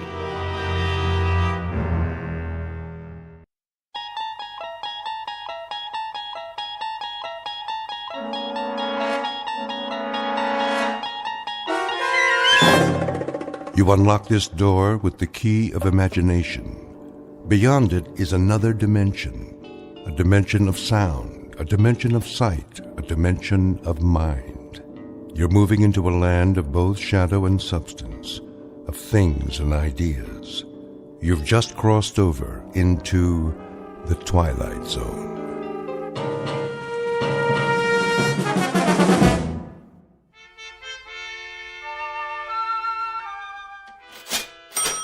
You're quite sure this is a genuine Tiffany? Quite. The provenance dates back to 1922. Very well, then. Kindly have it delivered. Of course, madam. Will that be cash or charge? Put it on my account. Very good. I can deliver it to your home by, let me see, Thursday at the latest. But I simply must have it tonight. I've invited the girls over for bridge. The girls. I see. Oh, Robert. Yeah? See that Mrs. Gunt receives her lamp this afternoon. You mean today? Carried by hand to her front door. The servants' entrance, if you please. By all means. Ubermeyer's is proud to be of service. If there's anything else we can provide, don't hesitate to... That will be all. Very good, ma'am. Want me to go over there right away? Not yet, Andrew. First, finish unpacking the new shipment quickly before the next customer walks in. Yes, sir. Now then, what do we have? 3 perfume bottles. 3 cut glass vials to contain the otter of damask rose petals. That's more like it. Next. Pottery jugs, 2. Pottery jugs, indeed. Where's your aesthetic sense? You can't entice anyone by calling them pottery jugs. Really think people buy something because of what you call it? People don't come to buy anything in a gift emporium. They come because they don't know what they want. Then I sell them something. So what are you going to call these pottery jugs? Something exquisite. We'll display them on satin pillows with bread. A loaf of bread, a jug of wine, and thou beside me, singing in the wilderness. I'll unload them on some poor sucker before the morning's over. Okay, what about this? When we buy a shipment from Morocco, sight unseen, I suppose we take what we can get. But to sell that will require some creativity. Now, clean this up at once. May I help you? I hope so. I'm not sure. What's this? That would be an authentic voodoo mask. Oh. What about the pajamas? These are not pajamas, sir. They are a genuine imported harem girl's costume in 100% hand-sewn silk. Well, I don't know. It has to be something special. Very special. Suppose you describe the occasion and leave it to me. A personal gift? Not too personal. See, there's this girl in my office. Ah, a young lady. She's like a goddess. I wouldn't want her to think that I was implying... Of course not, sir. I understand. But for a beautiful young lady, what is her occupation, may I ask? She's a secretary. Oh. I have it. Something for her desk. She's already got a computer and a lot of pencils. Something to remind her of you throughout the day. Subliminally, shall we say. Now, as to price... Would $100 be too extravagant? 100? But of course she mustn't feel bought. Romanced is more like it. Aha! Perfect. What is?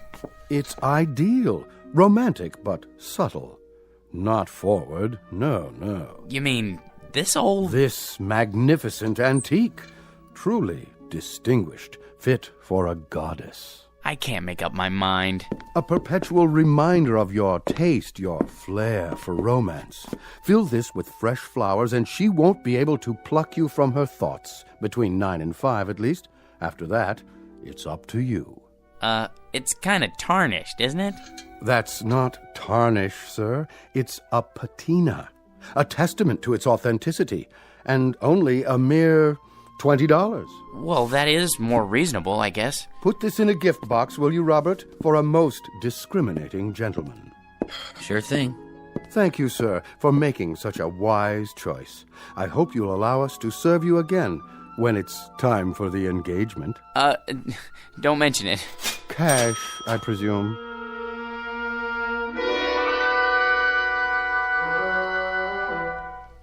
Meet Mr. George P. Hanley. A man life is always treated without deference, honor, or success. Waiters serve his soup cold. Elevator operators close doors in his face. And mothers never bother to wait up for the daughters he dates. For George is a creature of humble habits and tame dreams, a square peg in a square rut, and the living embodiment of what's commonly referred to as some poor sucker. He is, in short, an ordinary man, but at this moment the accidental possessor of a very special gift, one that measures men not against their accomplishments, but against their deepest desires. The kind of gift most of us might ask for, then learn to regret. If, like Mr. George P. Hanley, we were about to plunge headfirst into our own personal Twilight Zone. And now, The Twilight Zone and our story, I Dream of Jeannie, starring Hal Sparks, with Stacy Keach as your narrator.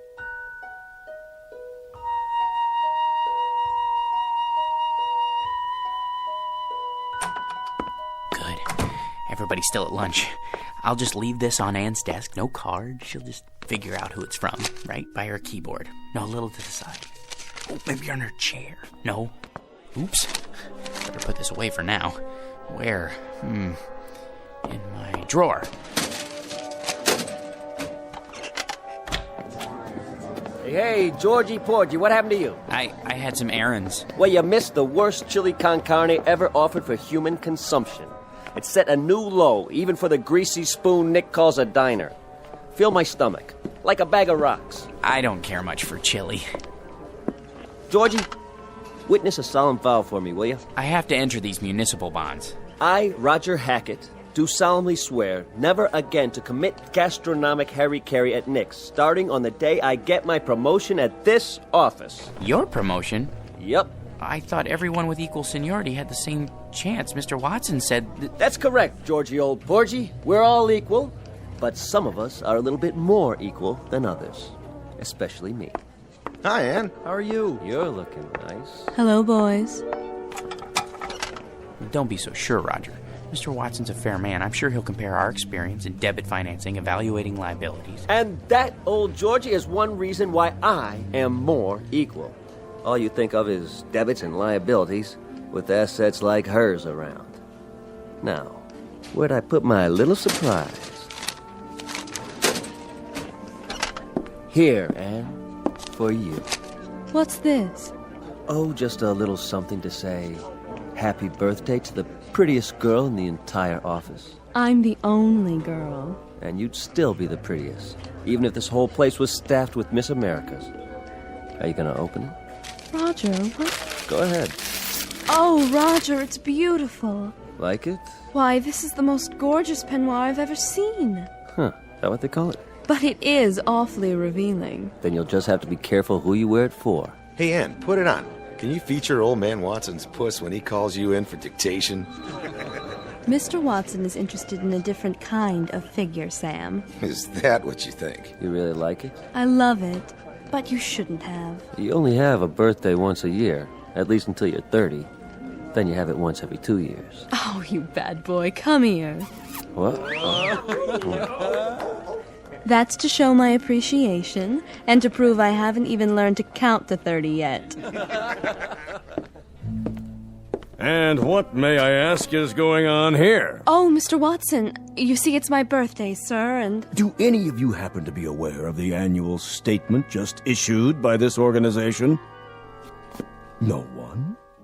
Well, then it may come as a surprise for you to learn that we have just completed the best year in our history, and I believe this department had no small part in that success.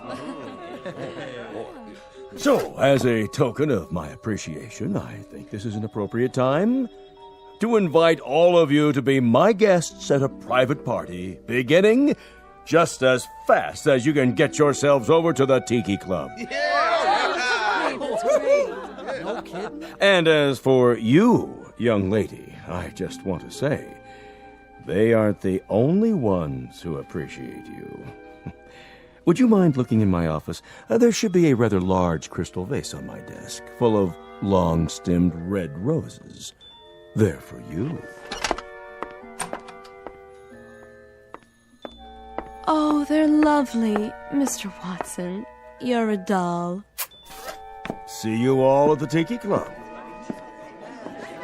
Let's go, kid, before before he realizes he's off his nut and has himself committed. He's a sweet, dear old man. Anne, I just wanted to, Yes, George? Come on, Anne. I just wanted to say happy birthday. Why, thank you, George. Aren't you going with us? I'll be along. See you there. Come on, Roger. I guess some people are more equal. Might as well throw this in the wastebasket. Can't give it to her now. Well, maybe I should hold on to it until it can play with it at home.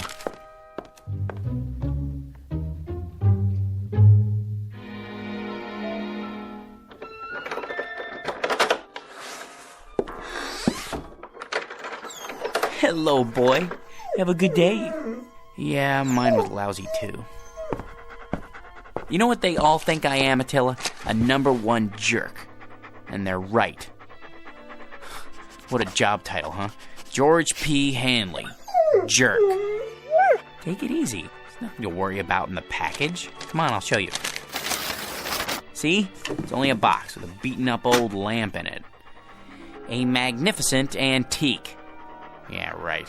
Probably came from a junkyard. Well, if being a jerk is my calling in life, at least I'm good at it. Look, it's so tarnished, it's almost black. That's telling him. Well, let's clean it up and see what it looks like. I'll just use my necktie. It needs to be dry cleaned anyways. What in the... Easy, Attila.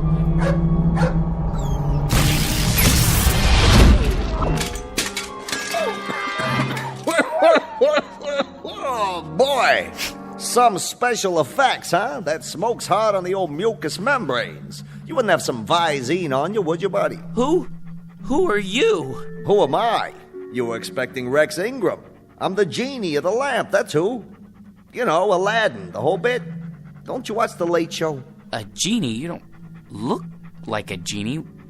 Where'd you get that plaid suit? What difference does it make? The routine's the same. A couple thousand years ago, I had to wear those crazy balloon long johns and a real wild turban. But let me tell you, that headgear ain't as light as it looks. Give you a real crook in the neck, know what I mean, Jack? George. My name's George. Jack, George, whatever. What I was gonna say is, nowadays we dress hip. Except for these velvet slippers with the curly toes, my one concession to Squaresville. Now, where was I? What do you mean? Sports coats like that went out in the 60s. They did, huh? Well, what do you expect? Know how long I've been in there waiting for somebody to call me? Better pick up some new threads. You got a Ziedler and Ziedler around here, maybe a side of or, someplace happening? But if you're the genie, that means I'm the master of the lamp. So you're the master of the lamp. Big deal. Give me a match so I can light this cigar before I give you your free wish. I thought there were 3 wishes. There's the rub. There used to be 3, but let me tell you something, Jack. George. The scene used to include 3 wishes, but people started abusing the privilege, so we had to cut back. You get enough headaches with 1 wish, let alone 3. So, think it over and give me a call. But do me a favor, sleep on it. Why? You know the routine. The wish comes true, blah, blah, blah, but once you make the wish, that's what you gotta live with. Could you make yourself available for consultation? Look, Jackson, how am I supposed to know what you want? You and me just met. Well, at least tell me, what is it that people usually wish for? Listen, Herbie, whatever your name is, it's enough to make you blush, some of the stuff they ask for. Money, precious jewels. That's not so bad. Not so bad? Think about it. So they get a lot of dough. There's the IRS, long-lost relatives beating on the door. It's enough to flip you out of your gourd. So not wealth? Forget about it. Maybe love, then? Love? You gotta be some kind of a kook. You call me after all this time and you wish for love? You don't wish for love, Chief. You make it. Then I don't know what it is I do want. If it isn't wealth or love... Like I told you, Johnson, think it over. Drop it down the well and see if it splashes. But don't go rubbing the lamp every time you get ants in your pants. That puff of smoke tears up my sinuses. Now, the next time I make the scene for nothing, you've had it. Now, hold on to this cigar for me. It's too close to smoke in there. No cross-ventilation, know what I mean? No, but I can imagine. Till we meet again, Bubby. Like later. If it's all the same to you, make it much later. Just once I'd like somebody who never played the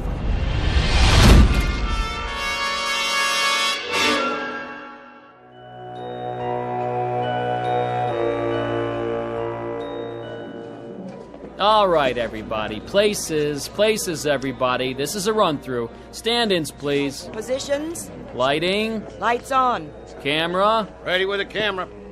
Excuse me. Hey, buddy. Don't you know this is a closed set? It is? Who let you in here? They said it would be all right. I'm George Hanley. Who? Her husband.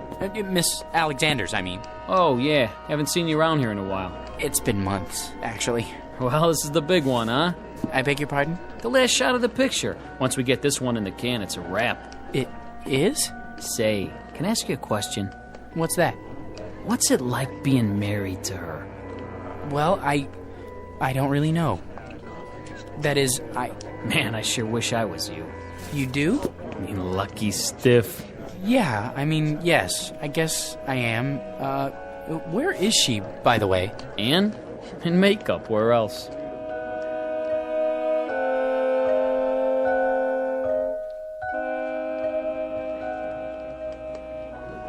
There. Here's the mirror, Miss Alexander. Well? I suppose it'll have to do. I blended the MAC lip gloss with the NARS shadow for an ultra-moist look. Isn't it ravishing? Can't you do something with this hair? My bangs are drooping. Certainly, Miss Alexander. Where's my blow dryer? Ready on the set, Anne? Yes. That'll have to do, Skippy. There. Perfection. Leave us, please. Of course, Miss Alexander. Which scene is this? Well, this is your entrance into the city on the shoulders of Nubian slaves. Just the close-up where you wink. What's my motivation? Oh, to rule, my dear, with him at your side. Got it? Just remember, you love this guy so much, your guts do a loop-de-loop every time he creeps up on you. He's big. He's manly. He wears a leather skirt. Well, tell him to oil it, will you? He screws up my lines every time he moves. Not a problem. Props! Get me some WD-40 now! Anne? Darling! Hello, dear. My, you look lovely. Good enough to kiss. Not now, Georgie. You'll smear my lipstick. This is the final scene, isn't it? It's been such a long grind. It sure has. They said you could take a few weeks off, but that was 6 months ago. We can still take our honeymoon. That is, if you want to. Do I? Careful with the hair, Georgie. Sorry. They don't pay me to look ugly, sweetiekins. Besides, anticipation is the real joy. Isn't that what they say? They haven't been waiting for 6 months to take the most beautiful woman in the world on her honeymoon. Places, people. This one's for real. It won't be much longer, I promise. Just think, no more crawling into bed with a script so you can study your lines half the night. After today, no more getting up at 4:30 in the morning to go to the studio, and when we get home, you can take a nice hot bath, maybe even let me wash your back. And then first thing tomorrow, we leave on our cruise. But darling, have you forgotten? Forgotten what? The wrap party, here on the set. There'll be 1,000,000 photographers. There's no point in going home. Not tonight. Not tonight, huh? Sure, Anne, I understand.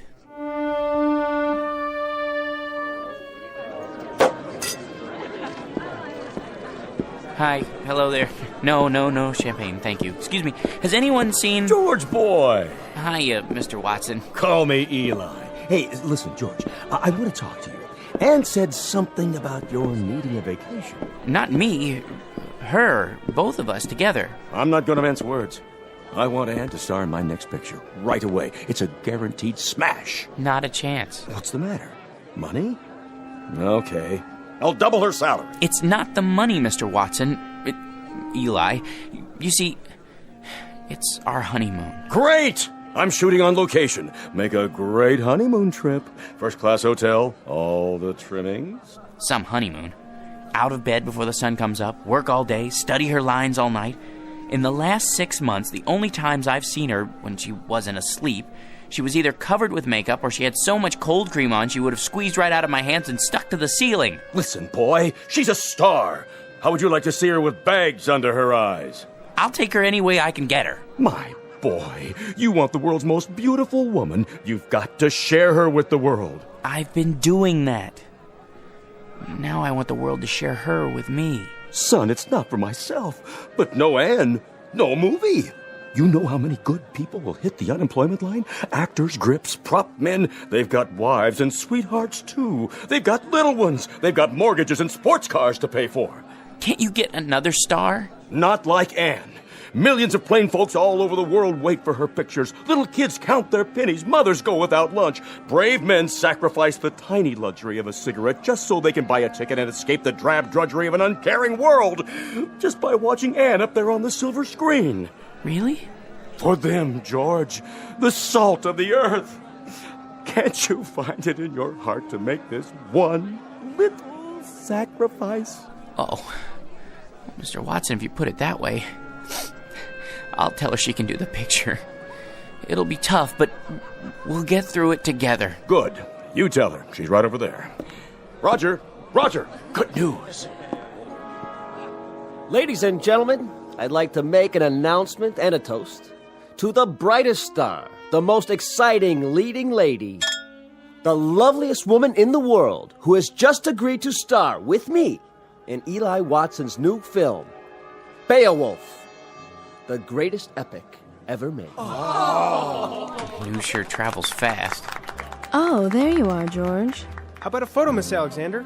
Miss? Look this way. Smile, please. How about one more? I'm her husband. Oh, the two of you this time. Put your arm around. How about a kiss? A kiss? Sure. Watch my hair, darling. Move right in, Roger. Put your arm around her. Excuse me, George. You don't mind, do you, old boy? I think I need a drink. Champagne? Hors d'oeuvres? Right here. Of course, sir. Hit me again. Twice. 2 more champagne, sir? Yeah, this one's for my wife. I'll take them to go. Excuse me, if I could just get through here. Anne, don't you think it's time to go home? Anne, where are you? She went that way. I don't think they want to be disturbed, though. What? Anne? Aren't you glad you stayed tonight? Don't be so egotistical. I had to be here. Sometimes I don't understand you. You're not supposed to. That's a woman's prerogative. I know, but why? What's his name? George? He's the perfect husband. That absurd little mouse? Why do you keep him around? A handy excuse when I need one, and when I don't, no problem. I'll spoil your makeup. Oh, who cares? Anne, your lipstick. George? Are you still here? Sorry, old boy. Just congratulating my co-star. I think we'd better be going. You go ahead. You should be home anyway to feed Attila. Attila? Yes, George, and he needs his walkies. Do be a dear. You want me to go home because of Attila? Be a good boy and run along. Roger will drive me home later. Won't you, Roger? With pleasure. But Attila's a dog. Aren't I more important to you than Attila? I mean, Attila?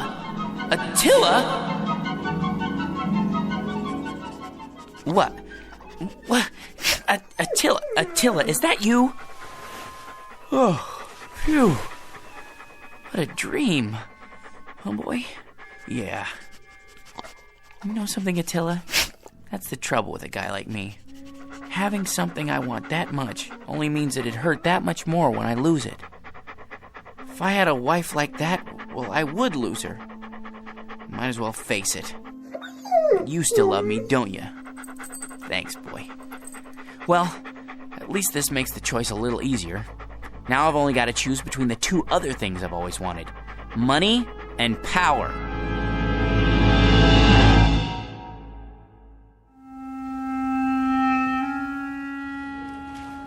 Morning, Georgie. Morning. Well, today's the day, huh? For what, Raj? For what? Will you listen to this guy?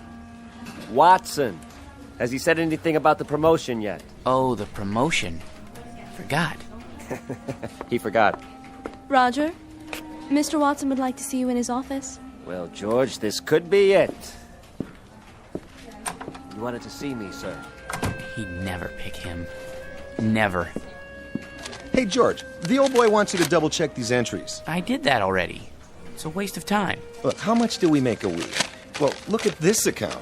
Guy makes so much dough, he sweats more than that every time he ties his shoelaces. So waste a little time, all right? My gosh, net worth $260,832,461. What would it be like to have all that money?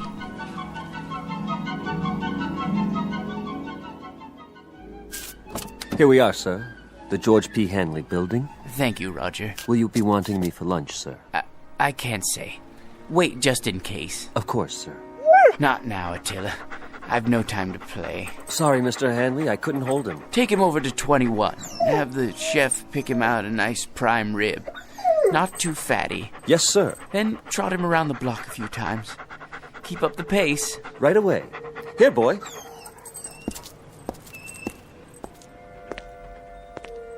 Paper! Get your morning paper! How old are you, son? 9, sir. 9?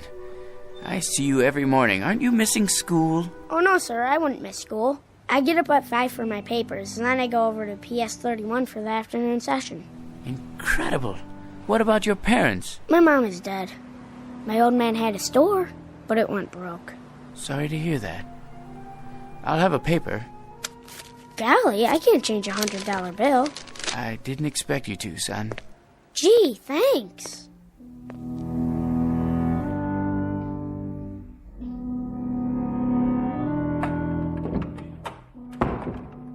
Good morning, sir. AT&T's up 7 points in the morning ticker. Glad to see you back. Thank you, Miss Alexander. How was the Riviera? Oh, all right, I guess. Kind of like a suburban tract with castles. I see. Well, sir, shall I send in your first appointment? Might as well get started. Mr. Hanley will see you now. Watson, what are you doing here? Begging again, I'm afraid. These days, a college president has to worry more about salesmanship than scholarship. Then you came to the right place. Hanley, you've already done more for your alma mater than we have a right to ask. How much? Just enough to start the ball rolling for the alumni.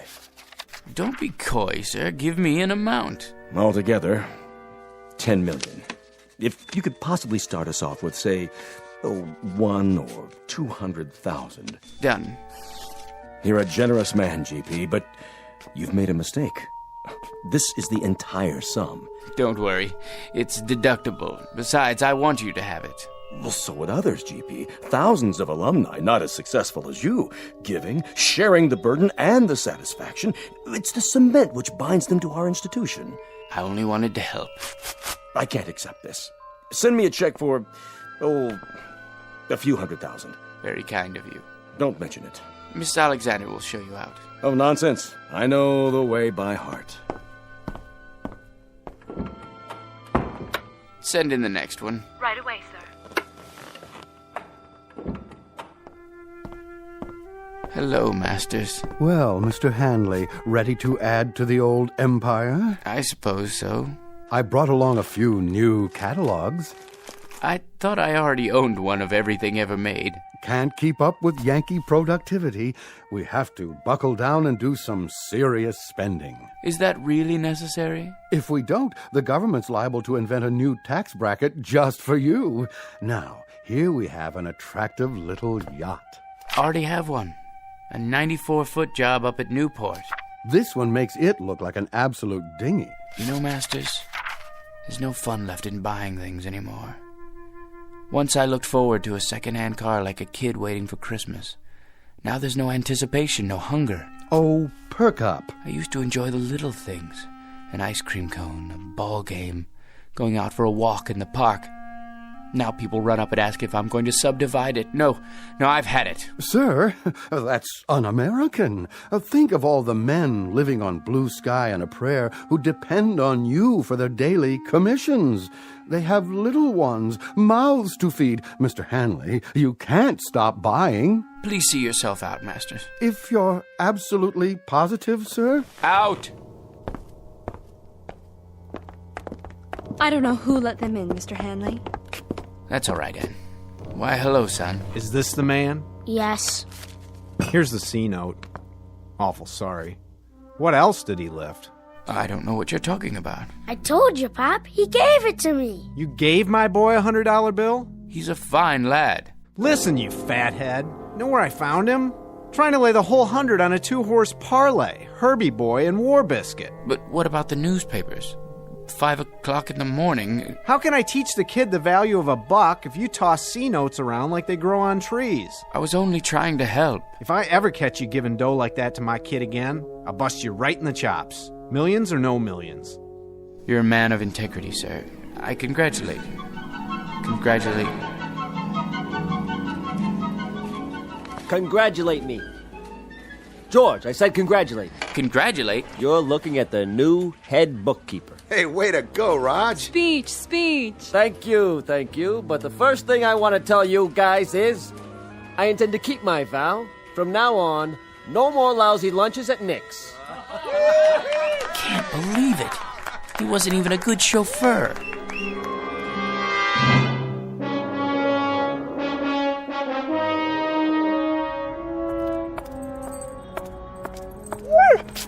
Easy, Attila. You're wearing me out. Sit here for a minute. Well, boy, we're down to the last choice. I could never hold on to a beautiful wife. And money's no fun. Maybe power. That's what makes the world go round. Look at the way Mr. Watson gave that promotion to Roger. Believe me, if I had power, I'd be fair.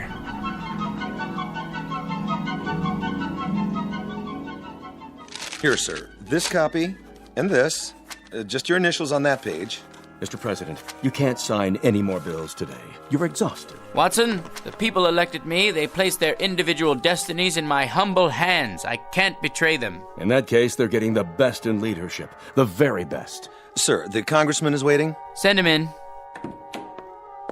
Mr. President, this pension legislation will tear the party in two. If you let it come to the floor, I, for one, won't get a single vote in November from anyone over the age of 10. Check with the majority leader. See if he can kill it in committee. Yes, sir. Right away. Yes? The situation in Asia is fraught with tension, Mr. President. We're not getting enough intelligence down there. Have the CIA prepare a full study. Your appointment schedule, Mr. President. Thank you, Sam. Move the press conference to after lunch. I need a haircut. For the UN speech, have someone whip up a draft. Tell him I need jokes. Yes, sir. Who are Sonny and Mickey? Those scrub scouts who wrote the letter about citizenship. You asked to be reminded when they arrived in the capital. I know there's no time. Make time. The boys and I can get haircuts together. Pass this on to the Secretary of Defense and mark it expedite. Save this for the Economics Advisory Council. Top priority. On the double, sir. Decisions, eh, Attila? Mr. President, I had to see you. Who let you in here, woman? I hid in the building all night. Don't send me away. I'm down on my knees. Kindly get up. How can I help you? It's my grandson. He's just a boy of 18. He fell asleep on guard duty, and they said it was treason. They're going to hang him. Easy, ma'am. He's in the service? Special duty at a missile base. Serious offense. Only a presidential pardon can save him. Please, sir, he's a good boy. Just a little tired. It could happen to anyone. Indeed, it could. Then you'll do it? You'll pardon him? Ma'am, the world will little note nor long remember what I say here. But this nation, this government, and its president are no more and no less than people. Of, by, and for them. Freedom is our battle cry, justice and mercy our glory. Tell your son when you see him tomorrow that I'll have the Attorney General prepare an order for executive clemency. Bless you, Mr. President. You're a great man.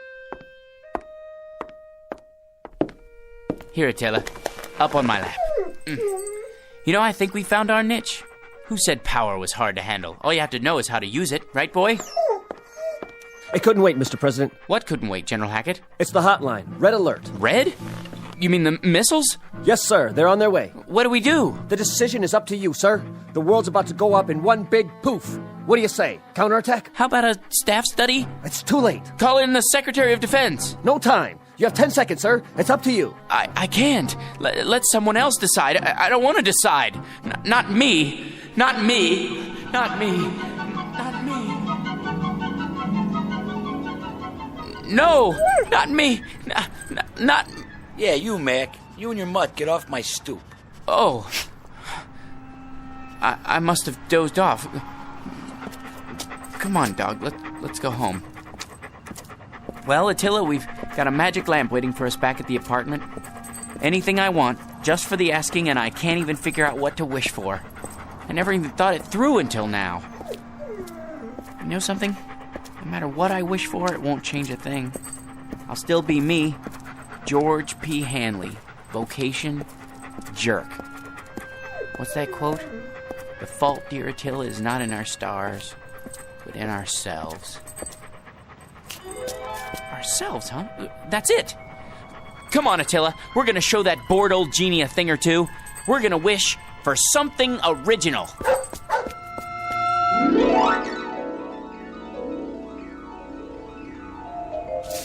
I'm tired, I wanna go to bed. I had a little drink about an hour ago. Hold on, let's see. What's in the dumpster? Let's see.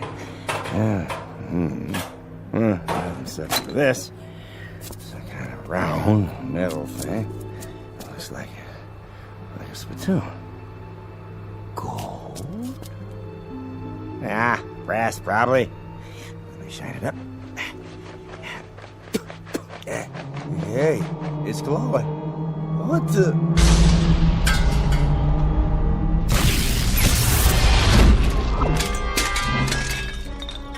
Yes, master? Hey, where'd you get the funny pajamas and the headpiece? They're traditional. I am the genie of the lamp. Your wish is my command. When you have made your wish, you must return the lamp to this alley so that others may find it. Keep your turban on straight, Attila. Now then, as I was saying, I am at your service, sir.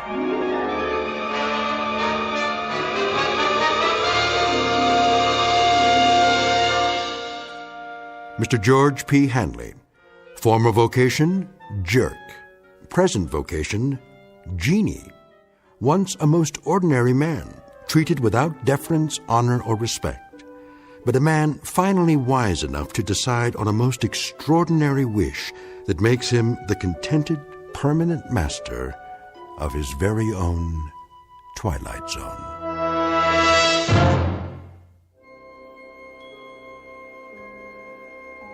Hi, this is Carl Amari, producer of the Twilight Zone radio dramas. I'd like to take a moment to tell you about our official website at twilightzoneradio.com, where you'll get the latest news and information on these Twilight Zone radio dramas. Plus, at twilightzoneradio.com, you can digitally download 3 free episodes or any of our episodes for only $1.95 each. In this age of ever-changing technology, we've decided to make these episodes instantly available to you by making the Twilight Zone radio dramas a digital download-only series. This means that this series will no longer be offered on CD. The CD collections at our website are now being offered while supplies last at buy one, get one free. So be sure to get your favorites before they're sold out. Be sure to visit us often, and I'll see you in the zone.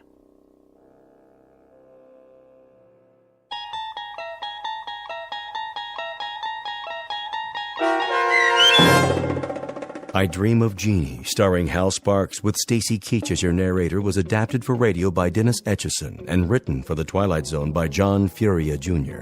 Heard in the cast were Christian Stolte, Lisa Joyce, Steve Key, Doug James, Richard Hensel, Derek Purcell, Brooke Reed, Linda Ryder, Charlie Kummerer, Bill Kummerer, Vince Amari, Roger Wolski, and Carl Amari. To learn more about the Twilight Zone radio dramas and to obtain audio cassettes and CDs of these programs, visit our website at twilightzoneradio.com. The producers of The Twilight Zone wish to thank CBS Enterprises, Carol Serling, Dennis Etchison, Dick Brescia Associates, Claire Simon Casting, Terry Jennings, XM Satellite Radio, Sirius Satellite Radio, our sponsors, and our radio affiliates for helping make this series possible. This copyrighted radio series is produced and directed by Carl Amari and Jason Mallow for Falcon Picture Group. Doug James speaking.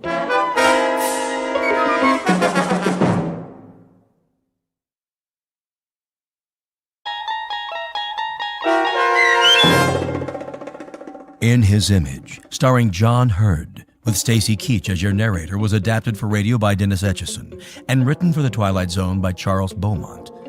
Heard in the cast were Alyssa Fraden, Ann Whitney, Darren Stevens, Jeff Lupetin, Meg Falcon, Elizabeth Lido, Carl Amari, Doug James, Jason Mallow, and Kip Karstead. This copyrighted radio series is produced and directed by Carl Amari and Jason Mallow for Falcon Picture Group. Doug James speaking.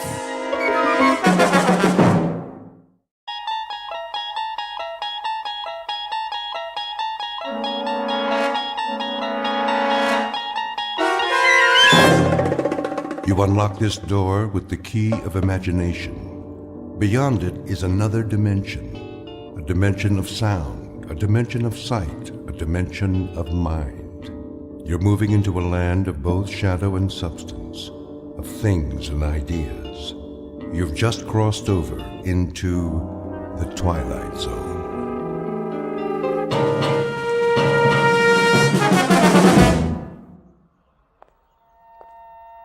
Morning. Morning, officer. Trying to beat the rush, huh? What's that? The morning rush. Oh, yeah. Going to work early? Not today. Today I'm going out of town. Pretty smart. Another hour, so many people getting on the subway, you'll think you're in Grand Central Station. Now, you're just getting up, fixing coffee. I know, it's weird. With the streets so empty, I didn't even take time for coffee. Wish I could get some. Not around here. I thought there'd be a 24-hour coffee shop or something. All closed. Gotta shut down sometime. Clean up. Yeah, well, have a good day. Take her easy. The trains run this early, don't they? 24/7. Right down the stairs. Thanks.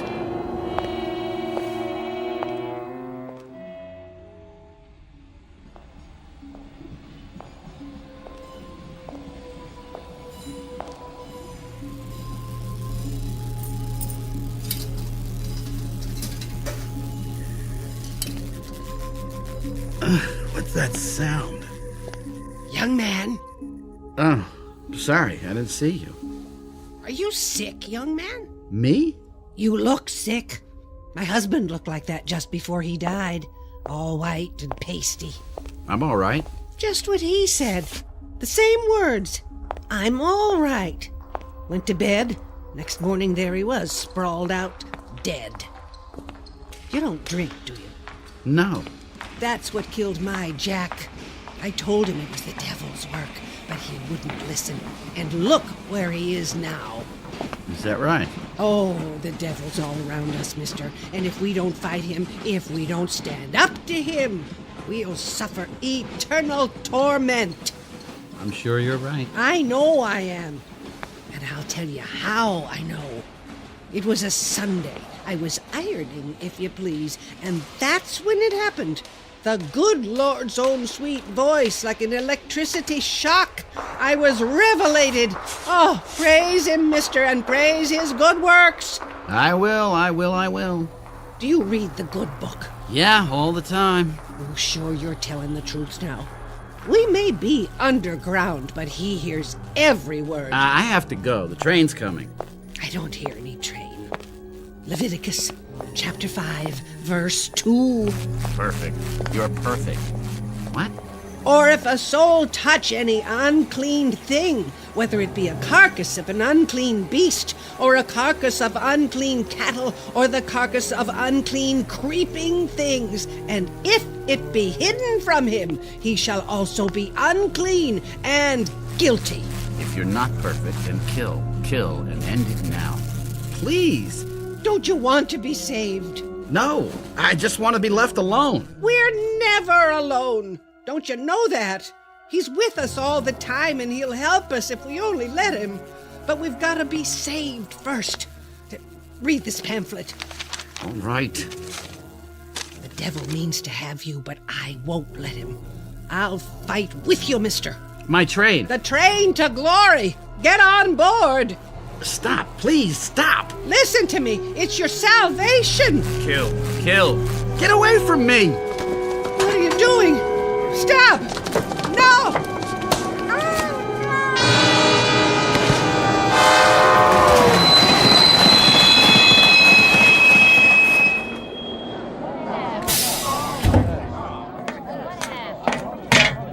God's name?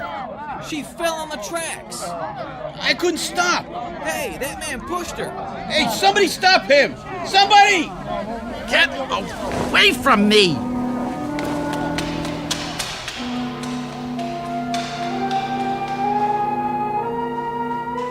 Incident in a subway station. It could be the end of a particularly terrifying nightmare, but it isn't. It's the beginning. The young man's name is Alan Talbot, and although he doesn't know it yet, he has a ticket to a strange new world that's too real to be a dream. A living nightmare that begins at a stop called the Twilight Zone. And now, the Twilight Zone and our story, In His Image, starring John Hurd, with Stacy Keach as your narrator.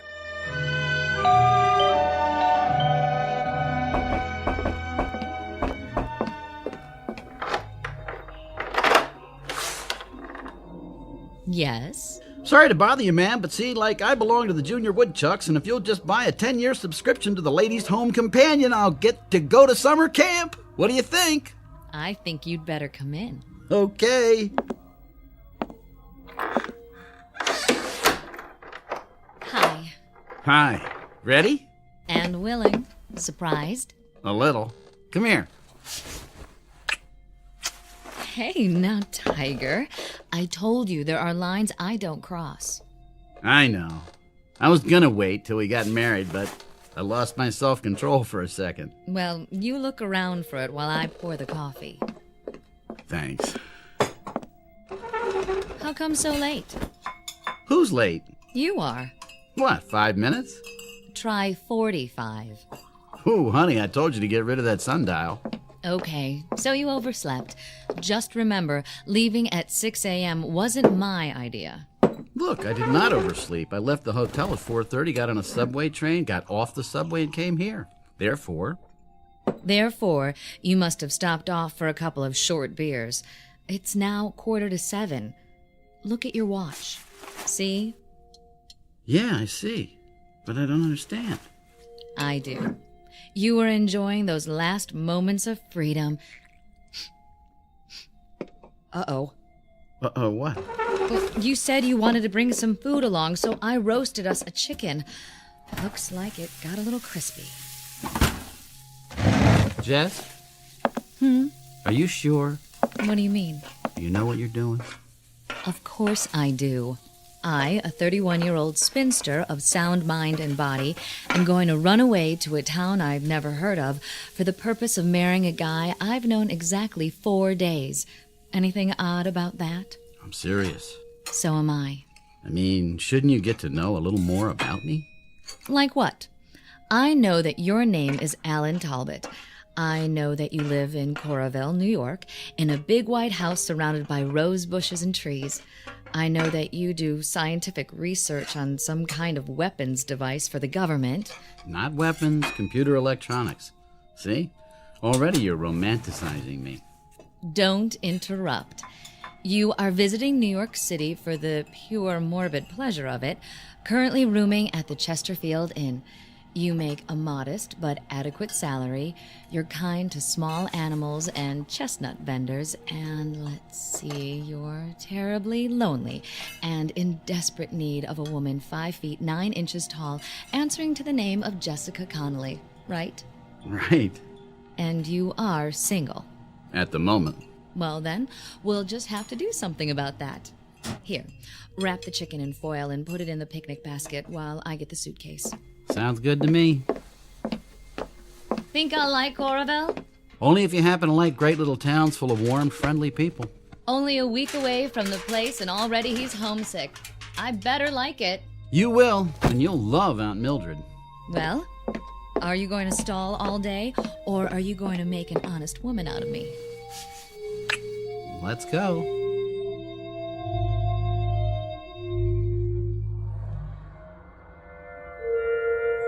We must be nearly there, if you gave me the right directions.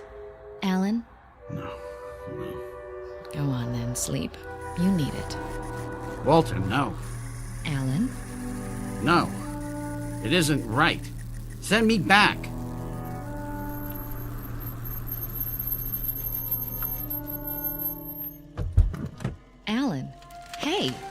What? What? Huh? What's the matter? You were having a nightmare. I was? Must have been the chicken. You didn't care for it? I didn't tell you, but chicken doesn't care much for me. From the way you were thrashing around, I'd say it hates you. Who's Walter? Who's who? You kept yelling, Walter. Well, this isn't the best time to tell you, but he happens to be my brother. Oh? Well, I didn't know you had a brother. Yeah, tragic case. We keep him locked up in the cellar. I don't like to think about it. Alan, you idiot. Actually, I don't know any Walter. Maybe you don't, but asleep, you're scared to death of him. I said I don't know any Walter. Okay. Grouch. Sorry. Want me to drive? If you like. Just be careful. I haven't got it paid for yet. Slide over, we'll switch. How far is this rustic paradise anyhow? Another few miles. You see that Scatter Creek? Yes. I played there when I was a kid. Every time I ran from home, I'd just get about this far to that grove of trees. Love Alley, we called it. Great place to take girls. What they used to call sparking. How would you know? Oh, my dear, among sparking circles, I was nicknamed the Human Electrode. Lovely. What am I getting into? What do you say we find out?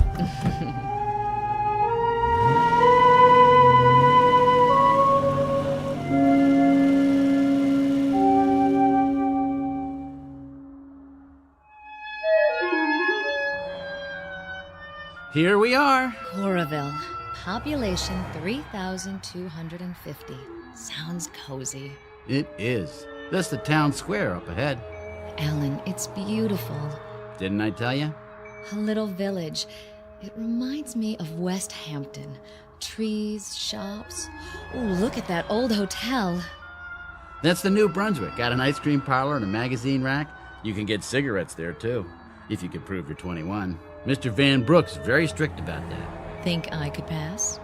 Maybe not. And over there, to the right, you can't see it from here, but the library's down Oak Street.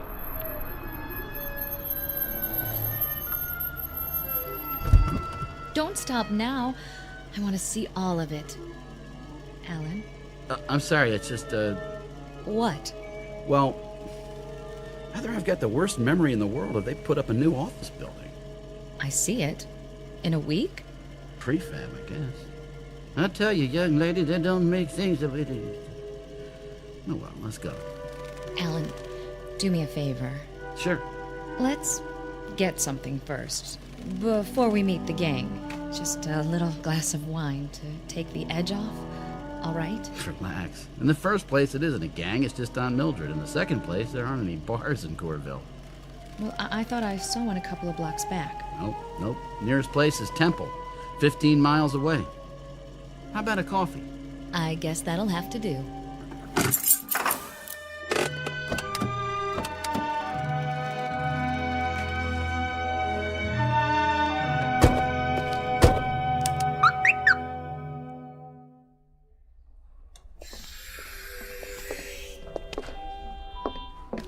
What a lovely lobby. Is this the way you remember it? Well, something I could do for you folks? Where's the restaurant? 4 doors down, Kelsey's Cafe. I mean the one here. What happened? You close it up? Never had one here, just the hotel. This is New Brunswick, isn't it? Yes, sir. I see. I know how absent-minded you scientists are, so you won't mind me asking. Are you sure we're in the right town? Yes, I'm sure. Well, don't snap at me. Sorry. Look, Jess, let's just go on home, my home, and get something there. Anything you say. Is that your Mr. Brooks behind the counter? No, I don't know who he is. It's like 20 years have gone by or something. Everything's different. I think you're just looking at things in a new way for the first time. I've lived near Times Square all my life, but I don't think I've really seen it for years. That's probably it.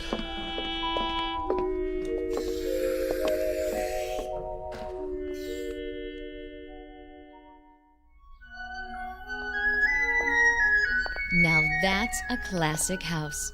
2 stories, Cape Cod style. And there are the trees and rose bushes. Yeah, that's more like it. I'd recognize that anywhere. Like it? And what if I didn't? Of course I do after listening to you. It's charming. Almost home. First thing we'll do is paint it pink. Why not purple? That'll work. The key must be bent. And Mildred! And Mildred! Hey, you're gonna shake up the whole neighborhood. Got to. She's hard of hearing. What do you want? I'm Alan Talbot. So? So, I happen to live here. Would you mind telling me who you are and what you're doing in my house? Are you crazy? Just a minute. Where's my aunt? Who? Mildred Talbot? Now, mister, you listen to me. You've made some kind of mistake. I live here. I've lived here for 9 years. Bought the place from Gerald Butler. I've got the deed to prove it. I don't know anybody named Mildred, and I don't know you. Now get off of my property or I'll call the sheriff. Wait! What is going on? Alan? Alan?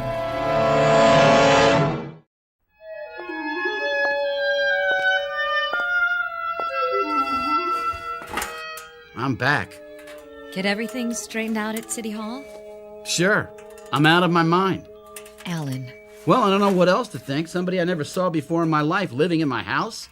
The woman I had lunch with a week ago dead for 3 years. New buildings in town. According to the official records, it's all true. Alan, I know this will sound crazy, but remember what you said when we tried to get coffee at that hotel? The one that didn't have a coffee shop? You said it was as though Coraville had aged 20 years. 20 years in a week. What if it's true?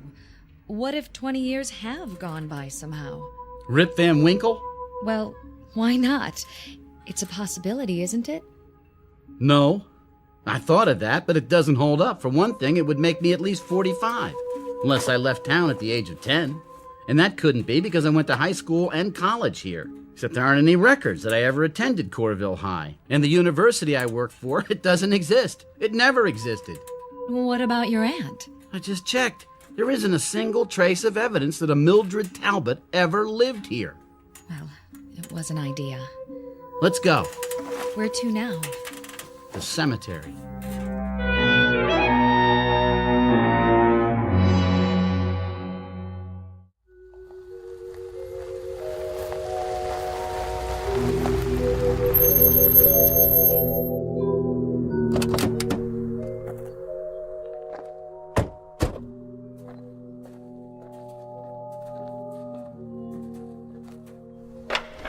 Good. Gate's open. Alan, what are you doing this for? Find out whether the world's gone crazy or I have. My parents are buried here, and if I can find their graves... At least this cemetery's been here for a while. Look at the vines on the statues. Angels, stone crosses. Do you recognize anything? Yes, over there. The 2 headstones side by side. But I don't understand. Mary F. Cummings, Walter B. Cummings Sr. Is that your name, Cummings? No. Those the ones? That's them, all right. What do you want? Leave him alone, please. This man says you created a disturbance at his house. It was a mistake. Says you claimed it was your house.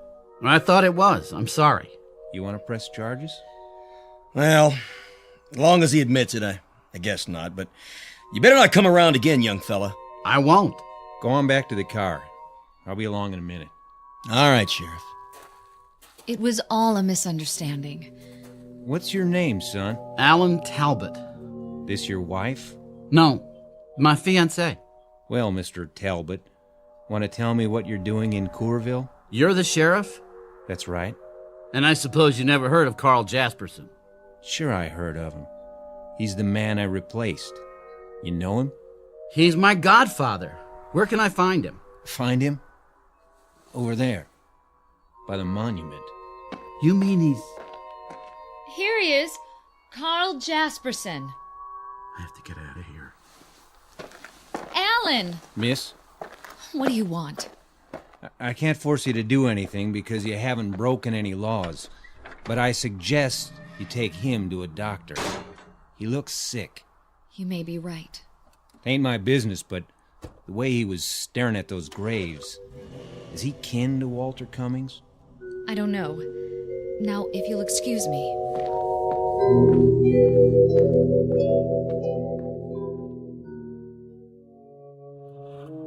It's only a few more miles to New York. How do you feel? Alan? Alan, don't shut me out. I don't have anything to say. Honey, there's a rational explanation for all of this. There has to be. Dr. Matthews had a patient once who couldn't even remember her own name. Please don't humor me. She had no idea where she was or how she got there. When Dr. Matthews talked to her, she couldn't remember a thing about her life. But 2 weeks of treatment and she was all right again. It was a form of amnesia. You'll like Dr. Matthews. Then kill. You must kill. Wrong, Walter. Wrong. And he treated Sandy, my roommate. I don't know whether I told you about her. But anyway, she had a breakdown and... Stop the car. Are you going to be sick? Yes, stop the car.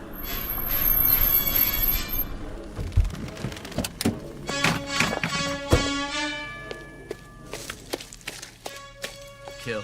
No! Use what's at hand. A stick, a rock, anything. Jess, could you give me a hand here?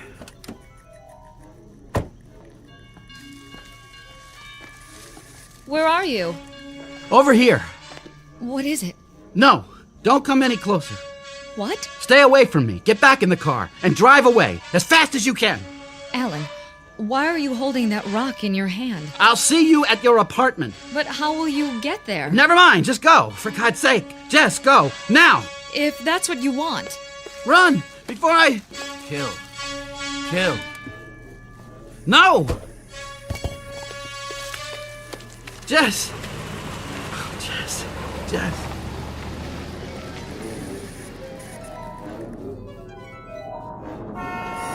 What?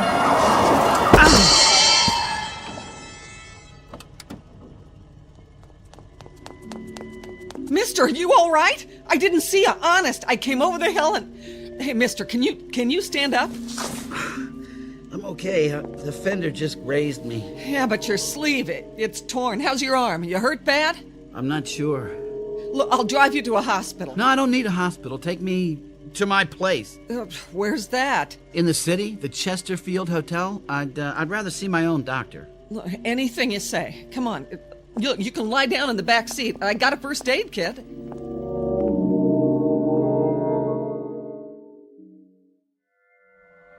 Look, is that a bad cut? No. I still think you ought to see a doctor. I will, as soon as we get there, but I'm not even bleeding. Not on the outside, maybe. I've heard of accidents where you... I'm fine. I'll sign anything you want, absolving you of all blame, okay? Look, don't get sore, mister. I'm just worried about you is all. Sorry to have been so much trouble. Mister, I'm glad you're alive. Look, it's none of my business, but... How come you were standing there in the middle of the road like that?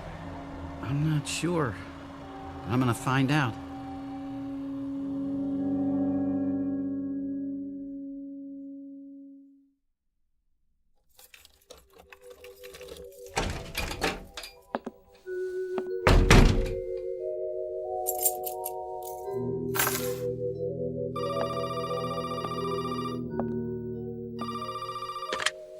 Yes?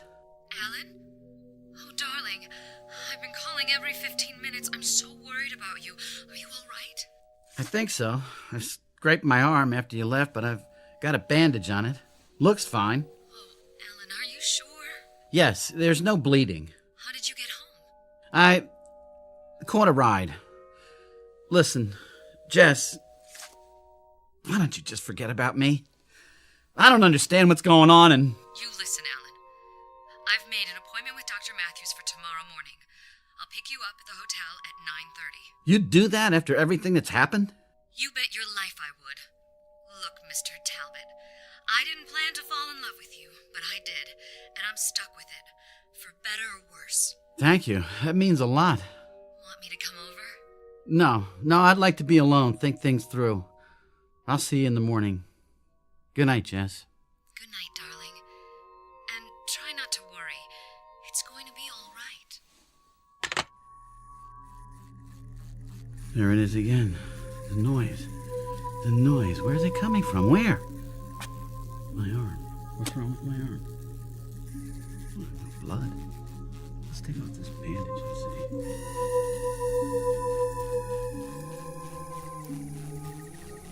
What in the... There's no blood because it... This isn't real skin! It just peels back, and good Lord, I don't believe it! It's a circuit board!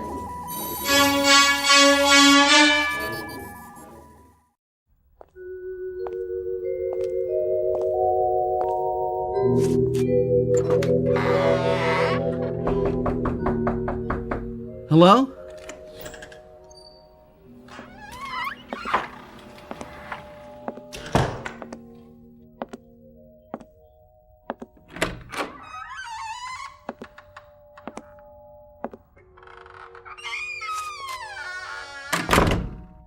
Hello, Alan. I've been waiting for you. You're real. That's a matter of opinion. Sit down, Alan.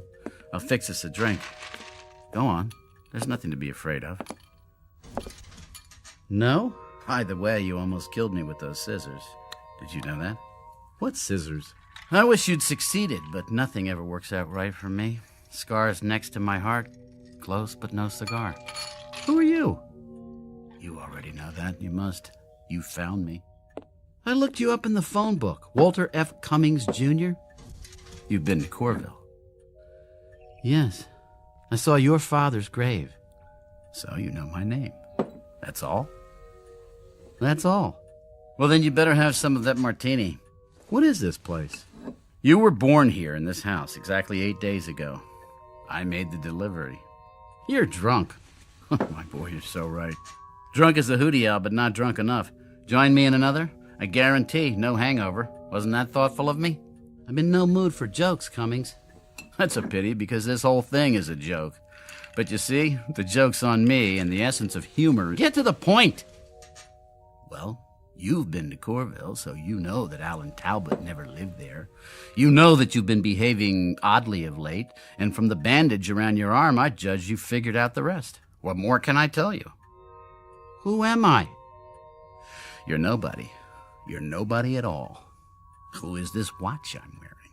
Ask me that. Who is the refrigerator in the kitchen? Don't you get it? No. You're a machine, Alan. A mechanical device. I don't believe you. Not even after you've seen what's under your skin. I don't blame you. I wouldn't either, but it's true. The fact is, you were born a long time ago inside my head. All kids have dreams, don't they? You're mine. A perfect artificial man. Not a robot, but a duplicate of an actual human being. You're still dreaming. Am I? It was harmless. Not even terribly imaginative for a child. But then I became an adult, only somewhere along the line I forgot to grow up. Like most geniuses, I kept my dream.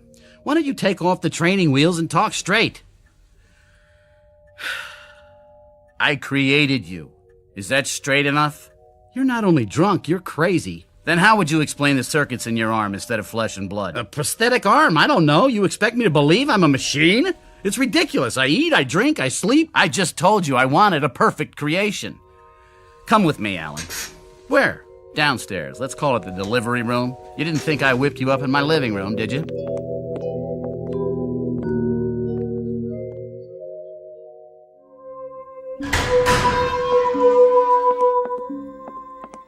What is this room? My lab. Your birthplace.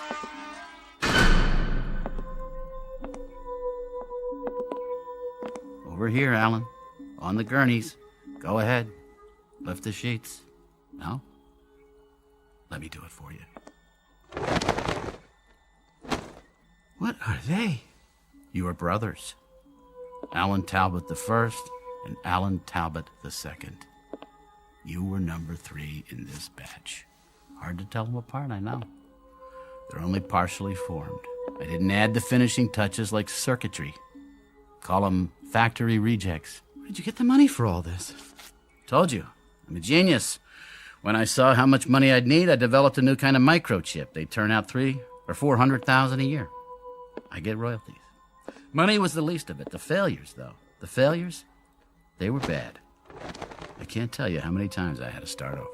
And you did it all by yourself? I'm afraid the day of the lone inventor is past. I had some of the best scientific minds in the world working for me. But of course they didn't take the project seriously. It was just a game to them. How to create a nervous system, how to duplicate a brain. With all its subtleties, mere reactions weren't enough.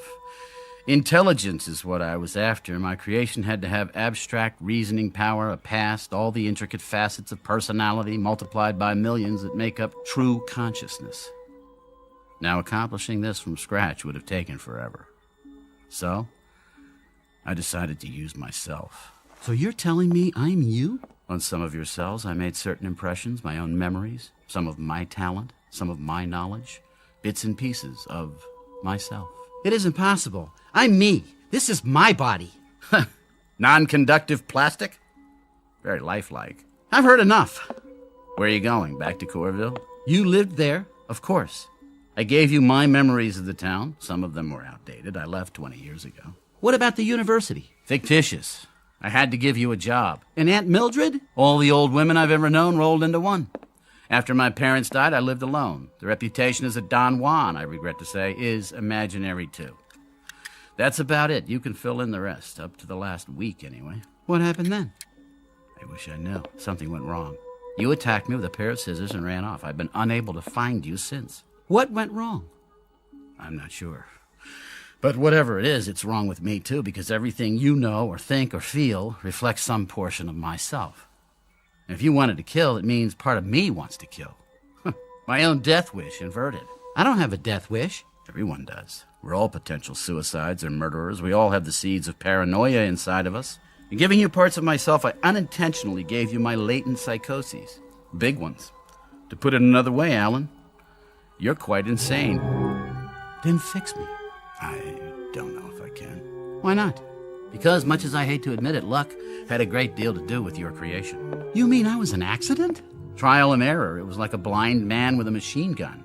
I finally hit the target, but it was off center. I don't know if I could come that close again. I thought you were a genius. That's the story of my life. Success in the little things, failure in the big ones.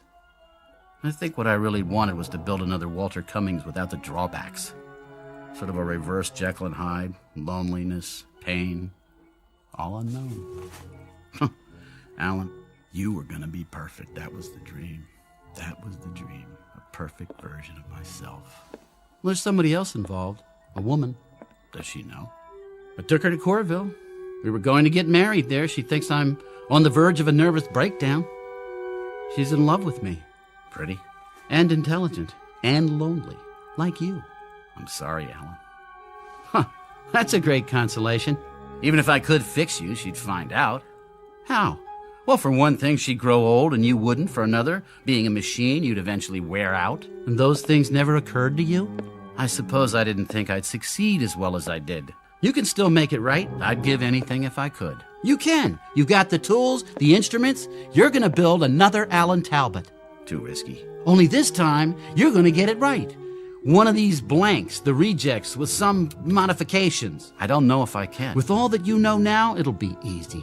He's gonna walk out of here tonight, and he's gonna marry a girl named Jessica, and for the first time in his miserable life, he's gonna be happy. And so will she. You don't understand. The process takes too much time. There is no more time. Here, I'll write down her address. She was gonna meet me tomorrow, but she'll be home now. Take it. That's appropriate. What is? This pamphlet, The Way to Salvation. Where did you get it? Somebody gave it to me. I was in... Read this pamphlet. The devil means to have you, but I won't let him. I'll fight with you, mister, and we'll win. My train. The train to glory. Get on board. What's wrong? The noise! Make it stop! Are you hearing something? In my head, like computers and electricity. It's your circuits. They're going bad. And a train! Get on board! Walter, get on board! Your eyes. Your eyes! Get away from me! Now, Walter! Now!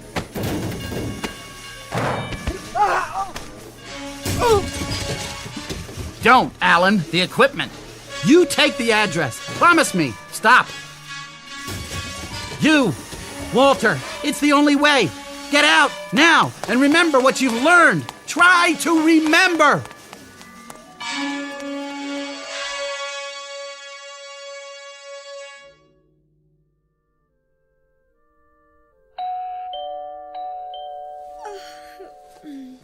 Just a minute. Who is it? I'm sorry to bother you, man, but see, like, I belong to the Junior Woodchucks, and... Helen!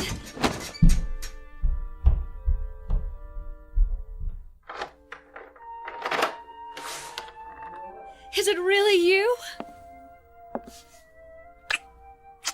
You are pretty. I've been so worried. Why are you looking at me like that? I guess I never expected to see you again. Disappointed? Amazed. I mean, after this morning. Forget this morning, I have. We're gonna start all over. But Alan... Please. It was a nightmare, that's all. Now you're awake and everything's gonna be fine. A second chance.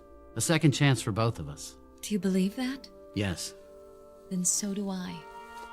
If you promise you'll tell me about it someday. Someday. But now, how about a cup of coffee?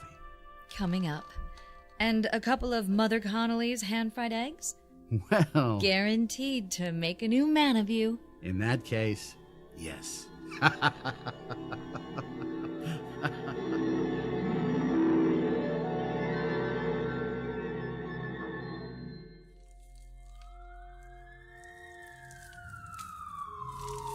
Too late to fight this fire. The whole place is gone. Whose was it? There's some scientist guy named Cummings. Lived alone. He got out okay. Well, no more laboratory for him. Burned to the ground. What's this? Looks like a mannequin. Crash test dummy, huh? Nothing but melted plastic. Circuit's still going inside the head. Look at all those wires. Leave it for the cleanup truck. Fire crew! Over here. This has been the story of Walter Cummings, Jr., a.k.a. Alan Talbot. In a way, he succeeded with his life's ambition, even though the man he created was, after all, himself. But that creation is now relegated to the junk heap. One more failed experiment. While Mr. Cummings has been given another chance, for better or worse, there may be easier paths to self-improvement, but sometimes it happens that the shortest distance between 2 points is a crooked line, one that leads directly through the Twilight Zone. We'll return to the Twilight Zone after these brief messages. You are about to enter another dimension, a dimension not only of sight and sound, but of mind, a journey into a wondrous land of imagination. Next stop, the Twilight Zone. Hi, this is Stacy Keach. I'd like to take a moment to tell you about our Twilight Zone website at twilightzoneradio.com. At twilightzoneradio.com, you'll find the latest information on these Twilight Zone radio dramas, including behind-the-scenes photographs, plus the newest product releases, trivia contests, ways to contact us, other Twilight Zone-related info and merchandise, plus links to other fascinating websites. So make your next stop twilightzoneradio.com. Visit twilightzoneradio.com to purchase these Twilight Zone radio dramas on cassette and CD, or call toll-free 1-866-989-ZONE. That's 1-866-989-9663.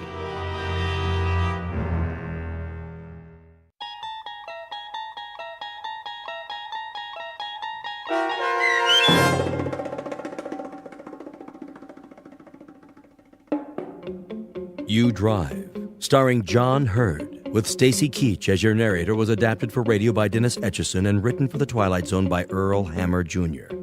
Heard in the cast were Meg Thalken, Jeff Lupetin, Ann Whitney, Doug James, Darren Stevens, Carl Amari, Alyssa Fraden, Elizabeth Lido, Kip Karstedt, C.J. Amari, and Christopher Both.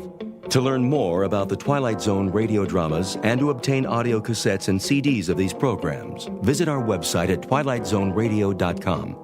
The producers of The Twilight Zone wish to thank CBS Enterprises, Carol Serling, Dennis Etchison, Dick Brescia Associates, Claire Simon Casting, Terry Jennings, XM Satellite Radio, Sirius Satellite Radio, our sponsors, and our radio affiliates for helping make this series possible. This copyrighted radio series is produced and directed by Carl Amari for Falcon Picture Group. Audio editing, sound design, Foley effects, and mix for the Twilight Zone radio dramas are by Cerny American creatives Craig Lee, Michael Slaybach, Bob Benson, and Jason Rizzo. To learn more about the Twilight Zone radio dramas and to contact us, visit our official website at twilightzoneradio.com. Doug James speaking.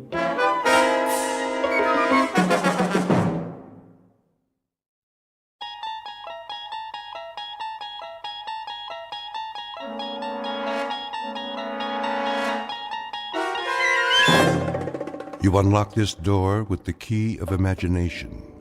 Beyond it is another dimension, a dimension of sound, a dimension of sight, a dimension of mind. You're moving into a land of both shadow and substance, of things and ideas. You've just crossed over into the Twilight Zone.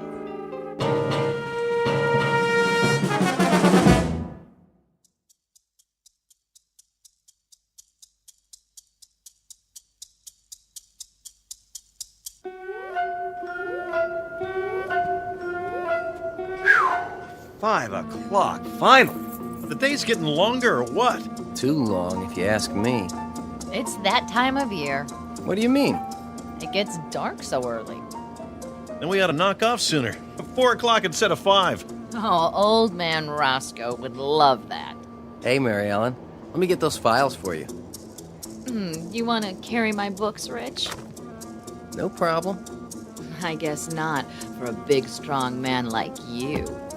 I was wondering, how about I buy you a drink? No thanks. I have to drive home. Just one? Some other time. Besides, it looks like it's gonna rain. We could stop off at the corner. Ah, leave her alone, Rich. Can't you see she's not interested? Just trying to be friendly. Good night, Mr. Pope. Don't work too late. I won't. Look at them go. Never worked overtime in their lives. You still at it, Ollie? Few more minutes, almost done. I was about to leave. Go ahead, I'll lock up. Let me give you a hand. What do you got left? Why does he always want to give me a hand? Thinks I can't do it, is that it? Oh, no, not that much. Just some letters. Well, give them to me. I'll do them for you. What's he trying to prove? Don't worry, I can handle it. I know you can, but I'm your assistant, you know? Let me assist. Yeah, assist me right out of a job. That's what you're after, isn't it, Pete? That's all right. Come on, I'm your friend, too. Sure, Pete, a real friend. You want my desk, don't you? Go on home. You know, Ollie, you don't look so good. You're working too hard. You gotta take it easy, you know? I'm fine. I'm fine, really. Just get out of here. Well, if you're sure. I'm sure.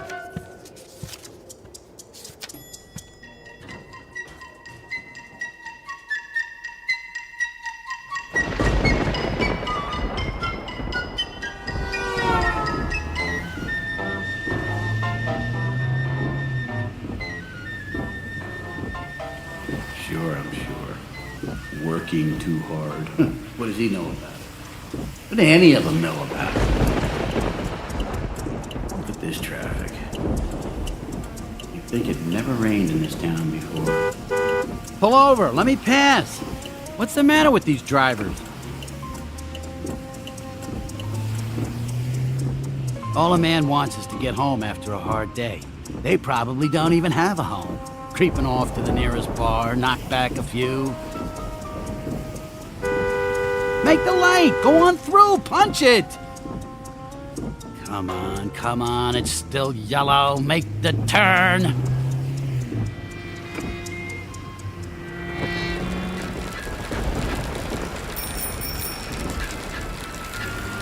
Hey, mister! Don't you see me? Help! paper boy. I saw the whole thing. Stop! Somebody stop that car. Help! Police!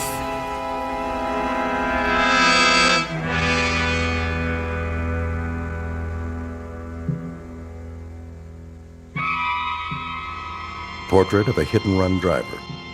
The name is Oliver Pope, a shaky little citizen, insecure in his job, suspicious of the world and its inhabitants. A man who feels big and powerful and secure only when he's behind the wheel of a car. Oliver Pope has just arrived at a crossroads in his life. The hit occurred in the world he knows. The run will take place in the Twilight Zone. And now, The Twilight Zone and our story, You Drive, starring John Hurd, with Stacy Keach as your narrator.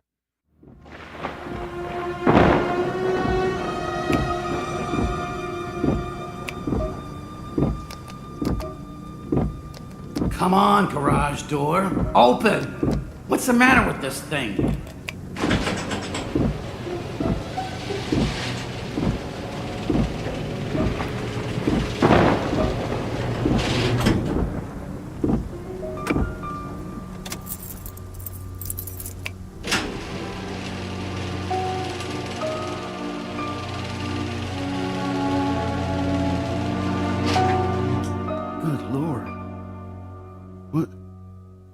What have I done?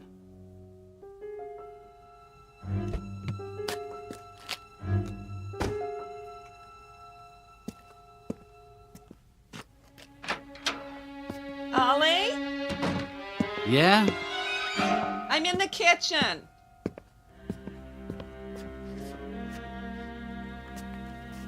Did you put the car away? What? The car. Why did you put it in the garage? I thought we were going to the movie.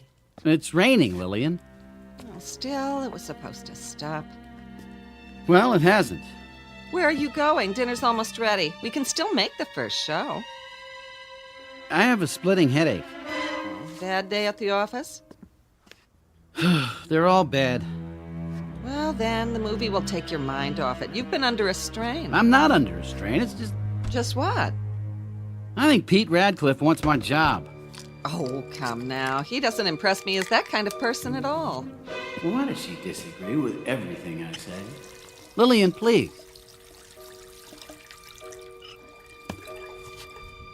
Here, take this. I don't need it. Yes, you do. You're tired and cross and you have a headache. An aspirin will make you feel better. Good for your heart, too. She thinks I got one foot in the grave. Ooh, you're shaking. Let me feel your head. What are you doing? I want to see if you have a fever. You might have the flu bug that's going around. Leave me alone. Stop fussing over me, please. You should be glad that someone cares about your health. I'll be fine. But I don't want to go to a movie. Well, maybe tomorrow night then, if you feel better. I'll feel better if you just leave me alone. Did you lower the garage door? Of course I did. Well, it sounds like someone just opened it. That's impossible. Listen. Probably the cat. I'm serious. Does the cat know how to work the garage door remote? All right. I'll check it out.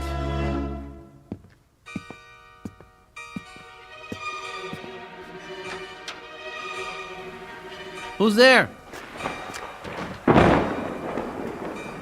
Thought I closed it.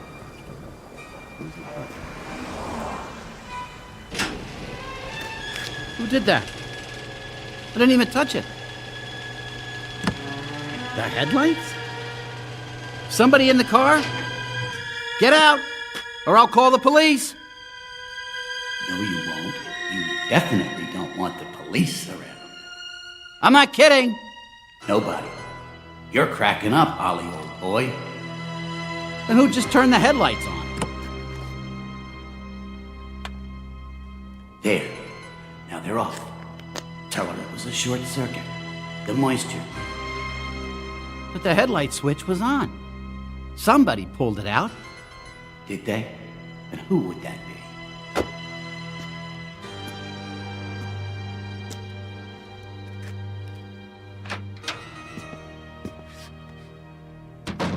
Well? That must have been a short, rain and all. Was it the cat? I don't know, Lillian. Did you turn the car lights on? Yes. I mean, no. I mean, I turned them off. You mean they turned themselves on? Faulty connection or something? Shouldn't be acting that way. We just had a $200 tune-up. You didn't see the paper out there, did you? No. Oh, the boy's late tonight. I guess it's the rain. Here's your supper. I don't have much of an appetite. Oliver, sit. You need your nourishment. I'm gonna lie down for a while. I got a lot on my mind. Oh, no. You'll eat your salad and then we'll see. Greens for what ails you. Sit.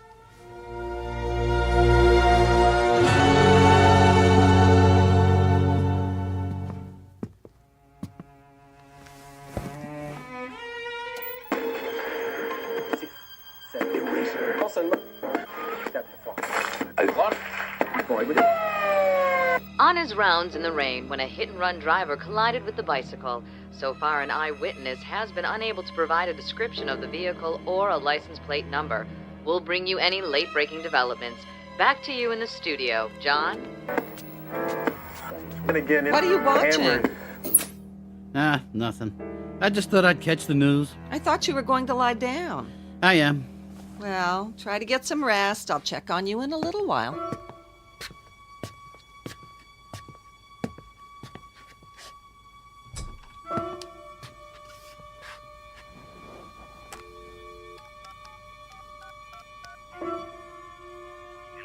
Yes, is this the TV station? I'm calling about one of your news stories. There was an accident tonight on the corner of 3rd and Elm. Could you tell me... Oh, I'm a friend of the family. That's right. Could you tell me how the boy is? I see. Yes. That's terrible. Terrible. Critical condition. What do I do now? What if... You don't do anything. You'll be fine. Nobody saw you clearly. Put it out of your mind. That kind of thinking makes a man crazy. But it was me. I did it. Did you? If a tree falls and nobody hears it, did it happen? Answer me that. But I have to do something. That's right. Be a man for a change. In the morning, it'll be nothing but a memory. You'll see.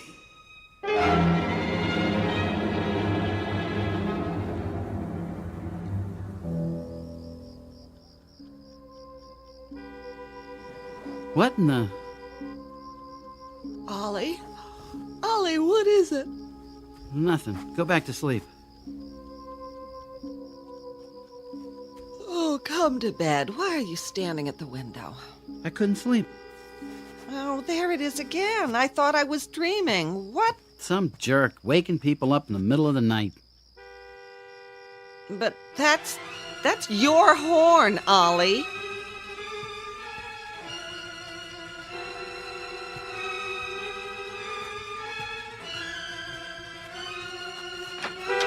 Who's out there? Who's doing this? Huh. Wires must be wet. Take care of it first thing in the morning. That's enough! I had it with this piece of junk.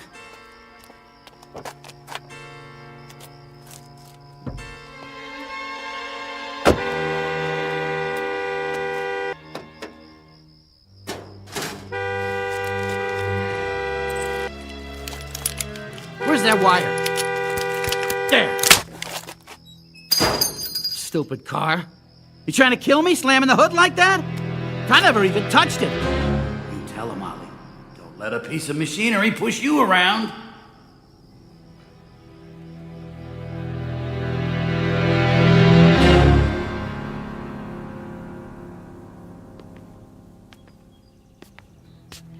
There you are. 1 egg or 2. Just toast. Oh, the morning paper came. Oh, terrible about that little boy, isn't it? What little boy? Oh, right there on the front page. Just 12 years old and they don't expect him to live. Oh, I hope they catch the man who did it so he gets what he deserves. How'd you know it's a man? Oh, didn't you read that far? There was a witness. Oh, drink your juice. I'll make your toast. You gotta have more than that. How can you expect to do a day's work on one piece of toast? I'm not going to work. I don't feel so hot. I thought you said you fixed that. I did.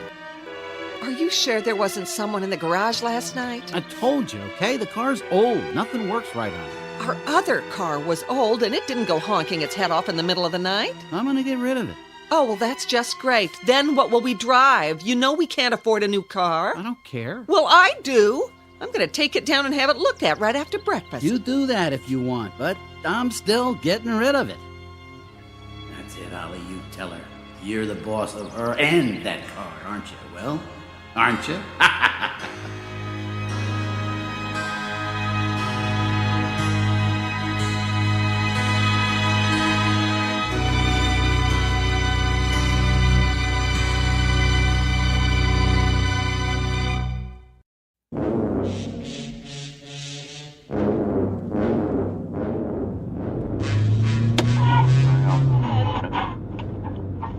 And that low-pressure area seems to have passed over. In local news, still no word on yesterday's hit and run. The boy, 12-year-old Timmy Danvers, remains in critical condition. We'll be back with the sports news after this. So sad. Oh, I don't believe it. Now something's wrong with the steering. Turn!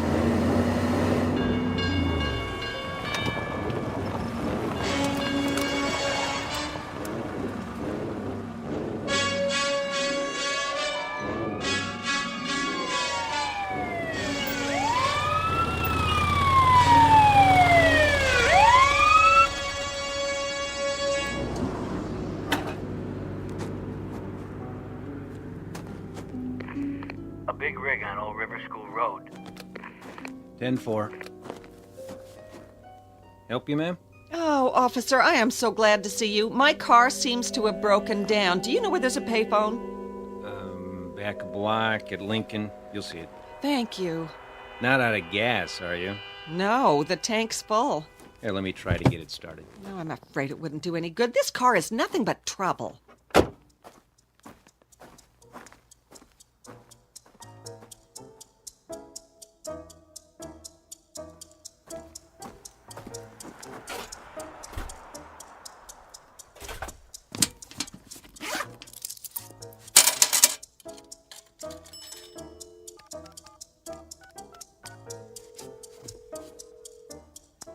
Hello, Auto Club? I need a tow. Yes, at 3rd and Elm. I don't know what the trouble is. It just stopped and now it won't start. Would you please send the truck right away? It's in the middle of the street.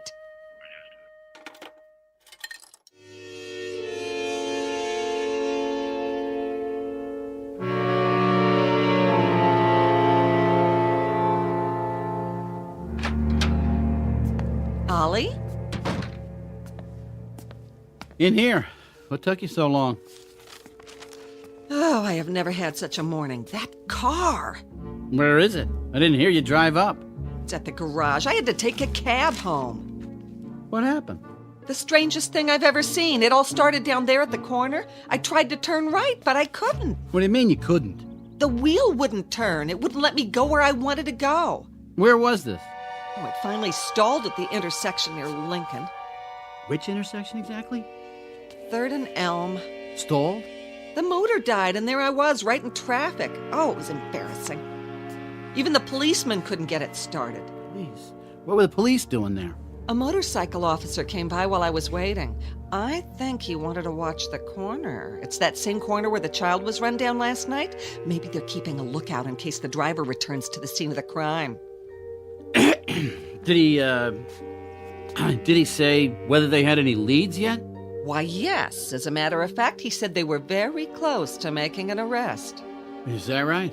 The witness can almost remember the license plate. Oh, I hope they get him soon.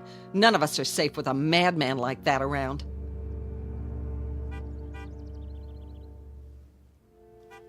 What in the... It sounds like... I thought you said it was at the mechanics.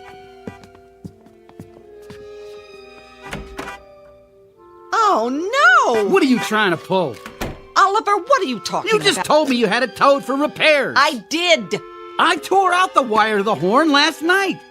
But what is it doing here? That's what I want to know.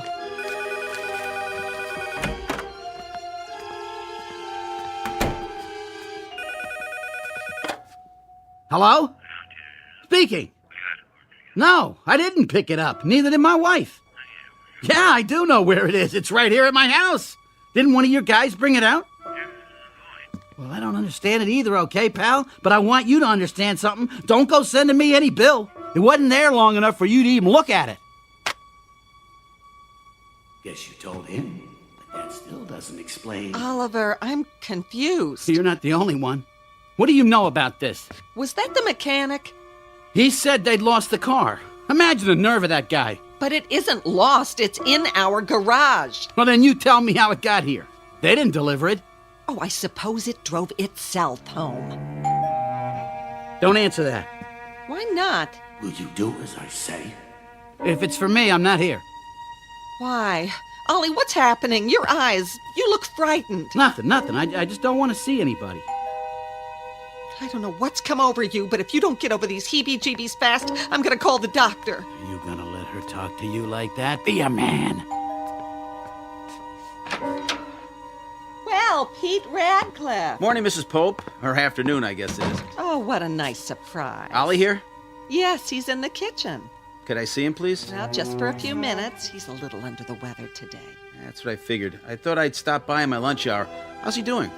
Oh, nothing serious. I think it's just a touch of the flu. He's in the kitchen. Ah, guess who's here? Hey, Ollie boy.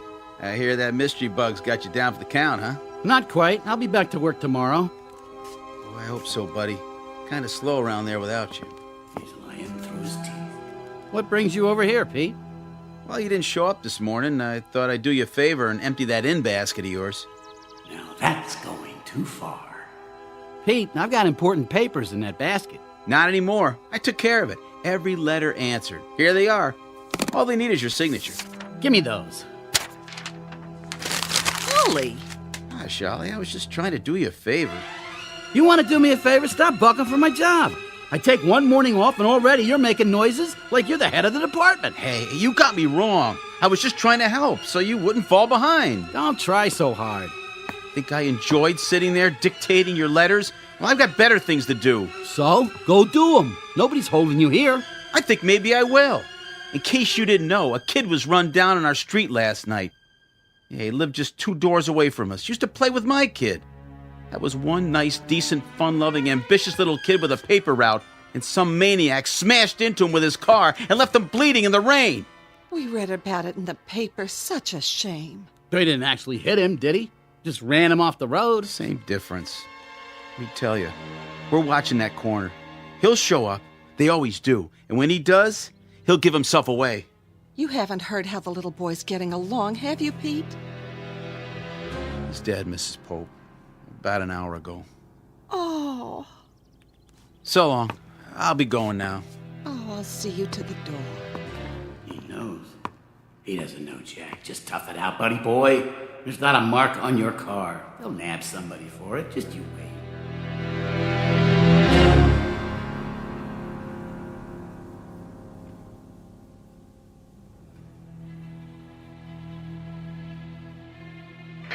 Where are you, 51? Check in. Stakeout, corner of Elm and 3rd. No luck yet. The chief needs you back at the station. That's Big 10-4. Are you leaving, officer? For a while, ma'am. I'll try again at rush hour.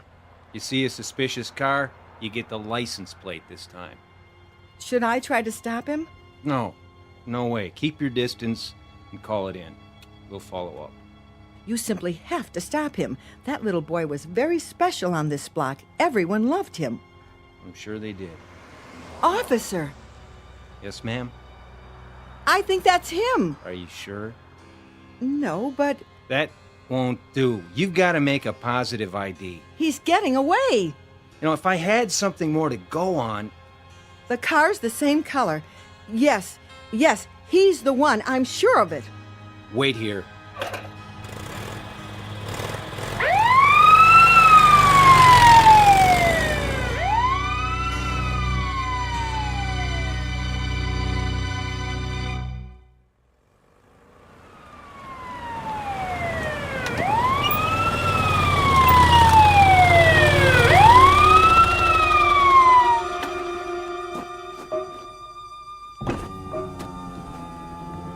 Yes, officer?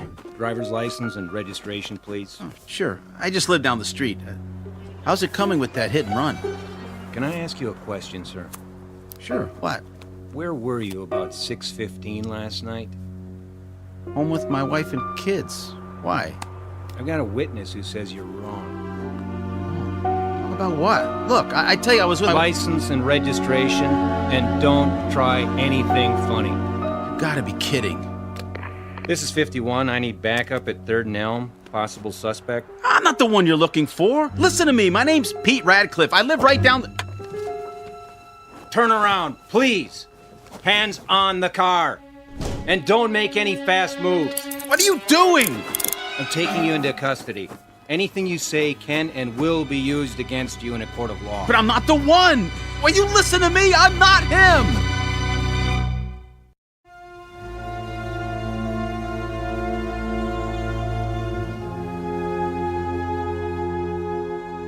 Oh, there you are, just in time for dinner. You feeling better after your nap?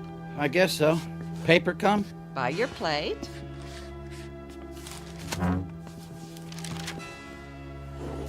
I'm just giving you a little chicken broth and some crackers tonight. Nothing too heavy. I know you want to get back to the office tomorrow and... Ollie, what on earth is the matter? Did you see the headline? No, dear, I haven't opened it yet. What does it say? They've made an arrest. About what? You're not making sense. The hit-and-run driver. Really? Well, I'm glad to hear it. But is that any reason for you to take on so? You're as white as a ghost. The man they've arrested is Pete Radcliffe. Let me see. I just can't believe it. Read what it says. Positively identified by an eyewitness. Well, I still don't believe it. Why not? You can tell when a man would do a thing like that. Pete just isn't the type. You don't know him like I do. No, I suppose you're right. You've always claimed he was sneaky after your job and all. Yeah, I guess I don't have to worry about that anymore. Ollie, I'm surprised at you. How can you take satisfaction out of someone else's misfortune? I don't get any pleasure out of it. I just said that I don't have anything to worry about at the office. Oh! Stay calm. Ollie, there is someone in the garage, and now I'm not imagining it this time. There's nobody there. Don't you tell me it was my imagination. You heard it. Aren't you going to look? A little noise, that's all. Could have come from anywhere. It came from the garage. If you're afraid, I'll call the police. No. No police. I'll go.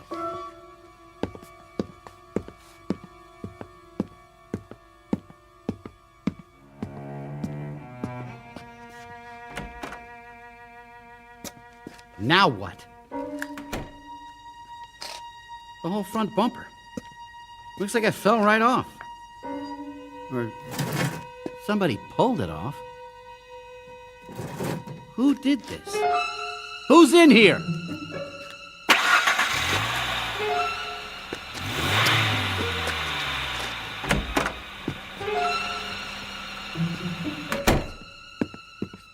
Did you see anybody? No, there's nobody out there. Then what made the noise? That cat. It was pawing around the garbage. It knocked the lid off. Well, it certainly made a racket. Don't you want your chicken broth, dear? No, I don't feel so good.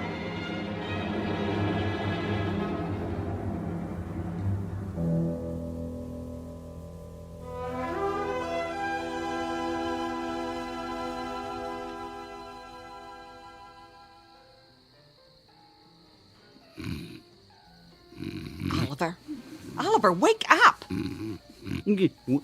What? Did you hear that? Hear what?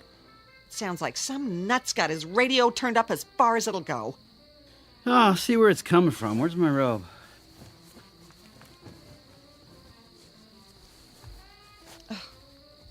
It must be coming from next door at the Cassidys, that teenage boy of theirs. Cut out that noise! People are trying to get some sleep around here! That's telling them. Hey! Over there! Did you hear what I just said? Is it at the Cassidys? I think so, but it's so loud they can't hear me. I'll go over. Oh, what can those people be thinking running a radio like that at this time of night? I'll take care of it. Attaboy.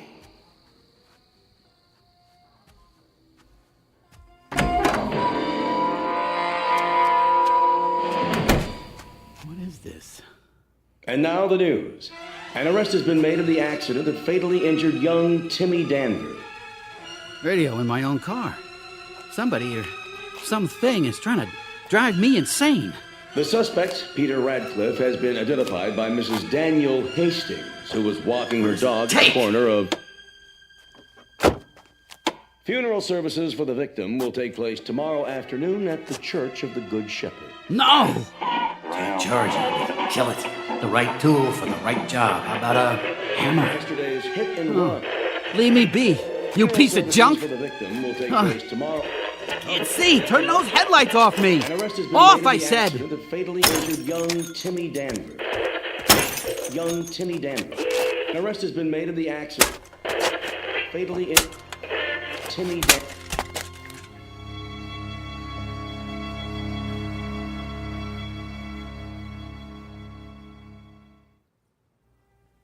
Oh, Ollie, I wanted to surprise you. I don't need any more surprises. I was going to bring you breakfast in bed. I'm not an invalid. A fever and a little lost sleep doesn't make me bedridden. Well, eat as much of it as you can. I still think you should have called the police. Why? To find out why prowlers are coming into our garage. This makes 2 nights running. I'll install a new lock when I get home tonight. Ollie, you haven't eaten anything. Not hungry. Ollie? Ollie, are you sure? Please, stop fussing. I have to get ready for work.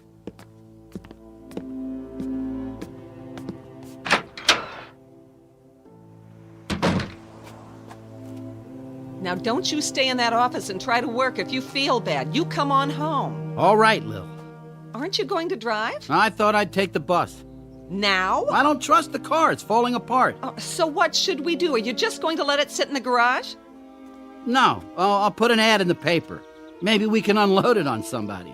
For now, leave it as it is. If you say so. Bye. Bye. Morning, Lillian. Oh, good morning, Alice. How's everything? Fine, I guess. Are you sure?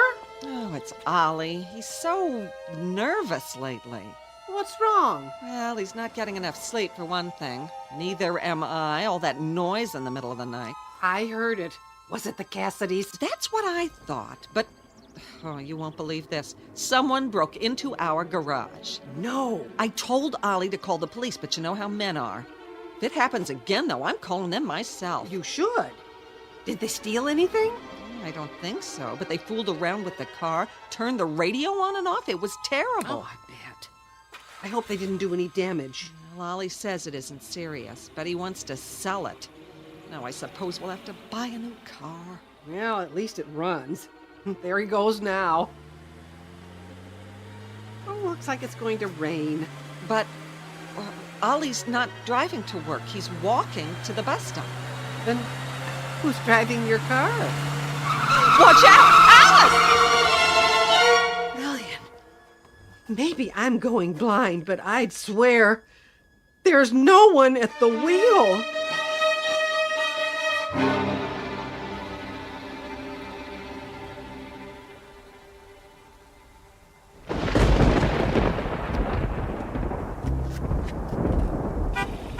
I don't believe this. Get away from me. Leave me alone. I said get away. What do you want from me?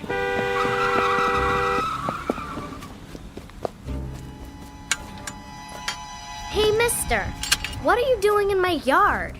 I have to get to the next block. Out of my way.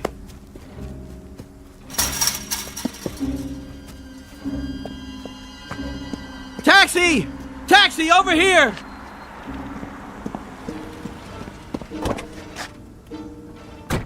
Thank God. So where are you headed? Anywhere away from here. Yeah, sure thing, pal. Just let me turn around here. No. Stop! Well, who's that? Hey, what's going on here? It could have totaled my head. Hey, listen, fella, watch where you're driving. Don't. Just go. Get out of here. Yeah, not till I give that guy a piece of my mind. Hey, who's driving?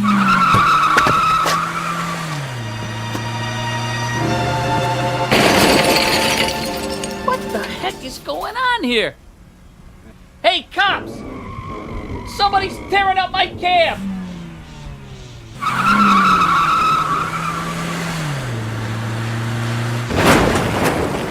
Stop! I'll do whatever you want! What am I supposed to do? Get in? All right, I'm getting in, see? See, I'm getting in. Now, where are you taking me?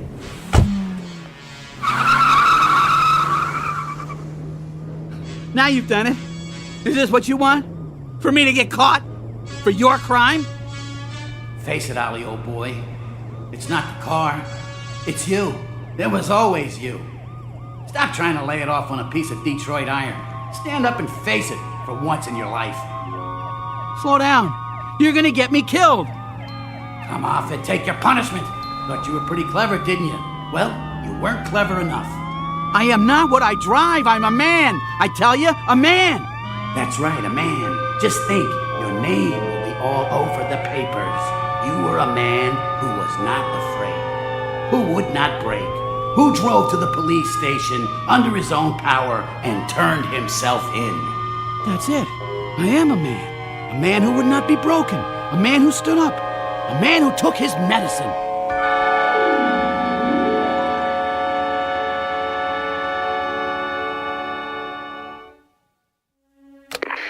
This is an all-points bulletin for drivers within the sound of my voice. Any persons attempting to conceal criminal acts involving their cars are hereby warned. Check first to see that underneath the hood there does not lie a conscience, and that the hum of the engine is not really the beating of something very much like a heart, especially if you're riding along a rain-soaked highway on your way to the Twilight Zone. More from the Twilight Zone after this. You are about to enter another dimension. A dimension not only of sight and sound, but of mind. A journey into a wondrous land of imagination. Next stop, the Twilight Zone. Hi, this is Stacy Keach. I'd like to take a moment to tell you about our Twilight Zone website at twilightzoneradio.com. At twilightzoneradio.com, you'll find the latest information on these Twilight Zone radio dramas, including behind-the-scenes photographs, plus the newest product releases, trivia contests, ways to contact us, other Twilight Zone-related info and merchandise, plus links to other fascinating websites. So make your next stop twilightzoneradio.com. Visit twilightzoneradio.com to purchase these Twilight Zone radio dramas on cassette and CD, or call toll-free 1-866-989-ZONE. That's 1-866-989-9663.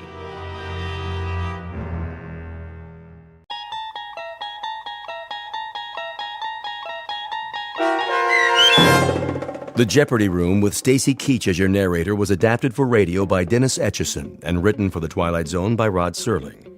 Heard in the cast were Yasin Piyankov, Jamie Vann, Terry Berner, Katrina Lenk, Ned Noyes, Anna Sverutza, and Lisa Dotson. To learn more about the Twilight Zone radio dramas and to obtain audio cassettes and CDs of these programs, visit our website at twilightzoneradio.com.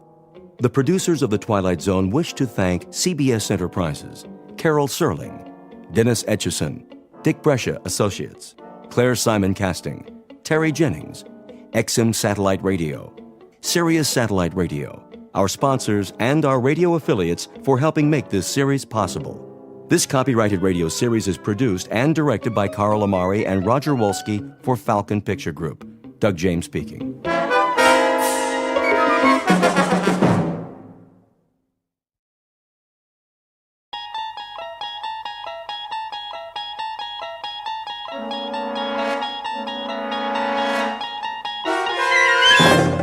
You unlock this door with the key of imagination.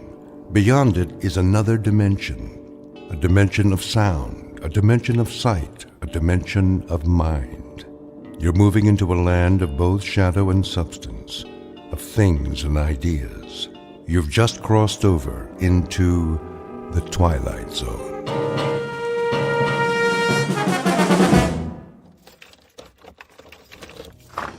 Here is your room, gentlemen. Thank you. I'll turn on the lamp. Leave it off for now. As you wish. I am sorry it's so small, sir. It suits our purposes. Where is the bath? Down the hall. The hall? I can give you one with a private bath if you prefer. No. I said this will do. I'm afraid the dining room is closed at this hour, but you may take a meal at the cafe down the street. We're not hungry, my friend and I. Then I bid you good evening. Good night. Check the window, Boris. You chose the right room. Of course. There is Kuchenko, in his room, across the alley. Binoculars? Right here, Commissar. Yes.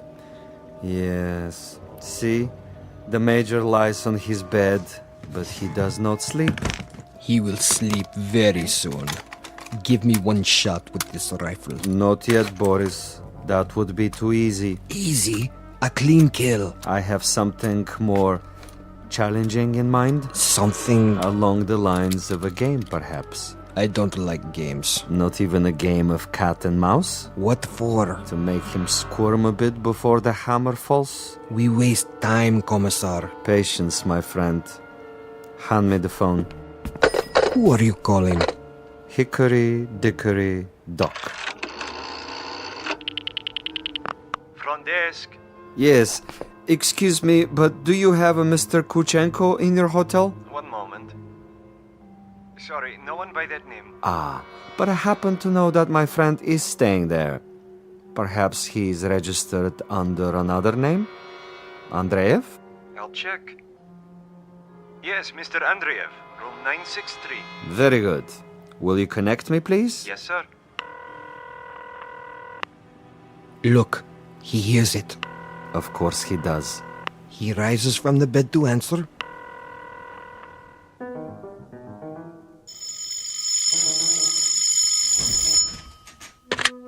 Yes?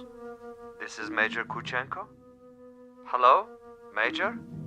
Are you there? Major?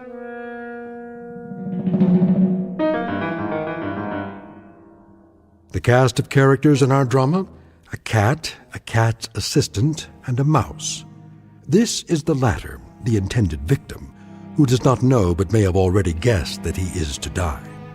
His name is Major Ivan Kuchenko, and he was lately an officer in the former Soviet Union. At this point, he has, if events go according to certain predetermined plans, perhaps 3 or 4 more hours of living. But an ignorance shared by both Major Kuchenko and his executioner is the fact that both have taken rooms at adjacent hotels in a section of the city located beyond the checkpoints of the Twilight Zone.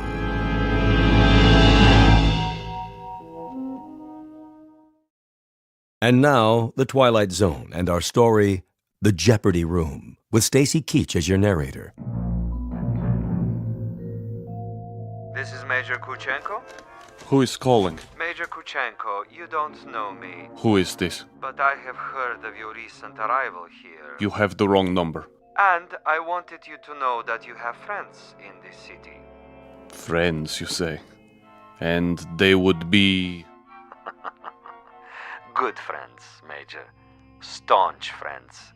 I know no one in this city. May I impose upon you to remain in your room for a little bit? Your friends will make themselves known. And who is this speaking? Is this a friend also? A good friend, Major. Not known to you yet, perhaps, but soon to become acquainted. And why must I stay in my room? We'll be making contact with you very shortly. For what purpose? Your welfare. Your well-being is our deepest concern, Major. Now, Commissar. Not yet, Boris. May I count on you to show some sense, Major? For your own safety, I urge you to remain in your room. You'll be seeing your friends before long. The mouse is in the trap. He stands at the window. Now, Commissar? Patience. But I have him in the crosshairs. I could make his head leave his shoulders at this range. That would give you pleasure, wouldn't it? A great deal of pleasure, Commissar. Just say the word. Even when he lies down, I can still see his head. I believe it, Boris. I know of your prowess, but put the gun away. Put it away? Lay it aside. For a bit. We're not going to kill him. Ah, the eagerness of the young. They do not sip wine. They gulp it down like a soft drink. They do not fondle women. They devour them. They do not sniff at the essence of a perfume. They try to jam it into their nostrils. But now, consider the window across the way.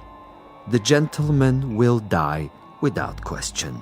But I want him to die, Boris, with finesse, with subtlety, with a degree of thought and care. A killing is a killing.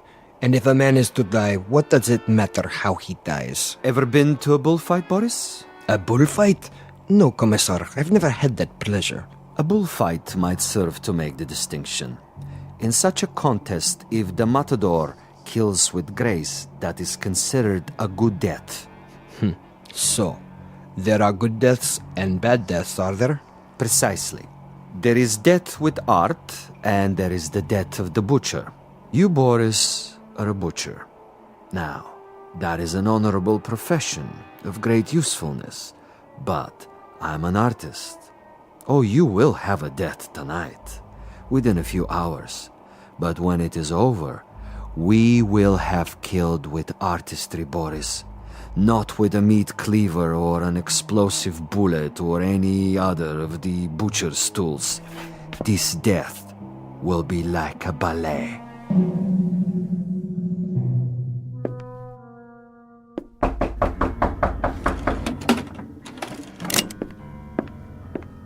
Yes? Major Kuchenko? Who is it? A friend, Major. If you prefer, you can turn off the lights and find a hiding place. I'll come in with my hands up, palms open. Major Kuchenko? And you are? I am a friend. May I? For a moment. I would prefer that you put the gun away. Not a chance. Were you the one on the telephone? We had a brief chat earlier. Quite a place you have here. Who occupied it before you? A rat? I have no luxury of choices. Indeed not. In this respect, you are a very poor man of late. However, you have a bed, you have some pictures on the wall, and the floor without so much as a throw rug. An adequate accommodation, and a view of a brick building alongside. I suppose there are worse places to spend an evening, Major? I know.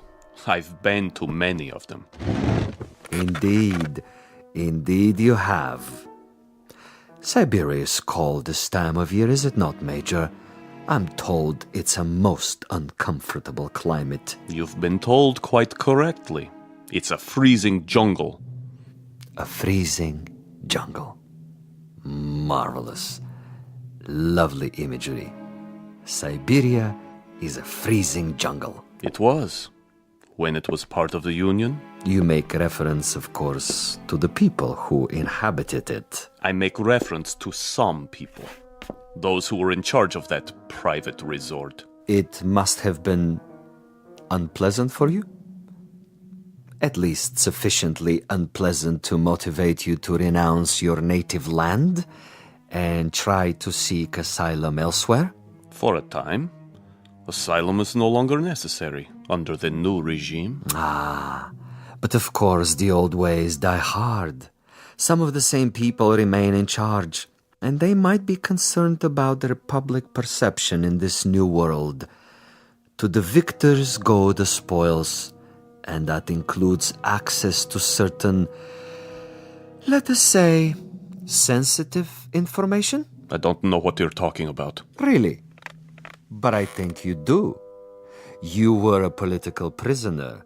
You served a term of 12 years. You escaped and you moved quickly when the borders were opened. To bring us up to date, you have made your way to a neutral country, somehow avoiding an official debriefing. You have made contact with certain foreign agencies, and now you're desperately trying to get on an airplane that will take you to a Western nation. But for some reason you feel that you're still under surveillance? Oh, it's more than a feeling. I know I'm under surveillance. Do you know by whom? I know very well. Can you tell me who they are? Look in the mirror. Commissar Vasilov. Very discerning, Major. You remember faces? I remember pain. I remember some interrogations that went on for many weeks. I had no calendar, but I made marks on the wall of my cell. How resourceful. I remember one particular man who smoked Balkan cigarettes in a long holder and stood in the corner of the room, smiling and nodding, making jokes, while I went from agony to agony. So, Major, now we may dispense with the amenities. The masquerade, the little give and take of two strangers feeling each other out. Agreed. Now we get to the point. Do you honestly think that we would permit you to book passage on an aircraft out of here? That would be quite impossible. As a former member of the military, even as far back as 12 years ago, you have information that we would find embarrassing were it to be released elsewhere. Why, if the government we worked for no longer exists? Because the new government contains many of the same players reshuffled into different positions, and they have their new careers to consider. Consequently, Major, it is not to our advantage that you leave. It would, of course, be simpler and more convenient if you accompany me back to our embassy. I am sick, tired, and torn, Vasilov. But I am not insane. I would sooner cut my wrists over a sink and bleed to death. That would be my choice in the matter.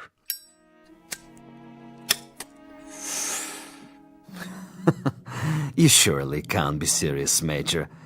I'm rather a connoisseur of the several hundred ways for a man to depart the earth.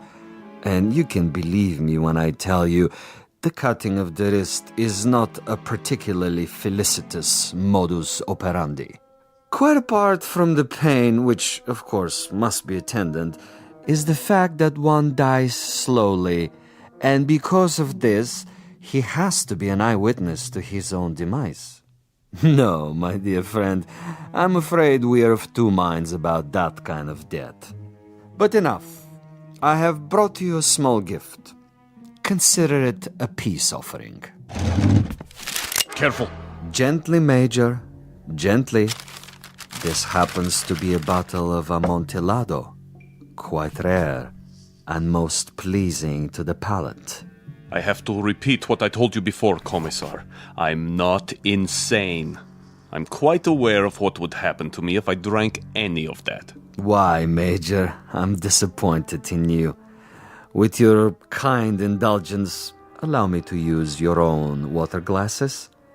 If you assume this is to be cyanide or some other poison, you're quite wrong. Am I? Undoubtedly. You see, I don't share your death wish. I'm a healthy man with excellent expectations as to my longevity. No, indeed, Major. I was about to propose a social drink. The two of us. I'll drink first, and then you. Satisfactory? Such ritual, Commissar. Such tribal rites. Yet you have only one purpose with me. Why don't you get it over with? If you're trying to disarm me and make me get rid of this pistol, it'll take more than a social wine. Indeed, Major. Now, as to my business with you, we both know what that is. Go ahead and say it. Very well. I'm to see that you're dead by tomorrow morning. Is that plain enough? Quite plain. And you shall be, Major. With a degree of immodesty, I can say that I've killed 800 times you. But I've done it, Major, with subtlety, with originality, with ingenuity. I'm the last of the imaginative assassins, an artist of the profession, as it were. Excellent. Flavor. Bouquet, just the proper dryness. Really quite an exceptional wine. Join me, Major? And now? And now I will tell you something else. I will tell you something about you and me. Please. You, Major, are a malcontent, a genuine curiosity, a rebel with no cause to speak of. You have to go to prison camps, to interrogation centers, or hide in filthy little rooms. You can never accept that which is ordained. And you? I, on the other hand, am a survivor. I adapt to my situation. I haven't a large salary, and my job, at least the way it's laid out, is a rather dull one. Finding defectors and traitors and subversives and doing away with them. Now, I could do that with a high-powered rifle. I could do it with a homemade bomb.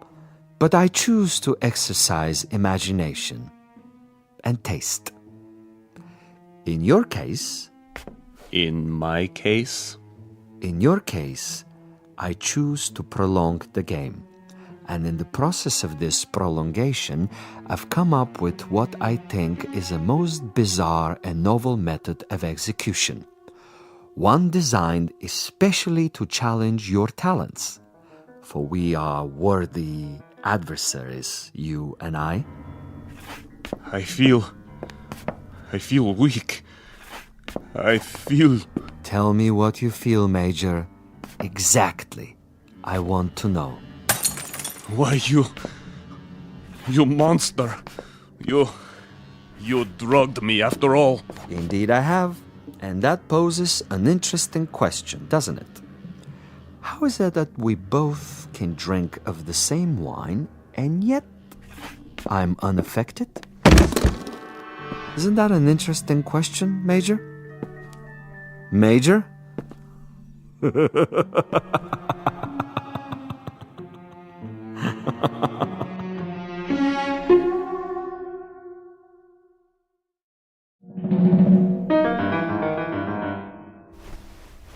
My head. He's gone. But I'm still alive. So he wants to play a game. And he has left something behind. What is this? Greetings, Major Kuchenko. I'm an exceptionally good judge of men. Are you? And in my judgment of you, I made an assumption that you are sufficiently observant to see the tape recorder on top of your dresser and curious enough to play it. How could you resist? This will also suggest to what complicated ends I'm willing to go to make a simple execution different and imaginative. First of all, to clear up one point. You may remember our discussion. Before I left you, I proposed a question. Isn't it odd that we both drank of the same wine and how different the effect? Isn't it odd? Really quite incredible and bizarre. How can it be? In all honesty, Major, how do you explain it? Go ahead. I'm listening. You... Perhaps you have figured it out already. The truth is, I have been imbibing this particular drug for many years, a sort of experiment with myself as the subject. I have now reached a point where my physical tolerance has risen so that I can drink it by the gallon and remain quite unaffected. This in itself is a rather common and uninspired trick, a phenomenon well known to the scientific community. But you will also note, and I hope with a degree of pleasure, that you have not been poisoned. You're very much alive. Where are you? As you've probably perceived, I'm rather a gamesman when it comes to killing. I adhere to my own rules and ethics. Hence, Major Kuchenko, I have taken the liberty of removing your pistol so that you won't hurt yourself. Now listen to the following quite carefully. This is the game, and these are the rules. You have been asleep for roughly 3 hours. During that time, in addition to dictating this on the recorder, I have done the following. I have placed a booby trap in your room. It is not visible, but it is attached to a very common object that is in the room. If you trigger this object, it will detonate and you will immediately be blown up. Why not get it over with now? Sadist. Now, for a proposition. If, during the next 3 hours, you're able to find this booby trap and cut the wire, you will be permitted to leave the room alive and unharmed. This is a guarantee. You have my word on it. Your word. But the following conditions are of the essence, Major. You must actively search for this booby trap and you must find it and render it inactive. It goes without saying that, as of this moment, you are being observed. How? Attempt to turn out the lights and you will be shot. The moment you stop an active search, should you refuse to play the game, you will also be shot. If you are unable to find the trap within 3 hours, look for it, find it, but fail to recognize it, you're also dead. Needless to say, Major Kuchenko, it is this latter occurrence that I rather expect and look forward to. As a fellow expert in tricks and deception, I think you will admit this situation has its own special imaginative quality.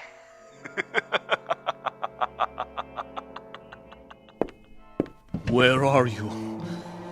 Where are you?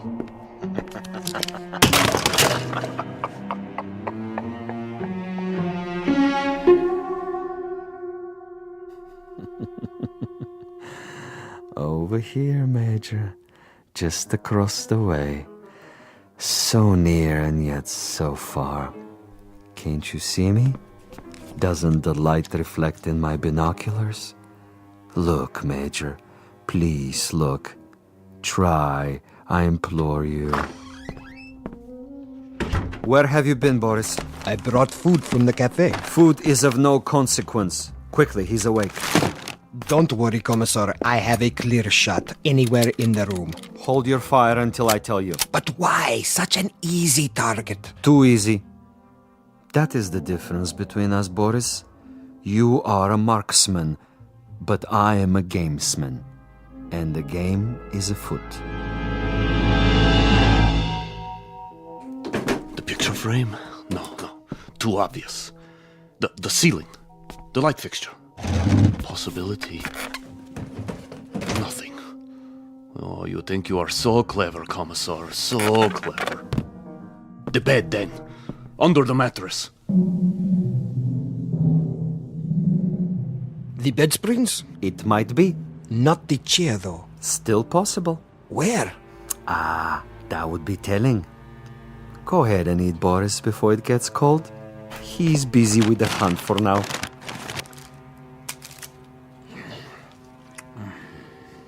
What did you bring? Sandwiches. Have one, Commissar. I never eat while I'm working. I'm like an athlete, Boris. Food is a distraction. Food is good. It makes one sluggish, affects the concentration. The morning will come soon enough. Over here, Kuchenko, just across the alley. Don't you see? He sees nothing. But surely a fragment of light, a stray reflection. Perhaps he has seen us. Yes, he must know, but he refuses to acknowledge. He is too proud. He knows he must do this on his own and will not give me the satisfaction. The bookshelf. Or the books themselves. Which one? An atlas? A novel? The Bible, of course. It's already been moved an inch, 2 inches. But the wire? Where? One way to find out. The bookcase itself, then. Behind the books. In the wood, the nails. Or under the floorboards. Wait, think. Where would I put it? You want a real battle of wits, Vasilov? You've got it. Think. 4 walls. Ceiling. Light fixture. Floor. A picture. Bed with frame. Box springs, mattress, headboard, a night table, bookshelf, dresser, window, desk. First the drawers. The top one. Slowly.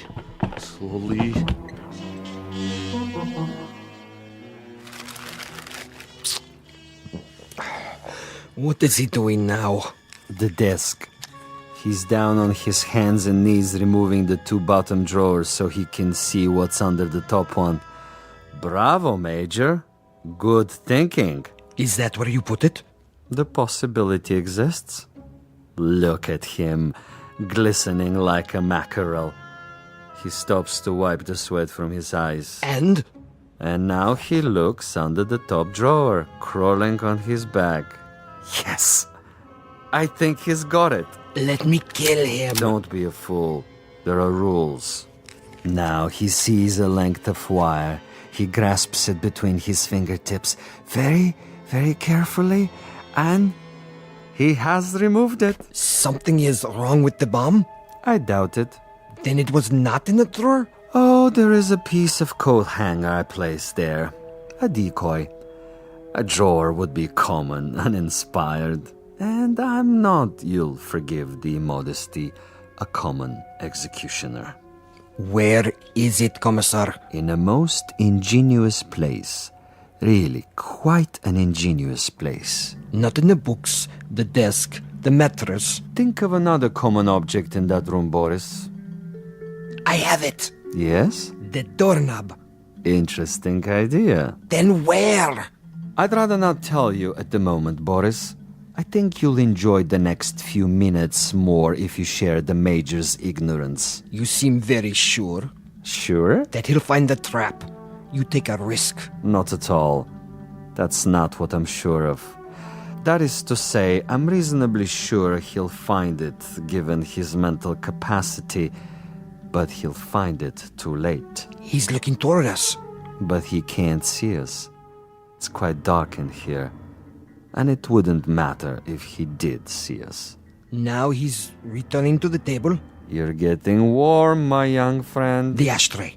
Extremely warm, but not hot. Where then? Please, Commissar, please tell me. Take the glasses. What do you see? He stands over the telephone.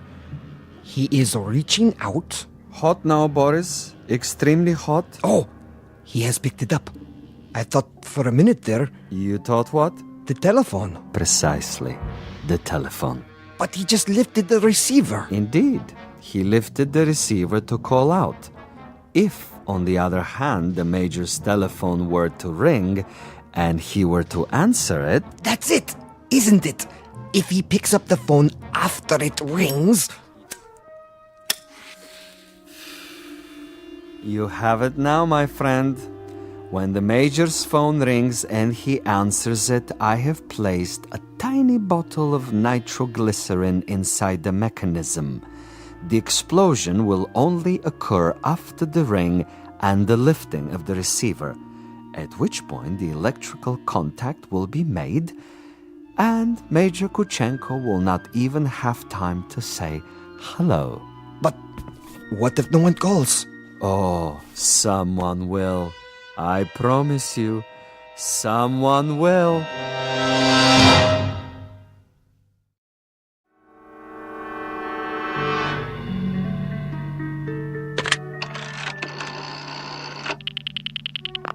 Front desk. This is the party in 963. I was wondering... Yes, sir? I was wondering if you might have the number of another hotel. Another hotel? The one next door, across the alley.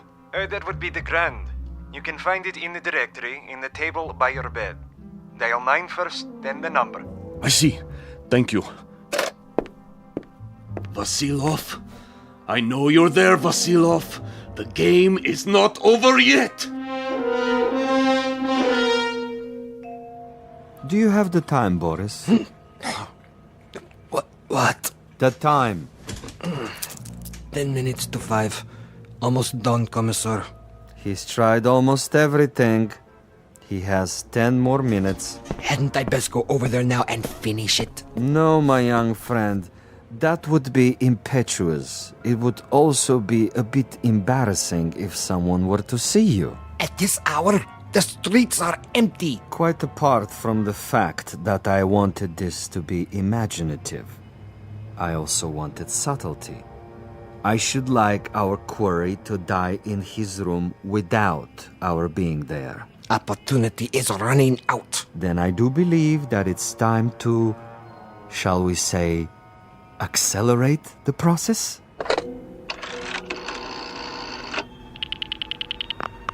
Hotel Mont Blanc? Would you dial room 963, please? Thank you. I'll wait. There it goes. He's walking toward it. What's the fool doing? Why doesn't he answer it? I can't tell. He has his back to the window. Turn around so I can see. Now, Commissar. No. Would you dial 963 one more time, please? Yes, I know it didn't answer. Ring it again. What's he doing, Boris? His back is still to me. It can't be busy. I don't know. What's he doing? Use the glasses. He's turning around, lighting a cigarette. He's mocking me. Now, he suddenly dropped from sight. Kill him. I can only see the top of his head. He's moving across the room. Do it! You missed, you fool. He's at the door. Again. He's gone out of the room. And you missed him. You missed, you idiot! Flight 17 to Rome, Paris, and New York, now pre-boarding. Ticket, sir. Ticket? Oh, yes. Mr. Andreev. Passport? Right here. I see. Is anything wrong? No, sir. Everything seems to be in order. How many bags? No luggage. Not even a carry-on? I'm traveling light. Then here's your seat assignment. Please go to gate 17. How much time do I have? Boarding for coach class begins in 5 minutes. Good. Sir? Thank you. I'll be there.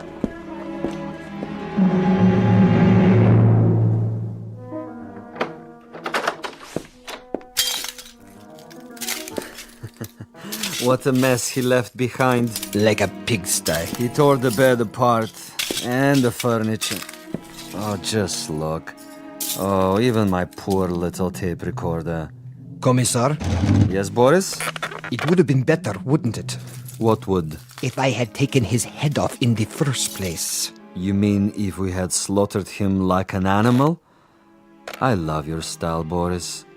You should have been a pig farmer. Our man would have been dead by now.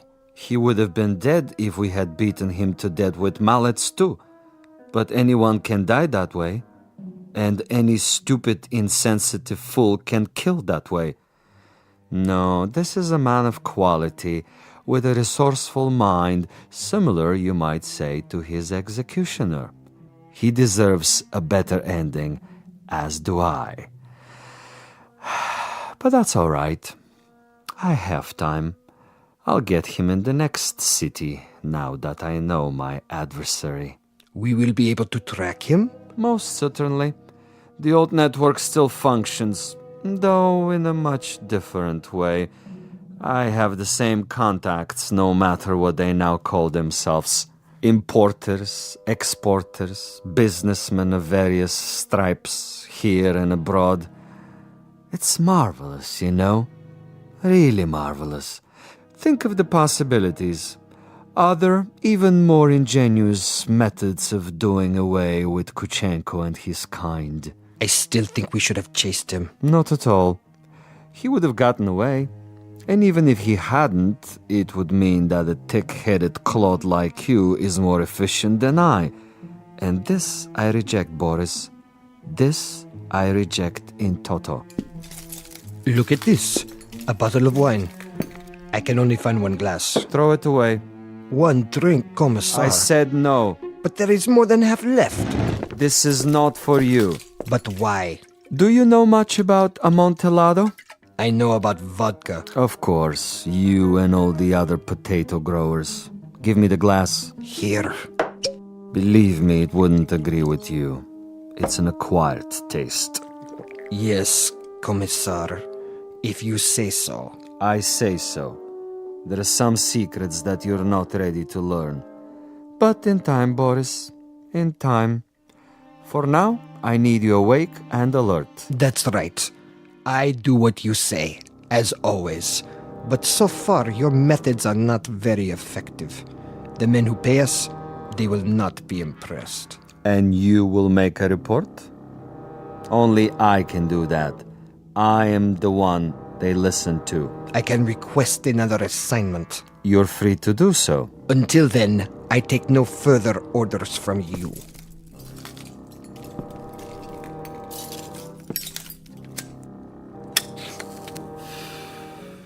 As you wish.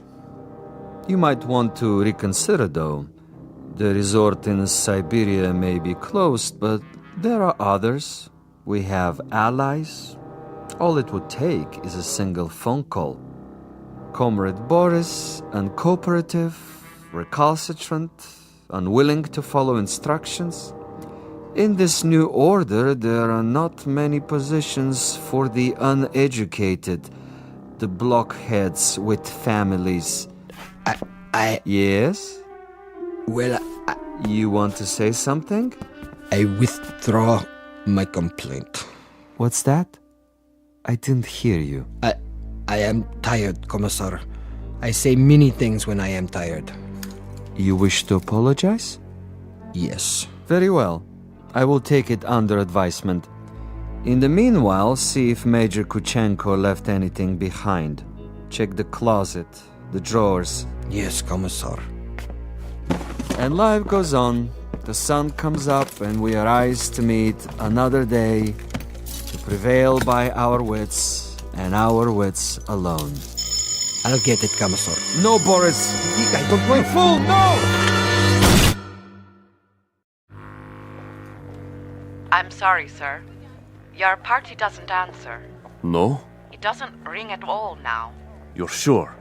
Mont Blanc Hotel, room 963. Strange. The line is suddenly dead. Thank you, operator. That means my message got through.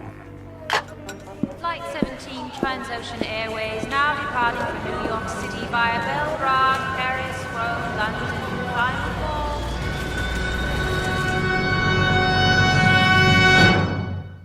Major Ivan Kuchenko on his way west, on his way to freedom. A freedom bought and paid for by a most stunning ingenuity. Exit a gunman named Boris and one Commissar Vasilov, who forgot that there are two sides to an argument and two parties on every line. This has been a collect call, placed direct to you from a phone booth located somewhere in the Twilight Zone. More from the Twilight Zone after this. You are about to enter another dimension, a dimension not only of sight and sound, but of mind, a journey into a wondrous land of imagination. Next stop, the Twilight Zone. Hi, this is Stacy Keach. I'd like to take a moment to tell you about our Twilight Zone website at twilightzoneradio.com. At twilightzoneradio.com, you'll find the latest information on these Twilight Zone radio dramas, including behind-the-scenes photographs, plus the newest product releases, trivia contests, ways to contact us, other Twilight Zone-related info and merchandise, plus links to other fascinating websites. So make your next stop twilightzoneradio.com. Visit twilightzoneradio.com to purchase these Twilight Zone radio dramas on cassette and CD, or call toll-free 1-866-989-ZONE. That's 1-866-989-9663.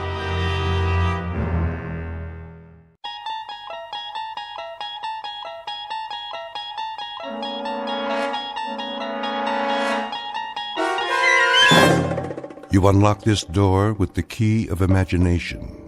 Beyond it is another dimension, a dimension of sound, a dimension of sight, a dimension of mind.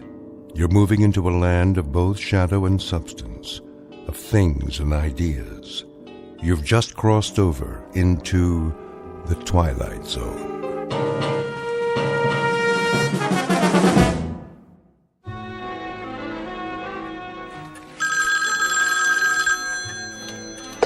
Roswell G. Flemington Model Ship Company.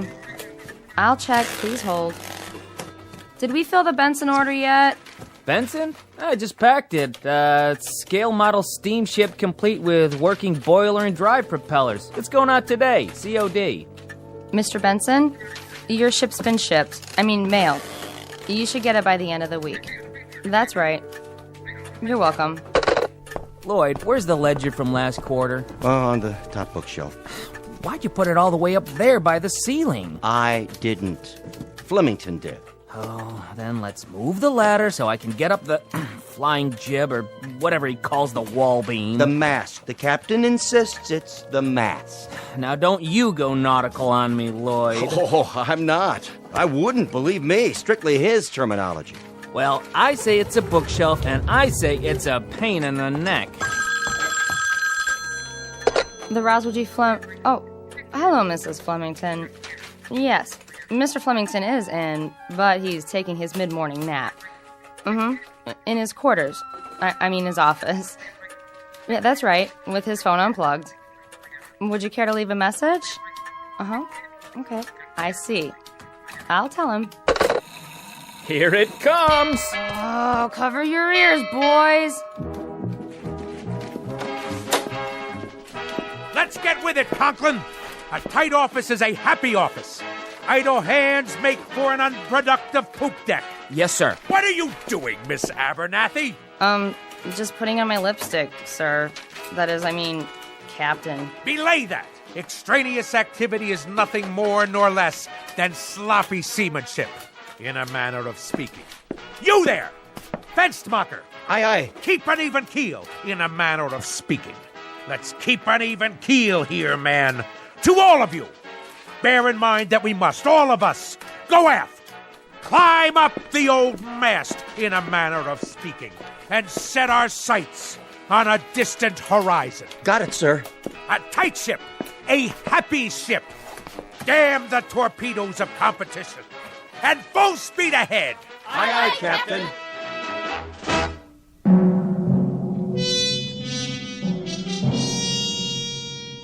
This is Roswell G. Flemington. 220 pounds of gristle, lung tissue, and sound decibels.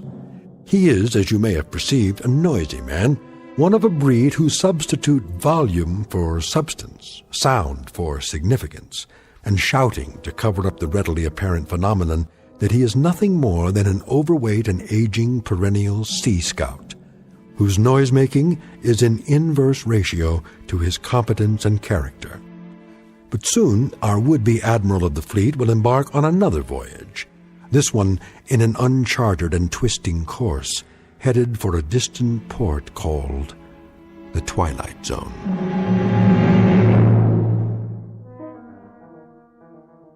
And now, The Twilight Zone and our story, Sounds and Silences, starring Richard Kind, with Stacy Keach as your narrator.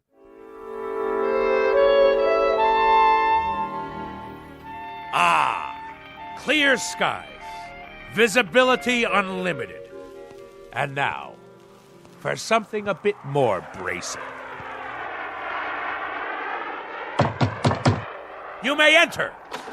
I forgot to tell you, sir. Yes? What? Speak up. I forgot to tell you that your wife called. Oh, she did she? Yes, a little while ago. She's on the phone again now. Would you like to take the call? Oh, I suppose so. See how the home fires are burning. What's that? I said I'll plug in the extension. Yes, sir. Here, madam. Yes? Yes? What noise? Oh, well, it's a most excellent recording, actually. Flight sounds of aircraft leaving the carrier Hornet. No, I can't turn it down. It has to be heard at realistic levels. Speak up! What is your request? Talk? About what, pray tell? Well, then talk away. Very well, later. Of course I shall be home for dinner. Yes, of course, I'm quite sure. Goodbye.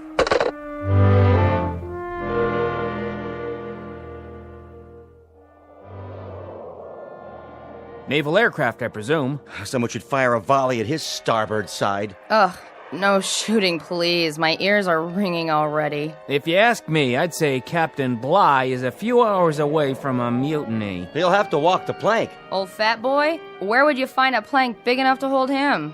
All those kamikazes they threw at us during the war, wouldn't you think just one of them would have hit him? One of these days, all that noise is gonna come back and bite him. I just hope I'm around to see it happen.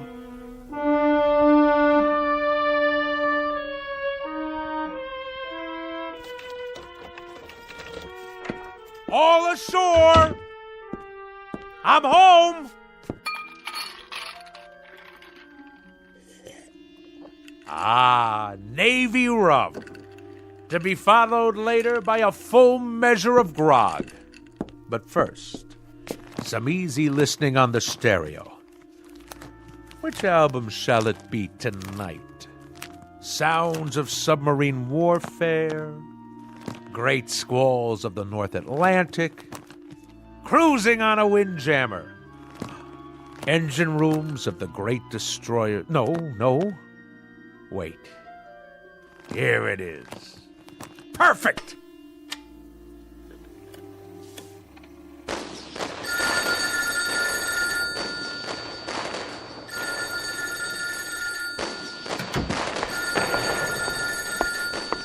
Yes? What's that? Can you speak a little louder? What? Roswell? Roswell! Hello, dear! Could you turn that down just a little bit? I beg pardon? I say, I can't hear a thing on the telephone. You know what that is, my dear? It's a collector's item. This is an actual recording of the battleship Missouri bombing Okinawa. That may be, Roswell, but I can't hear who's on the phone. Ah! Lay on, gentlemen! Let 'em know what's what. Fire at will, and by the good Lord Harry, we'll show 'em how a man's Navy treats aggression. Who did you say is calling? Who? Just a minute. I'm afraid you'll have to call back.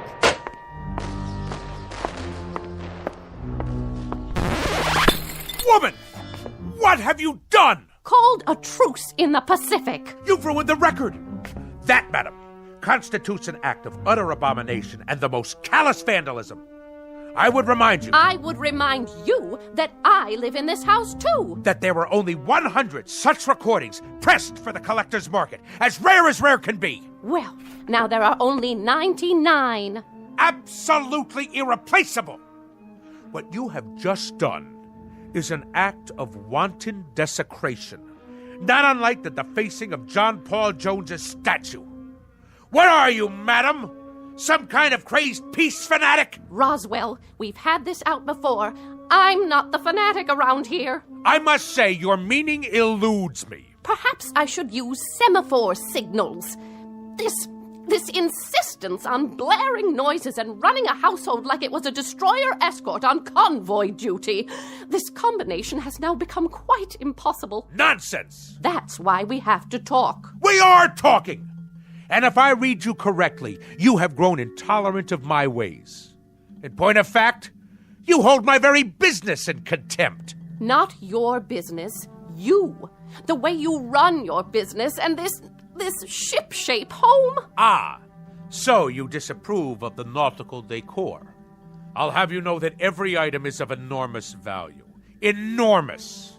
From the ship's wheel at the helm. It's not a helm, Roswell. It's a living room. To the sails and riggings. They're curtains made out of canvas according to your orders. Old canvas. To the life preservers on the walls. All obtained at great expense. With profits from the self-same company that has kept you in good stead for so many years. Well, I can't live with it anymore. How's that? Oh, knock it off, Roswell. Stand down, madam. You're a noisy, insufferable clown, but you're not stupid. I have had it up to here, and my ears have had it, and my stomach lining has had it, and whatever part of the brain that keeps a person balanced, that's had it too. In short, I have had it. I'm leaving. By the good Lord Harry. Departing a sinking ship, you might say. And don't tell me how sudden this is, because as you well know, we have been en route to this point for the last 20 years. I can't bear to be at sea any longer. I am totally and absolutely astounded. Are you now? I am indeed. My own wife, and after 20 years. 20 years ago, I was not taken in marriage. I was piped aboard. And after 20 years, the piping has become shrill and unbearable. It has destroyed me, my nerves, and my sanity. So, at this point, Roswell, I'm leaving, in a manner of speaking, the ship's company. So, you're deserting me? In a manner of speaking, Roswell, you said it. Lydia! Lydia, don't you lock me out of our own bedroom! It wasn't locked, Roswell. It may interest you to know, madam. Don't shake your finger at me. That when I was a young chap, a mere cabin boy, you might say, I had a mother who insisted that she was perpetually ill. A whiny, petulant, complaining woman similar to yourself. Oh, this is too much! And when I would come home from school, she made me walk tiptoe and whisper in her presence. Whisper, whisper, whisper, whisper. Do you know that in our house we never had any cookies? Just soft fudge brownies, because they made less noise when you chewed them. Eat your brownie and then run upstairs, change your clothes, but keep it quiet. And I tell you, madam, I took quite enough of it. That is why I went to sea. And that is why I've spent my life in the very wholesome, healthy, quite understandable pursuit of the free and the unfettered. Strip off the cotton and the insulation, and let the sounds of the earth come in. And so now I am owner, manager, chairman of the board, and president of the Roswell G. Flemington Model Ship Company. Second to none in the field. Whose motto is, damn the torpedoes, full steam ahead for fun and profits. I know the company, I know the president, I know the motto. And I respond, Mr. Roswell G. Flemington, with the following nautical phrase, which I have now taken to heart and will proceed to implement. The phrase is, lay aft and dump the garbage. So, in a manner of speaking, consider yourself dumped.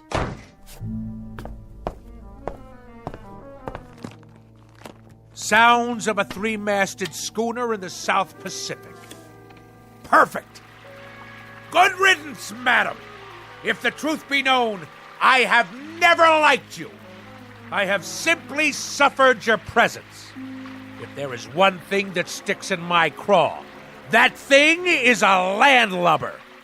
So, madam, in a manner of speaking, get ashore. Do you hear me? Get ashore now! I have never, mark you, I have never in my entire life felt so free, so unencumbered, so absolutely fulfilled. In the parlance of naval language, in a manner of speaking, the situation is 4.0. My decks have finally been cleared. I intend to enjoy myself topside for the rest of the evening. And at precisely 10 bells, I shall retire to my sleeping quarters. But until then, this is my watch. At long last, I can see to the far horizon. And a life of wonderful, delightful noise. Now, where's my karaoke machine? Anchors away, my lad! Anchors away!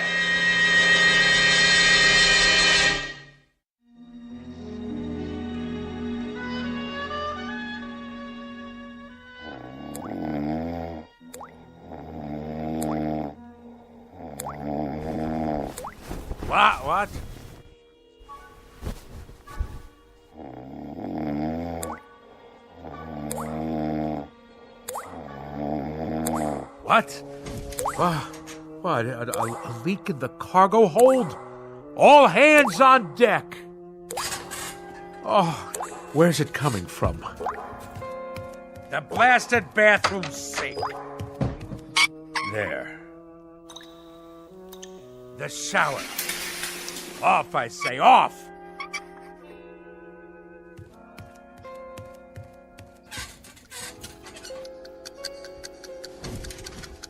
How do you turn off this wretched alarm clock? Oh, my decks seem to be, in a matter of speaking, listing a bit. Where are my Navy-cut cigarettes?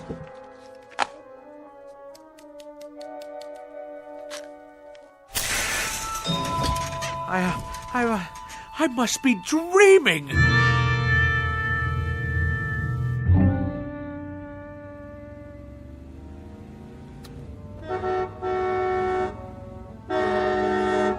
Go around! Pass, you imbecile! That's right! Run the red light! No noise laws in the city at all anymore. Any rattletrap is permitted on the streets. At last, my turn to make my way through the flotsam and jetsam.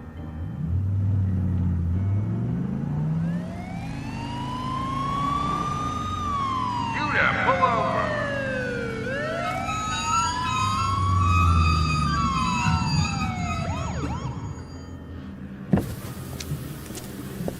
License and registration. Certainly, officer. Happy to oblige. My duty is a civilian. Here you are. Mr. Flemington? Roswell G. Flemington, of the Flemington Model Ship Company. Perhaps you've heard of us. Purveyors of the finest in maritime collectibles. A Navy man, are you? Coast Guard? Merchant Marine? Something wrong with your car? Why, no. No, not at all, thank the good Lord Harry. Now, this boat has kept me afloat for many years now. Hydromatic V8 with overdrive. Though the engine seems to produce a most curious sound this morning. Like a motorboat every time I step on the gas. No, it's more like a tug, I should say. Like a tug hauling an ocean liner to the dock. On your way to work, are you? I am indeed. And if you wish to cite me for speeding, you'll have difficulty proving it in court. A great deal of difficulty. At no time have I exceeded 15 knots. Point of fact, that's an impossibility. Considering the sounds of strain emitted by this engine. I didn't stop you for speeding, sir. Oh, good. Well, I'll be on my way. I stopped you because you were going so slow. You did? Oh, I see. Well, then that's all very well, then. Why are you driving so far under the speed limit? Why? It's as I said. This craft obviously has a few bolts loose somewhere. I tell you, I've never heard such a racket from the engine room. Then I'd suggest you take her into port somewhere. There's a gas station on the next block. They do repairs. But frankly, sir, the car sounded just fine to me. A real classic. You got a cherry piece of Detroit iron here. Lots of horses under the hood, huh? Anyway, try to keep up with the flow of traffic, would you, Mr. Flemington? Good day to you.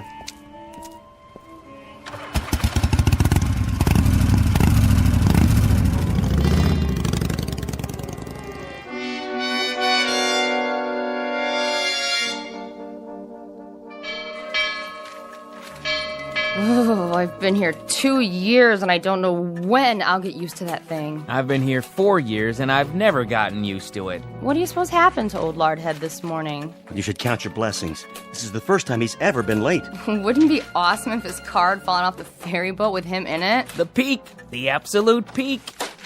Thus endeth the dream. Good morning, Mr. Flem. That's the first time he's walked in without telling me that the smoking lamp was not lit and we had to move full speed ahead toward the shores of prosperity. Maybe he's sick. Something incurable, like barnacles on the brain. That's very odd. That's very, very odd. I've been here 10 years, and that's the first time he's ever looked frightened.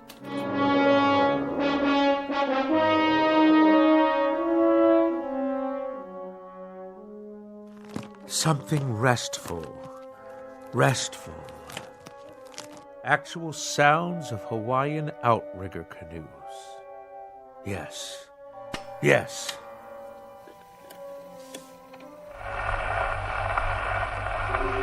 Ye gods! This record is defective! Fresh air, that's what we need. The great outdoors, the smell of salt spray in our nostrils.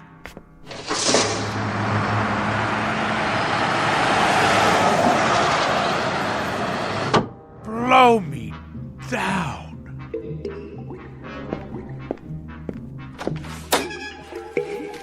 Conklin! What are you doing, man? Me? Just pouring a glass of water from the water cooler, that's all. Well, let's keep it quiet out here. Yes, sir. Now what are you doing? Swallowing, Mr. Flemington? I was thirsty. Quietly, I said. Quietly. Now stop gaping. Get back to work. All of you.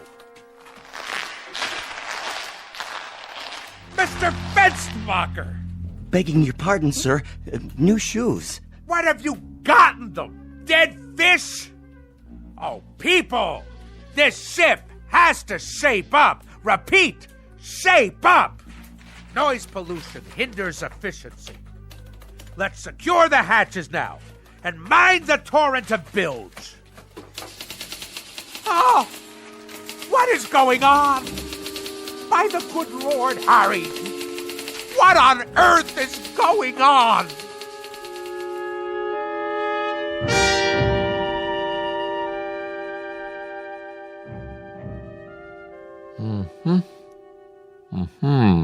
Well? Nothing abnormal that I can see, Mr. Flemington. No excess wax, no obstruction of any kind in the inner or outer ear. You mean no sign of infection? Nothing at all? Not even inflammation. Candor dictates that I tell you, Doctor, that as a ship surgeon, you're a wash. You wouldn't make cabin boy, in a manner of speaking. I take it, Mr. Flemington, that you expected me to find something wrong with you. I told you the symptoms, haven't I? You have. An apparent auditory distortion. Apparent? Shoes that sound like pipe organs played underwater? A leaky faucet sounds like barrels over Niagara Falls. And I wish you could have seen me cross 48th and 6th today. The traffic noises nearly keel-hauled me. It was considerably more than a distortion. I don't know what to say without any outward signs. Well, I know what to say. Now hear this, Doctor. There is obviously something askew in my crow's nest, in a manner of speaking. Now, will you prescribe the appropriate medication for my affliction, or do you force me to seek safe harbor elsewhere? Frankly, Mr. Flemington, I think consulting another physician might be a practical idea. Extremely practical. Very well, then. But if you had a modicum of professional ethics, you would have given me this advice before going through the motions of a perfunctory examination. As it is, I'll now be done for your bill as well as another ear specialist's. Mr. Flemington, I wasn't going to recommend another ear specialist. I had in mind, perhaps some psychiatric help. A psychiatrist, huh? I will make a presumption that you are being humorous. It is that charitable outlook that saves your being called to account, sir. The soundest recommendation I can make under the circumstances. I can assure you, Doctor, and I use the term loosely, that there are few people today on land or sea who are as sane as I am. I bid you good day. Good day to you, and good luck. Oh, what is that hideous sound? I'm merely making a few notes on your chart, see? Nothing to be afraid of. An ordinary number 2 pencil, that's all. Oh!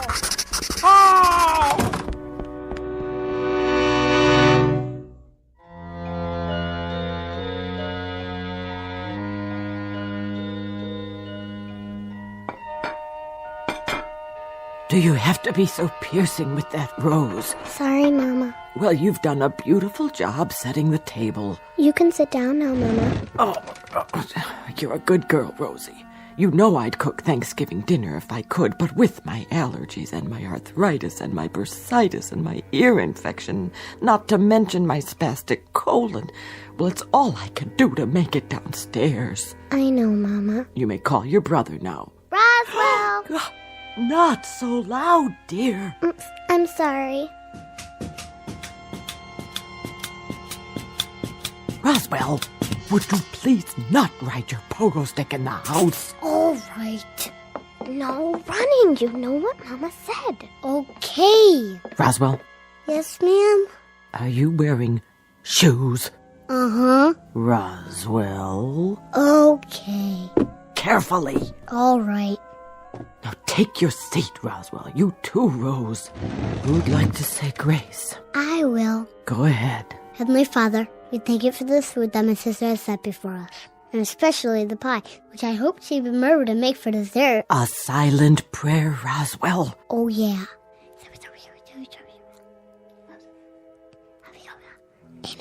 Pass the mashed potatoes, please. Yes, Mama. And the cranberry sauce, and the yams, and the creamed corn, and the creamed spinach, and the tofu. Can I card the turkey? Oh, there's no need. This year we boiled it till it's so tender it slides right off the bone.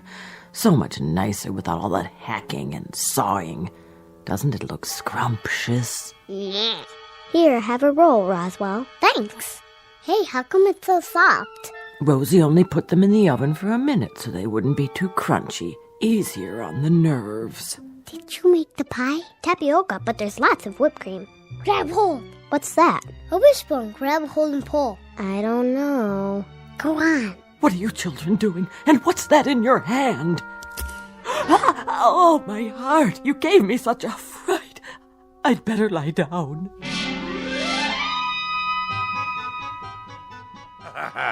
But we got her good with the wishbone. Oh, didn't we? She thought she'd been shot with a harpoon. And you enjoyed that? Haha. It was the best Thanksgiving ever. Oh, the rules she had. Did I mention that we only used paper plates and plastic forks after that? See. Out with the pogo stick. I padded around in socks from the moment I got home from school. The radio was permitted only with headphones. The telephone had no ring, just a little red light. My toothbrush, soft bristles. No toast, only soft-boiled eggs. No ice cubes in the refrigerator, not even chunky peanut butter. And all my school books had to be paperback, in case I accidentally dropped one on the floor. Go on. As soon as I was old enough, I ran away and joined the Navy. What happened to your sister? Oh, she became a sign language interpreter for the National Theater of the Deaf. Well, I should say that about covers it. It does? Now do you understand, Mr. Flemington? Understand what, Doctor? Unless I'm very much mistaken, it's a phenomenon we in the psychiatric profession call autosuggestion. Nothing to do with motor cars, I presume. A person talks himself into believing that certain occurrences take place, when in reality they are pure figments of the imagination. Beyond that, there are some suggestions that you were very resentful of your mother and her preoccupation with her imaginary aches and pains. You don't say. My guess would be that this feeling now extends to your wife, who very similarly provides you with a mother image. But I can tell you this, Mr. Flemington, and forgive me if I repeat myself, these occurrences are only figments of your imagination. Yeah, but if that's so, then... Snap your fingers. Do I dare? Go ahead, snap your fingers. Any abnormal sound? None. Now, stamp your feet on the floor. Normal? Happily, delightfully normal. Now, let's really put it to the test.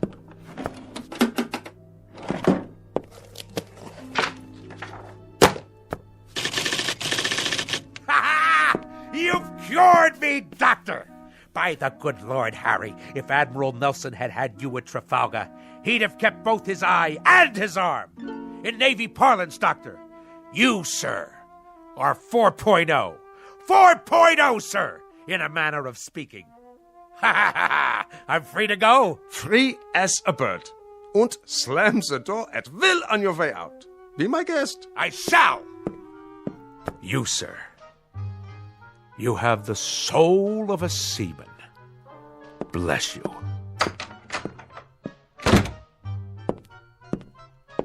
Any more patients today? No, Doctor, that was the last one. Praise Freud. Why do I get all the nutcases?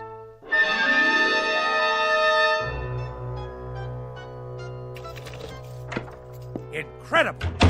Absolutely incredible. My own wife, the culprit. Her miserable preoccupation with noise. She planted that seed in my head. Incredible.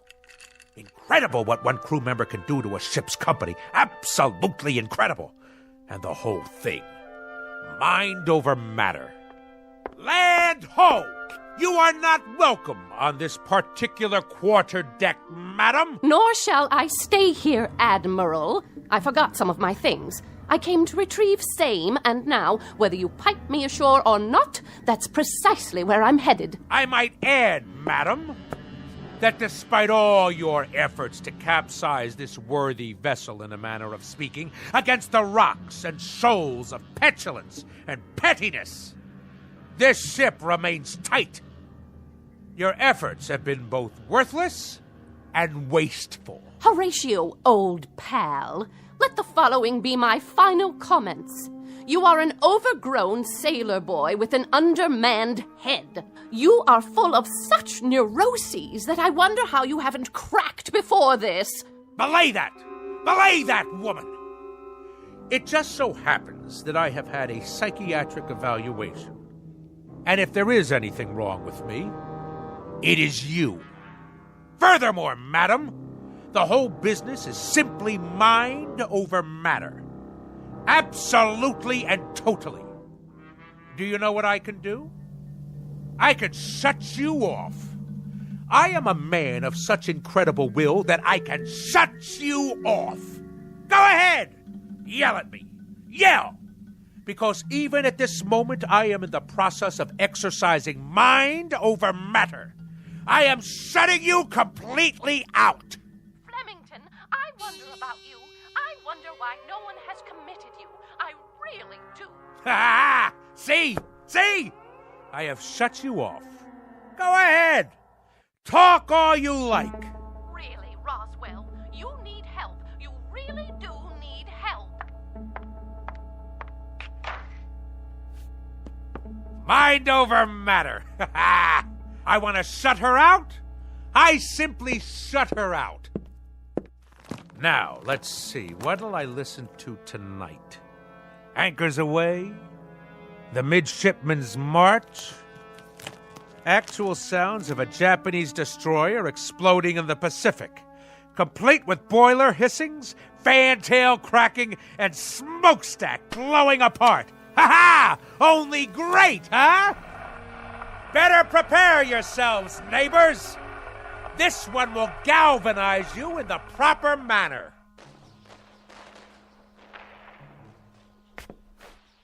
Something wrong with the record player? Better turn the volume up. All the way. Must be the speakers. Why is everything so quiet? What's wrong out there? I can't hear the city. Hey out there! Hey! Hey, what's going on? Why can't I hear anything? Louder! I want it louder! More noise! More noise out there! Let's hear it! Come on! Louder! Louder! Help me, someone! Help me!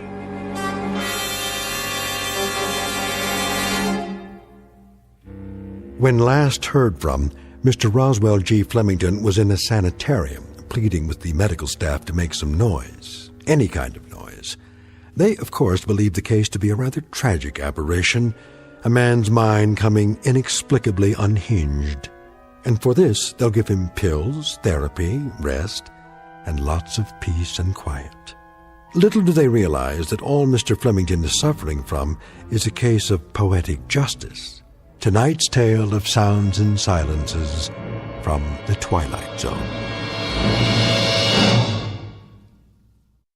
More from the Twilight Zone after this.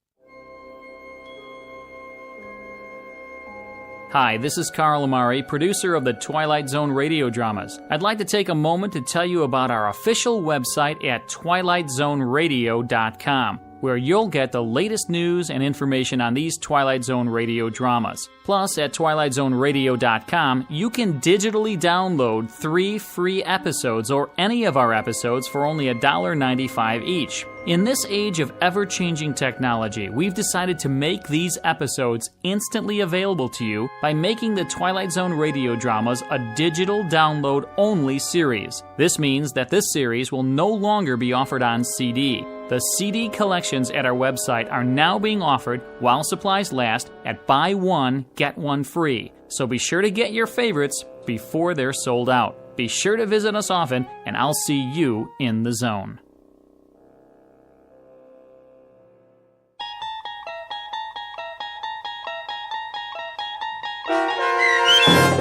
Sounds and Silences, starring Richard Kind, with Stacy Keach as your narrator, was adapted for radio by Dennis Etchison and based on a script by Rod Serling.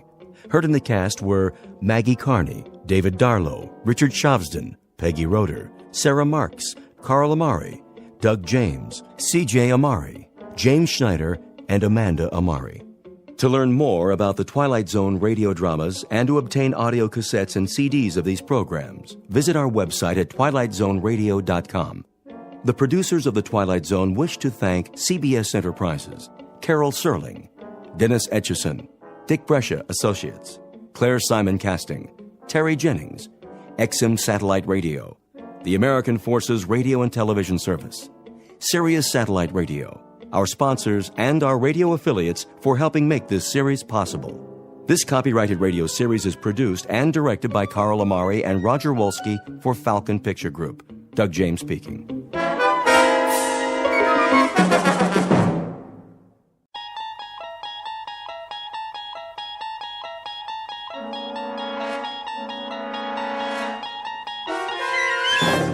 You unlock this door with the key of imagination.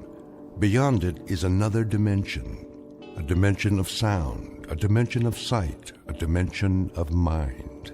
You're moving into a land of both shadow and substance, of things and ideas.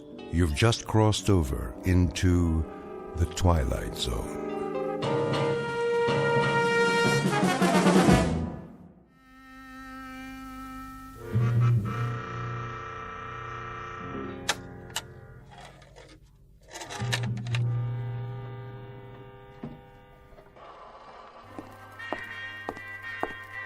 Jason. Yes? Oh, hello, Evelyn. Can I talk to you? In a minute. Do you know what that is? What it is? That's Glenn Miller, Evie. Who? You don't remember him, do you? No, of course not. You weren't born yet. Jason. Truth be told, I wasn't either. But I had a collection of old-time records. Quite a collection. One of the best in the country. Glenn Miller, Harry James, Tommy Dorsey. Of course, that was before. They all got broken to pieces, along with everything else. Except for this one. Jason, they want to know. Know what? About the food. You have to tell them something. Wait till Mr. Goldsmith comes back from the cave. Did you know there was a place called the Meadowbrook on the old Pompton Turnpike? What's that? The Glenn Miller Orchestra used to broadcast from there. I read it in a book. Frank Daly's Meadowbrook on the Pompton Turnpike. Oh, would I give to have heard that on the radio. What's a radio? Well, it was a way for people to communicate. They sent out speeches, music, anything they felt like, for others to hear. Any time of the day or night, around the clock. Did they send food? What? Food, Jason. That's what we need. Look out the window. Everybody's in the street and they're hungry. They have to know about the food we found. It's not food unless we can eat it. Till then, it's just cans.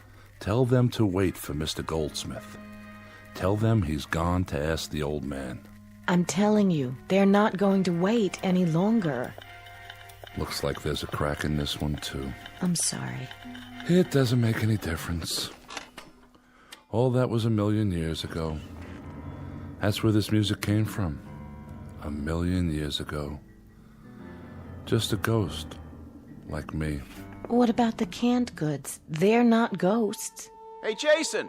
Is he back yet? Yeah, where is he? Sure been gone a long time. Maybe he's not coming. Are we supposed to starve or what? All right, I'm coming. Hold your horses, everybody.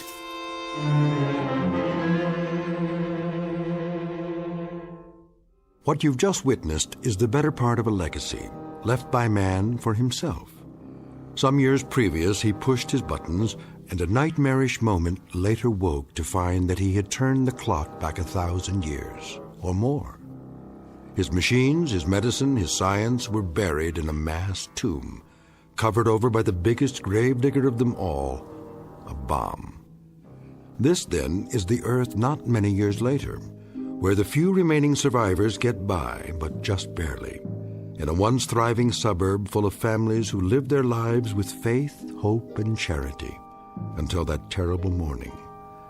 Now they scramble simply to stay alive, with nothing to guide them except someone they've never seen. An old man in a cave who dispatches wisdom in a most peculiar fashion. And a moment from now, the old man's authority will be put to the test, as faith goes the way of hope and charity in a future no one imagined they'd ever have to face. For this is a fragment of a whole, a remnant of what was once a proud race. Now, all that's left of humanity in the Twilight Zone. And now, The Twilight Zone and our story, The Old Man in the Cave, starring Adam Baldwin with Stacy Keach as your narrator.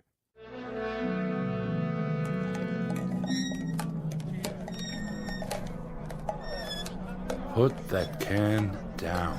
Look at this. It says peas and carrots. And sliced beef from Argentina. You know, the last time I had beef? I said, leave it. You been to the cave, Jason? Did you see Goldsmith? What's the matter with you people? Are you worried the old man's gone away? He's always been there. Well, hasn't he? But did he talk to Goldsmith yet? Goldsmith's waiting for the message. As soon as he gets it, he'll bring it down and share it with us. Is he asking about this food? I tell you, it's pre-bomb. Everything in the pile is pre-bomb. We don't know that. Look at it. It's safe as anything. I'm surprised at you. I'm surprised at all of you. We have no way of knowing... Why do we have to wait for the old man? Why don't we just take our chances with it? We already took our chances. What's that in your hand? See this? The old man told us not to plant on the north acreage, and this is what came up. I know what those are. Those are carrots, just like on the can. Did these grow, Evie? Or did someone leave them to us in a will? They were the best of the crop. The best?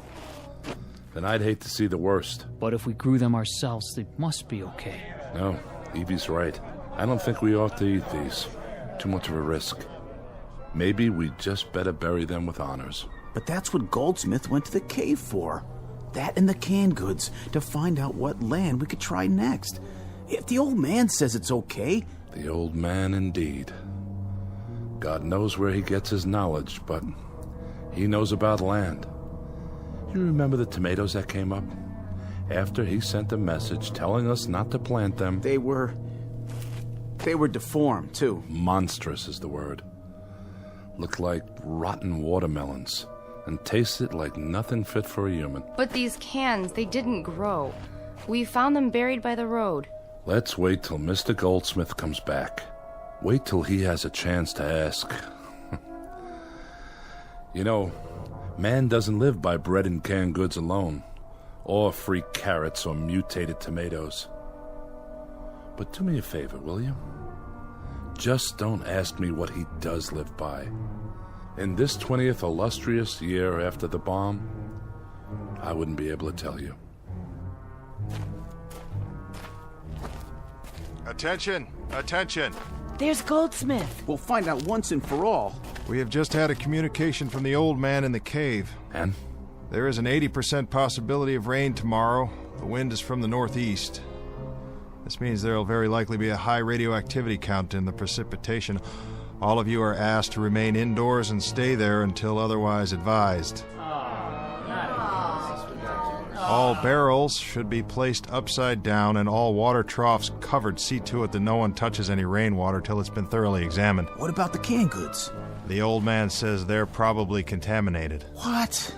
If so, they should be destroyed. How does he know that? He hasn't even seen them. There's no telling where it came from or when it was canned. I think we'd best leave it alone for a while, at least till I ask the old man again. Why can't he tell us now? He has a lot on his mind, but he's never told us wrong before, has he?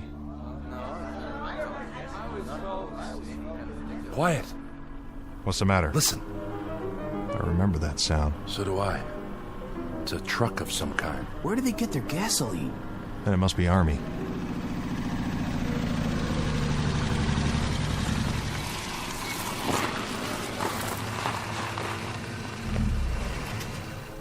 Private, stay with me. Yes, sir. The rest of you wait by the jeep. You won't need those guns. We're not armed. Who's in charge here? I guess I am. Good. You got a name? Goldsmith. What about this place? Does it have a name? And if it does? Well, if it has a name, Goldsmith, we'd like to hear it. And you are? Major French, Central States Command. Never heard of it. Well, you will from now on. We've been sent out to organize. What? Organize? That's what I said. On whose order? You better clean out your ears, Pops. I told you, Central States Command. How many people here? We haven't counted lately. What about food? What about it? There's sufficient. You grow your own?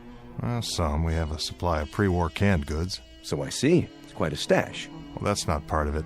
Haber, take a look around. Right, sir. Douglas, stay close to the car. Furman, you stay with me. Yes, sir. Major, what do you want? Oh, painless things. Nothing, really. Quarters for the four of us. Agreed. Let's see. Rations for as long as we're here. And no trouble. The last one goes on the top of the list. No trouble. I don't think you understand, Major. No? You can speak freely? We don't recognize your authority here. We've had other transients pass through the town on occasion. Did you say transients? They didn't stay. Unlike you, Major, they represented themselves as authorities, and we discovered they had no headquarters. They carried it with them. They represented no one but themselves. Well, now, this is the new breed, Mr. Goldsmith.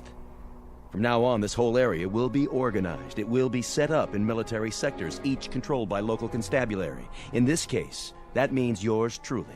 You and your constabulary may stay here overnight, Major. It's good of you. We'll share our food and provide you with a place to bed down, but tomorrow morning you best do your organizing somewhere else. Mr. Goldsmith, unofficially, the following. We'd like to make the transition here as easy as possible, for you as well as for us. Under certain circumstances, we might allow you to remain in nominal control, assuming you don't in fact give us trouble. Now, that's unofficial, Mr. Goldsmith. The following is official. Stand back. Now, Mr. Goldsmith, listen up and let me tell you the situation. Between Buffalo, New York, and Atlanta, Georgia, there are probably around 500 people alive. That's the latest intelligence. You know why? Because there's no authority. There's no discipline. We're here to give you a little of both. Now, if you give us lip, if you make any trouble at all, I'll hang you from that flagpole of yours, the tall one in the town square. Now, what about it, Mr. Goldsmith? Do you want to cooperate, or do you want your neck broken? That should be an easy enough decision for someone as bright as you. We already have an authority. We've had him for better than 20 years. He give you that pile of cans in the street? No, someone found it. What all have you got there? Poisons, contaminated food. Who says so? The old man in the cave. Oh, it's the old man in the cave, huh? Oh, yeah. Is that right? You idiots. You don't want organization. You'd rather starve to death. You'd rather listen to some nutso in a long flowing robe? It's not like that. Have any of you looked at yourselves in the mirror? Do you even have a mirror? You look like skeletons. You know that? That's what you look like. Skeletons. So where's this old man who keeps you on a starvation diet? When does he come out and play? Well, he never comes out. He stays in the cave. I'm not surprised, Mr. Goldsmith. You know that? I'm not at all surprised. Off Lake Erie, there's a pack of weirdos who bay at the moon once a week. Yeah, they do. And what used to be Chicago? Oh, we got a swinging cult out there. They built themselves a statue made out of fissionable lead. This is their deity, mind you. And here, what do you have? An invisible old man in a cave. Of course, what else? Come on, Mr. Goldsmith. When you run it around the block a couple of times, doesn't it sound a little nutso, even to you? When we first came here a few months after the bomb, there were just a handful of people. They had survived because of the old man. We were permitted to settle here only if we did what the old man told us to do. Oh, this one takes the prize, I swear. This one's the farthest out of anything I've heard yet. We've survived, Major. While most of the world was dying of radioactivity, strontium-90, the plague, we survived. Because of the old man. That's right. Because of the old man. He's telling the truth. Well, now, let me see if I've got this straight. He cues you, huh? He tells you what's radioactive, what's not, what's poisonous, whether the sun's coming out tomorrow. I mean, the whole bit. The whole bit, Major French. As long as he's alive, we'll be alive. All right, then. Let's go meet him. You can't do that. No? Why not? Well, I want to meet him. He must be some kind of genius, this guy. I say we send a team up to the cave right now and check out what he has to say. Please, Major, you don't understand. Then help me to understand. And there's only one way to do that. I want to meet this guru of yours, in person. Do I make myself perfectly clear? I want to meet him right now. Haber, Furman, Douglas. Sir. Move it out right away. Right away, sir. Where do you think you're going, Major? Off to see the wizard. I have the authority now, Mr. Goldsmith. It's not that easy. Oh? Where's the old man's cave? In a safe place. It is, huh? The mountainside. Well, then you lead the way. Fall in, mister. He won't talk to you. He will if I show him the business end of an M14. Major, you're not listening. It doesn't work like that. I've told you the only reason we've survived this long in spite of the radiation is because of his advice. Without him, we all die. Is that what you people believe? How about you, girlie? Mr. Goldsmith's telling the truth. The truth? And you? And you? The same goes for everybody here? Yeah. Well, you know what I believe? Why don't you enlighten us, Major? You're all suckers. Patsies. I don't think any of you will ever die of radioactivity. It's not in the cards. I think you're all going to kick off from malnutrition or maybe getting conned to death. Well, if that's true, Major, it'll be a painless death. Are you serious?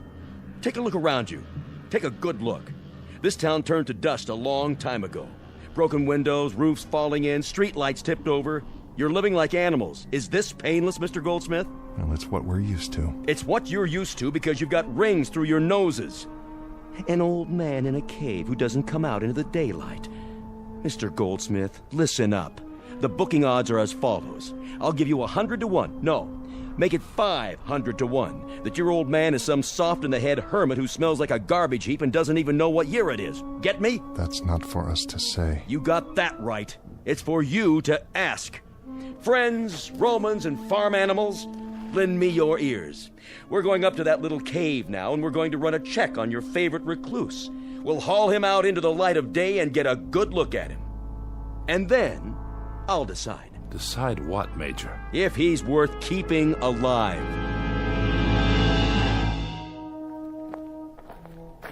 How much farther? Don't worry, Major. We'll be there soon. If you're trying to pull something, Goldsmith. Just beyond the burned-out trees, there's a rise, and then the mountains. I'll show you. Furman. Yes, sir? You and Douglas pull ahead. Haber, keep everybody on the path. No problem, sir. Goldsmith, do you realize what you're doing? I believe I do. But when we get there, what if they... What, Jason? What if they execute him? Then where will we be? Well, they won't. How do you know that? They can't. Have you seen the Major's eyes? That man doesn't care about anyone but himself. He's the kind who started this war. And if he has his way, the old man is finished. We'll see about that. Hold up, Major. I think we found it. Good. Everybody, stand back. Is this what you wanted to see, Major? It looks like a solid steel panel, sir. Built flush into the base of the mountain. All right, Mr. Goldsmith, tell us about it. Nothing much to tell. How does it open? I don't know. To my knowledge, it's never been opened. Suppose I were to strip off your skin an inch at a time. Would that increase your knowledge? Oh, you could do that, Major, all the way to the bone. I'd have to tell you the same thing. I don't know how the door opens, or if it opens. The old man lives inside? That's right. And he never comes out? That's my understanding. I hate to press you, Mr. Goldsmith, but what does he eat? How does he live? How does he stay alive? I couldn't say. How do you know he's in there? How do you communicate with him? He sends out notes, messages, under the door. There's a small slot right here. Let's see. It's just wide enough for a strip of paper. I come every day at the same time, and he pushes another piece of paper out. It has the answers to my questions. He sends out messages under the door. We have a winner, gentlemen. This one takes the blue ribbon. The Village Idiots, led by an idiot. You in there! I've got a question. Your people are starving to death. They found a pile of food, but they're afraid to eat it. They're afraid of their own shadows. So, what's the word? Give me one good reason why they can't live like human beings. You listening, old man? Answer me. I'm the law here now. Are you deaf? Or do you want it all for yourself? Is that it? Open up. He won't respond to you that way. Well, of course he won't, because he's not in there. This is your answer, everybody. A big fat 0. Major, please. You! Are you speaking to me? You believe this stuff? I suppose so. You suppose so? You suppose there's an old guy in this cave who sends out orders whenever he gets the urge? Man, oh man. I wish I'd been around when there was a Brooklyn Bridge to sell, because I could have made a fortune off this bunch. Furman. Sir. Shoot it open.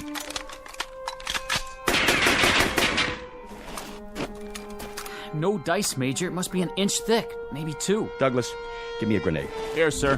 What's he doing? No. Better make tracks, friends. This one's going to do some damage.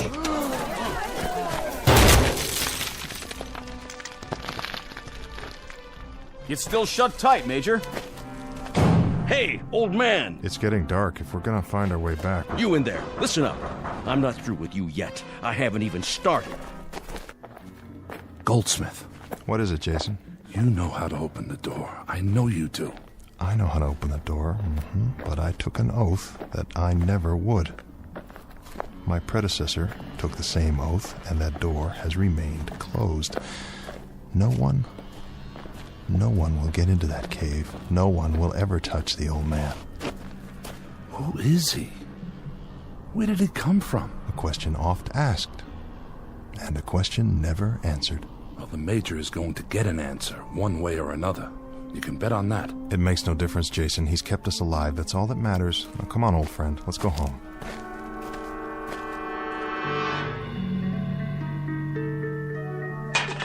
Now, time people, dig in. It looks all right. But the old man didn't say. But I'm so hungry. What should we do? Come on. What's the matter with you? Everybody choose 5 cans. Take your pick. Tonight, we're going to celebrate the new order. That food is contaminated, Major. It is, huh? Who said so? The man who wasn't there? There's every possibility that those cans contain enough strontium-90 to kill all the people in this village. Yeah? Funny. I listened real close, and I didn't hear a single word from that guru of yours. Haber, give me a bayonet. Sir. What are you doing? I'm opening a can of, what's it say? Tropical fruit salad. I remember fruit salad. Do you? The kind with the little red cherries. Let's see what else is in here. Pineapple, peaches, pears. I warned you. My stomach. You see, this is what happens when you... See what? Just a little performance for the yokels to keep them, on their toes. But you knew that, didn't you, Mr. Goldsmith?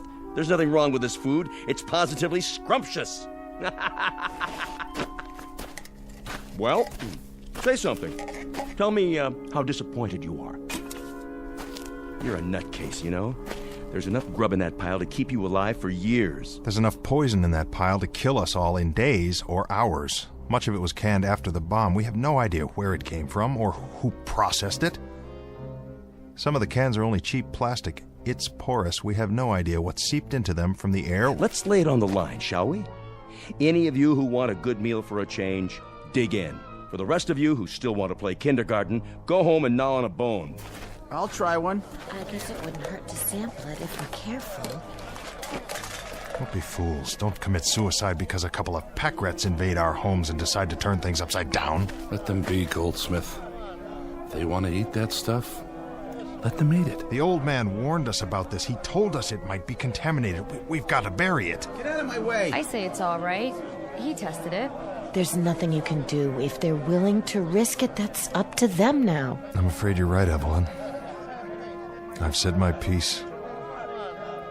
The only thing left to say is, may God help us.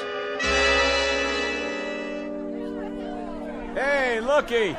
We just repealed Prohibition. All over again. Goldsmith, over here. Let him go. But I wanted to have a drink with them. Have one with me. I got plenty. What's that one? Single malt Scotch whiskey. Here, give it a try. Like Christmas. Just like Christmas, huh? Thanksgiving. Thanksgiving, too. You got a name? Jason. Jason. Where's your golden fleece? I'm a very literate man. I went to college. Did you know that, Jason? I went to college. What did you learn? Why, it's the famous Mr. Goldsmith, keeper of the legend, protector of the fables, Lord High Chamberlain of the cave. You look hungry and thirsty. How about a drink?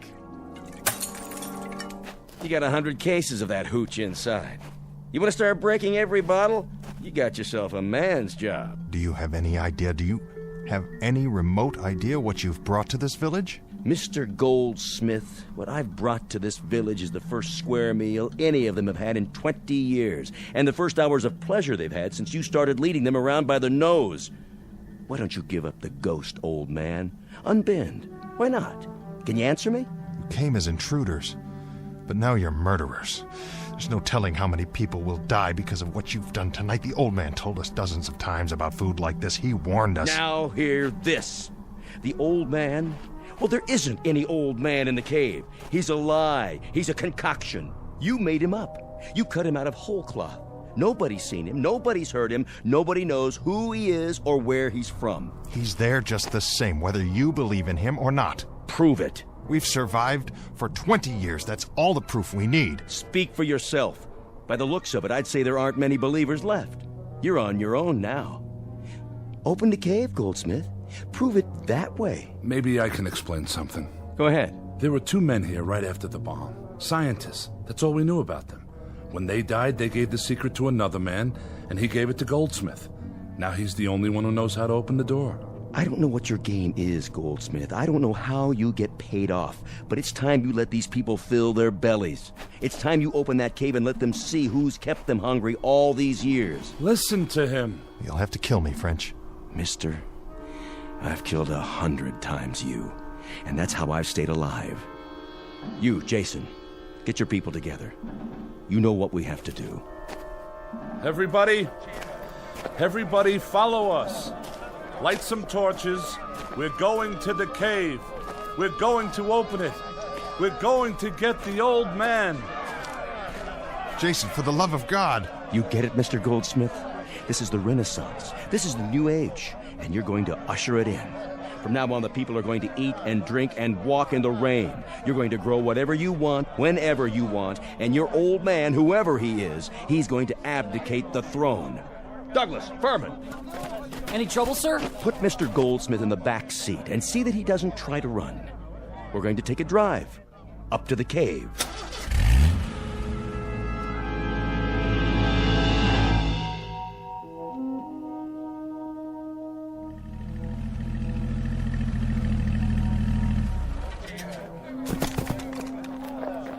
Drag him if you have to. Mr. Goldsmith here is going to open the cave. He knows how. He can show you the old man. One thing he can't do is explain why you've been half-starved, half-frozen, and half-baked to death for all these years. Please, all of you, listen to me. There's no reason under the sun for this cave to be open. The only thing you need to know is that the old man has kept us alive. We're hungry. Do you understand? We're hungry. We've survived, but we haven't lived. He's never let us. He didn't drop the bomb, Jason. He didn't kill off the world. That's what we did to ourselves. All he's done is let us survive our mistake. All he's done is give us a chance to plant a seed again and let it grow. In that cave is all the compassion that's left on Earth. No more talk. Do it. Now. There's a switch under this rock. Let me tell you all something. Now the damage has been done. The destruction is complete. Irrevocable. You, Mr. French. When we talked about the ways that men could die, we forgot the chief method of execution. We forgot faithlessness. Enough! You've listened to him for years. That's all you've done. You've listened, and then, when he said jump, you jumped. When he said breathe, you breathed. And when he said starve, you starved. I'll tell you what's in this cave. Here's my prediction. It's a fanatic, a madman, who had to be kept locked up behind a steel wall, not to protect you, to protect him. Now you'll see for yourselves. What are you waiting for? Get him!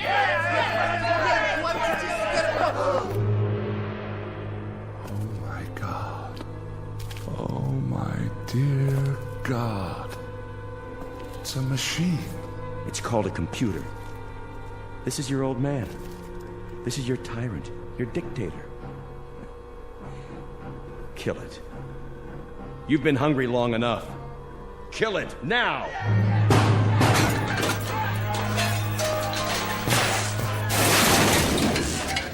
You're free now. Hear me? Burn it. Burn every last trace of it. You're all free.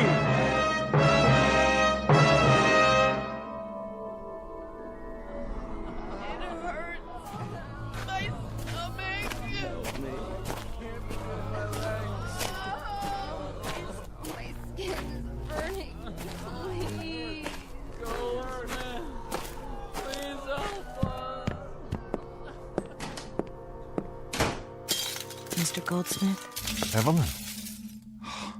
I didn't think anyone else was alive. At least not for much longer. I took your advice. I didn't eat the food or drink anything last night. Why? I don't know. Faith, I guess, if that's what you call it. If it was good enough all these years, well, that must mean something. Does it? It didn't mean anything to Major French and his men. What are all those people outside? Not to any of them. Is there anything we can do? No. I know there might be a treatment of some sort to prolong their lives, but I don't have that information. It died last night back in the cave, along with all the rest of our knowledge. I know some things. I'm sure you do, Evie. For instance, it's going to rain today. Why, you can't know that? Yes, I can. I can feel it. Can't you? I'm not sure. Well, that's my prediction. We'll have to move the bodies, bury them. Yes, there are so many. You can hardly walk. I moved one already. You moved? Inside. He's laying down, over here. Goldsmith. That you? Jason? Jason, I'm so terribly sorry. So am I. I'm the one who's so sorry. You're not to blame. Maybe this has to be the destiny of man. I wonder if that's true. I wonder. Jake, I just... Oh.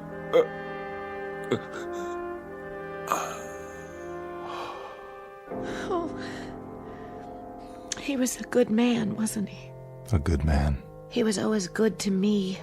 That's why I helped him in. He said he wanted to hear something one last time, and now it's too late.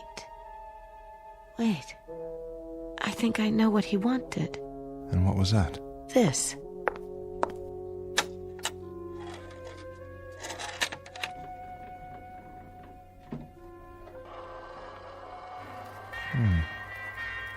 Sounds familiar. Can't quite place it. I can. A man named Glenn Miller. It's called Moonlight Serenade. Well, I'll be There's your rain, Evie. Do you mind? Do you mind if we just sit here for a while longer before we move the bodies? No, I don't mind. At all. I like the sound. So do I, Evie. So do I.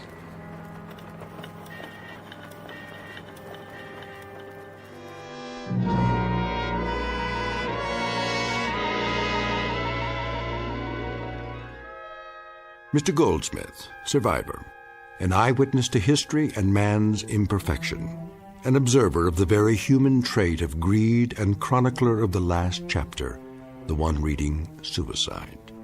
Not a prediction of what is to be, just a projection of what could be in the Twilight Zone.